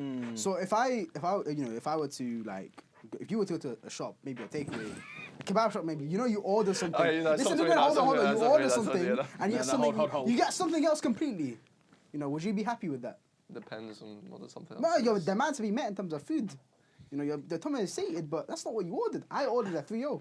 Where's my 3-0 at? So what are we getting now anyway? What's the next? My point is, I'm expecting a 3-1 0. is like Kendrick Maze. Kendrick Maze. Yeah, I mean, we did just say that, Fabs. I wasn't listening to you. I know. I promise you, I wasn't listening to you. I've seen you. Like, Of course, a lot of people, when they think of these two, they think about the Invasion set, that top 8 qualifier where Kendrick did manage to beat Maze Beans. They have played a few times since Meltdowns, and it feels like Maze Beans has kind of like taken the few sets. But again, it's even a stage like Brink. It's a very, very different stage to both of these, where it's not your weekly, it's not the super big major with the giant crowd, but you are in sort of a more it is a more relaxed environment, but at the same time, it's like you're here to play. Yeah, exactly. And there's a lot at stake, and it's not just a matter of play. And then it comes out to half play, half practice when it comes to like weeklies, for example. And I was talking with Kendrick Lamar earlier. He said he actually prefers weekly environments because obviously he's so used to them, and he doesn't like the fact that there's not as much noise because he prefers background noise. Yeah. In comparison to just like dead silence. Yeah, the thing is, it's a good point as well, right, from you earlier, where it actually unfortunately is for, especially in this situation, in this point in the pool as well, it's, if Kendrick Lamar doesn't win this set, wouldn't he be put into loser set, or is unless there's some craziness in Jezza Notlord. So this unfortunately is for Kendrick Lamar kind of high stakes if you want for day 2, right? So there is a lot to play for here, but Maze Beans, I can't lie, he's looking stronger than I've ever seen him before today. And it's not like Theo got lucky per se in the Invasion set, but I feel like it could go either way. Genuinely either way. If Theo is on point, which unfortunately, Jezza said, he was playing on point. He definitely was, but is that enough? Yes, exactly that. It's all well like when the stars align and you have that really good day and you make that major upset, but if you're not able to do that consistently, obviously in situations like this, it's going to cause problems. So, and meanwhile, Maze Beans is just that. Like even on his off days, he still looks incredibly strong. That's the thing. And, like his bare minimum is just like it's not that far down as you would expect from such a good player as him. To be honest, it's at a point where it's still challenging to someone even like Kendrick Lamar. Sit down, man. I think he's always standing up. I think game one will really tell a lot about how the set's gonna go. I've talked about it before about how like game one will always like set the tone of the set, so to speak. And I do feel like I want to know how Maze kind of handles, or should I say, how does Kendrick handle like what Maze is gonna put out? Can he handle the wackiness, or is it gonna be a straight through? Yeah. Very good points. Yeah. Thank you, man. Take it. Taking a sip of that monster. Appreciate that. There we go. First one come out. Obviously, again, this is, it would complete the clean sweep for Maze Beans to get that third victory. Of course, Kendrick basically fighting for his winner's side life, unless some craziness happens in our final set. But of course, like we said, we were promised a 3-0. We will see if Kendrick can deliver for our sake and for his own, and already Mazebean saying, oh, you might have a couple of false promises there, mate. Yeah, okay, there we go, into the net. Manages to avoid, so annoying. He avoids the minecart, tries fighting back with Ned, but gets hit with a fair instead. Right, mate, so he's just like, c'est la vie, man. This is life. Kind of pogoing off the blocks there, see from the down. Yeah, that's reminiscent of like the last time they played that invasion. That's how he destroyed the wall. He's such a strong aerial, right? Yeah. With the his multi-hit as well, hitting twice. The same sort of philosophy that he does with like his wave bounces as well, right? You know, you're continuing to aggress while also taking and controlling space, you know, at the same time. Very, very good stuff from Kendrick Olimar, getting the kill with that fair. And the thing is, right, the biggest thing you'll consider is that at the same time, Steve is one of them light characters. Right? I think the bigger problem we saw in a lot of the sets, Samus, you know, Rob as well, they're still fat characters, yeah? Mind you. Steve, on the other hand, it's a lot more of an even playing field, even though it's not that even. But in terms of killing power. That boy in jail, did you see that? I saw that, bro. The TNT on the right and just had a block over his head. He pressed down me twice as well, no iron obviously. It's interesting as well because Kendrick goes for a lot of these quite precise combos at these early percents to really sort of get everything going. And the fact that when Steve is in hitstun, he's just sort of like this quite large hitbox because he's just like, there's no tumble, there's no, hurtbox shifting. It is just, he is in the air. But you were saying, Fabs, that it was going to be setting the tone, and let me tell you, Kendrick is definitely in the driver's seat with that. Yeah, Maze is going to have to do something about how this first game going, because right now it's looking awful. It was a solid start as well. Yeah. That first stock, but now... God damn, you know, Theo really controlling the state of this game right now. Not even a stock taken. Yeah, he's barely had time to iron as well, so he hasn't got much of his materials. Yeah, and once again, be reversing from that platform as well. Just amazing to catch. Mazebean's trying to escape, trying to mine potentially as well. Oh wait. Oh, was looking for that reset with a drag down. 3-stock. If you see a 3-stock, did he 3-stock in the Invasion set? I don't think he did. I don't know whether he did. However, that's a 3-stock. That's the first time. That's ridiculous. That is absolutely ridiculous from Kendrick. Goddamn Olimar. He truly ain't like us, man. My God. He said, "Oh, we'll make winners." Might just keep that promise. I told you. I see dead Steves. My God. And yeah, that is a statement and a half as well. Just like, there's one thing, just sort of like, yeah, okay, I've won game one and this and that, but like, like a 3-stock, just to be like against the first seed of your pool as well. Yeah. The first seed of your pool. K. Olimar. My God. What do you mean? That's what it says, bro. Olimar. Yeah. That's what's written on his letters. Mr. K. Olimar. Mr. K. Olimar, bro. You don't pay your student finances. It just makes it look like it's his full name. Yeah, Olimar. Bro, it makes him sound Indian, man.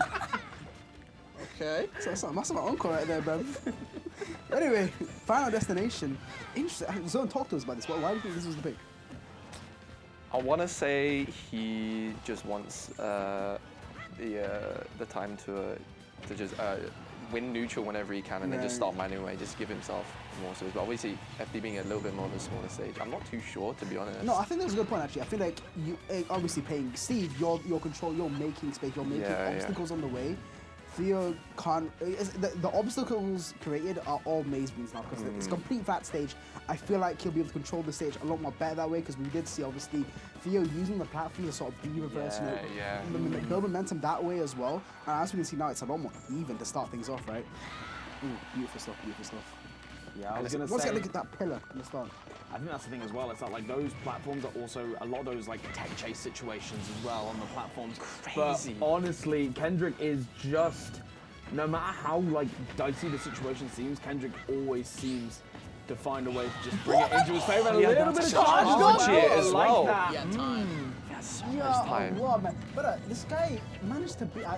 Being a minecart is just like such a anomaly sometimes. Just nared and killed off. Actually punished minecart with a kill, which is ridiculous to think about, right?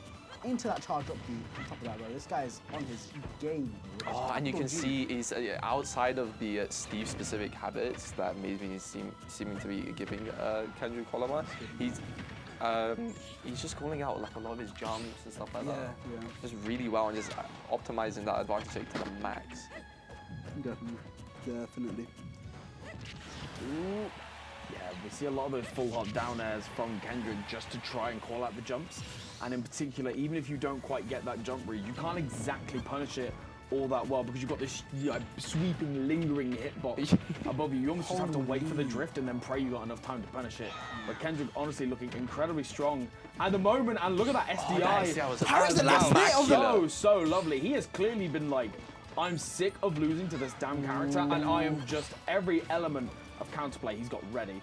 Hold on. Oh, that's so unfortunate as well. It's just so annoying to deal with. It definitely is. But the thing is as well, it's like the side of like a dead Steve per se. Obviously, you never count him out truly. Is when you're on this last stock situation, you have that lead, and most importantly, you kind of run him dry out of resources, right? He can't just minecart this advantage now, and he's desperate in getting those resources back or something. But I just made a pickaxe for no reason. I don't know what he did. I was like, that must have been a dirt pickaxe. He just wanted to feel something. I think it was stone. I think it was stone. Yes, stone, yeah. Okay. But like any upgrade might be just about the smallest thing he can take right now, as he's taking scraps, on the back foot. And it means in these situations as well, like, you know, in most situations you would get that couple of hits, minecart in, and then try and react, but you've got to go for those resources. Yeah. The reaction time, I think he beat it before he came out. Yeah, just before it came out as well. That's the thing though, is that when you rely on those 2 or 3 tools so much, Kendrick just had it in the back of the mind, right, if I can just get this up or out real quick, done and done, and 2-0 up. Ridiculous. 2-0 up on Maze. I just hold that promise, bro. That's what I'm saying. My bad. Sorry, gang. My fault. I didn't know you Cambridge man like ran like that. I'm sorry. I'm taking it seriously, bro. Man's from Cambridgeshire. I don't think it's from the Shire part. I don't think there's a Shire. I don't know. Maybe there is. But whoever it is, Kendrick's on the wherever he's pitch, chugging, maybe that monster's giving him a little bit. I've never seen this man drink Monster in my life. I didn't even like. Oh my god. Maybe it's the caffeine, Yeah, maybe it's a new beast. Maybe a new beast. Hey, who's this? It's not Badger? Yeah, it's Ramses. Oh, no. So the game's over. It's so finished. No, why you're saying Okay, so the game's over. Why you're saying that? Okay. Cool. Just wake up, Badger. I guess so, because... Alright, well, good stuff to Theo for still making it one side. I mean, that's a statement and a half, right? To turn around and like to get the Steve main to be like, you know what, I don't think this character's got it. Steve. And he's beaten with Steve before. That is crazy. That is insane, This guy's a man. top 3 EU Steve, bro. Oh my god. I think, what's his banjo experience? He's played against Hollows many times. I believe he's won and lost before. But I think the last time he played against Hollow's banjo, he lost. I mean, it's working. Yeah, it was that. Pretty sure he's played Solid Game as one. I don't know if he's played Al's banjo. He's somehow... Do it again. It's going to work The eventually. minecart is still here in spirit. It's in the form of that. That banjo down throw. Absolutely ridiculous. I mean, to be fair, I don't know what this amounts to really, but I did see the Maze being pull out the banjo against like friendlies against Bloom, but whatever that means. But point is, it's still being practiced, per se, right? So I won't really count out immediately Aldrich's aside. And he's actually in the lead for the first time in the set.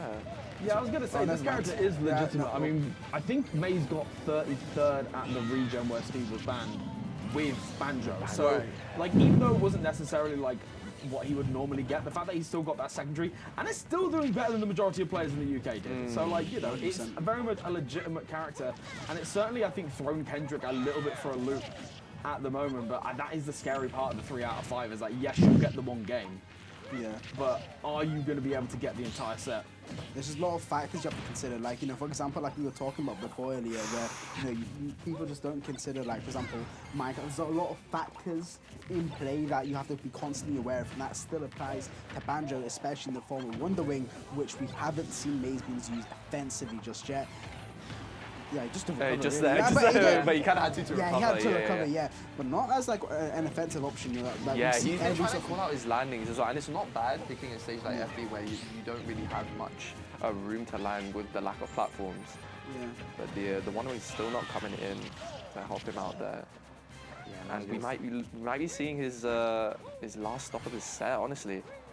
Yeah, I like the attempt. It might have popped the shield if the Wonder Wing had hit, but again, Kendrick just being that step ahead, just electing to jump instead. And again, even these 2-3 pieces, it just makes the mountain that Maze Beans has to climb. However, sour spot down air, sending off the top. Talk to Marcelo, bro.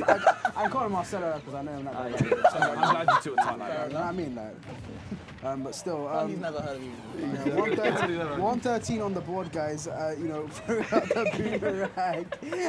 Quick thing though, I just like how intentional not Kendrick Lamar is destroying the little the arse grenades coming out from Banjo. What? But I don't know what do you call them. They come from the back. Egg grenades? They literally come from the bag he's wearing. Or just grenades? Is he dead? Oh my gosh! That's what I'm saying. And I think what's so poetic about it, that is the exact same way he finished their Saturday invasion. The exact same way he whiffed the smash attack. He did back air one up smash. Literally the exact same way. Back air one up smash is like the Kendrick Crazy. Lamar. But yeah, this is Kendrick Lamar, and honestly, he 3-0'd Maze Beans. Still got 3-0 second knocklout though.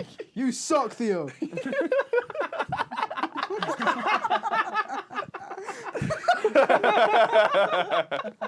There we go. Love the guy. Love the guy. But like I was saying, you know, hopefully he doesn't hear this, but still, he is one of the best young Knicks in the world. Wow. Easily. Maybe you can talk about his neutrals and disadvantage, but his advantage state and the way he finds advantage state, it is one of the best in the world. Oh, like I said, Super Semi, I know he comes to him for advice as well. You know, you have other players just constantly asking this guy for it. He is really good at what he does, and you know, he's finally made to that point. You feeling tired, bro? bit long, yeah? I can't stage my head? No, it's alright, bro. I'm just looking out for you, you know what I mean? Boys like that, innit? So, I was just say following off. Oh, sorry, no, you go ahead. Sorry, man. I was just going to start talking about the game. Yeah, but like, we don't have to. It's confused. The wild part is at this point is, like, I don't know the exact numbers of it all, but, like, neither of those two are now guaranteed in winners because if Jez beats Nutlord, it's going to be a 2-1, like, three-way tie. Three-way tie, yeah. So basically, there is a now triangle between the top three, unless Jezzo loses here. I want to say Kendrick has the best shot because the set he lost was 3-2. Right? Yes. So he's taking the maximum amount of games possible, and he won 3-0 here at least once.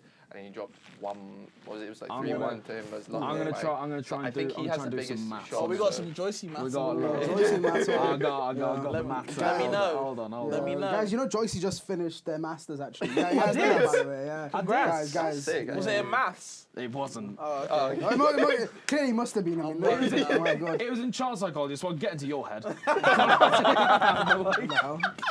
Child psychology in the smash scene, crazy. But then you do your degree in maths. I did. Yo. It's lazy, bro. Right, what's happening? So you mathematicings right now. Mathematically speaking, you might be wrong, obviously. Don't touch me like that. Don't touch me like you touch the kebabs. You know, this is a lot of maths that I'm not here for. Oh yeah. It is looking like, by the looks of things, I think Kendrick's fine. Yeah, that's because his game record is going to be 10-4. Yeah. Okay. Maze Beans is on 6-5. Damn. No, 6-3. My mistake. 6-3. Who does Maze have to play there? Nutlord. Maze is done. Maze done. Maze is done for the day. Yeah. So Maze is on 6-3. Kendrick is on 8-4. 3-0'd the other two.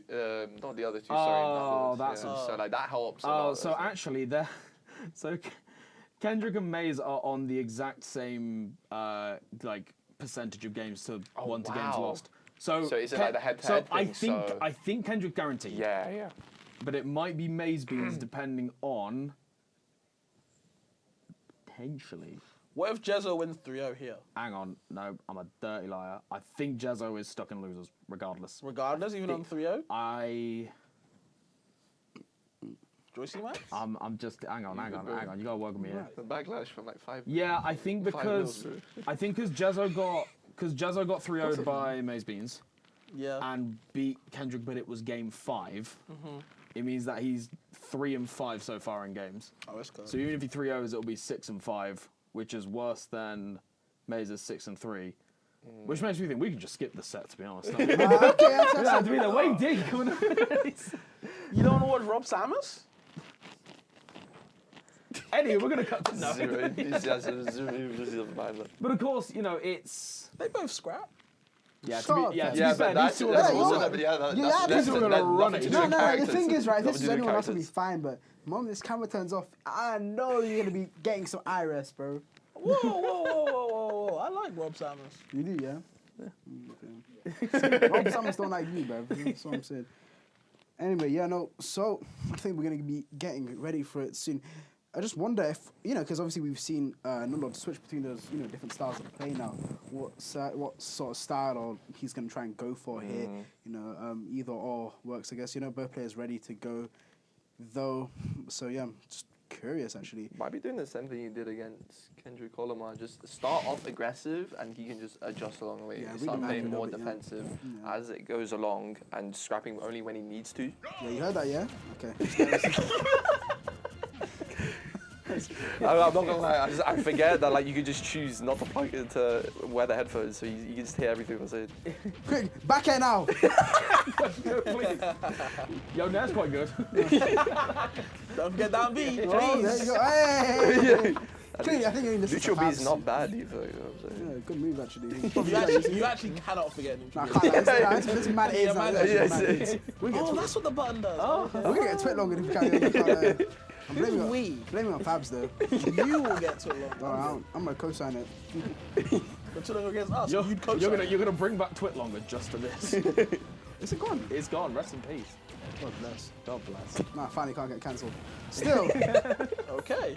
Yeah, oh, we'll find a way, don't Alex is we? definitely that was never a letting us hop on the nasty mic. shield pokes out. I'm not over. It's not over today. The last Julian man. Still, nice dash attack coming out from Nodlord. Take the first stock there from Jezzo.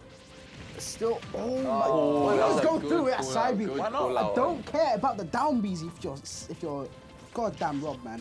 I think that's the thing as well. The fact that the side B reflects, it means that no matter how much setup you've got going on, you can just sort of cut through it all. Yeah. And be like, actually, I'm here. Deal with the spinning robot and deal with it now. Really stupid mechanic. I don't know why you put that on the side B as well. It's just it's only a good move as is. You give it a reflector built in, man. Yeah, man. I do remember, I've seen videos recently of Smash 4 Rob, and I forget that move was ever bad. Yeah. The fact that move was a joke up until this game, and then I saw it previously, and I was like, "There's no way it was that bad. It can't have been." Oh, there we go. I remember the day when people found out that Rob side B was good, and it was like, oh. No. They was like, oh no. It was like day one on Twitter, guess what I found? And speaking of which, there it goes, taking yet another stock. Jezzo, despite that little deficit at the start, bringing it back, however, nearly SDing as Rob, but instead being sent down to the blast, so nice little assist there. Down B? Rob's you're right, this is down actually air. Down B into down air though. Got it off the down B. Telling you, keep it simple. Yeah, ooh, doesn't manage to land it up there, not logged. Still, is that gyro in hand still? Oh yeah, no. Continue. Oh, I thought he was going to do something after that. I thought he was going to do something, yeah. No, but still manages to get a little bit of damage off. Gyro to roll in is optimal. That's all I'm gonna say. Just get close. Samus rolling as well. I think it's bigger than normal. Bro's got time on his hands. Still all setting up on the platform. Laser. Oh, very nice stuff. Dash attack. Setting up the down Bs once again, but man's high in the sky. One place. There we go. Ooh, trying to just catch it in the air, but the gyro just being slightly too close, and it's very, very close between both of these. I do like the fact that Nutlord is starting to play that a little bit more defensive in these more high-stress situations. Oh, yeah, managed to barely dodge that back air, though. Still gyro in hand once again, going all the way to the platform. Oh my God, back air. Closes it out, man. Honestly, making really good use of the platforms that Jezzo as a kind of cover, as well as gyro on top of that to make sure that Nutlord couldn't really interrupt whatever Jezzo was cooking up there. Manages to get that back air in the moment Nutlord stops it approaching as well. Just really good awareness coming out from Jezzo. So I love the really sort of precise spacing that he had to short hop over the little charge shot and then not land on the platform, but just be there for the back air. Again, when you get into this level, it's it's those little tiny moments there that just, and again, 1-0 to Jezzo at the moment, it shows that those little moments are really, really paying off for him. Straight back to small battlefield. Once again, there's no point messing around. Bands, I've never heard of them. Yeah, same sort of precise positioning we saw in his game against Theo, which actually ended up netting him that win, right? It's a very underrated aspect of his play, but I feel like one of the biggest things actually that enable him to, really feel extend his hitbox is just that extra bit. All the way into the Rob's down tilt, loving arms. Lucky he didn't die from it, you still think it was a decent amount of damage. Jezzo kind of just continuing where he left off, I feel. Nice bit of us off the platform as well. Waiting. Ooh, you thought you crazy cool out in the air dodge. Using gyro as Sakurai intended there, just charging and shooting, no change. Yeah, Nutlord's gone. Oh my God. Back to shiny hunting he goes. Don't mess with my man's collection, bro. Just 1 through 4. Him and Wordjay. How to find Wailord in Pokemon Platinum. Remade by Notlord. Soon coming out after Brink, man. That should have been one of his incentives. Low key. If Wordjay was here, I would have put £100. He's in the Twitch chat. So Notlord, so Shiny King is his name. Notlord and Wordjay used to be like. I mean, they still are, though. They sort of stood up, but then before Smash, right? That's how they met. And then Wordjay has a video called "How to Find Wailord in Pokemon Platinum." That's it. That's literally it. I hope he found it. I hope he did find it. I think he did. I think he did find it. He found it in 144p. That's all I remember. Jezza though, trying to find the stock right now on Notlord. I don't know if it's a shiny though. Oh. Again, just man, what's yeah, happening? I'm not enjoying that. It's like he got one in one of the other sets and was like, I'm gonna keep it. It's like you think, oh, that's how I've got to win the game. Now you have to get past this. Exactly.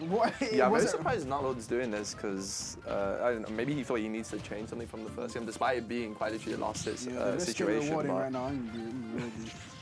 The gyro directly in the face again. Love it. The jump back spacing. He's not even giving him time to charge the charge shot as well. Just bombarding him with these projectiles. Bombarding him.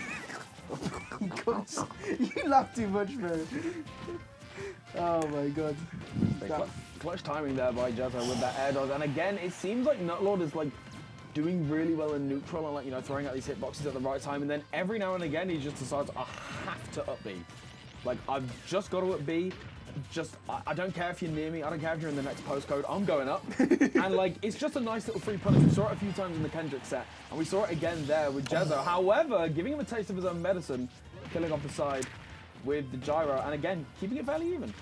The common thing with Notlord where I feel like, you know, we're not trying to count him out here at all, but every single time he suddenly just locks in. Randomly, like he adapts. Even when he gets the set with Theo. Oh my.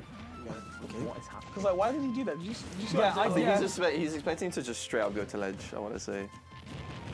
Yeah, it is something that like, it's something that I see mainly just from Jezza and not really other Robs, where he'll kind of throw out these side Bs a little bit haphazardly. But in the same vein, like, sometimes it works out, but there's other situations where I'm like, he was nowhere near you. Like, why did you, like, who was that hitting? Oh no, I was side B because it's strong. True. I'm not gonna sugarcoat it. Maybe they just forget what move side B is. They're like, wait, what's this button? Oh, I know. I want to approach a side B. I want to kill a side B. I want to damage. Oh my god. Oh, thank goodness. Okay, he did slip out, but yeah. I'm not gonna lie. Why would you not charge it though, at least? Why would you go for F smash, no? You could F smash it as well. But Yeah, I was gonna say. I would not smash that. I would not be confident. I would have no faith. Yeah. Would you? Sorry, what's wrong with you? Like, you're actually so malicious. Just because the camera's not in. I'm just trying to confirm if you actually would or not. You know what I mean? Now he's gassed. In that situation, you know what I mean? I think what I probably would have done is I would have gone for the up smash, but like underneath the platform, Yeah, and then like 2 hits with a hit, and I would have been like, just, again straight on Yeet Smash like 2 days later of like top 10 worst shield break punishes. Well, at least he just went for it as well. He didn't like faff around, you know. It is what it is. It does go to show you how much experience he has with the characters. Like, he knows, like, he has that minimum height from the stage to the platform, because obviously you got children on the platform. He did the calculations. And he just sort of saying, he goes, right, Absas is guaranteed to kill regardless of whether I charge you or not. So he's just like a deuce. Nearly had another down air there as well. The thing is, I don't even think it would have killed. Rob was only at like 40%. But again, I love this like relentlessness from Notlord, even in where like it isn't necessarily working out. I've got to say, I like the commitment. I'm gonna fight you up close, and that's all I'm gonna do. Burner boost up air doesn't manage to land there, but I'm still loving the momentum options coming out from Notlord. I think he did. I don't know what he did, but he did something into like Zare up close to extend, and it was just looking really sick. Managed to barely make it back, and honestly, that's a tough one for Jezza. Actually, you know, I feel like that might have been a confirmed stock if he was careful. But he's made it back now. Notlord center stage now. Charge shot getting beaten out now. That charge has gone back to 0. Man. Oh my god. Yeah, and there we go. Just selecting for the down throw instead of the back throw as well, and just slowly drifting into that laser. It's one of those things where it feels like like Jezzo's been going off stage quite often, and every now and again throws out the laser. But then every now and again, like in those situations where you haven't done it for a while, sometimes it kind of jump scares you of like, oh, this massive laser by surprise, right? It's just there. Yeah. It's definitely very, very, very scary indeed. Extremely scary. But still, Jezzo keeping his ground here. They've got up air as well. 6 a burner boost as well. He's just constantly extending every 76 now. Oh my god, man. Not just can't seem to catch a break. Finally, though, even with the screw attack, man, the guy is a heavy boy. Yeah, finally losing that stock at 150 as well. Jezzo with some really stunning DI on these up Bs, but again, just using that superior frame data to just box Samus into the corner, and it feels like Nutlord has been spending so long just trying to get out of there. Finally manages, but even then a misplaced Zaire and a back air to boot as well. It is looking like the Jezzo show once again. Strong move for sure back air. Lingers forever. The initial hit is strong. Strong. Indeed. The laser, yep. Now getting a couple of normals. Now you're straight for the down time. Just need to go for it. And You got one. 4-1. For the fans. I mean, probably you. Did it for you. Probably for the bad, because we did see him go high though, Jezzo, in that situation. So still, not bad. Up air again, laser. Just narrowly missed there, and Nutlord just trying to contemplate opportunities. So annoying with that gyro just eating the charge shot. And I will side B because it is strong. I love that space that Jezzo is controlling around Nutlord. He's just waiting for him to whiff something and he can punish him straight after. Or he's throwing at these absurdly huge hitboxes when Nutlord thinks he can punish. Yeah. But to no avail. Absolutely struggle. Ooh, narrowly dodges the charge shot there. And Gyro once again back in hand here, drops it, up air. All he needs. Nice and simple.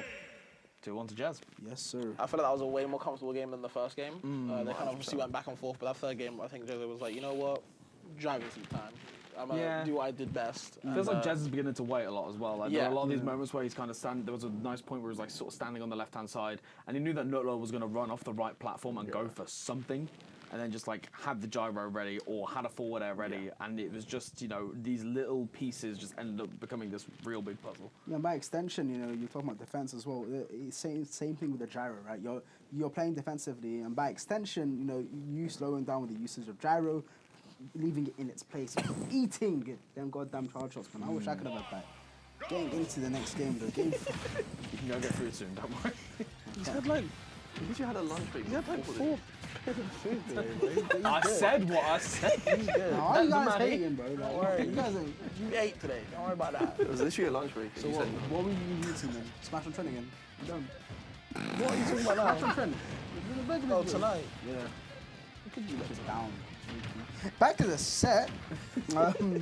Speaking of eating, looks like Nutlord has got a big appetite at the moment, taking it all the way to Jezzo. Very nice little lead at the start of this game 4, and again, this relentless aggression. Sometimes Nutlord, he just likes to double down on those buttons. He's like, you know what, I'm just going to get closer, I'm just going to fight more, throw out more buttons, and hope that it sticks. And it's looking pretty good so far. And I also love the way, on top of that all, you know, he used jab 1-2 to kind of, as soon as he was close, jab 1-2 to space himself out naturally. Couldn't get a grab punished in that situation either, and it's paying off. Only 42% accrued so far onto his first stock. It's looking good. We could see a game plan. I really love the fact that it was just a little detail there, but the fact that Nutlord went for a down B and like the little bounce that you get with it, just like he just sailed over the gyro. It was just, don't know whether it was intentional, but it was just a nice little thing to see. Yeah, a little weave in and out there. But yeah, honestly, these little micro movements we're seeing across not just Nutlord, but a lot of people in the tournament today as well. We've seen a lot of little bits of micro movement, even from Jezzo himself, and it's really, really proving to be useful in these dire situations. Going for these down tilts, and oh, I love that. Just Jezzo trying to go for that forward smash with the recoil of the gyro, however, just not quite managing to get that spacing. And actually, that was really, really unfortunate there for Jezzo. Going for that side B reflected the small charge shot, which sent Nutlord far away enough where the rest of the side B didn't connect. So that could have potentially been a kill if it weren't for the projectile being reflected. Yeah. Honestly, these two are just enigmas, man. Like, it's really weird because now, yeah, fair enough, he's taking the stock now, but Nutlord suddenly, out of nowhere, in what came from a very comfortable game from Jezzo, just seemed to have a lot of control. I say, as you know, he was taking a few hits there, getting a bit worried, but now knocked him off stage. Can he confirm the stock? Can he take it now? That's the real question. I mean, in this matchup, not even just in this match, just in the matchup, I'd say, with these two characters, you kind of have to watch how your advantage plays out. I feel like if you overextend against either one, you take a lot of damage, potentially a stock. And the way these guys kind of like optimize their playstyles as well, you can really, really hard to kind of get by. You don't want to, not exactly play perfect, but you kind of really have to watch out how you're stepping. And I feel like Nutlo come out the gate of this game kind of stepping a lot, but now it's, you know, Jezzo's putting him to the steps, if you know what I'm saying. Like, you making sure, you know what, we can do steps. It's just about him to get the kill right now. Okay, back throw. What's up? Yeah, I'm just asking how many steps I got to do. Oh, none. None? Not bad. Sorry, gyro set up on the smash. Not gonna confirm there either. Nice little jab. I like that. Wait, it's checked if it confirmed as well. Dash back, you know, finish it off with a screw attack. Love it from Not Lodge. He knows he doesn't have any of the time to really show what he has here. Game 4, man. Bloody hell. I must say, I really like the screw attack there from Nutlord as well, because Jezzo definitely jumped away anticipating the grab, because that's what caught him in one of the stocks in game 1. And when you get to that 150, 160%, those Samuses love to try and get that up throw going.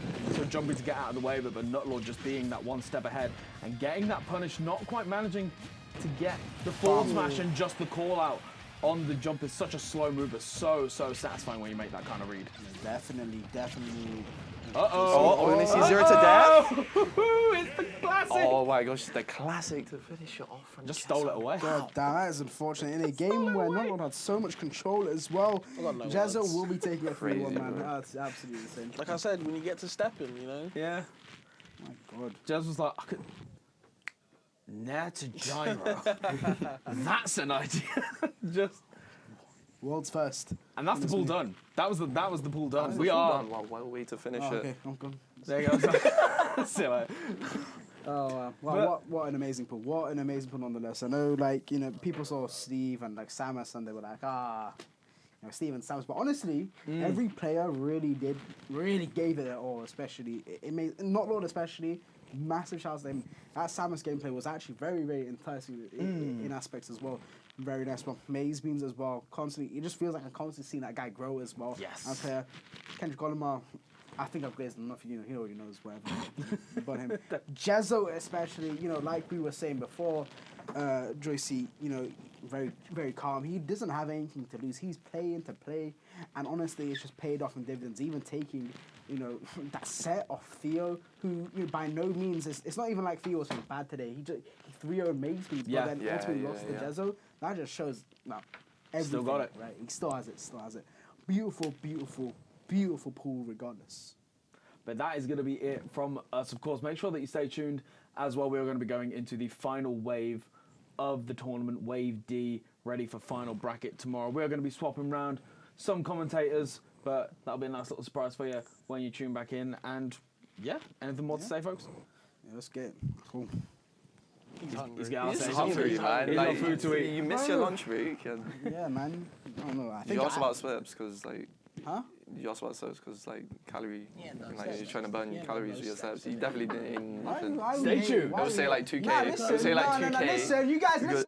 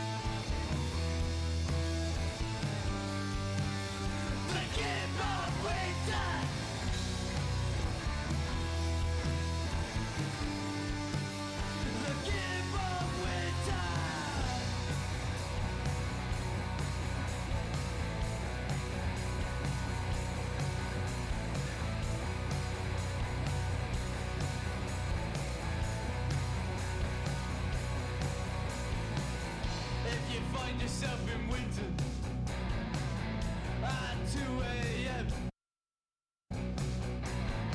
Keep your head on a swivel.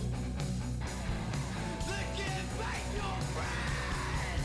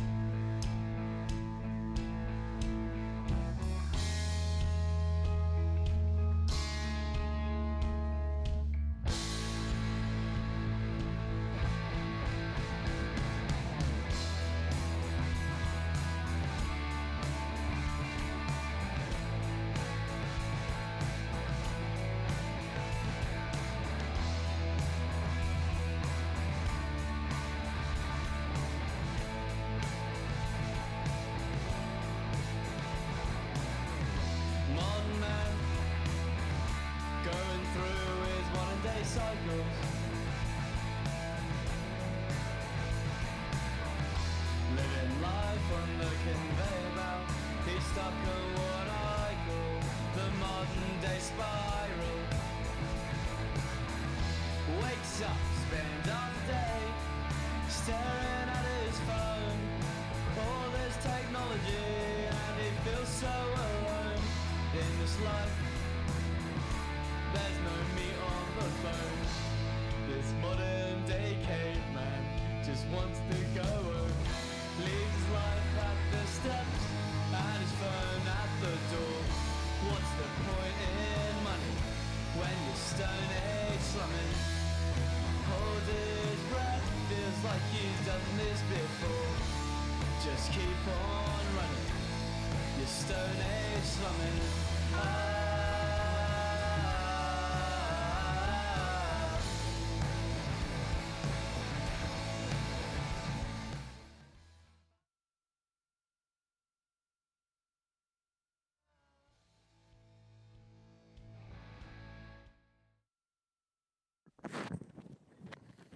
Hello, welcome back to Brink. Okay, yeah, Peachy's gone. Welcome back to Brink 2. We're here for Wave D of the final. It's the final pool of the day, and obviously I can't be doing the commentary all alone. Join my wonderful group of casters. We got Kendrick, goddamn Olimar. We got Daleks, and us three will be taking you through the entire, the entire wave, and seeing the amazing gameplay that the UK has to offer. And there's Zanati there as well, but I'm gonna enjoy this too, I'm Mark. gonna enjoy it too. I'm gonna enjoy this a lot. Very enjoy it quite a bit. So who do we have here in Pool D? I know we've got scores. Who else do we got? We have Kerbo, seed 4 of the event, second best player in Scotland right now. We have Askro, obviously probably the biggest up-and-comer in London right now, some might argue the best player in London based on recent results. And we also have Brinky Bird, aka Serenity, aka Beaky Bird. AKA? There's something else. No, it's just Brinky Bird. Just Brinky Bird? Hey, it Fair says enough. Brinky Bird on the Dapper Star Yoshi, PG. that's it. Dapper Yoshi, that's an old tag, man. Oh my god, bro. Yeah, he's come a long way, from humble beginnings to all the way here at Brink, voting. And I gotta say, I think this pool is going to be the most exciting. Because genuinely, with the other pools, I was quite confident in what I thought the top 2 would be in each pool. We had some upsets, like we had the Pelly Giggles and such. But this pool, we have, again, Kerbo Asker seats 4 and 5 very evenly matched, and scores as well. You can never count out. He's been putting in work in London for a while now. I also think, just knowing him, I know he's very well prepared, and I look at the matchups in the pool, and I think he could also have a really nice time in this pool. So I'm really looking forward to seeing how these sets go, because anything can happen in my opinion. Yeah, definitely. But yeah, no, Brink, it's been such a crazy invitation so far. And I think I've said this a lot over the other blocks, but I feel like every player, it's weird, usually in tournaments you have some players that they don't perform as well as usual. But so far, I'm not trying to jinx it, I feel like every player has been on top of their game. We've seen crazy games. Zangrik's taking a game of blue. Zangrik's got a single stock of blue. Yeah, congratulations, Zangrik's, even Jezzo, beating you as well. Even after you said. Yeah, you're saying he's on top of his game. That's crazy. But then that's the crazy thing is, that's the craziest thing. Yeah, he got number 1 in his pool. He beat Mazebeans, who was also playing out of his mind as well, right? And then you also have who did he fight again? Someone the Shanique set was really hot. Zone was playing amazingly as well. Yeah. No one's mentioning the biggest upset of the whole day with Giggles beating Pelly, that as well. 3-0. Yeah, reverse 3-0. Upsets.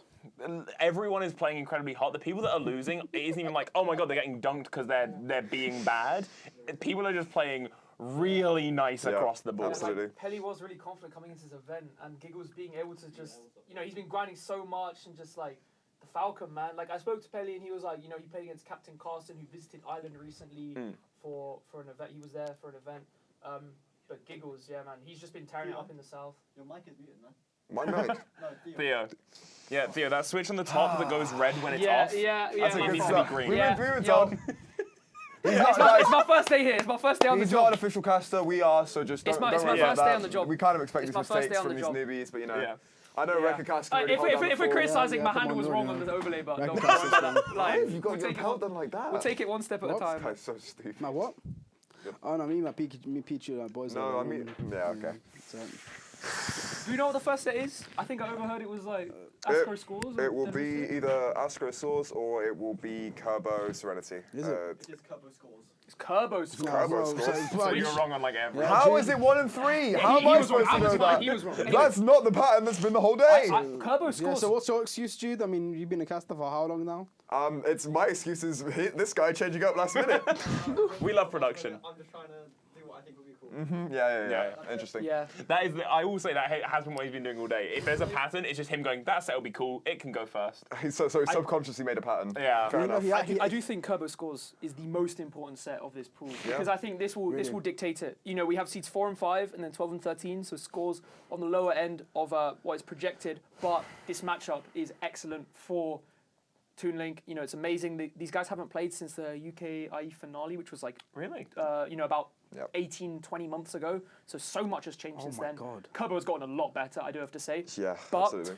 You know, like that matchup is amazing, and we've seen Kerbo again struggle with those -2s, those -3s, playing against like say Kodiak, playing against myself at Invasion, playing against like I think Solas a few times. Solas has a lot of wins on Kerbo, so you know Kerbo is very good, and Kirby has some strengths, but like sometimes the weaknesses are really, you know, some characters can just make Kirby look like it's so hard to play. Yeah. Scores, you know, that guy, if he has a game plan and he's good at it, he can stick to it and he can camp Kerbo and like he could get probably the biggest upset of the tournament. Yeah. In a fashion that would propel him into, you know, going forwards to winner's side, or then someone out of Kerbo and Ascro might be in loser's side. So I think this set has so much gravity on it. So I'm really putting excited even more demons in the loser's side as well when you've already got Pelly down there is incredibly dangerous. Pelly and Zone. And Zone, yeah, it's a really hard. I don't even know from our set from our pool. I think was it Jezzo Jezzo and in the Nutlord? end. It would have been Jezzo and Nutlord in the Jezzo end. and But Nutlord Jezzo's was literally like- beaten you, so you already know how good Jezzo is. Yeah, exactly. Like, I remember last year, by the way, that there was like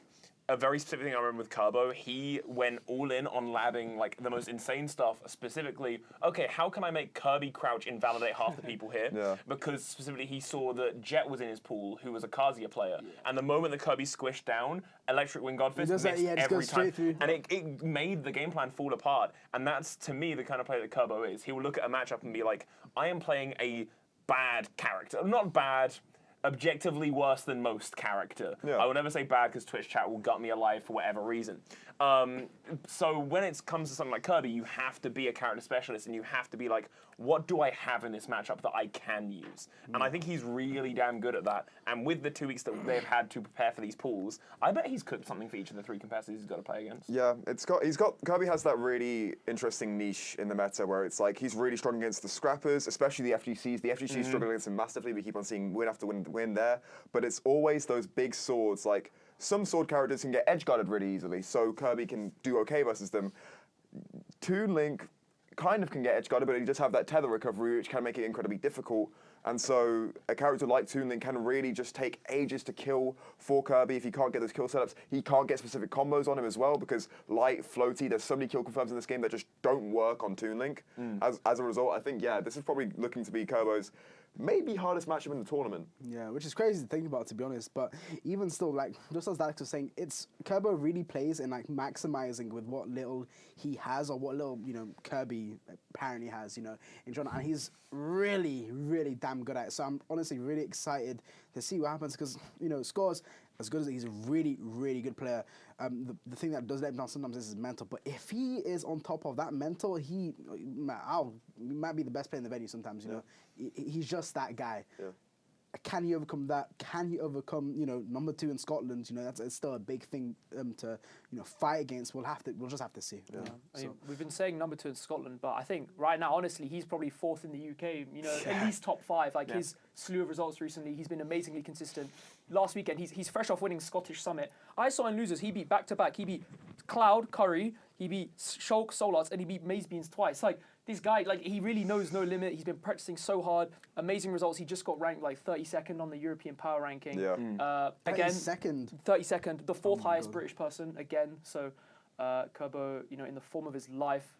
I do think, you know, the state of this matchup we're seeing will be, again, Scores having most of the control, just, you know, on a character level. He's going to be able to control the match, be quite confident most of the time, and it's just going to come down to those key moments. Can Kerbo get say, a big opening, you know, an edge guard, a corner pressure situation, something like that. Also, like, everything competitive-wise aside, these two are fun to watch. Right? Absolutely. Like, these two are some of the best at their characters out there, and for that, you just kind of watch any small interaction and you go, God damn, that's cool. And god damn, Scores' trousers are awesome. What the hell? I have not seen those all day. Oh, hi, Scores. Who knew you were talking about? Wait, can they hear us in there? Yeah, they can. Okay. They can. Ban FD. But I Let's not do that. It's mid-tech coaching.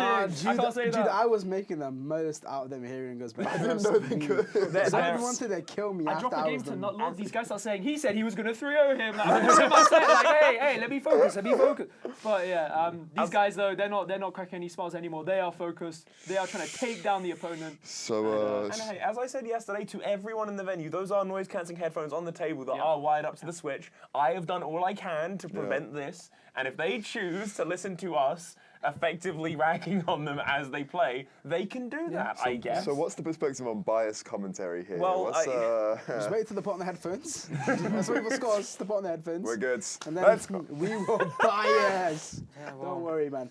We've got two Londoners here. We've got a Midlands player who was around when Scores was, and obviously you're impartial. But I think, I think there's certainly one person that the couch wants to see win. Yeah, I would say. I think we're angling a bit for the upset. Just a little bit. Just a little bit. I'm here for some. But the thing is, I think if Scores does some rolls out the corner and Kerbo up smashes them, like I'll cheer for Kerbo. You know what I mean? Like just like let me see some reads. Let me see some outplays. Am I gonna have to like swing the other way? Am I gonna have to deliberately be? No, don't. With Kerbo, if you can manage, sure. Let's let it unravel as the fist bump comes out. Yeah. The thing is with Kerbo, it's like I think I truly like. I was like, damn, this guy's a completely different beast, and I really like his gameplay. Was at UFA 2023, actually, during doubles of all things, where I can't lie, he was insane in that double storm, and the way he would just play his synergy and everything with his teammate and everything, it was just absolutely on point. The guy knows what he's doing, and the guy, he actually knows how to entertain a crowd, so I'm excited to see him too. Yeah. The Score's my boy, I can't lie. That's my guy right there, man. Yeah. Even when he's playing this way, I think you're already right, Theo. I think he's already literally starting to put on that camping pressure. He's using every single projectile he has, and he's really trying to use that airspace he has from the platforms on small battlefield to kind of augment his movement. But right now, Kerbo's kind of catching him out in all of these corner situations, so a lot of percent has been done on, and he's really brought it back very quickly. Here's a nice little ledge trap situation. However, Kerbo is really patient with it already. He's definitely so good. Still, and you know, I feel like Kerbo, he started out pretty strong, and he was kind of giving Scores a little bit of a run for his money. I say little because right now Scores absolutely has him, you know, right now, especially using the bombs as well. They control the airspace very effectively. Rang as well. Can he punish the up B? No, not this time though, but I feel like he knows how to. Yeah, one move we haven't outlined yet is that retreating Zem. It's like a very far hitbox that can actually hit really close to the ground, and is still -3 on shield that I think Scores is going to have an excellent use case for, just because Kerbo usually likes to approach sort of grounded, being so low to the floor, but he just has kind of a way to swat him away super effectively, even in those more precarious situations. Yeah, definitely so. Extremely scary. Boomerang throwing out once again. Is he trying to find a kill here? Up top doesn't manage to do the job though. Gab attack. I fully caught Scores has Scores has a lot of like utility that at the start of the game was very clear was working in his favor, like especially bomb. With other projectiles, Kirby can have the option to swallow it, very rarely will because of how much like end lag it puts you in. But with a bomb, physically can't. You'll take damage anyway. So Scores is having a great time using it to rack up damage. But when Kerbo gets in, God, does Scores feel it, because Kerbo sticks to you like something that you just can't shake off. Yeah, and we're already starting to see Scores lose a little bit of patience when it comes to getting this kill. Some ill-advised smash attacks. We saw an up smash on shield, and now we saw a down smash on shield. And he really just has to take his time. At 171, Kirby can die to so many things that you just kind of have to wait. It will happen. If you get too antsy, you might be taking 59 to the face right now. Scores, a lot of pressure on him. There's a jab as well, and it's getting a little bit hectic. I think the thing I noticed especially is the way Kerbo actually handled bomb, right? If it's in the air, that's one thing, but the way he's not really scared at all. He's happy to bounce it off himself actually, and actually hit it back, you know, sort of rather, and he just uses that opportunity to find the approach in those situations. It's very good knowledge of the character in general that he's fighting. I do think that Scores is perhaps a bit flustered right now. It is game 1, so I think we'd expect both these players to refine their game plans a bit. But you know, he's been okay. That's a kill. Yeah, that's it. He's been missing some upbeats out of shield, or perhaps like letting off some execution checks. And again, Kobo's been there. Like I said, you know, those corner pressure sequences will define everything. And he took 80 at the start of one interaction, but it wasn't a true combo. It was like multiple kind of corner pressure situations. So Kobo right here with the lead, a commanding back air as well, trying to keep up the pressure before rolling out there. Definitely. This is where I think Kobo's also going to be angling for a lot of kill moves. He kind of just likes to throw out these fairs and back airs a lot of this kill percent because he just expects he can. People just keep going into him like that. They're all safe. Yep, and Scores just goes into him, takes a lot of damage. Here we should see 3 back airs into maybe an extension. No, not quite. But here's a bomb, and here's that ledge pressure situation that hopefully Scores can make something of. Kobo's so patient, though. Good delay from Kobo. And I gotta say, like, as someone who's played Scores a lot recently, I do think that that kind of patience is the key to opening them up in disadvantaged state. Scores as a player is very much plays around greed. He's like, okay, I'm gonna cover the roll, I'll cover the reversal. But if you just, you know, hold ledge, you play it slowly, piecemeal, kind of how Kobo is playing when he finds himself in the corner, that is perfect for Scores. See, it's quite funny you say that as well, because like that's what you often hear is like almost the code to fighting Kirby. Yeah, that's definitely it. It's almost what you hear is normally like the code to fighting Kirby is because he's stubby, he's slow, he's got a lot of jumps and a lot of mobility in the air, but not much acceleration. So he can't approach easy. He has a harder time doing it. So if you're patient and you force the Kirby player to try and make their entry, it's quite choreographed and quite easy to be like, oh, I know what your plan is, I'll react to it. But Scores, as you said, as a player, loves to just get involved in the mix. He loves to get in there, try and go for a read, get something out there to kind of like get something going, where having a bit more patience could be a bit of a benefit in this matchup. Honestly, it is, the thing is with Kobo, he's changed a lot, and it's crazy because, I mean, like you said, Theo, he's number 4 basically, right? And I feel like one of the biggest factors for that was actually you last year, I believe, when you I feel like you absolutely smoked him. Was that Invasion or Region? But I feel like he actually learned a lot from that set. Toon Link and Young Link, very similar characters and very similar ways you approach, especially those ledge situations. I feel like from that, Kobo has definitely learned a lot. Yeah, I know Kobo, you know, he was having some struggles with bad matchups. I don't know if you guys remember, but MCQ, he tried going like Pyramithra versus Kodiak Snake. He was like that sort of thing. But I did hear that apparently he thinks Young Link Kirby is only -1. He doesn't think it's like worse than that. So clearly he has optimism in his character. He has a lot of confidence, and I do think it shows. You know, he's really reserved. You know, I think we saw a few panic sport dodges that weren't punished, but like I would say it was quite controlled. And again, I thought the disadvantage state was quite measured. He didn't really his defense was quite good. You know, he lived to like 200%, and that's only really possible versus Scores if you're aware of the kill confirms, you're playing around them. You've almost, you've structured your game plan to mitigate his kill confirms. And when you do that versus characters like Toon Link, you can make them really struggle. And yeah, I really think it's Toon Link, Kobo, as you say, Rekka, he's putting a lot of work and he's showing his prowess and that sort of thing now. Yeah, definitely so. Definitely. Heading into the next game now, both players ready and raring to go. Scores, you know, loving it from him. He's still got that energy about him, man. Deep breath as he usually does. Yeah, so let's get it back on Battlefield. A bit bigger this time, a bit more space. Yeah. Well, so similar to what you were saying earlier, though, Tekka, is that like I think there are some people in Smash UK, especially, where it's like you watch them and you can tell they like love the character they play, and whether that's whoa, I looked away for a second. What do you mean? Yeah, no, just gets backhead. There's nothing Scores can really do here apart from just keep on trying to force the same angle, and Kobo's going to cover it every day of the week. As soon as he buffered that backhead to get out of hit stun, he was dead, because Kobo reacted, double jump forward dead, and it was over for Scores after that. Anyway, you were saying, Dalek? I don't know, because these players are going to shut me up. We don't know, it's too fast. Yeah, we don't know. They're going to shut me up. Yeah, there are some people in Smash UK who you can tell have a passion for their character, and I'd say genuinely, like, Scores is one of them, Kobo is one of them, like Owl for Banjo. You watch them and you're like, wow, you love this character, whether it's for moveset or for like background, who the character is, they make that character work. And Kobo, I think, is the epitome of that. Yeah, right now he's certainly seeming like it, because right now he's using Kirby, I would say, quite a bit better than Toon Link. I think Scores is falling a bit into a pattern at the moment with how he's using his projectiles, especially in the corner, and all of his kind of offensive sort of players are really getting shut down by Kobo just putting out buttons in front of him first. Like, Kirby doesn't have the most active buttons, but that fair and that back air especially are just really, really good for dissuading any ill-advised approaches. And overall, it's just meaning that Scores is having a really tough time in this neutral, and then he's sort of racking up percent slowly, and that's just going to be untackable at that percent, so it's just impossible to get past. Kill with rock. I was going to say, we're counting how Kill many with kills rock. with rocks there are, right? Kill with That's rock. one. That's the first. That's the Yeah. first. First It's one. game 2, and we've seen 1. But yeah, no, it doesn't look too good for Scores right now. 66% on the board only, and at the start of school was 30. So he's already doing quite a bit better back air, but honestly, now that he's finally got going, albeit after 2 stocks, it is looking like a lot better from offensively. So we'll have to see. Maybe he can make it work. F-tilt. Look at the spacing on those. Like, I That's thought what that I'm F-tilt was saying. going to whiff. Do you know what I mean? Scores knows this character, just misses the bomb forward air. But, you know, he's still in it with a hope. Oh, he got grabbed. He's a side B just a little bit early. If he'd been waiting, he could have gotten an up B on reaction. We're seeing some, like, this preemption disadvantage is really showing some nervousness from Scores. You know, he's going for these really high jumps a lot of the time, almost saying, get me out, get me out, get me out. You know, he's a bit frantic, perhaps. I think I would be frantic too right now because Kerbo's on fire. But, you know, something's going to have to change if Kerbo, you know, his just trade of pain is going to stop. It has to stop now. Yeah, he's panicking quite a bit, to be honest. I did see like a double jump air dodge from him in a seemingly fairly calm situation after a single hit.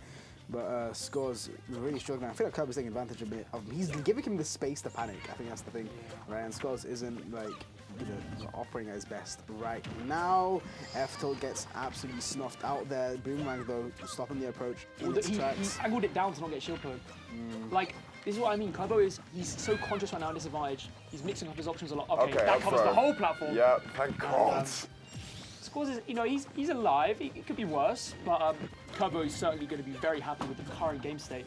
As I said, look how hard he had to make Scores work to get that kill. Like, Kerbo's defense for, you know, playing such a vulnerable balloon has been really good. He's been DIing everything, mixing up his options, mixing up his timings, really forcing Scores to think outside the box to find kills. Yeah, with such a limited scope of movement as well, we just see how quickly he fast falls after each jump and just precisely calculates exactly how to get around this pan and then how to put on pressure. Finally, Scores is finding something, but immediately just the combo doesn't work on Kirby. And that's also just one of the strengths of this character sometimes. Some combos will not work on such a small guy, and as a result, Scores isn't able to get the advantage that he quite wants, but it is building into something nice. Can't quite find anything of this, but this is up to up percent, I believe, on Kirby, so we could maybe look at a stock, and we have seen Scores clutch out a few things before, especially with some sort of down air confirms, so maybe there's life, there's hope yet. However, first he has to get back to stage.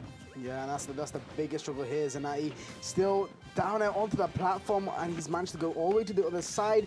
He's just he's playing really antsy right now, and Kerbo using That was, I think you can't. He's trying to stall versus Kirby, but Kirby Kirby has 6 jumps and he's floating. You can't stall versus Kirby. He's just going to wait there, keep throwing at hitboxes. His position is not going to change. He's not a fast faller. You know, he has 6 jumps. You can't stall. You have to commit. You have to air dodge in. You have to fight back. I'm wondering, I assume you guys noticed this as well, but how many times is Kerbo going to let Scores get away with double jumping to the top platform and down there? Yeah. I thought he was going to start covering double jumps. I guess Kirby's just so bad at covering double jumps, which he is. Yeah, it's so much higher in a burst. It's so much commitment for Kerbo. Yeah. I think it's more so like I said before. I think he's letting him do these panic things, right? We saw him do double jumps a lot, saw the air dodges a lot, but it's like more so giving the space to, and then when he does something a lot more, let's say, obvious to that he can immediately punish, that's a lot more closer. I feel like that's when he's gonna do it, because eventually he will, if he's doing these double jumps into the platforms. There's no point going all the way that far, and we already saw you saw the grab, right? I mean, it covered the entire platform. Up throw killed that. I mean, it would kill even earlier, right? At that top platform as well. There's not the risk reward. It's not. He doesn't need to, essentially, right? The problem with that option, right, is that the ground is stronger defensively than the air, than a platform. He is still in control. He's still actually in advantage state when Scores double jump down onto the platform. You can platform camp Kirby, because again his jumps are bad, but if Kerbo has the lead, Kerbo, he doesn't have that impetus. He's not going to get frantic. He's going to remain calm. He's going to say, okay, you know what? You're kind of platform camping me, but I'm up 2 stocks. So I don't care. That's what he's going to say. He's going to. He'll be indifferent. The question now is really kind of breaking that lead. It's really just like sending Kerbo into a bit more of a disarray. That's what he has to do. I don't think I've ever seen Kerbo panic. Like I genuinely, I've watched like a decent bit of him playing. I don't think I've ever seen him in a situation where it's like, oh, he's clearly just like swinging for the hills and hoping something hits. I've seen him deflate, maybe not panic. Yeah. The option. I think sometimes he might get impatient and like swing into you a lot, but when he's doing that, it's not like it's bad gameplay. It's just kind of like perhaps too aggressive, if that makes sense. He's going all out on this platform camping. Oh my goodness. Yeah, if the thing is, right, it's like he's platform camping, but at the same time, it feels like he's like kind of stuck on the platforms at the same time. It's a really weird state that he's in, and I feel like Kerbo is sort of taking advantage of that as well. I feel like he's maneuvering around the platform just a little bit better. It's like the choice to platform camp is you're conceding a lot of theoretical control in exchange for like better, like hypothetical risk reward. But on paper, he falls out though, and perhaps SDI, who knows, and scores with some second wind here on stage. He needs to find a big opening. We need a bomb fair. I think we need another bomb fair. Like, maybe one more, yeah. Maybe one more. I'll mind what I say. We're still on the ledge here. It's still not easy for Kerbo to get out. And finally, Scores cuts off that sort of direct line he was taking, gets another Zaire. He's pressured him, and there's a fair. The first lead for Scores. So remember when you said, the couch might wind up getting a bit like biased? Yeah! The back air from Kerbo! Shut up. Oh my god, Kerbo! Finally, and there's an up B out of shield, and we finally see a new breath of life for Scores. Yeah. It's really come alive. Like, we were really in full analytical mode for like 10 minutes. I think Scores took one clean stock. And now we're excited right now. Really like, why is Scores losing? Now it's like, Scores is winning! Yeah, it was so on that. That up B out shield was good. He needs to keep up this ability to play around Kerbo scrapping. Like, have you seen him, for example, dash back tilt one of Kerbo's jumping fairs? I haven't seen that once. Like, we need to see him saying, I'm going to shut down your mash, I'm going to outspace you. Oh! That was really nice. So I good. thought that killed. Yeah. On another stage, like, Battlefield was a high ceiling, but he had it as well. I don't know why he went for the double jump, but either way, I think anyone here can see that Scores seems to be playing with more confidence now. He's spacing better. He's getting these rewards. Perhaps even Kerbo running into some of these bombs more. Kerbo might be feeling the heat, and I think the state of this set has been shaken up a bit. Yeah, he's cutting off a lot more of the approaches. Kerbo's really trying to get in. He can't just dash in. He's even calling. He's feeling that confident, obviously. He looks confused to the camera. Oh no. Oh, that's a bomb bear, but that's a new one. There's pressure from Kerbo, but it's going to get him destroyed, and there's the opening that we need to get a second stock on the board for Scores. Dalex, you need to bring it home for Kerbo right now. I can't shout over 3 people, Zanardi. I don't know what you want from me. You need to do something, bro. He's using aggro attacks. Big opening. It is really, really nice damage that he's found there. Kerbo, he's just really struggling with the fact that on this game, Scores decided to go more equipment heavy and playing to the advantage that Tunic has over Kerbo rather than just playing Toon Link. And it's working out really nice so far, but the moment that Kerbo finds that opening, we could be seeing a whole different game. Kirby has a lot of kill power in that kit that is waiting to be found. You just need to get it. And once again, I can't lie, I'm not liking the ways Scores has sort of gone back to that platform camp sort of style. No trip. Yeah, we haven't seen down tilt trip yet this set either, and the moment that does happen, he's dead. No, lives on that one. Good DI. Yeah, good DI from him as Kerbo fights back. He has the bomb. That up smash is just what everyone here needed, especially me. I needed that. Rekka, look, I get the bias. Saying yes on a kill screen, that's like pushing it, man. Yeah, why are you so biased, no, man? you can't do that. Listen, my bad. Yeah. But honestly, I feel like, obviously we haven't talked about Kerbo enough, but Kerbo is generally just, he's so aware of the game state. It's very impressive. But the thing is, I think Scores needs to realize himself, the moment that he stops this platform camping nonsense, especially on the top platform, it's really not worth it. The reason why we're seeing Kerbo, he just goes from one platform to the next. Yeah. It just doesn't work, right? What are you gonna do? Top platform, you got bombs in your hand. You have to go through the platform, sort of coming on the way. Kerbo is weaving, controlling that horizontal part of the stage, especially the ground. What are you doing? He's reading the I was reading that. Anyway, let's focus on the gameplay. He's really bored. No, I was letting Umar finish. I was letting him finish. But you didn't care what Umar had to say because you know that you can think of anything. No, I was gonna bounce off it. Thanks, Jude. You're gonna bounce off it. Yeah, I was gonna. When you weren't paying attention to it. No, I was gonna bounce off it because what I was gonna say was just as bounce off it like a Young Link down there on Shield. You could say that, nice. yeah. It was a reference because I'm just being that woke right now. But anyway, let's hop right back into it. Small Battlefield, a smaller stage again. Definitely Kerbo's preference.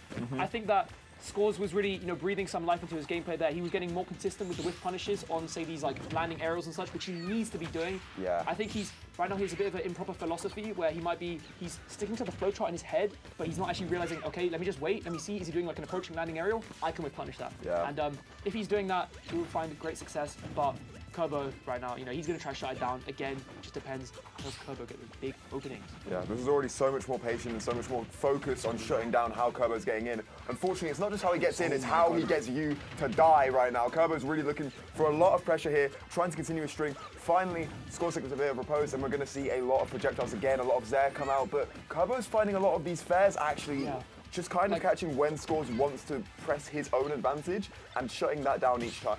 This is what I mean. Scores, he's not found the middle point. He'll zone from too far out to the point where Kerbo can effectively mitigate it by just reacting. But when he wants to go in, he's not waiting at the right range. He's just going like for dash down. So it's like, you don't need to do that versus Kirby, because in this matchup, he can't get in. You just need to slow things down. And that mistech is going to pay dividends for Kerbo as he takes the lead, and he's 2 stocks away from setting himself up to take home the gold in his pool. If Kerbo's been doing anything like on point, as you said, it is pure punish game. Whether it is, oh, you're committing to options while I'm far enough away from you that I can deal with it, or you've messed up on one little thing. Strange just like right there. This is exactly what you said, both Zanaya and Brink, right?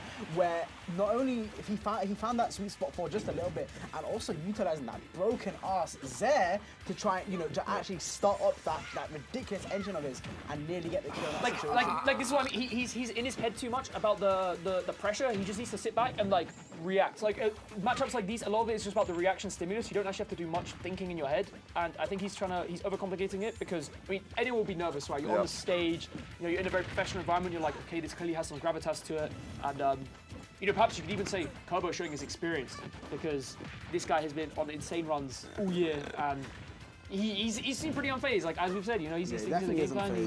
He has the lead right now. He's been hold on the scores though. He himself he was too high with that up air really. And there's a ledge trump. He was ready for it. That was so nice. That was cool. He was ready you for it. mentioned that rolling read up smash. There it is, bro. Honestly, I said up smash. I was like, Kirby doesn't do that, but I guess he does. Like he's not Fox, but I guess he is. And Kerbo right now, but 3 parries in a row. I get a 4th. He doesn't need a 4th. He finds the opening. Scores. Ooh, Scores going for a poor aggression there, and Kerbo firing right back with 40%. Again, look at this patience. A lot of Kirby players, they're like, I want to press the A button. I want to go in. Look at this. He's playing the ranges. He's trying to bait him in by jumping and drifting back. Look how patient he is. The parry as well. He was ready for that still. A little bit unfortunate on the punish there, but still, he's in nonetheless. Kerbo ready to go. Down tilt, gets the throw in. Down throw. Could be Blink. Yeah, there it is. That's going to be it. Yeah, no, 3-1 to Scores. To Kerbo. Oh, my bad, sorry. This guy is so biased. A commanding That is victory. crazy. So biased, he's trying to gaslight Very the good production game. and be like, guys. This isn't breaking, it was a Scores of VOD review session. And, you know what I mean? Yeah. For real, on that note, Scores was genuinely so good at kind of converting off of whatever was needed to and finding openings in the right places. Yeah. Kerbo, on the other hand, I was really surprised. He makes Kirby look fast, which is not a mean feat, because considering he is not fast at all, and it's the way that it's not even maintaining the pace of the character, it's the pace of the game that he manipulates really, really well, I think. It's a bit of an optical illusion. It's like, it seems that he's always able to get to his opponent when he needs to be, the moment his opponent messes up. But Kirby's not fast, so how's he actually doing it? He's doing it because he's actually in the correct position at every single point to get that whiff punish. At every point where he knew that Scores was just hanging back too much, he would run in, pivot, up tilt, which is a crazy option, but it's really, really fast and really, really good at catching those jumps that he was doing a lot of because he was going to the platforms. Yeah. Exactly. So it was really just perfect positioning that led to seeming like he was fast, but it's just breakneck decision making and really good execution. I mean, yeah, we really saw it in its rawest form, and that final interaction there that really sealed it. Where we did see, Scores, he had his bomb in hand, and looked like he was about to approach, stopped, and then immediately noticed that the guy stopped in his tracks, like he's waiting for the approach. Scores approaches, immediately gets the parry off, doesn't get a full punish, but it's basically what we're saying with how Kerbo approaches the game. That kid actually is just ridiculously smart about the game. You really don't see it until you see him play, right? It's so many different factors. And once again, the illusion of extending hitbox is a real sign of top player gameplay as well. It's just absolutely ridiculous.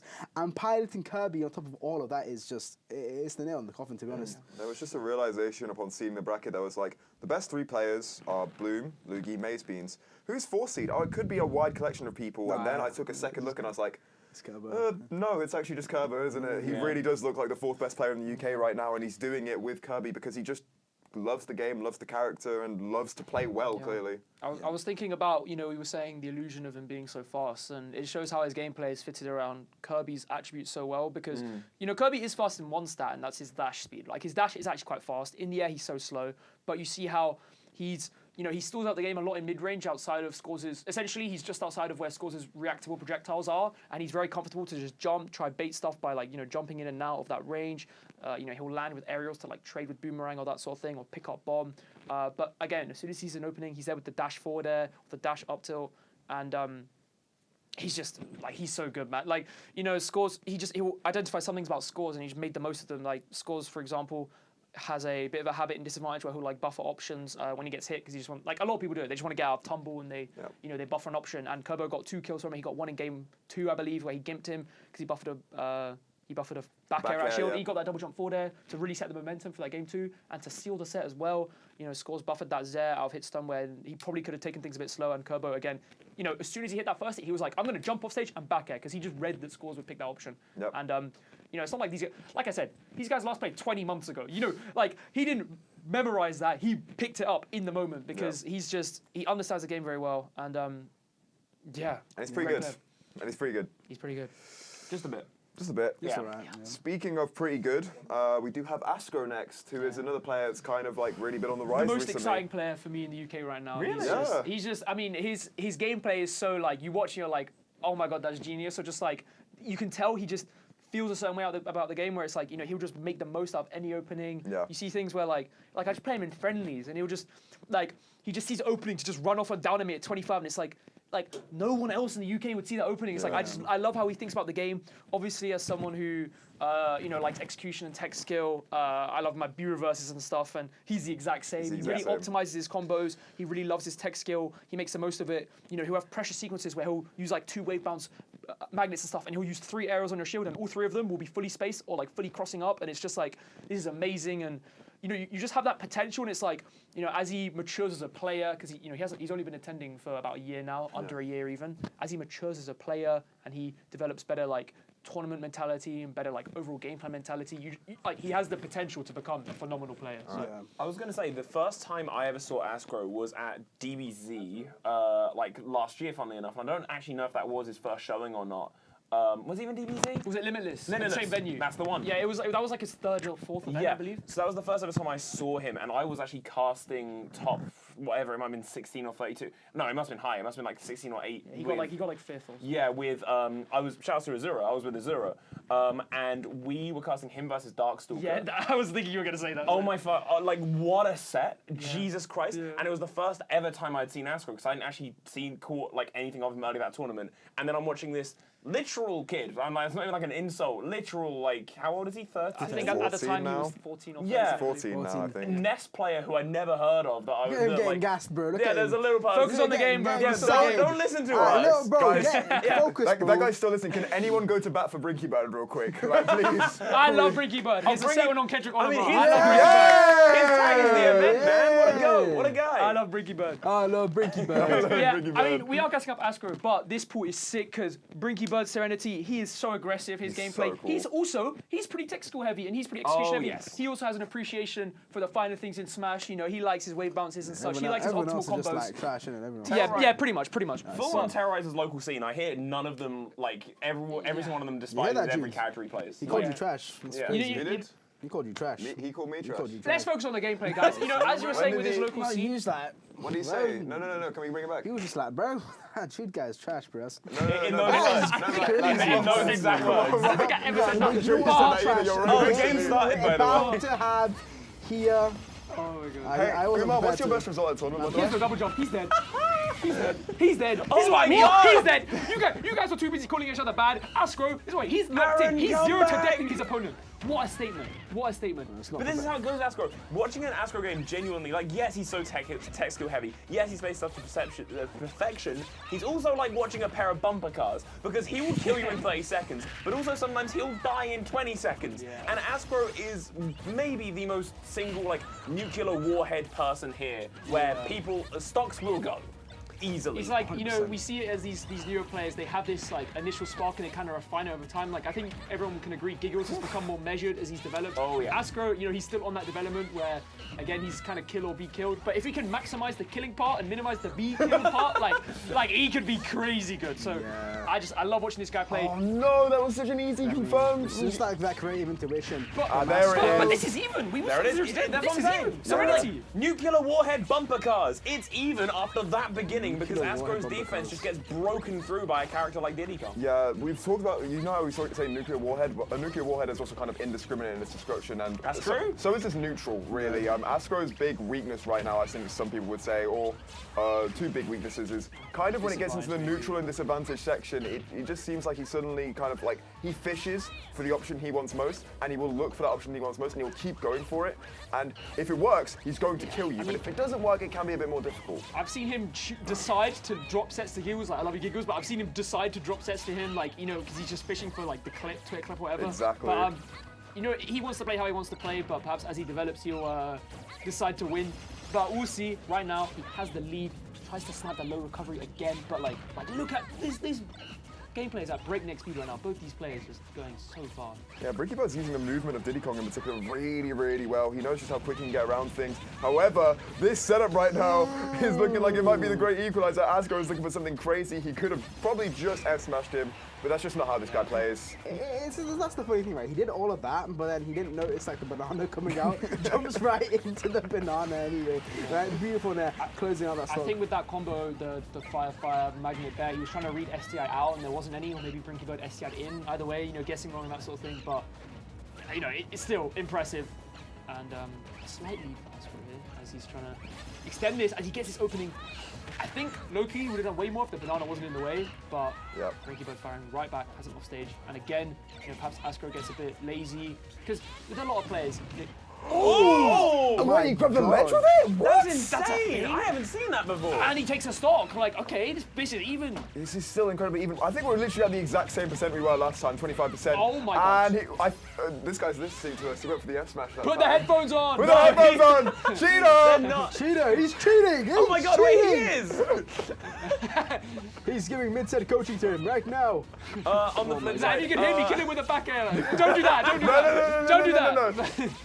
Yeah, no. Oh my god. Stop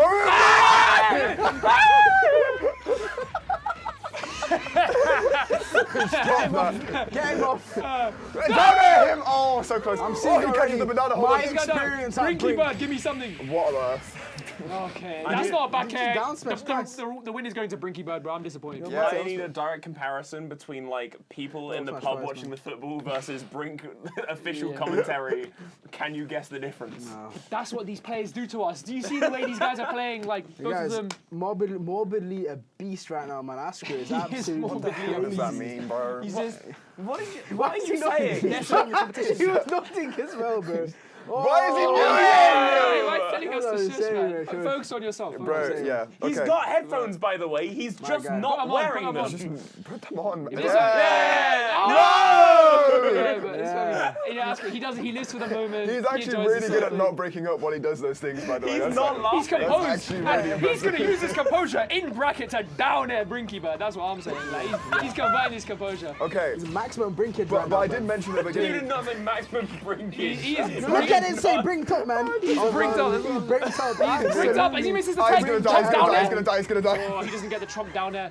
But that's what I mean. He just goes like, can I kill you here? trump I will down pick there. that option. Probably. Bro, I'm ready for the Python down there, bruv. Let's get it. Like, oh my god. By the way, guys, I don't think anyone needs to go to bat for Brinky Bird because his gameplay's kind of speaking for itself It right really now. is, He yes. is really. He's in the lead again. Like, Yeah. look at him. It is very impressive. Absolutely. Dark horse impressive. Brinky Bird. It's the big difference. Astro is explosive. Brinky Bird is consistent. He is very, very consistent. And yeah, he will fall to an Astro switches on and goes crazy. But he'll also always hit stuff like that and always be comfortable and confident. And that is always, I will always pick consistency over anything else. 100%. It's actually very impressive when you're looking at the face of Astro here, who is just so, well, like you said, Alex, very explosive, right? Even in the face of all that, he still managed to stay consistent, very calm, and ultimately in the lead.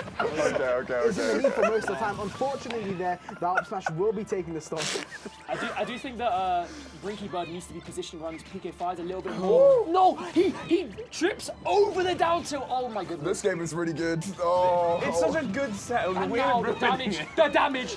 Bro, try going for 4 PK5s. This guy's greedy. How greedy? How greedy? How greedy? Extremely. Tries reading the tech roll in, but okay, he's playing on PK5 now. I do think, you know, like PK5 is a very punishable move. It's very laggy. A lot of the time, Nest players will kind of, you know, they see the window and they're like, okay, I'm going to use it right now. You can really exploit that. So I would like to see Brinky Bird have some, you know, some awareness regarding when he's using it. Ooh, that's optimal. I love that's that what you want. I love that's that what you ultimate want. combo. So fun. Very nice. That's sick. Georges would be proud. We are heading. Oh my god, he has the lead right now. It's just like, once again, like, he got hit with 3.5 drop. PK fires right in a row. Didn't fold at all, didn't panic. Throws his hands up. Yeah, exactly. What do you want from me? Exactly, he's still in it. He's still in it. Hey, he's still got the lead as well. 10%, but still the lead. Yeah, Brinky Bird certainly brinked up with this gameplay. Misses the punches. This is what I mean. He loves his PK fires, but Brinky Bird is not there to punish You it. can't just transition into a normal I'm changing the name of this event. Yeah, you need to just can't calm like that. down. It's an Great unprofessional up B from Yeah, Brinky it Bird, is. guys. Kendrick Oliver guy Asco out brings there. out with the back air, puts him off stage, right, and trips on the banana. I'm pretty sure if one commentator is getting banned, is Rekka. But anyway, I hope so. as we see this down up smash, Me personally, Ness is Zanati floating. needs to go right now, just like that. I think we can shake on that. Immaculate gameplay. Unlike Zanati's commentary here today. Oh my god. Okay, this is a lead for Brinky Bird again. Big damage. Okay, so perhaps, you know, he's missing his combos because it's about to float to his range. My commentary reel isn't going to be any close to me, it's going to be you insulting me the whole time. Doesn't get the Z drop. I'm going to get you fired from everything. That's an That's what inverse you call a commentary. vendetta. Like how Astro has a vendetta against Brinky Bird because he's kind of getting farmed this stock. Not Rekka. Two of you are hired commentators, and it's the player who's doing the Oh my god! All right, guys. Astro! A quick lesson versus Ness. SDI in there because if you SDI out, you go off stage, you get down it. You get down it. Listen, you gotta Daleks, just take the damage. Daleks, stay on my stage. friend, you need to understand. Sometimes when a player's playing, the actions speak for themselves. That's its own That's commentary not right an there. excuse, Rekka. You should give however much you're paying. we're still getting paid. I've We're got still an getting idea. paid. We can't do You this. should give how much you're paying Zanati. Give it to Astro. To me, I think to me. Give it to Astro. He was talking Shout out for in him. that, in that section, bro. Or just for that, you could give Umars to me as well. But anyway, looking at Asco's gameplay right there, you know, this is what we're talking about is punish game. PK5 down there, exquisite, finds that kill at 40, and he's up 2-0. You know, this is flown by. I feel like we're only halfway through a Bloom Pelly game right now. Like, we're already at the deciding factor of this game. This is just so lightning fast. As the person that did commentate Broom Play, he's right. Also, the thing I want to say is, like, day one, well, yesterday, I was talking to, like, everyone who was here, and I think, yeah, all of you were here, and I said the point of this tournament, yes, obviously it's to prove whoever is the best of the best, etc., but also it's to prove to people who are watching this why they should be fans of you outside of I play character good. And I think these two are doing that. They're incredibly fun to watch. They are having a good time. And also, like, Brinky Bird is showing an incredible display of talent. Astro is doing the exact same and being also hilarious while doing it. Like, Yeah. I saw that. What are you doing? What? I didn't do anything! Oh my God. Do He something, didn't get bro! punished. Oh my God. I mean, also, we haven't said it, but Brinky Bird, he's on a different ult every game. Never let him know your next move. He's trying to mix him up as much as possible. It's not working, bro. I It's don't still know. losing. Oh, He's that's actually frustrating. dead. You're kind of dead there. Man Let's was be just real. trying to like, It's close, analyze literally everything and anything. My man said the ult as well. How was that? Yeah, I guess a real Bro, they're grinder trying to kill wouldn't each get other it. so badly My right bad, now. my fault. Nice That's monkey on me, flip bro. kick. Over the PK, you know, he's doing hurdles right now. Watch the Olympics clearly. That's a down air. Come on, man. That is not a down air. That's Don't 26%. I mean, of course, Umar doesn't like the Olympics, bro. Like, Why? anyway, Because what's how that big he meant to is. Anyway, it's a personal combo. All I'm saying is 20-minute walk to the in of now. Couldn't do that Anyway, stuff. No, I anyway, was guess worried on about smash. Jude on commentary. This guy's my biggest stop actually instead. viewership at an all-time low. Hey, I think it's higher though right now. As we see another fair opening come out. That's a big punish. Double PK5, Magnet Bear. Oh, good air dodge. As Brinky Bird still alive on his second stock. Money would have killed there. I mean, you're just trying to hate on Asco right now. But What was the point? Where was that going? like, I didn't even know you fuck with Monday. Like, you're just trying to hate on Asco. But anyway, Asco right now, he's moving. He's I don't up a think I've stock. ever talked to He him in my life. heard that. He's mad. He's mad. Ever heard it? Okay, double PK5. Oh, wait, Quadruple PK5. My bad! My fault, bro, my fault! Zenati apologizes. Asco's had enough. He's Monday locked would've- in. Monday He's locked in. He gave up. up. He gave up. He's about to jump off, man. Bless his soul. He's in nest, bro. Like, All I'm look at saying- him. He's a little child. Look at the nest. Mondi would have landed 5 PK5s at this point. Instead of 4, yeah. Quinn super fire. My bad. Oh, he misses the spot dodge. Gets the footstool. Footstool. Tries to re-tech roll in. Force combo. And, dude, if I'm Brinky Bud, I'm bugging, bro. Like, what's this guy doing? He's like having a laugh. Kill this guy. Nice 33%. Brinky Bud the bugging bird, bro. My God. Brinky Bud has to get some juice right now, find something. This is pretty good, 0 to 50. Needs more. Brinking it to the max right now. Oh my God. Yeah, like. Well, one game. I'm asking for one game, man. I think almost the silliness from Askro is making Brinky Bud take some risks. From Askro. Onto What? the banana. Man, he PK'd I think he tripped on that. Bro, Again, yeah. Is that the third time he won in the row? Who gave that? He identified that spot dodge habit. every He single time. identified that spot dodge That habit. might just be my favorite one of the set of the tournament. That's because of them or because of us? You Askro said at the start of the event. No, but I think it's actually what you said there, Darix, right? Yeah. Brink isn't just a tournament about seeing the top players, right? It's about seeing like the personalities really shine through. I feel like Smash Ultimate's a game. I feel like Put it down. But get this guy off, man. We're having a real talk Yeah. for the first time in about 15 minutes, and you put out a sonic He screwdriver. doesn't have anything important to say. Come on. All right, moving on from Umar then. I think we can all Thank agree, you. Askro right there, you know, he's showing why he's the 5th seed of this event, hot of winning, I believe it was Mayhem out in Kent, you know, over Maze Beans, Shanique and the like. And wow, like, you know, I heard him yesterday actually. He said to Zone, I'm gonna win Brink, I'll shake 20. I think they ended up shaking on 5, but they do actually have that bet. So he is like, he's confident. I thought you said he That's- shaking 5 times. I was like, he's worth 100. Yeah, that's what I need. He said he's gonna win Brink. Like, that's what I need. I need that energy. I need that confidence. Yes. with Zone. Okay, let's move on. clue. Let's move on. That's Let's move crazy. on. I think, like, you know, Askro, he's so confident, and I need that energy. It shows in his gameplay. You know, look at the kind of player he is. Look at the kind of player he is. He identified that spot dodge habit and kills him for it, like, twice that final game. He's got the surgical execution. And, you know, speaking of the two titans we found so far, Askro and Kerbo playing each other, essentially going to be vying for the top spot of this pool right now. Yeah, you're right. Absolutely. It's like genuinely of the 3 people who are like here officially as casters. Thank you for doing the job. Thanks, man. You can hire me next time. You can literally put me on the payroll right now. Like, I won't complain. Like, don't worry. This guy's just a grade waffle. You were alright, and then you just started like hating on everyone midway through, and it then like just happens. Actually, the Mondi, I just like, randomly Mondi around. Like, I know this guy doesn't even fuck with Mondi like that. That's the crazy part. Like, I know he doesn't. Like, I know he doesn't. Oh, can I not? Sorry. I know he doesn't frick with Mondi like that. Anyway, we'll fudge with Mondi. Anyway. Anytime you want to swear, replace it with Brink. You've been doing Brink this the whole with Mondi. time. He So doesn't like, frick with just... Anywho, Askro vs Kerbo, seeds 4 and 5 of the tournament, seeds 1 and 2 of the pool, both easily top 10 UK. I think, you know, we said Kerbo's 4th.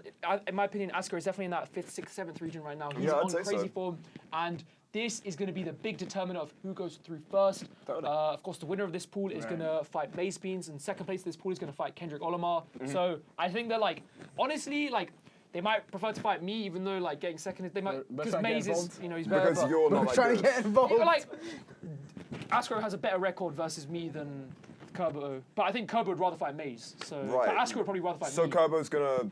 Not that he would throw. I mean, No, almost Kerbo would have a, because Kerbo beat Maze twice, like a week ago. Yeah. So he might almost, but he lost to me twice last time we played. So he might almost prefer to get second in this pool, whereas Askro, I think, would prefer to get first. So Okay. we'll see what happens. We got there after 30 seconds. Not The bad. thing, Yeah, the thing to me, if I'm a player in this bracket, the loser's side for tomorrow is already like a bloodbath. Yeah. It is terrifying. Oh, you don't want to be on the loser side. Why was said, I don't think will actually come into play. I was just saying, like, hypothetically, the reality is, again, this pool is terrifying. I'm not dropping any sets on purpose, because if I end up in losers, I'm like, oh my god, why did I do that? Why am I Who losing? is dropping a set on No purpose? one is doing Let's that. be No real. one is doing that. I was just thinking, yeah, Bloom. I was just Yeah. thinking, like, retrospectively, they might think, you know what, Kirby might say, you know what, I'm happy with second, or Ashkan might say, you know what, I'm happy with second, because I think this area of bracket is much more evenly paced, evenly matched. We saw with the first two pools playing each other, you know, it was like, you either play against Bloom or Giggles, and it's like, okay, I love Giggles, I think I'd rather play him than Bloom, or you'd rather play against Lugi or Shanique. Again, I love Shanique. I think you'd rather play against him than Lugi. But here, you know, it's like me, Maze, Kerbo, Askro. It's a bit more mixed up. So. So you think you're better than Shanique and Pelly? Oh, sorry, Giggles. I never said that. You said that. I appreciate the compliment, but I think both these players actually, you know, seeded higher than me, might just be better than me, might just beat me tomorrow. These guys, Askro, Kerbo, enough about me. Ness, Kirby, both masters of their craft. As we're getting right into it, I'm curious to see how Kerbo plays this, because I've only really seen him versus campy players. But no, we're going to see him versus a Masher now. Is it going to go like head-to-head, just mash to mash, or are we going to see something, is he going to slow it down? I mean, 80% already on the board. Man, like, beautiful stuff man, coming out from Astro. Yeah, when we realised that these two had never played and we were like, oh, this would be an amazing matchup, what worked in my head was just kind of like, Astro now has to scrap versus possibly the best scrapper in the UK right now. Like, along with Lugi, of course. He really is so good at playing that face-to-face. Like, he doesn't usually get to, but when he does get to, he kind of tends to destroy his opponent up close. So Astro's got a real challenge ahead of him, it seems to me, because Ness's camping isn't that amazing, right? He's mostly going to have to fight you, and Kerbo seems to have his ways already of getting around Yo-Yo, so edge guarding's not going to be easy, ledge trapping's not going to be easy. It doesn't seem like this game's going to be easy yet, because Kerbo has him off stage, and it's going to be quite difficult to recover this, but... Yeah, no, honestly, the thing is, right, isn't it? You actually struck it, like, very correct, because guys are two sides of the same coin, which is insane, because, like, they haven't played together at all, like you said, and honestly, this is just going to be absolutely insane. Already taking that first stop, Kerbo, absolutely. That interaction, that thing has happened twice now. It seems kind of consistent. Honestly, that's a deal breaker in this matchup. That is massive information. If he can space up B to trade with, or like flank with Yo-Yo, to avoid these kills. And it doesn't seem like Astro is aware of it. He's going to go for the up smash anyway because it's so lingering and very strong. Good option. But it doesn't seem like Astro is super aware of it. It seems like Kerbo might have been practicing that, might have actually like been discovering that when the pools went live. Ness is certainly a much more popular character than Kirby. So if you just like at a glance, if you had to give a matchup experience advantage, you'd probably give it to Kerbo.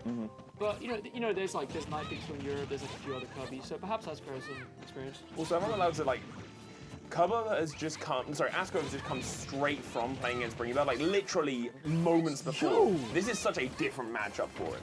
That was insane. PK Fire, it just slowly raises you up into Flash as well. Just absolutely insane knowledge. Astro, you silly never want to be at ledge without invincibility against Kirby. I think ultimately this is where we're gonna see like the ultimate like decider, right? Where it feels like Kerbo obviously has so much more experience compared to Astro in those little situations. We were talking about scrapping before, and Astro, like you said, one of the best scrappers in the UK.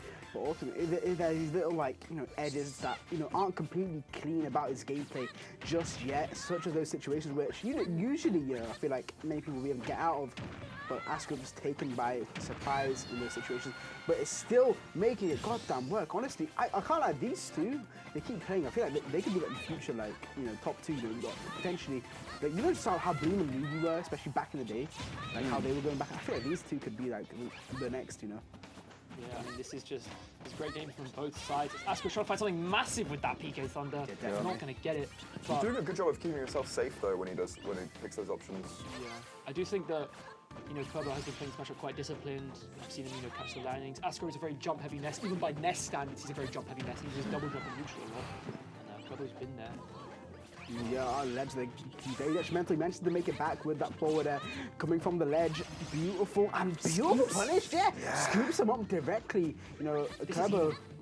Goodness me, I just getting caught out by Astro there. Went high there, tried to catch him on the jump, but I didn't really get that because obviously the jump. Even though Kirby has a lot of jumps, you'd have to use like at least two to hit that. Mixing up and the beefy up B2. That was great disadvantage from Astro as he now has Kerbo off stage. The yo-yos are not working, man, and the fairs again doing wonders for Kerbo off stage. He keeps finding his way out of sticky situations with those forward airs from ledge as Astro is trying to get this opening with the PK fires. Great pressure. He stands up mid-grab. He's popping off over game one. This is serious. He said he's winning Brink, and he is not coming to play around. Like, we said this guy's a bit of a jokester in bracket, but clearly he's feeling it right now. He wants to win this tournament, and he's starting off by trying to get a clean 3-0 sweep in his pool. That is what is on his mind right now. But that was a hard-earned game one as well. Obviously, the entirety of that game, Astro was actually kind of playing from behind, playing with from that semi-SD from the final cutter that killed him kind of early. And it's like, and both players were kind of like, neither players could keep themselves in disadvantage that last stock. They were both like faring from ledge, and each time it was catching, each player figured out a way to get past the opponent's pressure each time. That was really, really close. And Astro kind of just having the patience to bring him back, which is weird because we were talking about how good he is offensively. Yeah, honestly, I do think Astro's kind of misjudged a lot of the time. People, especially I remember at the start when I was playing him in bracket in like 2023, people saying, oh, he's only advantage state, he has no neutral, he's an advantage. But, although I think probably his advantage state is obviously his strongest, like he still has good disadvantage state and good neutral. He mixes up his options a lot, he mixes up his timings a lot. They are obviously overall on the more aggressive side, but he's still a very well-rounded player in those areas, in my opinion. Sure, he won't time you out, but I do think people don't give him enough credit in those situations. At worst, I feel like it would be overextending, right? But that's not necessarily disadvantage or neutral. Right? Nice, yeah. Right. I was going to say, on the flip side, though, I think Kerbo is one of the few players that I would say. No, talk like that. That's too close. No. Hey, he's literally you, man. 64. The wrong time. This is like when Theo used to just drink milk randomly, you know, in mid-set. And then lose the nut. No, Right, down to the so you're going to catch a down tilt. Oh, I thought you meant like actually at the setup. Like, every time he did that, he'd lose the game immediately after. So Anyway, Kerbo, Astro, he's got grab, and yeah, it went from even to now he's down 100. Yeah. Astro needs to work some magic to bring this back because Kerbo, again, so experienced. He's so just practiced. Yeah. Look at that, Nice. calling that out, takes the lead. Wow. The thing is, we were talking about Oh, like how. hold on. Oh, he reset Jin! What a jump! Oh! Astro, what? Such awareness there. Reads the jump and then catches it like, wow. Or reads the Edo Jin with the PK flash, gets a down air. What a back air! Having the awareness of down air there. Wow. Talk to me, bro. Who uses PK flash mid-combo? And it works! No one with this guy, no one with this guy. But right now, Kerbo's the one keeping him in disadvantage state. He's found so many big hits, 75% racked on with no catches answer. the landing there. Catches the landing there. Look at him, he's ready. This is what I mean. He says he only does disadvantage, but look, he's getting these whiff punishes, he's playing it patient sometimes. He did just run into that forward air. He has used his double jump. Oh my god. Kerbo wants his kill. That Nice dash attack turnaround was grab. kill hungry. Yeah. Hold on, Thunder sets him a little bit. I don't like the flash there though. I think it's They could have gone for the up air. I think it's to worry. I think it's literally just pure. I'm going to try and bait out an air dodge with the panic option. Yeah. Using these platform PK5s, nice air to air. Kerbo has been winning these air to airs. We have to say. Absolutely. I think I honestly the way Astro keeps Again with the air to airs, like he's really been meeting him in the air and just spacing and timing these back airs so well. And Astro needs to think about it because it just happened again 5 times now. Yeah, you know it's over though. Thankfully, the staleness of the option keeps him alive, and we still have another way. But is it another back air? Here's what I mean. He actually managed to land the PK5 that time. But like Kerbo, he's positioning himself so well. That's another thing that I wanted to say from the score set. His positioning is amazing, and it's really showing. That's I think so. I've never seen. Oh, my DP God. again, bro. Who's this guy? Who's this guy? No, okay, Starting up this again. is ridiculous. Starting up again. It He's feeling keeps himself. going back and forth. I was gonna say honestly, Kerbo really does feel like he has some of the best like neutral in the country right now, even among like the top 3, right? He knows when to wait and everything. And I actually thought Astro was gonna lose that due to the amount of times you would see Astro go between like both of the platforms, PK fight around the same position as well. Kerbo in both games has slowly been adapted that, ready for that, and actually getting the winning the air to situation because of that habit Astro was having, but. Ultimately, Astro's just that kid, bro. It seems, man. Landing the fair, and then just going for it again, which we've said, he overextends a little bit too much. But it feels like he knows when to extend now. He's really finding that timing. I genuinely have never seen Astro play so patient. Like that, especially going into that last stock of that last game. He was playing so patient and knowing when to go in. And this is... okay. A stare down. Yeah, just take a breather, lads. Don't worry, you can go in again in a minute. It's a cowboy movie right now. These guys just gunslinging at each other. Oh my goodness. Yeah, but it really does feel like that because it feels like the moment one draws, the shot is fatal. Like they really do just kill each other so easily. Yeah, this might be my next, my new favorite, Smash UK matchup. I'm not gonna lie. I feel like both of these guys could go very well. Look at that mix-up. Look at the time. Tries to read an air dodge, but Kerbo's saying, you know what? I'm not giving you your mix-up. Yeah. Take this now. Eat it. What the hell?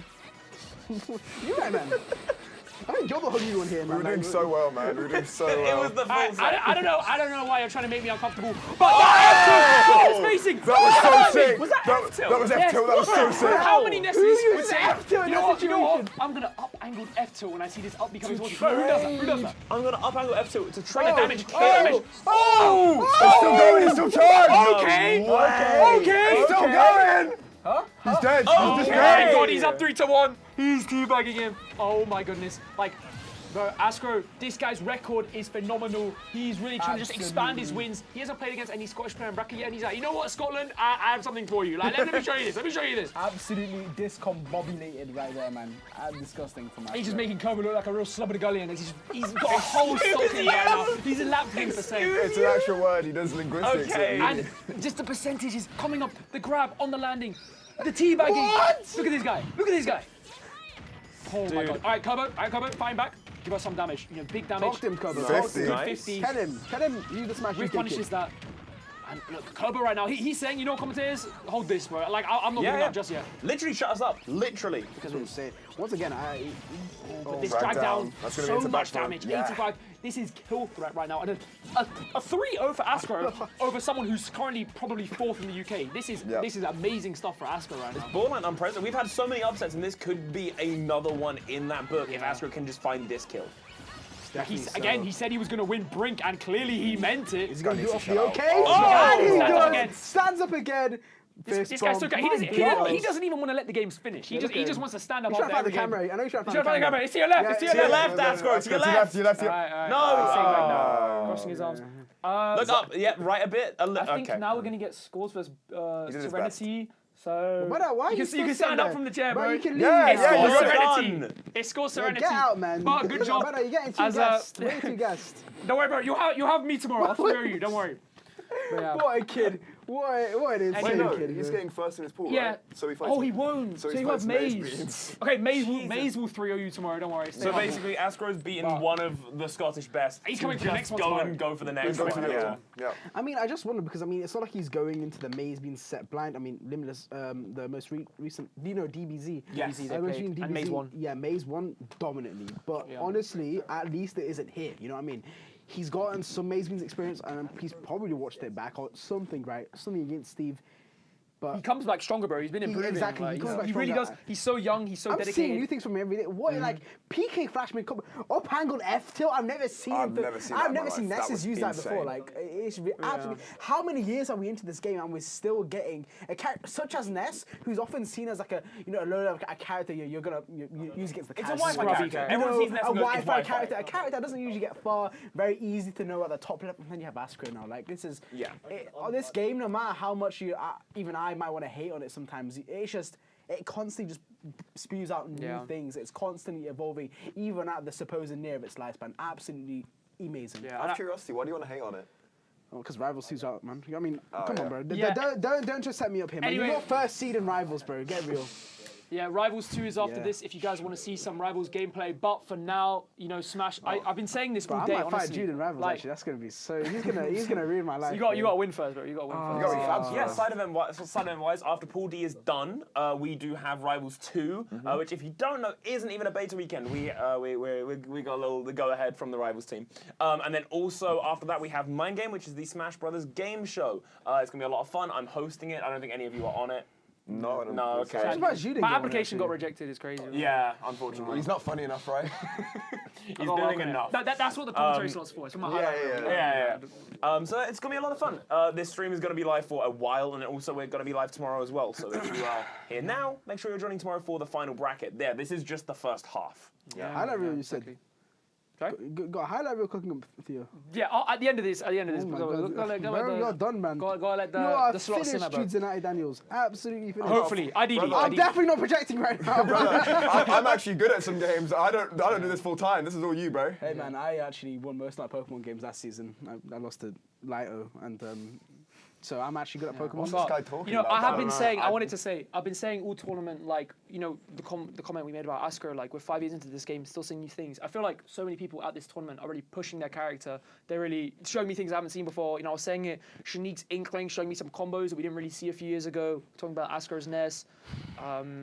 Even players like Maze, who've really, I feel like they've upped their game recently. We saw him get a slew of wins earlier this year over players like Siski and Base Mage. So I really feel like the UK still, people are growing, people are developing their characters, and it's great to see, honestly. It's really nice seeing how people are pushing further. And again, speaking of that, Scores, Brinky Bird, 2 players who are, no stranger to what I just said. Scores again, known as the Toon Link specialist. He puts a lot of effort into Toon Link. He really likes Toon Link. And again, Brinky Bird, he loves his movement, he loves his combos. He's also kind of trying to push the boundaries of the game. Yep. Yeah. So I think I'll be subbing off now for Smar. Right now. I was going to say, what are you doing back there? He's about to join us with his wonderful commentary. I'll be subbing off for Smar, but honestly, it's been an amazing. It's been an amazing block for me. I think that'll be enough for me today, unless you see my rivals today playing. So, amazing stuff. Honestly, really good commentator, bro. Jude. And Balex, obviously, the goated host. Let's fucking go. Let's fucking go, man. Yeah, bun you guys. Yeah, hopefully the last block he has with me, at least from my experience. But Small right now, a much more welcome figure on the couch. Amazing commentator joining us at the couch. The quality. If you think the quality Camera's off me, yeah? If you think that the quality of the comms has been good so far, just wait for this. We're about to see a huge jump. I was going to say, I'm actually excited for this because I know for a fact that the legibility of what is being said is just like gone up massively. Not I feel like do you understand what you've done to him? And then because of what you two have been doing, what it's been doing to me? All right, he's not. It's crazy. Yeah, anyway, I employed these people. Rekka's payroll is getting transferred to me. Anyway, I believe that was part of the agreement. But hopping into this next set, the countdown is nearing to a close as we're getting Brinky Bird versus Scores. Both these guys still fighting for the chance of winner's bracket. You know, if Scores is able to win this and then perhaps take a win over Askro, you know, if Brinky Bird is able to win this, take a win over Kerbo, both these guys want to ensure the best chances for their competition. Yeah, absolutely. So I've got to ask, are we actually going with Brinky Bird? Yes. Or are we going with Sweat? I'm just reading off the screen. I'm just following along with the Twitch viewers at home. What the hell's going on? And I'm just saying, Brinky Bird, we don't have Soda on the couch, but we have he deserves a game to actually be casted, I think, because the last one really. Yeah, it's time to lock in as these guys are stepping up. I've been hearing bits from the friendlies room, and like, what's been going on? How are you hearing bits I from the blame friendlies room? Out loud? Yes. Also, the stream is on in there, just not very loudly. I'm a beacon of positivity on the mic. No, He's been great. I'm not stirring You don't up. know what he's been doing the whole time. Are you kidding me? What do you mean? Never mind. Okay, more importantly, let's talk about Scores. Smart, you need to the table. What can you bring to this? Yeah, so I mean, this is a really interesting one because like I was talking to Brinky Bird, Serenity, whichever, a little bit beforehand, and this is the one he said like he's feeling the most confident about. Oh, okay, interesting. They went 2-1 at New Era. Apparently, like game one, so 2-1 in whose favour? Scores' favour. Big Bird was saying that like in game one he kind of walked Scores a little bit, and then like after that it was like definitely more Scores' favour. But he felt that like every single game was so doable, and has been like studying this one the most. Like so, this is the one that like if Big Bird's going to make something happen, this is the set to do it. This is the one he kind of needs to kickstart him. It's actually really interesting. I think I might know the reason for that. If Brinky Bird does lose this, he's going to come up against Jezzo and loses, and he really doesn't want that clash because Jezzo has such a dominant record over him, right? It's like he wants it's like that 21. Yeah, he wants that third place. It's dominant and extensive. Yeah, and the third place I believe would give him Nut Lord, which is again it's more fresh, it's different. And it's Diddy Samus. It's a really hard match for Samus. Yeah, and anywho, you know, think about the characters on screen. We got Scores, we got Brinky Bird, of course, but I think this matchup usually people say Diddy is not the best versus these kind of agile zoners, also with a sword. So we'll have to see what he's able to cook. Clearly, it's working now. You know, I was saying the matchup might not be great, but you know, he has a win on Kendrick Olimar, for example. So clearly, he's no stranger to this archetype. And I don't think, you know, we have no Diddy's in London. Like, how many times has Score played this matchup? Yeah. In London, Scores, you know, perhaps unaware of this. So if Brinky Bird's done his homework, meanwhile, I would expect Scores' homework to be looking upwards at the CD rather than downwards. Yeah. He might get caught off guard as Brinky Bird has the lead right now. I will say right away, there was a little like matchup check thing that happened where Scores would repeatedly catch out whoever, I can't remember who he played against already, but with turning Boomerang to catch them off guard, popping into an up smash. We literally saw it happen in opposite. There was a returning Boomerang. Brinky Bird had Scores in a grab and then threw as the Boomerang was going to connect to use the iframes to avoid it. So that alone tells me Aaron Brinky Bird knows what he's doing. He's ready. Yeah. But I will also point out the collective inhale that happens every time Scores get certain hits on the couch. We know the conversion is coming. We all know the conversion is coming, and we know how much he can convert and how consistently he does it. It is really scary to be at this percent versus this player. Ooh! Oh! That's a great conversion. That's almost Tweak-esque, because Tweak loves those tosses onto platforms. That's something he really implemented about a year ago. I love seeing that as Brinky Bird takes this early lead. Yeah. And already you've kind of seen like the confidence from Brinky Bird in this one. I feel like even more so compared to like Askro, because again he was talking about sort of Askro beforehand and said like that one I'm not confident about. He's played him quite a few times. None of those have ever gone well. And like just mentally you'd go into that thinking like, okay, this is not going to go particularly fantastic.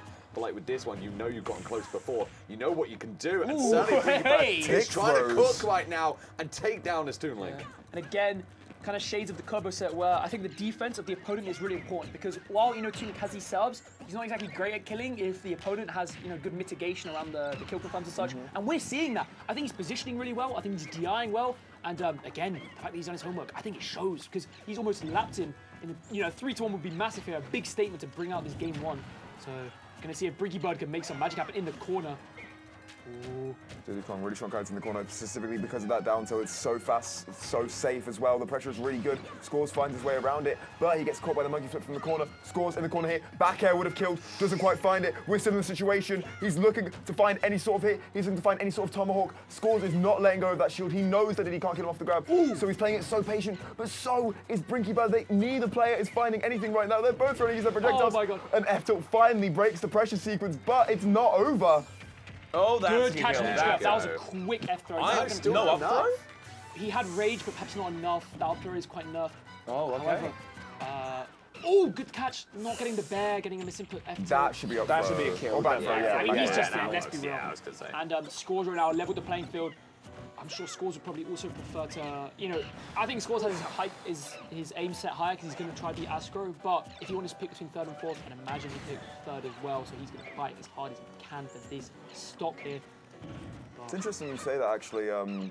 Scores and Nutlord met at Grand Conquest very recently, and Nutlord was the one to take that set back in March. So maybe he would favour Jezzo, but regardless... Jezzo was on a show in his pool. Yeah, I don't think that either player is really calculating it. I think they just kind of want to beat each other. Yeah, that's the real thing. You're never throwing, you want to win. Yeah. This is the thing, I don't think any player in this tournament would kind of go into it thinking oh yeah, I want this particular matchup, because it's just always risky because you don't know how your opponent's going to be on the day. Yeah. And every single player in this tournament is not to be slept on. Both these guys can still get winners. It's early in the pool. Yeah. So this damage racking up right now from Scores. He's got him at 47. We've almost seen potential big openings with these bombs or boomerangs, as Scores just trying to something massive is going to happen. You know what I mean? Either he gets this kill or Scores gets an opening. And then we have it. That's the nice kill. Good button tilt. It really does not feel like it has been as long as it has. Only just over 2 minutes on the clock, and we've only just hit 1 stock left. Yeah, no, I know. And these two, they don't even feel like they're holding back. They're trying their best. They're both just living really long. Ooh. Aaron, keep it going, Brinky Bird. Give us a little bit more, and that could be a kill next time.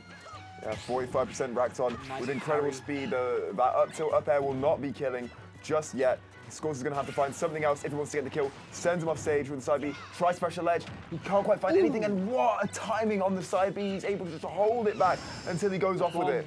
But he manages to sneak that F throw in anyway. And oh my God, he catches the jump. He has no double jump. You can edge guard him. He chooses not to. But he has him in the corner. Look at the patience. He tries to get a shield poke set up with the banana. Firing right back with the back air. And this is almost a 2-stock position for Brinky Bird right now. Clearly this homework is paying off, as you said, Smar. And Scores has almost been lost. Yeah, it's so interesting as well because you watch Brinky Bird and the sheer mobility of his character is really enabling him just to dodge every single projectile Scores found. It didn't really feel like Scores was able to get anything going ever.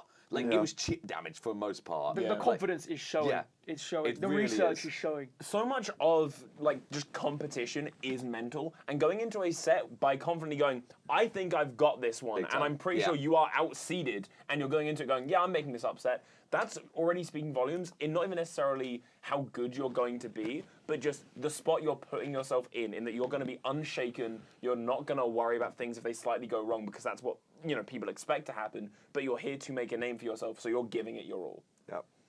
Yeah. I think on the positioning side of things as well, Brinky Birdie's been playing really well around, again, at a range where he's not kind of haphazardly falling into bombs or into boomerangs. He's always at a reactable range, and when he commits, he's mixing up a lot with how he uses banana toss, using a lot of down toss, which is honestly an option, in neutral, a lot of Diddies don't use. And, I think if we're going to see some adaptations come out, Scores needs to start calling out these kind of high monkey flips that he's doing. He needs to start calling out the range that Brinky Bird is playing at is monkey flip is effective, but his projectiles are not. So Scores needs to kind of perhaps close the distance. We're seeing that right now. Look at this aggression. And on the flip side, I think Scores was getting away with a lot of neutral girls. That's one thing I noticed. At least Scores kept neutral girlping, so Brinky Bird have some lethality in that decision making needed, but has him in the ledge again. Are we going to see a neutral girl? No, we're not. We might see a kill even. Ooh, close. Very, very close. I love the idea though. Try to Z-drop Nair, Z-drop down at him as Scores takes the lead. The one adaptation I would really like to see soon is, it's been a monkey flip every single time from the corner pretty much. It's maybe in different ways, but it's the same sort of angle, it's the same sort of speed. Should Brinky Bird keep doing that, I think Scores is going to eventually catch it out, but he does also catch out that aggression and gets a kill pretty early at perfectly 69%. And right now, he's putting on even more damage, and it's another monkey flip, and it really feels like that's the one option that Scores does not have a hand on. Again, he's not using it he's using it at different heights and such, but he needs to be there to, say short forward area or to say zare it, that sort of thing. Yeah. But it's true that, he came to this, he had some aggression at the beginning of this game that really paid dividends, and that kind of gave him this lead. And he's racking up right now. Great frame trap. Has him in the corner once again. Not the idea, as you say, but perhaps, we're seeing scores come alive. Perhaps he's noticed it. And the word you can notice, like, the sheer amount of, like, just how little projectiles we're throwing out here. Scores has just like limited that because he knew how ineffective they were. So instead he is just focusing purely on his grounded options. He's going for his confirms and it is working out so much better. He's actually starting to catch out Brinky massively. Speaking of callouts, it was a really nice up smash, Yes. but we have to point out the unfair thing is that while Toon Link is not easy to kill because he doesn't get comboed, he's actually not that light. So he doesn't really die to a lot of the options other members of the cast might. For some reason, he just has some of the best defensive actions in the game. It's really letting scores hang on right now. Hold on to 150. This is max rage. Big hits could be coming out here and kill a stock really early. Brinky is doing these high monkey flips to set up, say, like a double jump or a landing area or a banana toss, and they're not getting punished. No. So Scores, if he wants to extend this lead further, he's got to do that. But yeah, that up smash, it was great. It shows he really knows his win cons, because to react to Toon Link down tilt with a smash attack, like on your shield, that's such a quick time event. He needs to be ready. Again, Yeah, you that's have ridiculous. to beat. Before he even dashed, he knew he wanted to get that up smash off. Like he's focused on his win condition, he's aware of it. It's great stuff from Brinky Bird. He's really identified how he wants to pursue this win. But Scores still with the lead. He's not messing around. He's trying to get this game under his belt. Secure a victory. Oh my god. We need to follow it up on that as well. That's crazy. Yeah, really good use of the barrels there just to like dissuade any sort of advantage state on the corner, but just another up air catch, and even the southpaw of that move is going to start killing at those percents. And Daleks, it does look a lot harder for Brinky Bird all of a sudden. It does feel a hell of a lot like both players they're so aware that if they mess up, if they whiff something, the other person can punish it and find a kill. So they're both playing super safe and super slow around each other. The damage is going up, yeah, but every stock is taking an age to fall off, specifically because neither of them are willing to give up a stock to each other in any form of risk. Yeah, we're seeing the strength of shield come out. Something that I think is really important to identify is Scores is perhaps swinging a lot on shield because he's used to people being unable to punish his like -6, -7 tilts and such, but Diddy's up smash is frame 5. It's faster than say, a lot of outer shields that we have in his home region of London where people can't actually punish those. Diddy can. Serenity's really abusing that, I feel. Yeah, I think there's a really good recognition of when he should be swinging on shield as well. Just absolutely knows exactly kind of what frame day he's looking at. He's probably done a lot of research on like what situations, and like if you know how safe a move can be at maximum, you know if it's -4, that means up smash is going to punish it most of the time. He's got very good recognition of that fact that in a lot of situations it's not going to be perfect safety, and he's using it really well. But he's getting a bit over-eager, it feels, where monkey flips kind of just seem to be sufficing. I do think this has slowed things down a little bit. Good down tilt pressure to get that kill, but I agree. These up airs have been hitting a lot from Scores. I think it shows that he's become more aware of his kind of antsiness with monkey flips out the corner, and perhaps he just needs to slow things down, sit still in the corner for a bit. Let Scores say, okay, wait, Serenity's waiting. I need to readjust. I need to try and commit more into the corner because Serenity's just going to wait. But because right now, this going high all the time and stuff, Scores he's really maximizing reward off. Again, like you can just see that Scores is just sharking underneath now because he knows he just needs that up air. That's everything that he needs just to take this game away. He's just going to follow up on it. Even now, just going to be sharking underneath, throwing those bombs up as well. Try and challenge up there, but suddenly Brinky Bird showing a bit of life in his eyes. Just going to be going high with that monkey flip again, but thankfully not going to be caught out this time. Scores still on the hunt for it. Ooh. Does get the grab off the bottom out of there, but again, Brinky Bird still just trying to find something a bit extra, needs a little bit more. Got to watch out and play this so carefully because it Scores just needs something like this, like the up throw. Gonna take it away. That was nice, saving the identification. Yeah. He's shielding a lot when he lands. He's shielding in the corner. I'm just going to dash grab him to secure that game. Yeah, it's like a tether throw, and like when Toon Link is facing forward, what kind of pressure can he put on you? Well, at 200%, there is an actual real threat of death. Yeah. That sort of percentage is terrifying against like when you're against Toon Link. You got to watch out for so much. I remember you guys said last time they met, it was Brinky Bird had a very, very definitive first game going to him, actually. and then it swung back Scores way, and then only got more and more Scores favoured. Yeah. Is this going to be a same old story? Or This is what's interesting now, because it feels like Scores is really starting to catch on to what Brinky Bird was doing in the first game. And again, I feel like this might be a similar story, but Brinky Bird's been doing his homework. He's been reviewing it. It's the set he wants to win, and he does not want to be fighting Jezzo tomorrow. So he's got to figure out there's something. He's got to work out what to do against Score's options now. And at the same time, I'm noticing also from Brinky Bird, he's missing a few of those ledge slips specifically, or ledge slaps or edge cancels after his side Bs. Those sort of burst movement options that he should usually have access to. He's just missing 1 or 2 of them that should be adding extra mix-ups that Scores is not ready for, most importantly. Just to read the jump, this is crazy. We're going for that. We just going for that. I did just want to say, Smart, I agree completely when the positioning from last game at the end where Scores he's grounded, he's holding center, you know, he's aware of what Brinky Bird is looking for. You know, he's focused and he's kind of streamlined how he's playing in order to counter Brinky Bird's aggression. And similar story this game, is quite close right now. Yeah. We'll see who can kind of edge out. But yeah, it feels like Scores is a little bit more happy to swing right now. He's certainly catching him out a lot in disadvantage all of a sudden. And it feels like just because of that, Brinky Bird's not getting as many hits as he was in advantage state, and all of a sudden it's a bit more difficult to get those big, strong offensive punish games that he loves setting up. And Scores is just making great use of that. He doesn't quite get the kill confirmed and can't quite fall off the platform with the fair, so he doesn't get a kill just yet, and he does allow Brinky Bird a way back into the game. But it'll be interesting to see how it goes if it continues as normal, because it feels like Scores has just the slightest of edges here. yeah, it is a percent lead for Brinky Bird, mind you, not anymore, but it is dead even, mind you. And you know, down to up smash or a bomb fair, both things would just secure a nice lead for both players. Such a crucial moment when it's 1-1. Both players, none of them want to lose this game, and oh my god, it comes down to this very interaction, really. Has him in the corner. Afro to reset the ledge pressure.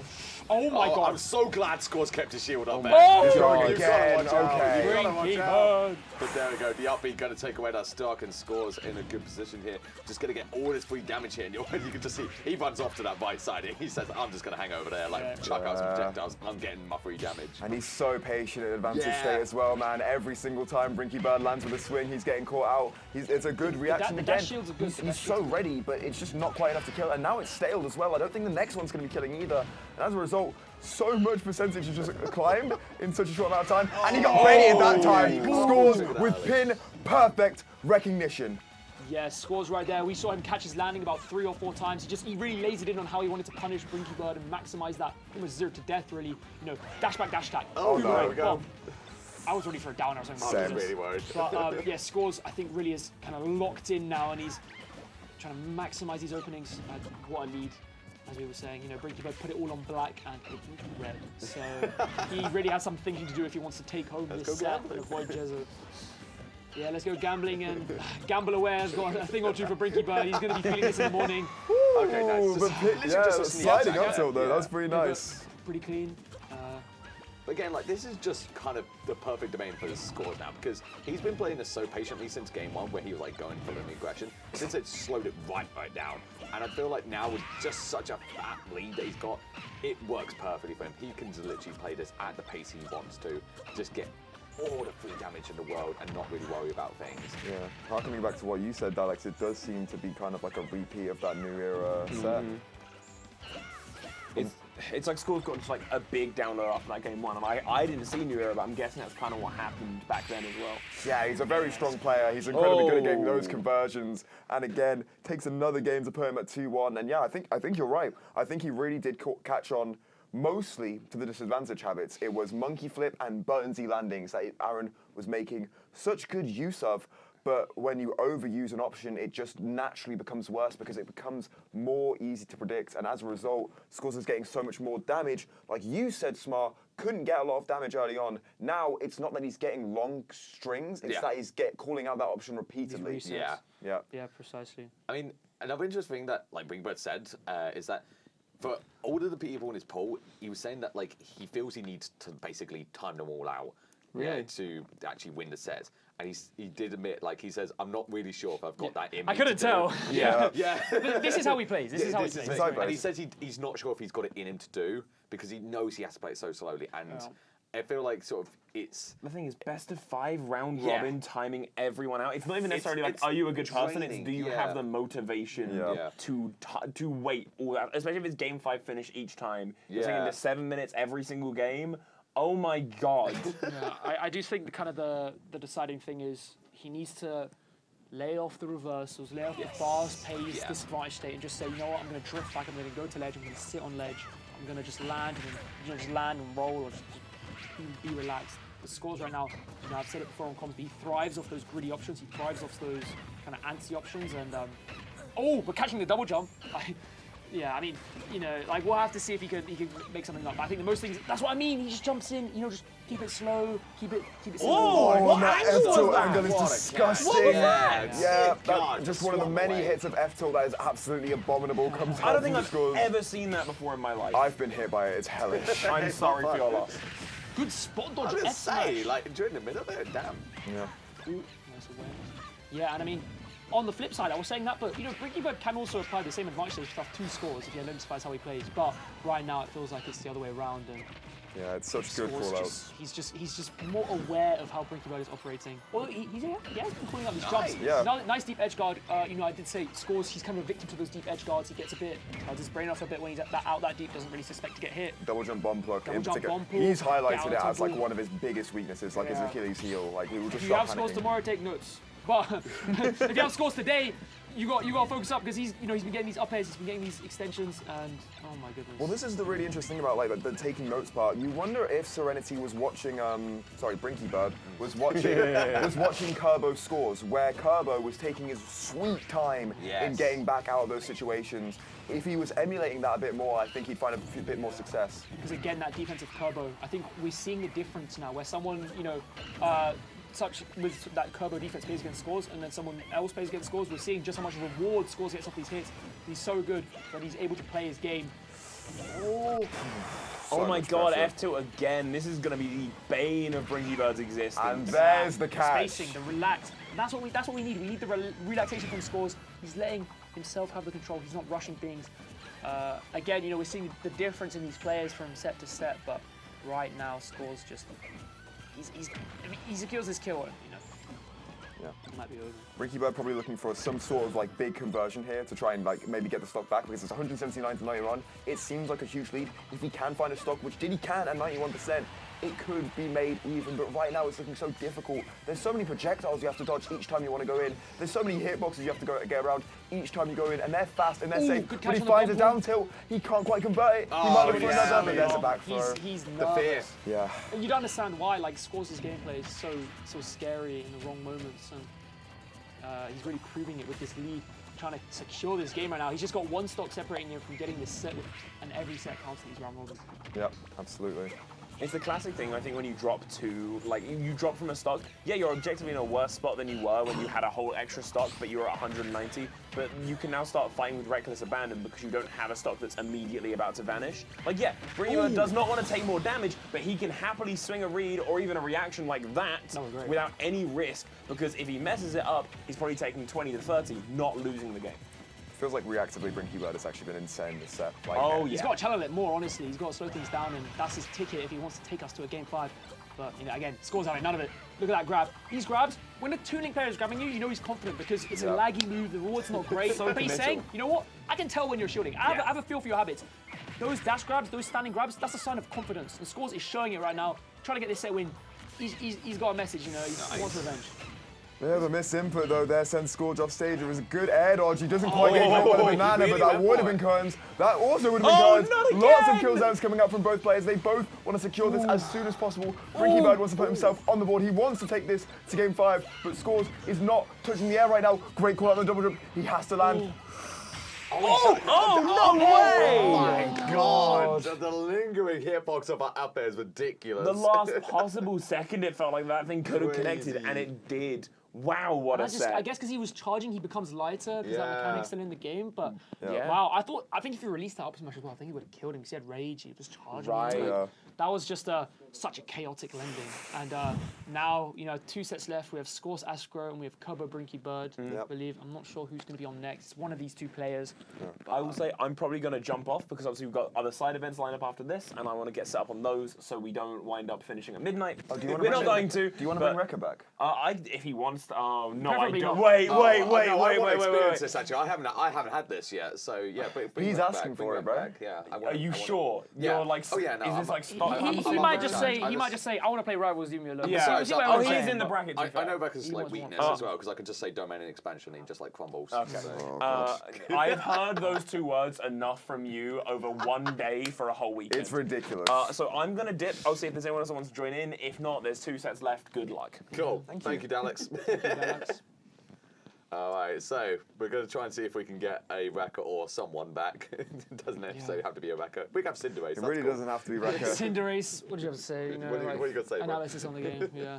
No, okay, so what sound is... Wait, what is this actually called? It's not Cinderace. It's Cinderace, yeah. No, that's Score Bunny. Oh my Cinderace god, like the final. And it's Reboot is the middle. Right, what sound does Score Bunny make? Cinderace is the one that matters, yeah. What sound does Score Bunny make? I don't know. You don't know? No. What? Score. Scores is Scores versus Astro is next up. This is going to be... Okay, these guys have played a few times, and basically, the short story, I give the long one later, the short story is Scores has gotten manipulated every time. Like, he can't find his footing. Astro runs all over him. Astro plays so fast. He adapts so fast, and like, it's just... That was buzz. But no, so Scores was on comms for Wave C with myself and a few others, and we kind of like in some downtime asked him like, how are you feeling about your ball? Word, it's not real. Oh, come like, on, you're like the barber who's like the Baltimore barber who says like fake word, like it's a Baltimore word, it's not a real word. But anyway. He was saying that like Asco is probably the closest player to a bracket demon for him because they've only faced like twice, but like it has not. And they've money matched. Did you guys know they money matched? And Scores went Rob in the money match in game 3. Did you know Scores played Rob? I didn't know Scores. I've seen it in friendlies with the side B, but like he you know, he was so lost. They played at Breakman Brawl, and honestly, it was a bloodbath. Like. Scores he's been doing a lot of research. You know, I spoke with him a lot about Ness. I know he's been thinking a lot about Ness. Also, Asker's playstyle. I think he played him in Wi-Fi friendlies, and he's been feeling more confident. So that's exactly what he said to me. Actually, I'm rooming with Scores, and I've been talking to him about his mentality. And actually, when I spoke to him last night, he said he was actually feeling, despite this set record, he was feeling quite all right for Asker because of the Wi-Fi friendlies and kind of what he'd been learning and picking up. He felt way more confident going into it. I can hear him. I think I just heard his voice, man. I can hear him. We'll see. He's coming. There he is. And welcome back. Your space has been taken. Nice camera, bro. Camera, bro. That one. It's on your ass, bro. I can't see it. Is that an Uber Eats meal? Uber Eats. So unsurprisingly, Rekka's thinking about food, but we are hopping into this next set. Don't sit on the mic, man. Luigi went to Subway. He didn't know it was halal. He didn't know it wasn't halal. So. Well. Hopping into this set, I'm using it as an excuse to order food. Okay. Yeah, unsurprising.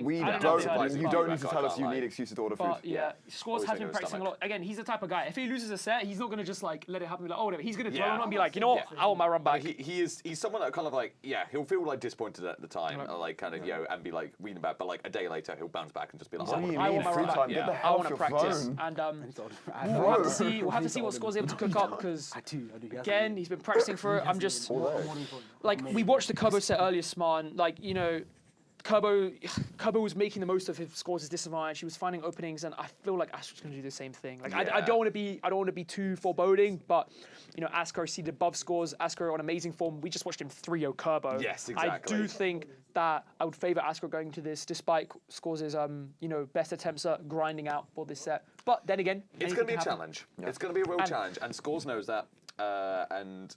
That's kind of what's going to make it interesting. We'll have to see what Scores can do here. Asko is obviously feeling, confident of this. Like, he is on an all-time high. He literally came into the friendlies room and literally went, I am so damn good at this game after beating Kerbo. That's good. I love that. I respect it. He's feeling it, and he knows that, like, he's in a good position for the rest of his tournament. I think clear of going winner's side now, regardless. I think most interestingly, I was going to say, if Scores wins this, there is the three-way tie. And if we look at the game count, I believe Scores Kerbo was at 3-1 to Kerbo. That was 3-1. 3-1. Asker Kerbo was 3-0. Yeah. So, like... Been interesting. We'll have to see how this goes. Because if this is like... If Asker even loses this, like, as long as he takes a game or two, he's already at winner's side. But obviously, he's going to want to win this. He's going to want to go 3-0. We're going to have to see what happens. It's also interesting because the big adaptations, the big steps that Asko made in his set versus Kerbo was kind of patience-based, right? It was all about slowing down momentum in situations where you wouldn't think to. A lot of Scores' foundational advantage state is based on his opponent making those mistakes because of just being impatient. And here, it might serve that Asko's adaptations that he's already made to deal with Kerbo will serve him dividends here in a set against Scores as well. I thought we were going to see a reverse up. Oh my god, yeah. Okay, this is where like Scores has really got to go and actually Good challenge. edge guarding. Oh, you but the silly missing foot sausage. is so unfortunate. I mean, but I mean, you take it, He but took the it's kill. sad, you That's know. gonna hurt. Like Yeah. he had the opening. I mean, this is pretty even. You know, I was impressed with Scores' quick 0 to 60 at the start, good positioning and such. But then again, Askro, he fired back so hard with the edge guarding. Askro is a big edge guarder. He loves maximizing his openings and really shows. Baiting into that, even the boomerang is He waiting recognized for... the boomerang. He couldn't get a punish. It does give him the safety, yeah. It does give him the safety to get out of that situation, though, which is well recognized from Scores, who is going to try and put even more pressure on this platform with that up air that is super active. But Ness is so mobile in the air that he can actually escape a lot of those frame trap situations that Scores seems to love. Yeah, and, you know, we see a lead for Scores again, similar story to the first stock, where he's getting good spacing down at the beginning. But again, does Askro fight back? Does he adapt? Does he come back stronger? Because that's what it's looking like right now. The absorption! Absorbed it, hit his shield, combined to grab. Goodness. Of course, the damage output is crazy as well. Literally off a few hits, and like suddenly we're even. Like Scores was looking so good. The down air to back air going to send him right off stage. Of course, the PK Thunder going to put him in a pretty devastating position. Yeah. With the up air connects, you see the lightning, but no kill just yet. But Askro can just go all the way out there. The bomb's not going to save him in time, I don't think. But it is going to hit Askro. But I mean, it's going to do nothing. Like it's just chip damage. Yeah. And that's exactly what we were saying. Scores has a nice momentum, nice positioning, and then Askro just. Perhaps Scores gets too impatient, perhaps he kind of lets his guard down, perhaps Askro makes adaptations, and we see big openings. Okay, all right. We saw a big opening, really. Askro was kind of like fairly easy to kill there, but Scores, thinking that his opponent was already dead, kind of just waited at the ledge, didn't end up getting anything done, and as a result, Askro is still holding on to his life, and we know how much Askro can do with so little, that it really feels like you have to take your stocks where possible. Yeah, I'm definitely so Zanated. And the thing is, oh my god, beautiful up smash coming out from the Scores. I just usually see Askro when it comes to like these approach situations. I feel like Scores kept getting caught off guard by that approach magnet and just open Scores up every single time, causing a lot of damage. But now, you know, it's you're one stock each. Scores is still in it! Yeah. Very, very near miss. And Magnet absorbed the bomb as well. You can tell Scores has done his homework because usually he'd do up to F with dash attack, but this is too floaty, so he couldn't actually true combo him there. So he decided to. Great parry on that gap attack though, but it's not going to kill. Again, Toon Link is weirdly heavy. Sometimes he can just get so hard to kill, but he doesn't get attack there. The no bluff. Yeah. No mix up. Yeah. As do it again. Askro, I mean, minecart because it's strong. Like that's how Smash Ultimate works. And Askro, you know, manipulating that tenet to the best he can. Great use of the mental stack. Yeah. Definitely so. Yeah. And as we're up 1-0 is Askro right now. He's just. This is the perfect position, right? You know, 3-0'd Brinky Bird, 3-0'd Kerbo, and now he's up 1 over Scores. Could this be the first 9-0? Yeah, I think the only one. I think everyone else dropped games. Today, which is crazy. Because Bloom won. We went 3-0 drop games. Louis went 3-0. He had some nail-biting sets. Yeah. No one was 3-0 in Wave C, and this could be perhaps a 9-0. And harkening back to what you said, I think that one game, even if Scores does win this set, has just clinched him. Yeah. That game just guaranteed him top 2, maybe even top 1. I believe yeah. I I believe think it guaranteed him top 1. That game in itself. So. Impressive from Askro, really. You know, just great work from him. Had high expectations, and you know he's living up to them. This guy knows no bounds. Yeah, I mean, I feel like Askro definitely coming to this tournament. Like, kind of, there was a lot of eyes on him. Obviously, everyone knows how good Askro is, but he's still not been able to travel all that much. You know, he's kind of relatively stuck to kind of the smaller UK events, and this is the biggest chance for him to actually kind of just take down each big name in the UK, and he's already started doing it today. He's hoping to take down another one with Scores again, but of course Scores just wanted to fight back. He said about how he's been back a demon. He wants this. Beautiful punish, you know. That's good recognition from Scores. Like there is, but this is a massive opening. Okay, never mind. Good recognition from the Scores. You know, when Nesses are kind of like messing around in the air like that, you can hit between the aerial and the Magnix. There's about 20 frames of vulnerability. Recognizing that, nice swing with the back air, again swinging into Ness. Appropriate timing. It's really important. And there we go, up to up air. Not going to kill just yet, but we've already seen Scores. Once again, Tekka, you were talking about how, you know, you can see Scores has that game plan as well. And even with Askro going for these magnets, but usually it feels like very safe for him to do so, especially in his other sets. We've seen Scores throughout responses, you know, such as that back air, hitting him. And as such, we've seen, I feel like a lot more of an even first stock, all things considered. Makes it back, forward edge, immediately off the ledge. Doesn't even give a second thought. He loves double jump forward air. And I mean, I do think Askro has been just moving around so much. I think if Scores wants to bring himself back into the set, he needs to recognize that. He needs to say, okay, I'm going to pair on the platforms. You know, he's doing a lot of double drop PK fires. He's going to position really well. Just going to take the damage there. I don't think he had a way to kill him. Perhaps with forward air would be untechable. I'm not certain. But Let's get back again. That's good. Like, that's what I mean. He needs to start scouting out those platforms, covering the platform movement, because Aspen's doing so much, and it pays off. Yeah, honestly, Scores is playing it patiently really nicely in neutral right now. He's really taking his time to go in, but it feels like the most obvious options, the Astro options really is what kind of is taking him apart, especially those drop from the platforms, side Bs or those fairs from ledges. You know that Astro is going to go for those. For some reason, that's kind of the options that he's missing out on at the moment. Thankfully, he does get 59%. He racks them quite nicely. Astro is going in still a lot with these PK fires, and he's starting to get really quiet for it, especially because Toon Link's sword is deceptively big. These hitboxes are hitting deceptively hard right now. 98% racked up. We could be seeing kill confirms at this point, and Scores is still patient. I love how he's in fish mode, and he gets the bait. He gets it. Like, he's been fishing for this kill confirm. Couldn't get up here, but this is a big moment for him. Again, double jump. Getting called out this time. This is good. He has no double jump. He needs to press him. Yeah. Good press with the full hop there. Scores, he's really come alive in the second game. This is exactly what I wanted to see from him. As Ashkar's going to have to do some reconsidering, honestly, because he might have to switch things up a little bit. Yeah, it feels like Ashkar's not had a chance to do much. There was an opportunity there. Wow. But thankfully, Score's going to get away fairly scot-free, but of course, still needs to actually find this stock first. Asco's not going to let it go easily.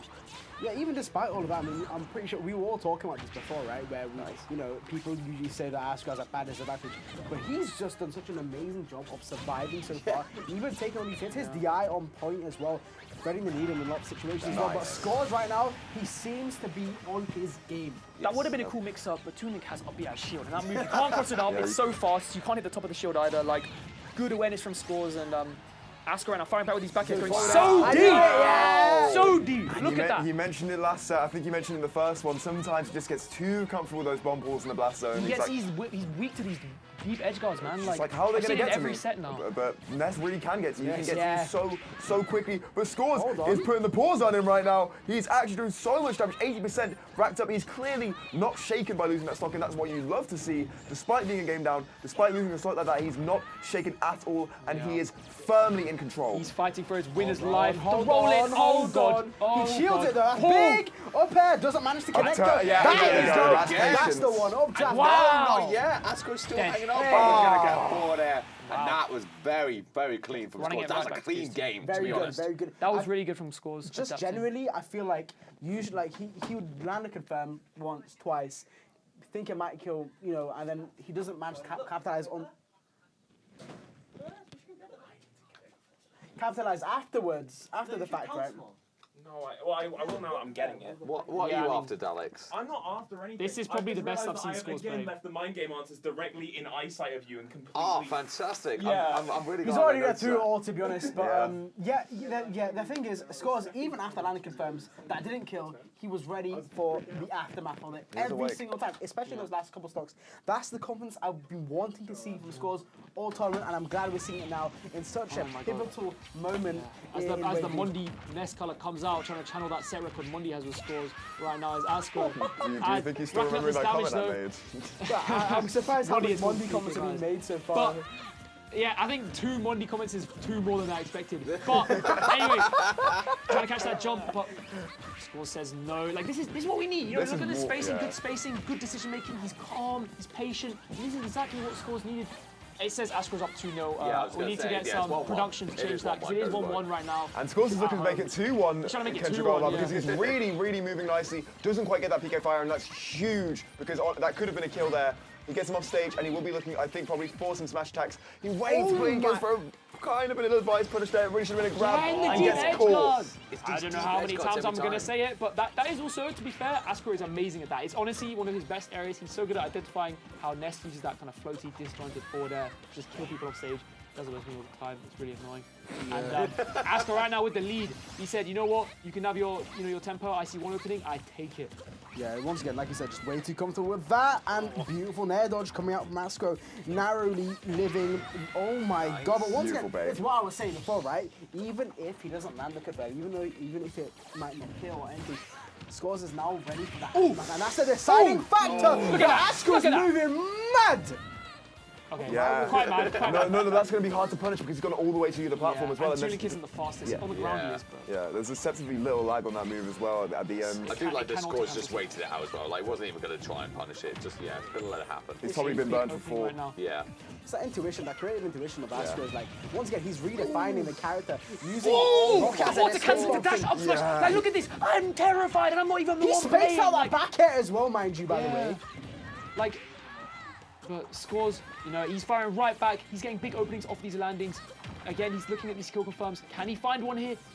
Yeah, I really like his sharking movement as well. He's not at all giving Astro an inch. He doesn't make it obvious when he's going to strike. And as a result, Astro, who loves landing with side magnets and nairs and everything, that's so safe. Finally works. Yeah, unfortunately, Scores has not swapped that one away, and I was just getting the kill. But he has a straight back, and we got 0% to 0%, 1-1. Incredibly even between these two players right now, and that's not what the second record was suggested. Yeah, these guys are on fire, and you know we were saying beforehand, big advantage to Astro in terms of the set, just like you said, Zanati. But Scores, he's done his homework. Oh my God! Oh my God! Recovery.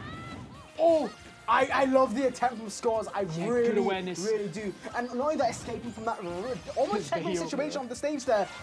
Getting back, PJ Fire, two of them. No double jump, he's dead. He's That's scary. No, he's not dead. But Honestly, I think he gets that 10 out of 10 times, but I guess it's 9 out of 10 as Scores with this final opening now sees another life, and he gets something big. Asco's looking very, very aggressive already with the way he wants to get this out. He gets again, an up air to grab, but he doesn't quite kill off of it or anything. He's got this ledge trap situation, but he kind of messes up on the execution. The fair catches, Scores out, he up, he's high. I think he still has his jump as well. He's got so many mix-ups. Gets the game attack that time. He's going to heal Astro, but he's still holding on to life. Goes for a dash attack. He's really trying with the kill options. He wants this opening so bad. Man, it's the sour nerves. Tries to hit confirm off the boomerang, but Astro just lands with the up air into the boomerang to cancel it out and stuffs out that hit confirm. It's fairly obvious, you know, when it comes to Magna, that is, where obviously its intended purpose is to be used as a defensive tool. Yeah. But the thing is, obviously, you see a lot of netters use it offensively, so sometimes you lose sight of that original vision of the move, but Astro is just using it so perfectly. Not just defensively, though. It's used as a tool to sort of bait an option. Yeah. From Scores, especially off stage, ledge, I can't throw the bomb at him now. Mid-stage, I can't throw the bomb at him now, and just forces an approach, and he's ready for a response every single goddamn time. It really feels like you have to nickel and dime so much just to get an opening on Ascar, like just to find a single hit, because like there was like that second stock especially, like you could see how Scores was playing so carefully around it, and it still felt like you had to literally find a teeny little opening just to get your chance to strike back, because otherwise you were going to get smacked. And Ness has an abundance of kill options, Yeah. man. It's pretty much every single one of his aerials kill. He's got a few grounded options, some really good smash attacks, obviously some great setups, and it can be really, really hard to evade every single one of those sort of percents. Sometimes it's hard to evade those dares, but no one Asco is kind of telegraphing it that much. Thankfully, Scores does evade, it's holding on to it. And Asco is just starting to kind of go for whatever at this point. Yeah. 3 times in a We're just row. going to keep doing it. And he doesn't get punished. It's scary, man. Again, you're on that stage. You know, it's like a professional environment. You got the lights and everything. You can't second guess yourself. You don't want to be that guy that got hit by Ness at B. You don't, bro. You're going on Reddit or something. Scores was saying about like how last time Asco and Scores played. His Scores ended up on Yeet Smash as like most disrespectful kills. Like he literally was on like a lunch break, like to open up YouTube sort of bit. I was like, oh yeah, cool, I'll check it out. First clip was him with Asco, and he says I never want to happen again. Good high recovery. Yeah. I'm surprised that won. Honestly, I thought the fair was going to win, but Scores is going to take that chance and he's going to run with it. No double jump right now. He needs to kill Asco. Why is he sitting on stage? Why is he sitting on stage? Yeah, I feel like he needs to go I out got there. the arrow's well advised, and there's the that's F kill. good. Okay. Yeah, okay. Scores, despite all of our backseat coaching, still manages to find a kill better than all of us could have, so great shot from him. Still running on percent right now, 34. I'm talking even you, bro. You don't know how to play this character. What the hell? All right, Asco with the back throw, firing right back. These dash grabs, you know, we see the confidence of Asco. Like it's just so natural, right? Like he goes for these reads, he knows what's going on. He has such a feel for the game, and Scores is gonna have to do his hardest to take down this Titan who's up a game right now. No, No. Please. Okay. Good jump here. Like some people would get terrified. You know, some people on this couch might just get their shield broken, so it's a really good thing. Talking about you, bro. I was talking about you as well. But he reached that Top 10 kills this guy. Yeet smash. Don't get killed. You can't die here now. No! Top 5 it as well. disrespectful moments in Smash version 3. Scores his nightmare. It's recurring at his point. His hands going right back and back. Okay, he up B's out of that oil. Up B's his problems away, and now. Up air. Good conversion right now. Okay, again, like Asco just going on the aggression here, but scores literally just trying to hunt for this kill. Unlikely, he's still waiting out. Does Shark underneath, the up air going to catch him, take that stock away. We're still even in this. Nice reaction as, again, these matches have been so back and forth. Scores are only put in a great showing given, yet again, our expectations. Edge in, PK Flash once again. Shouldn't be a kill or anything, but Asco will be running numbers in. You know that for a fact. He can't quite find anything actually great retreating aerials from Scores to get out of those situations. Asco, though, put a lot of pressure. What a grab as well. We haven't seen that option too much, and he just does it raw. He's currently trying to pressure Scores right now, and you can tell he's looking for any sort of setup. Yes. Scores really, really patient, really holding on to this. And Rekka, it might be the end of the game soon, but what do you think? How do you think this way's going to go right now? It's just looking really clean for Scores right now. I know you can see a game 5 here. We're seeing the F tilts, the anti-air. We're seeing the up keys being used to disengage. But he's got to get off the goddamn ledge. He gets an up tilt, rangs himself in. Bomb on deck. And we're back to that neutral. This was position before. Oh, This guy's playing baseball right now. Doesn't quite get the jump catch. Asco's looking for Nexus and Time Magnet. I was about to see a backflip there. So scary. Oh, the parry though. Has him in the corner once again. He needs these openings. Oh, that should have been fair. No! Scores, no. That's how you end it. Just picks the wrong area. Honestly, no, I can't lie. If your Scores, very strong showing. That was in there. No, that was. I feel like that's the best he's played it. That was is amazing. The best he's played it. Absolutely amazing. Unfortunately, that up air, was very ill-timed in that position. Like the forward air would have been very well suited in that situation. Probably even hit as well. It really feels like that Asco kind of slipped past the up air as well. Obviously, not the best horizontal coverage as well. Scores devastated. You can tell. He put in so much work. Yeah, it's tough. It's so tough. But it is absolutely the best he's played it. Yeah. And he's still looking so strong for tomorrow. And thankfully, two losses. Yeah. Unlike most brackets, it's not the end of his Scores' run. Yeah, he still has that loser side life. He can still bring this all the way back. Yeah. Back from the brink, not long some tomorrow, might say. I believe some might say that. If nothing else, what I want Scores to do this weekend is low-key just play against Asco and just just learn from it. I think he's got an opportunity to learn from so many good players here. Unlike a lot of tournaments, there was going to be opportunities for the friendlies. There's going to be chances to grind it out, That's both the whole after point, bracket. really. You literally, when you're at something like this. When you're at something like this, you've got to use the opportunity, and I know Scores will be looking to.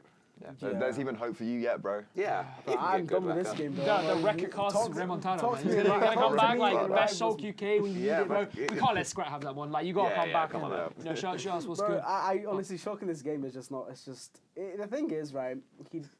Alright, we don't care. Moving on. Why am I talking about? Look what you've done. Look what you two have done. Moving on. We do not care. Disgusting. We don't care about Shulk. I know your opinion about Shulk. But anyway, disgusting. Moving on to Kerbo versus Brinky Bird.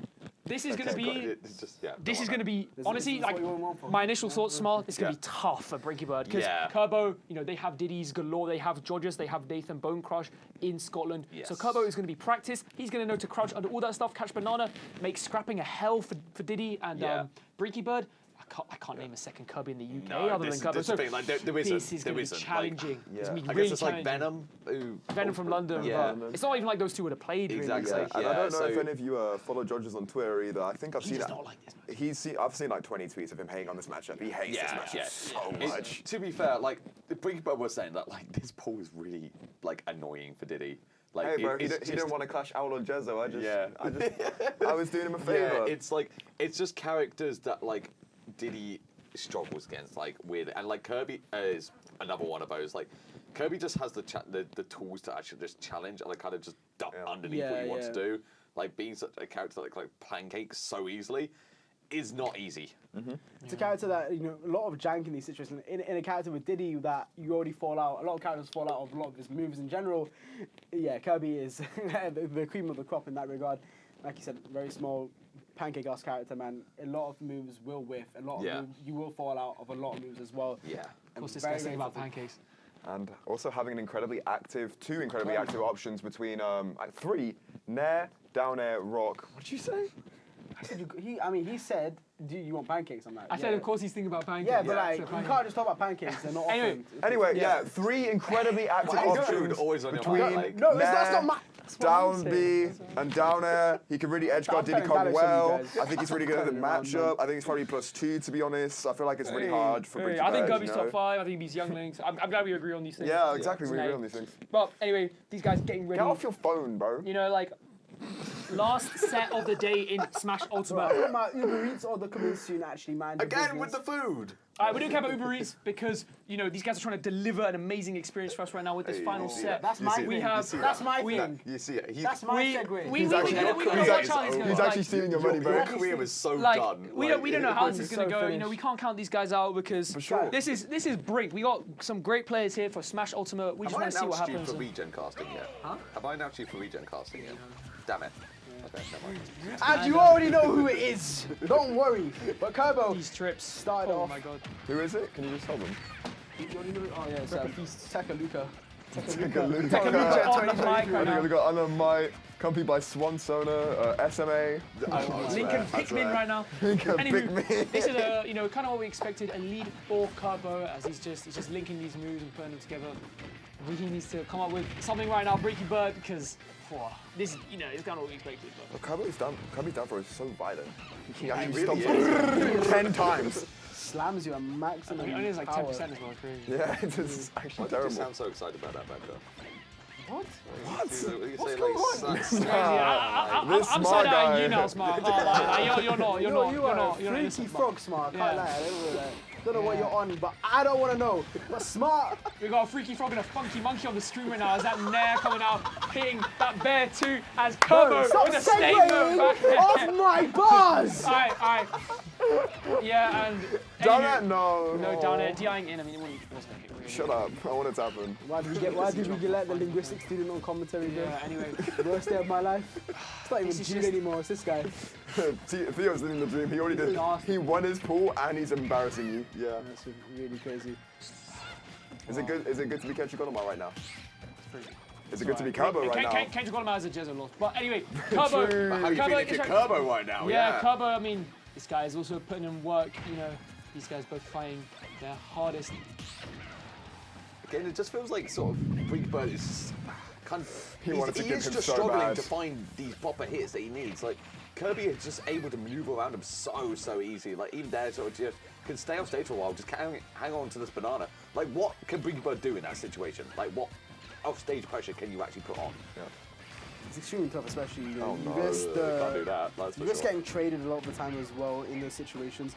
Very scary for Brinky Bird, but he still managed to keep his wits about everything. Once again, I feel like Brinky Bird very patient, very consistent player despite everything that goes on. So very good. Despite what? Despite everything that's been going on. Okay. Yeah, like playing Diddy against Kirby is so challenging. Yes, as a matchup. So as Rekka says, like the tenacity of Brinky Bird right now in his pool is might as well say Umar Alam at that point, you know. Like. The tenacity, you know, as said by Umar Alam, is very impressive. And yeah, I mean, he's certainly holding on. He's still. Awesome. Okay, guys. He's certainly holding on. He's still putting on a lot of damage. But Kerbo is just answering back too hard. It's such a huge lead, and you already know that this guy is planning like the stupidest way to kill Brinky Bird right now. Yeah. Doesn't go for the suicide. Down still, tilt, trip, yeah. not quite. Fishing for that thing. Brinky Bird representing the South, man. You got to give it your all right now. These combos from Kerbo. Look, like he just knows his match. He knows he can spam down tilt there. He knows that he can't actually hit you. He up smash, but he's not going to up smash at 60. But I think up smash is also going to like high profile his down tilt probably. Yeah. Really? Probably. That's scoops. I mean, we'd have to see how look at the way, yeah. No, I mean, he's still pancaking when he does the down tilt. I was going to say, Becky, like, yeah, you literally saw, like, obviously, Brink Bird's like just going for that high banana. Auto cancel. I love nice that. Auto cancel. Literally just, pancake up below it. Yeah, it really does. That auto It's cancel very is- annoying. You can't, the risk reward, I mean, it might not even be there, to be honest. Yeah, as Kerbo's laser focused right now, you see it in the player cam. This guy is bloodthirsty He wants these kills. You know, we were congratulating him on his recent performances, and he's showing us why, man. Yeah. Like, what a showing from Kerbo. Very, very solid 2-stock, and Brinky Bird hasn't really been on the giving end of any comebacks so far. He's really kind of had an early lead or been looking really good from out the gate, but slowly slowed down. So it does really hurt, like kind of hurt to see him get 2-stocked game one. It's like when a player that doesn't seem to speed up, it can somewhat be difficult these times, but it's very possible that Brinky Bird actually has a fair bit in the tank. There was life in there. Yeah, and I'm sure that the Scottish Diddy Kongs, with all their hatred for this pink puff ball, probably did advise him at least somewhat of kind of what options he might have. Yeah, definitely. I mean, You mean? I mean, like, you know, Brinky Bird, again, we've seen moments of brilliance from him in these sets. We've seen him get some nice combos, some nice conversions, so you can never really count him out. Though, of course, the odds are stacked against him. Yeah. Hold on. He's already off stage, man. Oh my god. He's already fishing. He was fishing for the ledge trump as well. It's so scary. It's so scary. Look at the way he's so devious. He just always goes for that ledge trump as well. Brinky. I mean, it's gonna make Brinky Bird just panic an option on the ledge. Right? Yeah. You don't want to get that risk of getting ledge trump back in. Really, really awful feeling. Absolutely unrelenting pressure, trying to get the jump read, but Kerbo just again staying calm, using the shield. Ooh, down smash, auto cancel. Oh, the grab!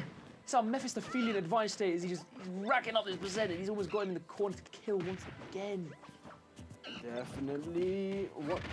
These grabs, God, man. He's so confident. He's so aware. He's just right in the thick of it. Kind of ridiculous at the moment. Definitely. Brinky Bird finally gets out of the corner with that one successful up B. Doesn't convert off that up throw either, so it's only 64% back onto Kerbo, and he's not going to find any way to kill. And those super active forward airs are really just great at calling out Diddy, who loves to be jumping, who doesn't have that incredibly active option outside of fair, really. So he's just catching out. He's jumping first every single time, fairing first every single time. And as a result, Brinky Bird doesn't really have an option in these scramble situations to get away from Kerbo or get him off of him. Definitely so.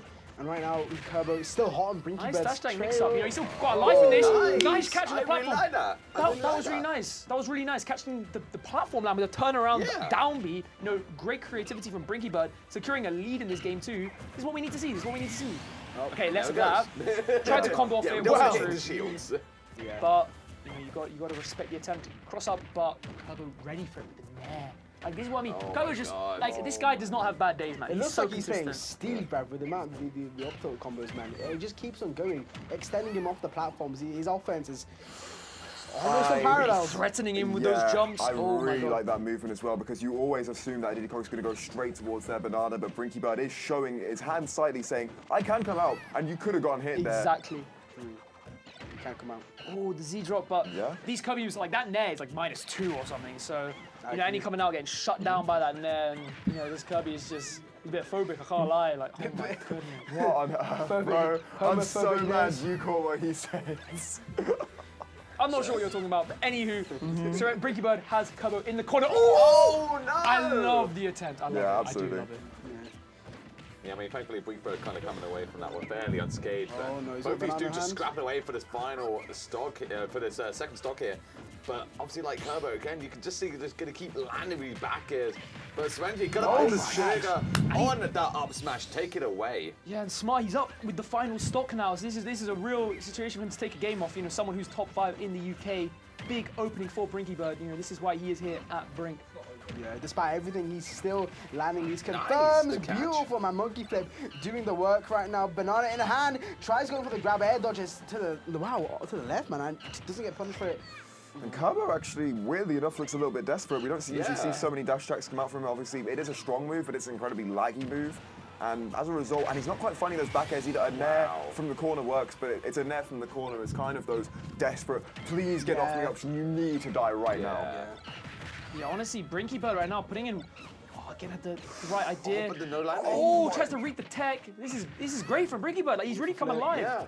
I love what I'm seeing. He just needs a bit more. That should be it. And he jumps up in his chair. That's just straight up Big it. game win against Kerbo. You know, number 32 in Europe, number 4 in the UK. Like, that is a statement from Brinky Bird. He showed why he's here. He deserves to be here. That was a pretty dominant game, actually. Like, Brinky Bird looked comfortable. Obviously, it did come down to the last stock, but, like, that was early percentages of Brinky Bird. Like, he had a long time before he was at any risk of danger there. And we've been talking about all day today that potential three-way tie. Yeah. If Brinky Bird beats Kerbo. It's a three-way 1-2. It's a And I three-way. mean, what a win to get as well. Yeah. Like, what Kerbo is 4th seed in this? Yeah, or? he's 4th seed, and he's fourth fourth, seed? he's Yeah. fourth in the country right now, really, isn't he? Yeah, So- absolutely. Yeah, and I think if Brinky Bird, I'm just thinking right now, I'm not sure how the games will work if, say, Brinky Bird wins this 3-1, but, you know, Yeah, of course, I mean- Askro has beaten everyone 3-0, I Yeah. believe. So. Asco's 3-1 on scores. So Scores took a game of Askro. Yeah. Scores also took a game off Kerbo, so it's quite good for Scores. Yeah, Brinky Bird has... He took a game off Scores. So Yeah, wait, is that actively tracking? It is actively tracking. Okay, so Asco is currently 2-7. Sorry, Brinky Bird cannot catch up to scores, so Brinky Bird is locked in on the 4th. But either way, it doesn't I mean, matter, it's if still you a beat good Kerbo win in a to tournament, that's like still that's a Kerbo win, it's still man. kind of huge. Dude, if I come back home and they ask me, how'd you do? I'm like, well, I beat Kerbo, like, just about the rest. Like, this is still a big opening for Brinky Bird. Is that how you sound when you go back? Like, said that same voice as well when you go back. Yeah. Yeah. Anyway. Most importantly, should this be a 3-1, I believe that Scores will be taking second over Kerbo. Ooh, that actually does ruffle something up a little bit, does it not? The Scores in winners here would be almost quite unexpected. Yeah.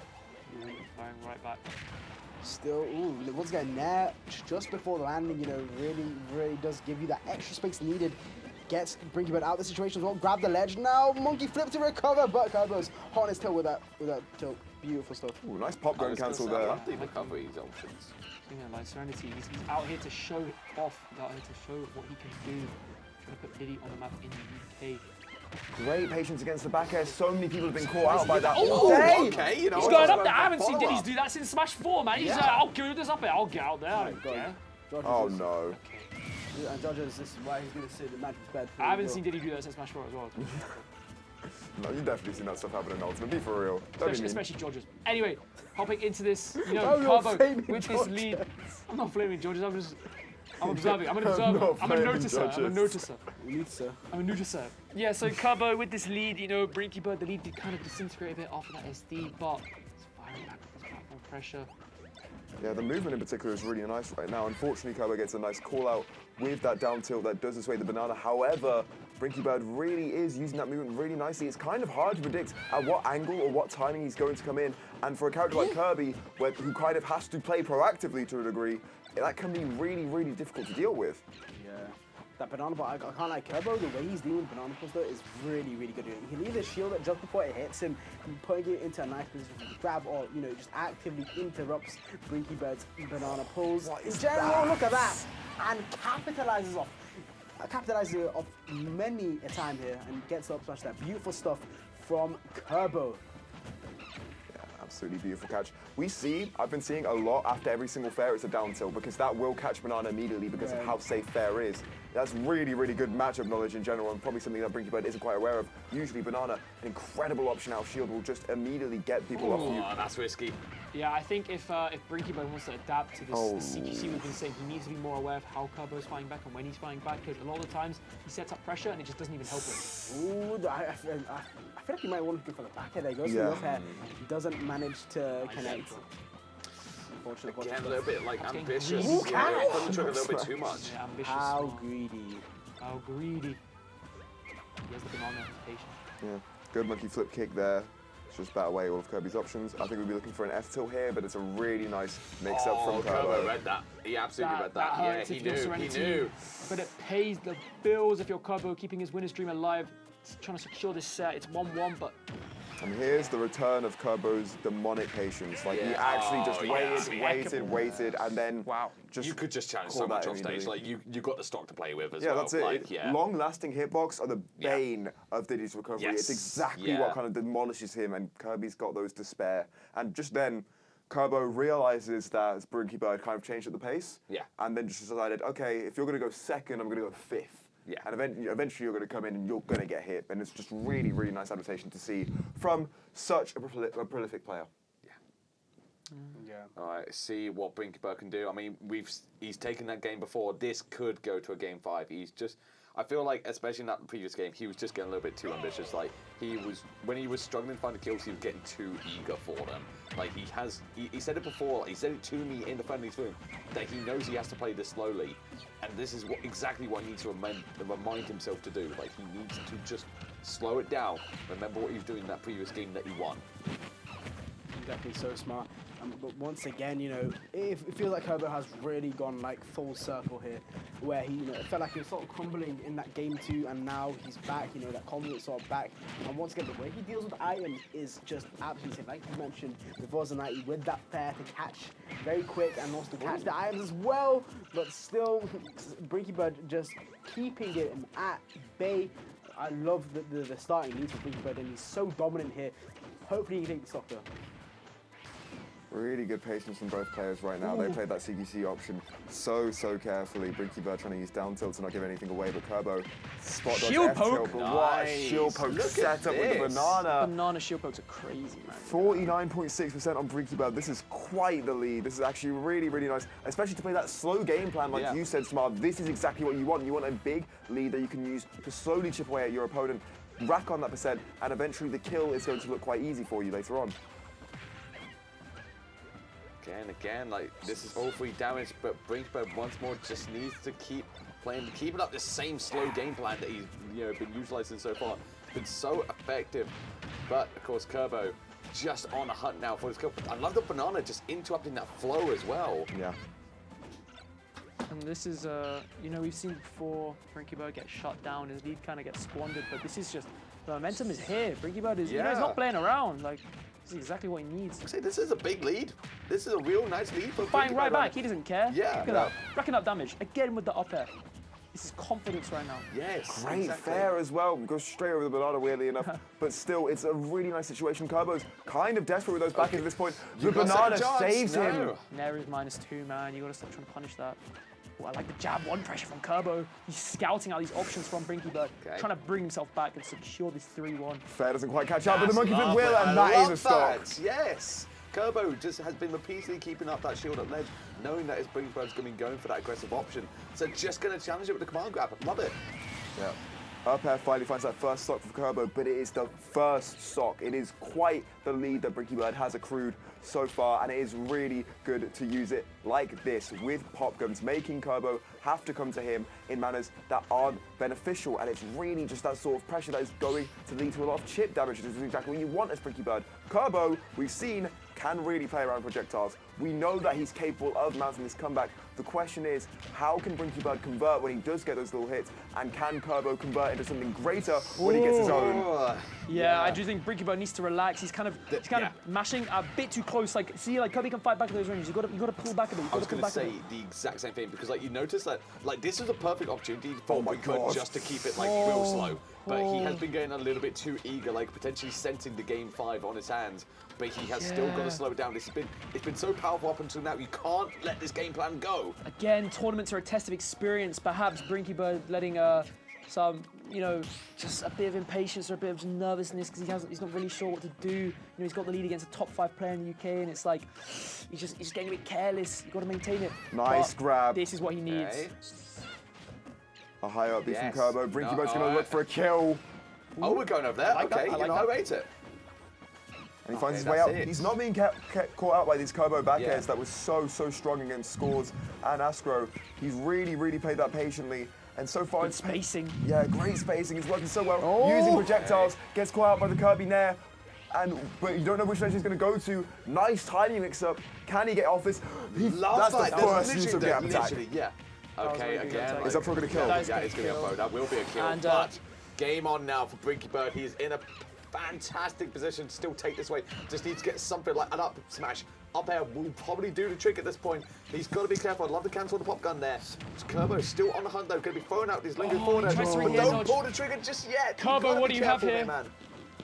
Kerbo, he's hunting for this opening right now. He's so eager. He needs this if he wants to take this set 3-1.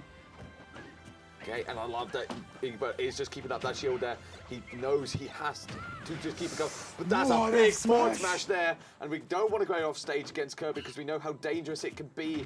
Egbert on the verge here, but I mean, these are getting called out a little bit here. I won't lie, I want to see raw up smash from Brinky Bird. This is nerve-wracking. Bad DI. Yeah, the back air is so potent there. It's been the same kind of height on the recoveries each time from Brinky Bird. And unfortunately, Kerbo just went out there to challenge it this time. Yeah, with Monkey Flip, it's difficult because you are just gonna have to go for that. And Brink had to do it. Yeah. No jump, had to go for the monkey flip. Yeah. It was the only way to actually get back, and Kerbo knew that. It's tough, it's gonna hurt, but I mean, Brink was so damn close. Yeah, he was so damn close. Yeah, very impressive showing really all impressive. Across the pool, honestly. We saw some great ideas and great gameplay from him across all 3 games. You know, he still has tomorrow in the losers bracket where he's going to play against Jezzo, unfortunately for him. But he'll have to see how that one unfolds. I do think, you know, again, Kerbo, that last talk really was just such a testament to his strength as a player. He was calm, you know, he adapted, he saw the key openings, like, it was just, you know, he's been here before, you know what I mean? Like, he knows what he's doing, and it's great showing for him.